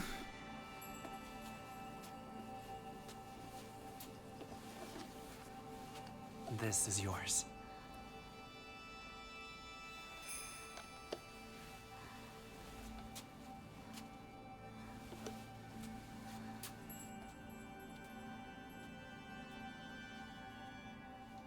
Now you as well.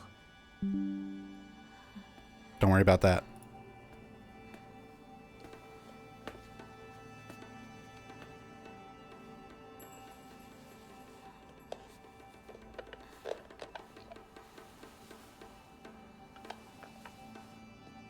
That was the game? Yeah, don't worry about that.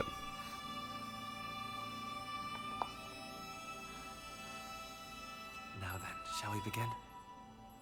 Yes.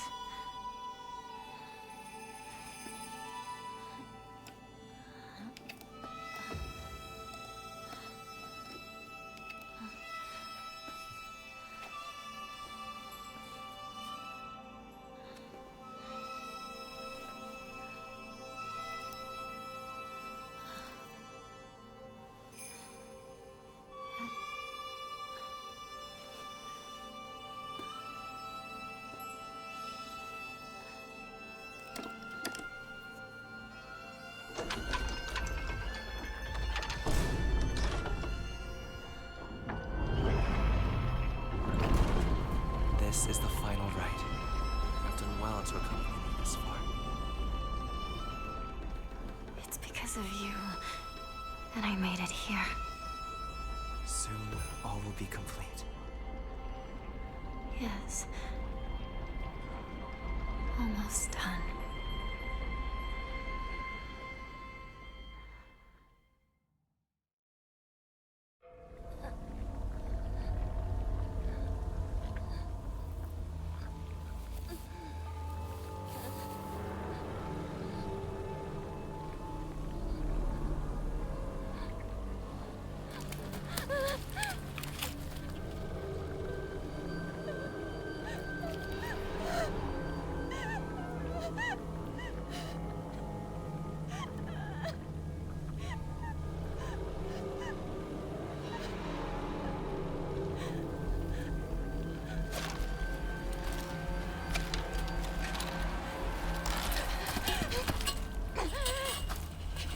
Everything.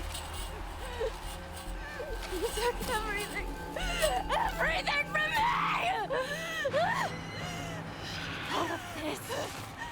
All of this is your fault! I'm gonna chase after you, Fog Monster. I won't let you get away with this. Never. Never! Die! I want everything standing in my way dead!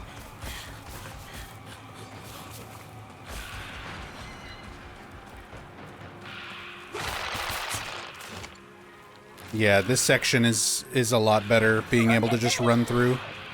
It's all a mess!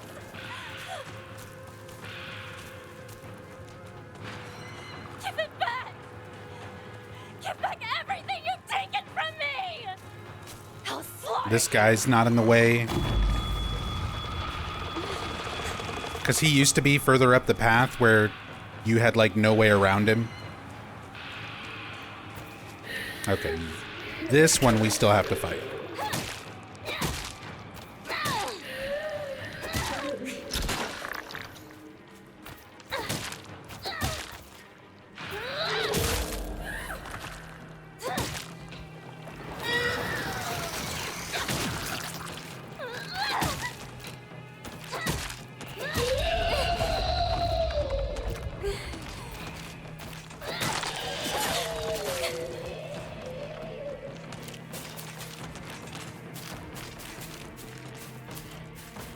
No! No! Leave my town alone! Fresh kitchen knife.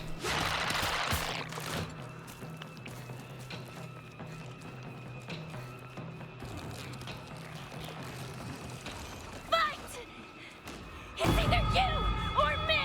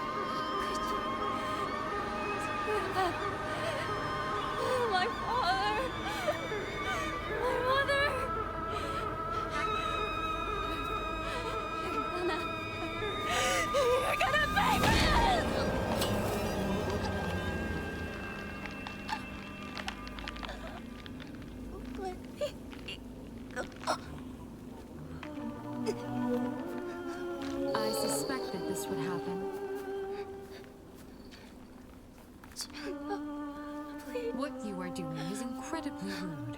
But then, you should already know that by now. Kill her!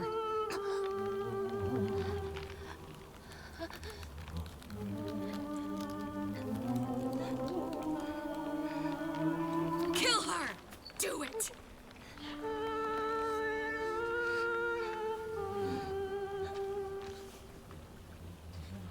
Come on. This is for your own good. Now die.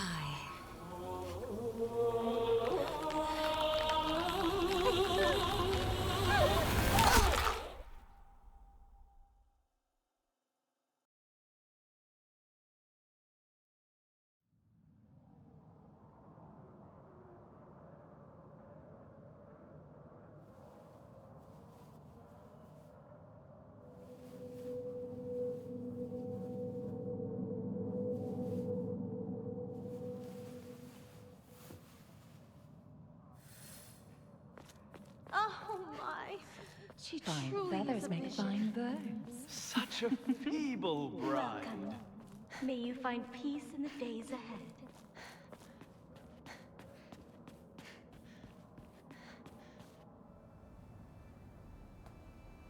I don't need you passing judgment on me, random Tsuneki family.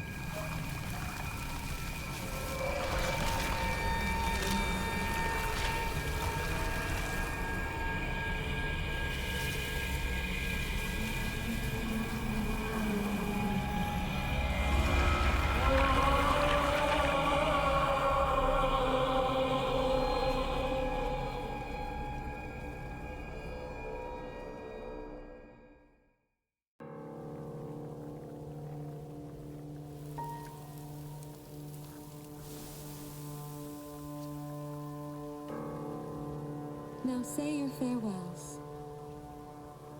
I sincerely hope you find happiness. Truly.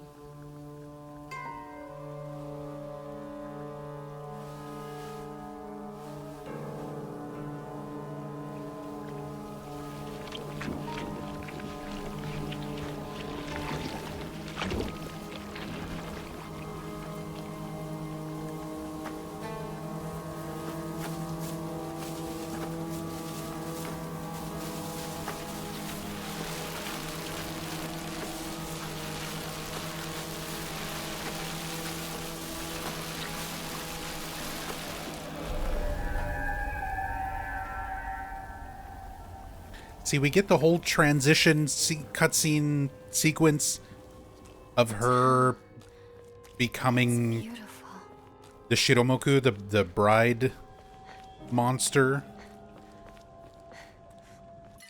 that I kind of wish you just played as that for this sequence.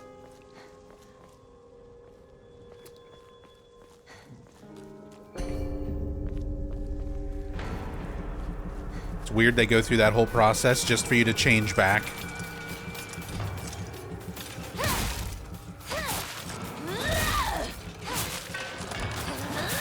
Get out.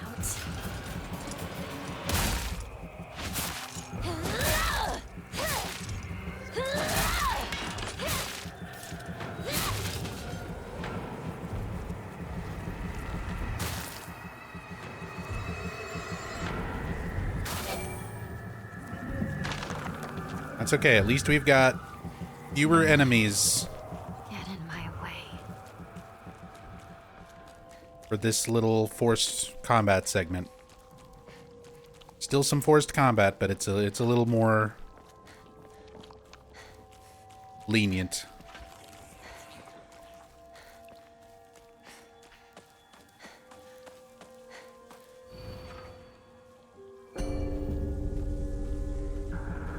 You won't be able to see your father or mother anymore.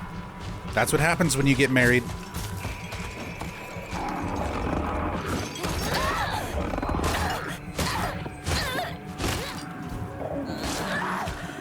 Wow, that did like no damage. It's so funny.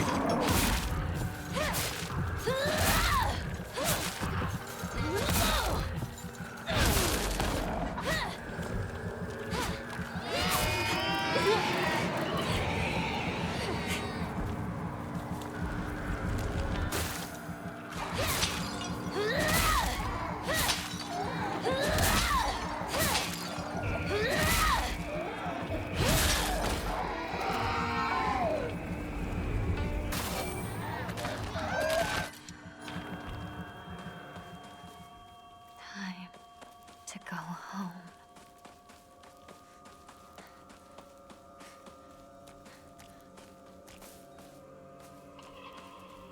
The world is celebrating me. I should go see my parents.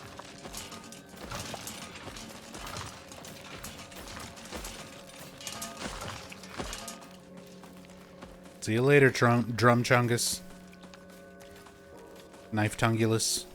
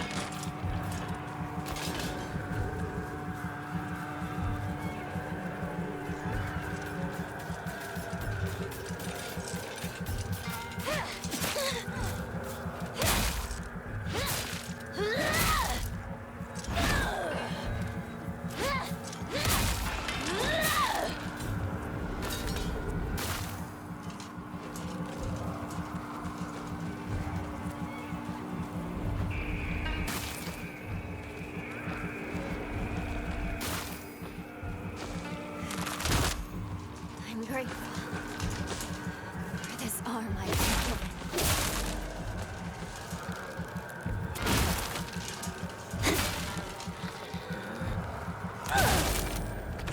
Die. Almost there. Almost. I didn't get to launch into outer space, unfortunately. Because you can get completely launched if you do if you go into bestial form and do a charged heavy attack on the right-hand side of the Drum Chungus, where its blade is. The collision just like pops you up into the air.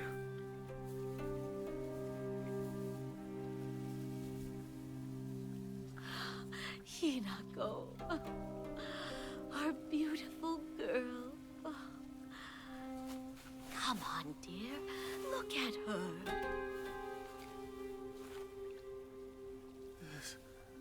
This isn't your home anymore.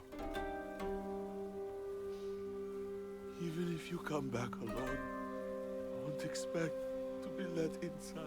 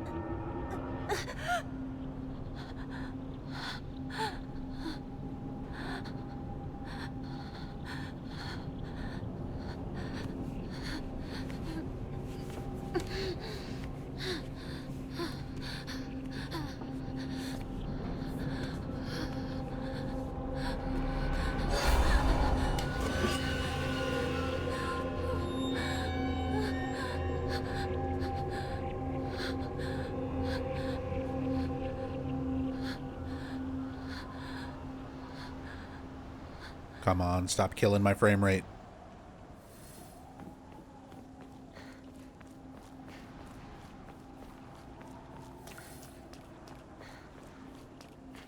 We need to go kill monstrous versions of ourselves, not frames. Not the frame rate.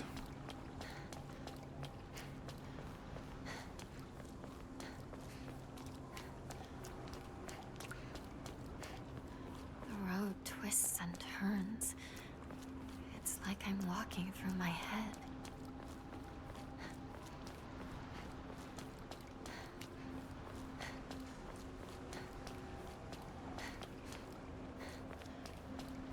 I kind of hate that line. It's just so on the nose. It's a little too obvious. It's certainly not feels like someone's groping around inside my skull. You'll help me destroy it all, won't you?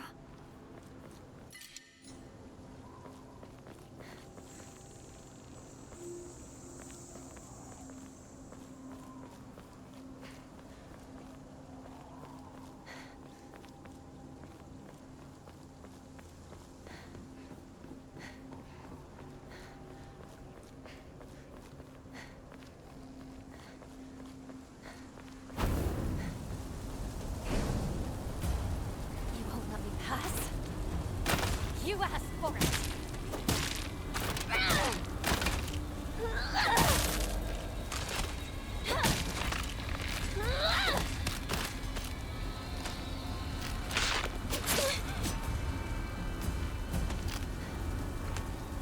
Do the thing. Stop doing the version that I can't counter. Do the counter version. Thank you.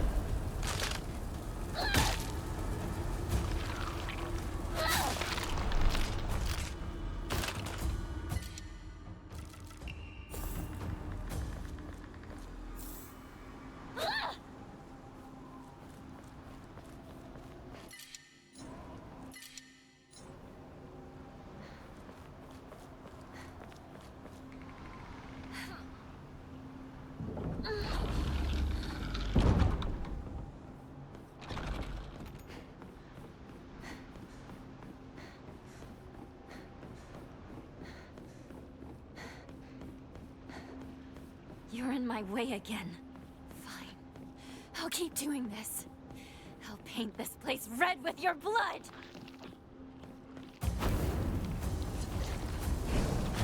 Stay out of my way!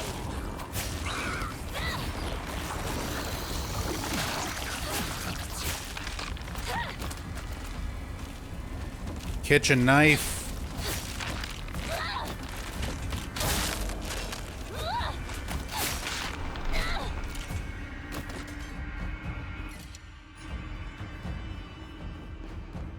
Kitchen knife's just too good.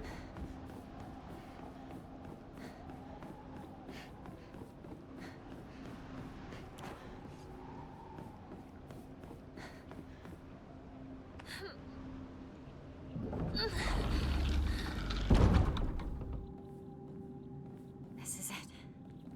No turning back now.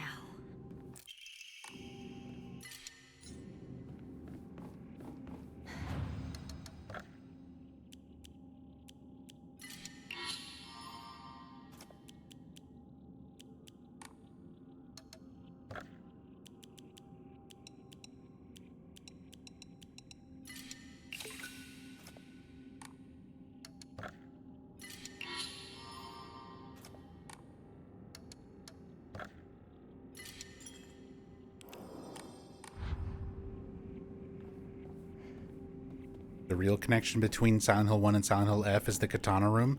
Some people are speculating that they're going to do something like that for the Silent Hill 1 remake.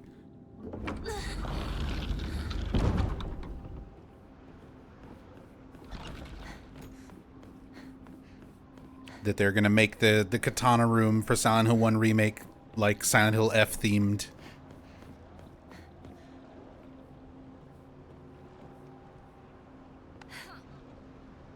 And just basically use the cursed katana model from this game Shimizu Hinako. as the katana in that one. We'll see. It would be an interesting connection, but I don't know. I doubt anything like that'll happen, especially just because it's different developer studios. Like, it's all published under Konami, but usually when you've got different teams, Bloober making the remake and Neobard's making this, they usually don't share ideas like that.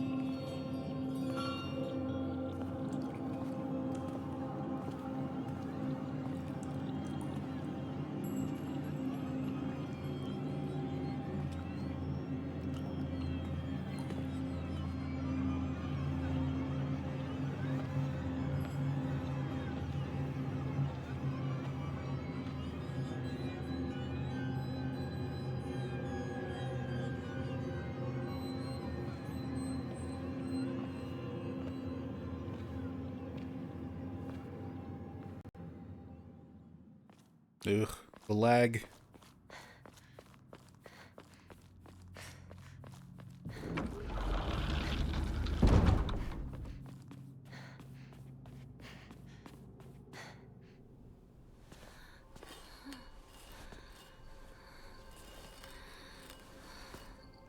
Impossible! You still cling to life. Junko, how could you be on their side?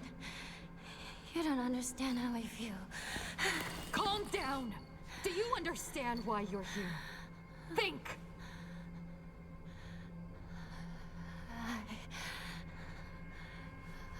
I don't know.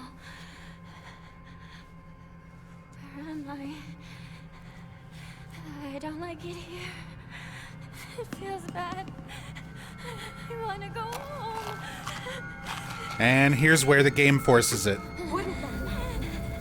How long have you been taking those? We didn't take any red pills the whole game. But the game forces it right here for the sake of the new game ending. Calm down. Stop that right now. You shouldn't take those anymore. Leave me alone.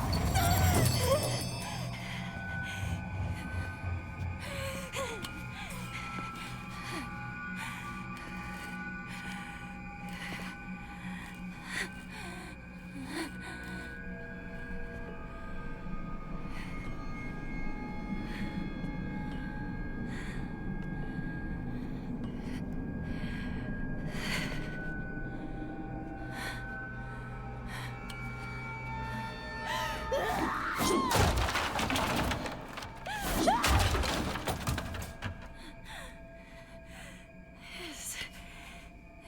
is what caused it all.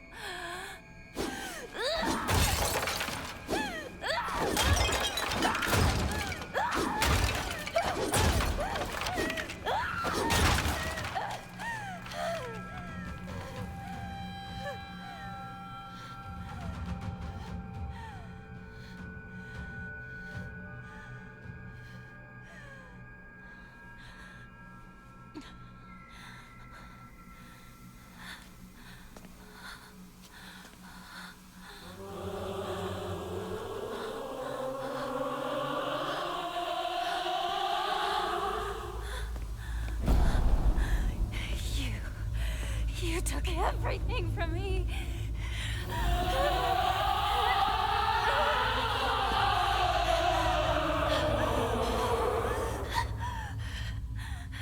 Sakuko, Rinko, and Joe.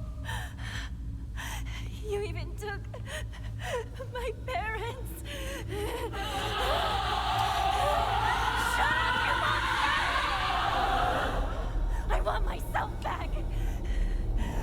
Give back everything you've taken!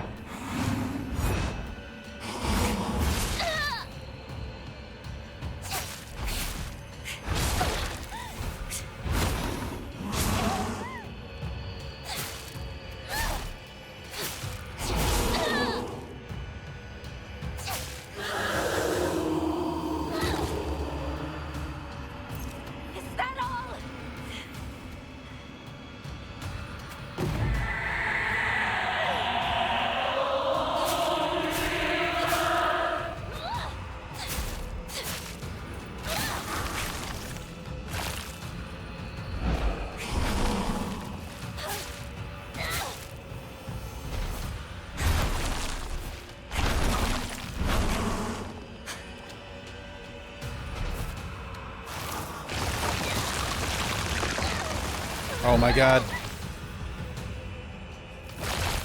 My game froze for like a full second there when she summoned all the things, all the flowers.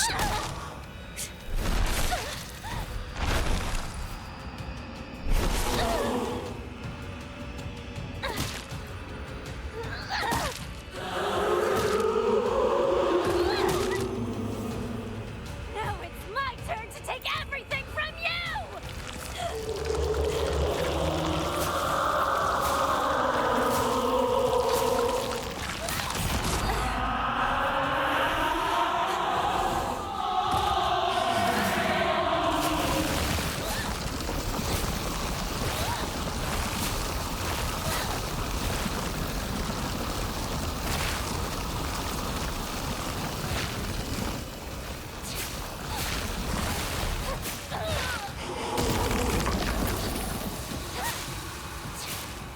Wow, that move is like an insta-kill on hard.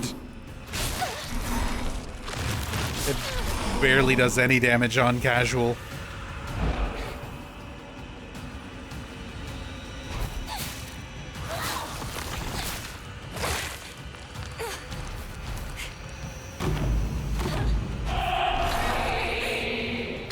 Not the command grab.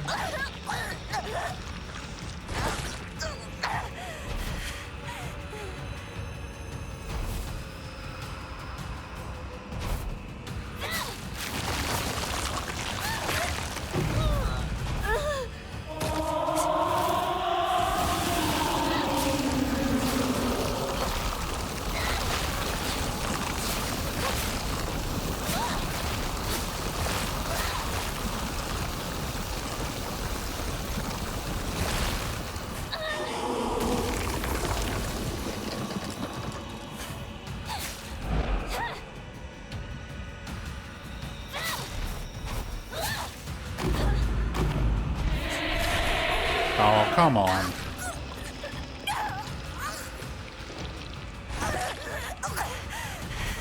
Keep giving me the squeezies.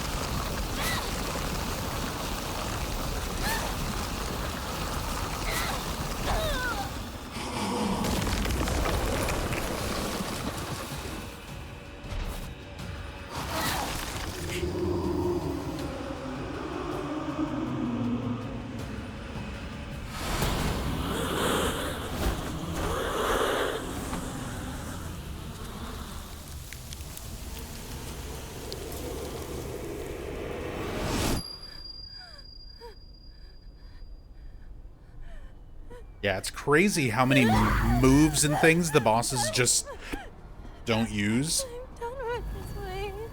on casual compared to like even story or hard. I hate it all. Every part. I'll destroy it all!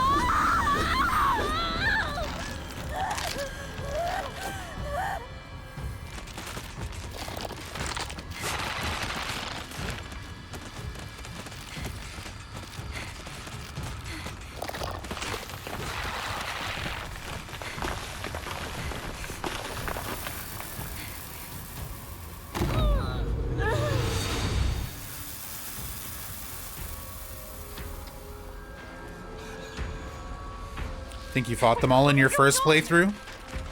The game had 50 segments of forced combat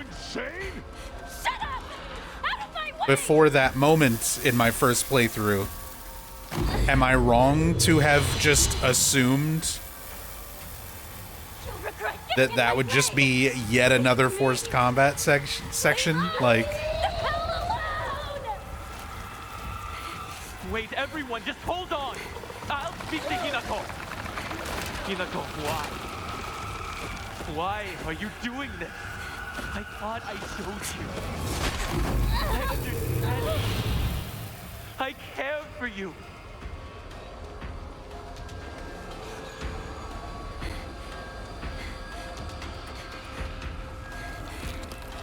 Hinako, we made a promise to each other, didn't we?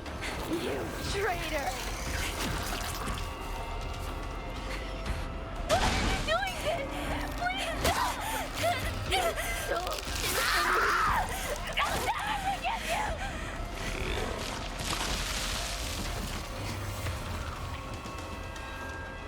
I'm sorry, Hinako. I'm so sorry. I messed up. I didn't think. Stop it! Stop talking like my friends!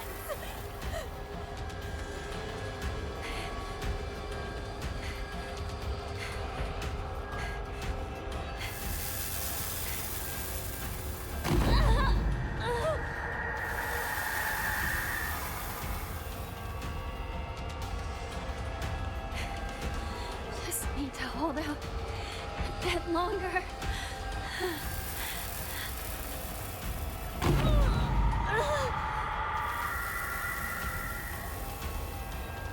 I love how it's just gigantic pills. There's giant red capsules piled up everywhere now. Look at all these flash drives. Konami sent me one of these big ones. It just had a thumb drive in it.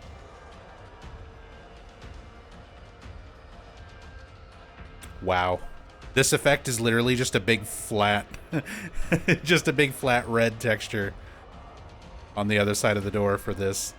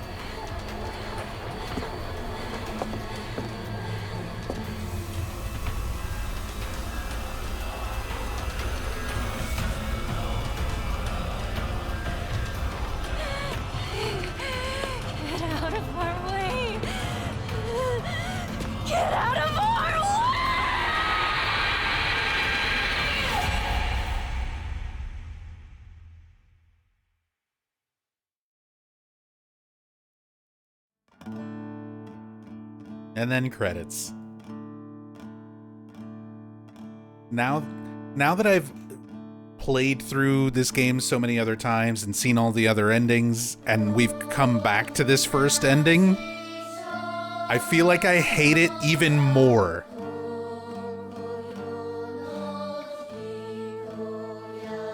I hate this ending.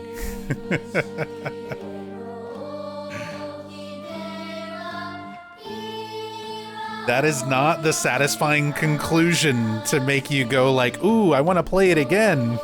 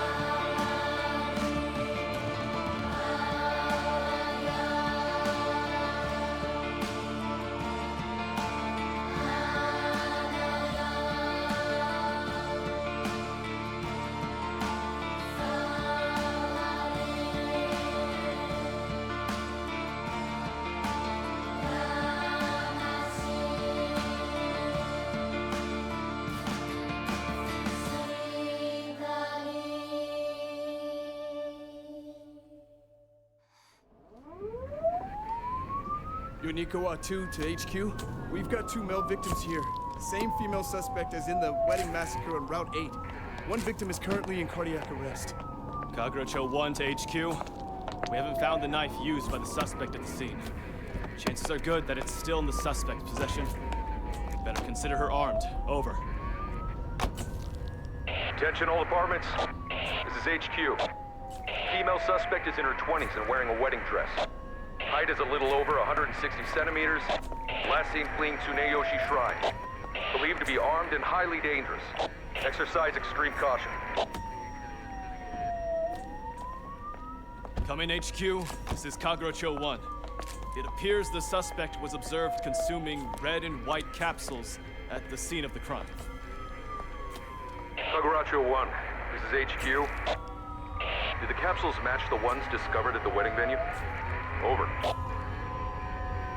HQ, this is Kagerocho 1. Affirmative. Collected the capsules that the suspect dropped.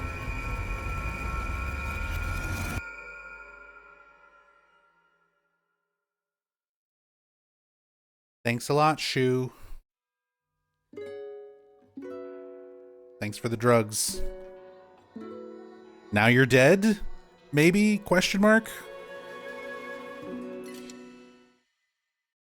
Now play it again 4 more times. Yeah, not tonight.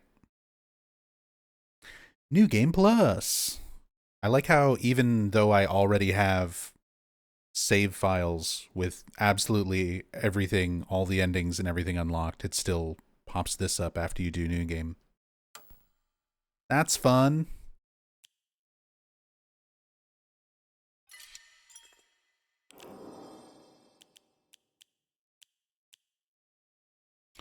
But that is Silent Hill F.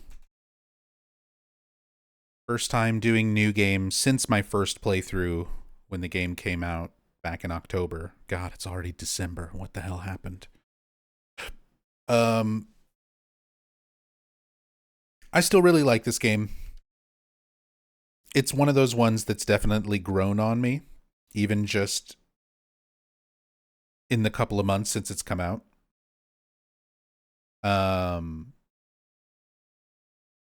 It's definitely not perfect. There's some flaws to the story. There's some flaws to the gameplay. I feel like the pacing and the tone is inconsistent, but otherwise, like, there's so much good stuff in this game that outweighs the stuff that I don't like. So much good artwork, so much good music, so much good sound design, a lot of really good concepts, a lot of really good ideas when it comes to the story and the setting and everything else. It's just, if some stuff had been shifted around a little bit, I don't like being locked into that ending on a first playthrough. I feel like this game really would have benefited from having at least one other ending available on a first playthrough. Like, if you really did good and paid attention and didn't take your pills and read all the lore about the gods, like, even on a first playthrough, if you put in the effort to try to understand this game's story, you should not be locked into that, like, what the fuck is this ending? You should be more rewarded for paying attention even on a first playthrough. So it's like some little things like that, if they had been different, this game could easily be an A tier or even S tier game in the series.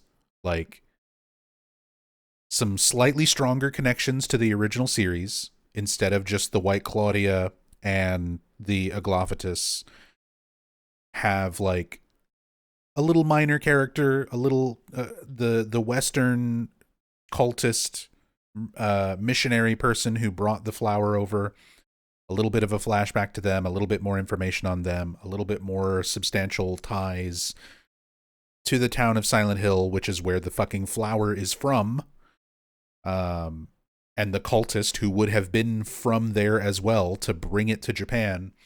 Like, if that aspect had been a little bit more meaningful part of the core story,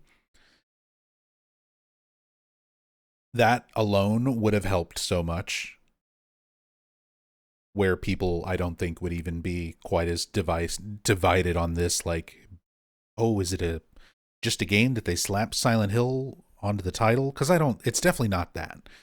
There's clearly a lot of care and passion put into this to, like, be a Silent Hill game. It doesn't come off like Neobards just made something else and slapped Silent Hill on it. It feels like they wanted to make a Silent Hill game, and at the same time evolve it and change it, try some things, experiment with some new things. Again, not all of it is terrible ideas. I don't mind a Silent Hill game that has more action in it, but the action mechanics should have been more polished if that's what they were going to do. I don't mind certain things like that. Some stuff is a little bit hard to justify. The fox arm, the silliness of the fox arm. Again, I think as a visual metaphor, it works fine. As a gameplay mechanic, it's super distracting.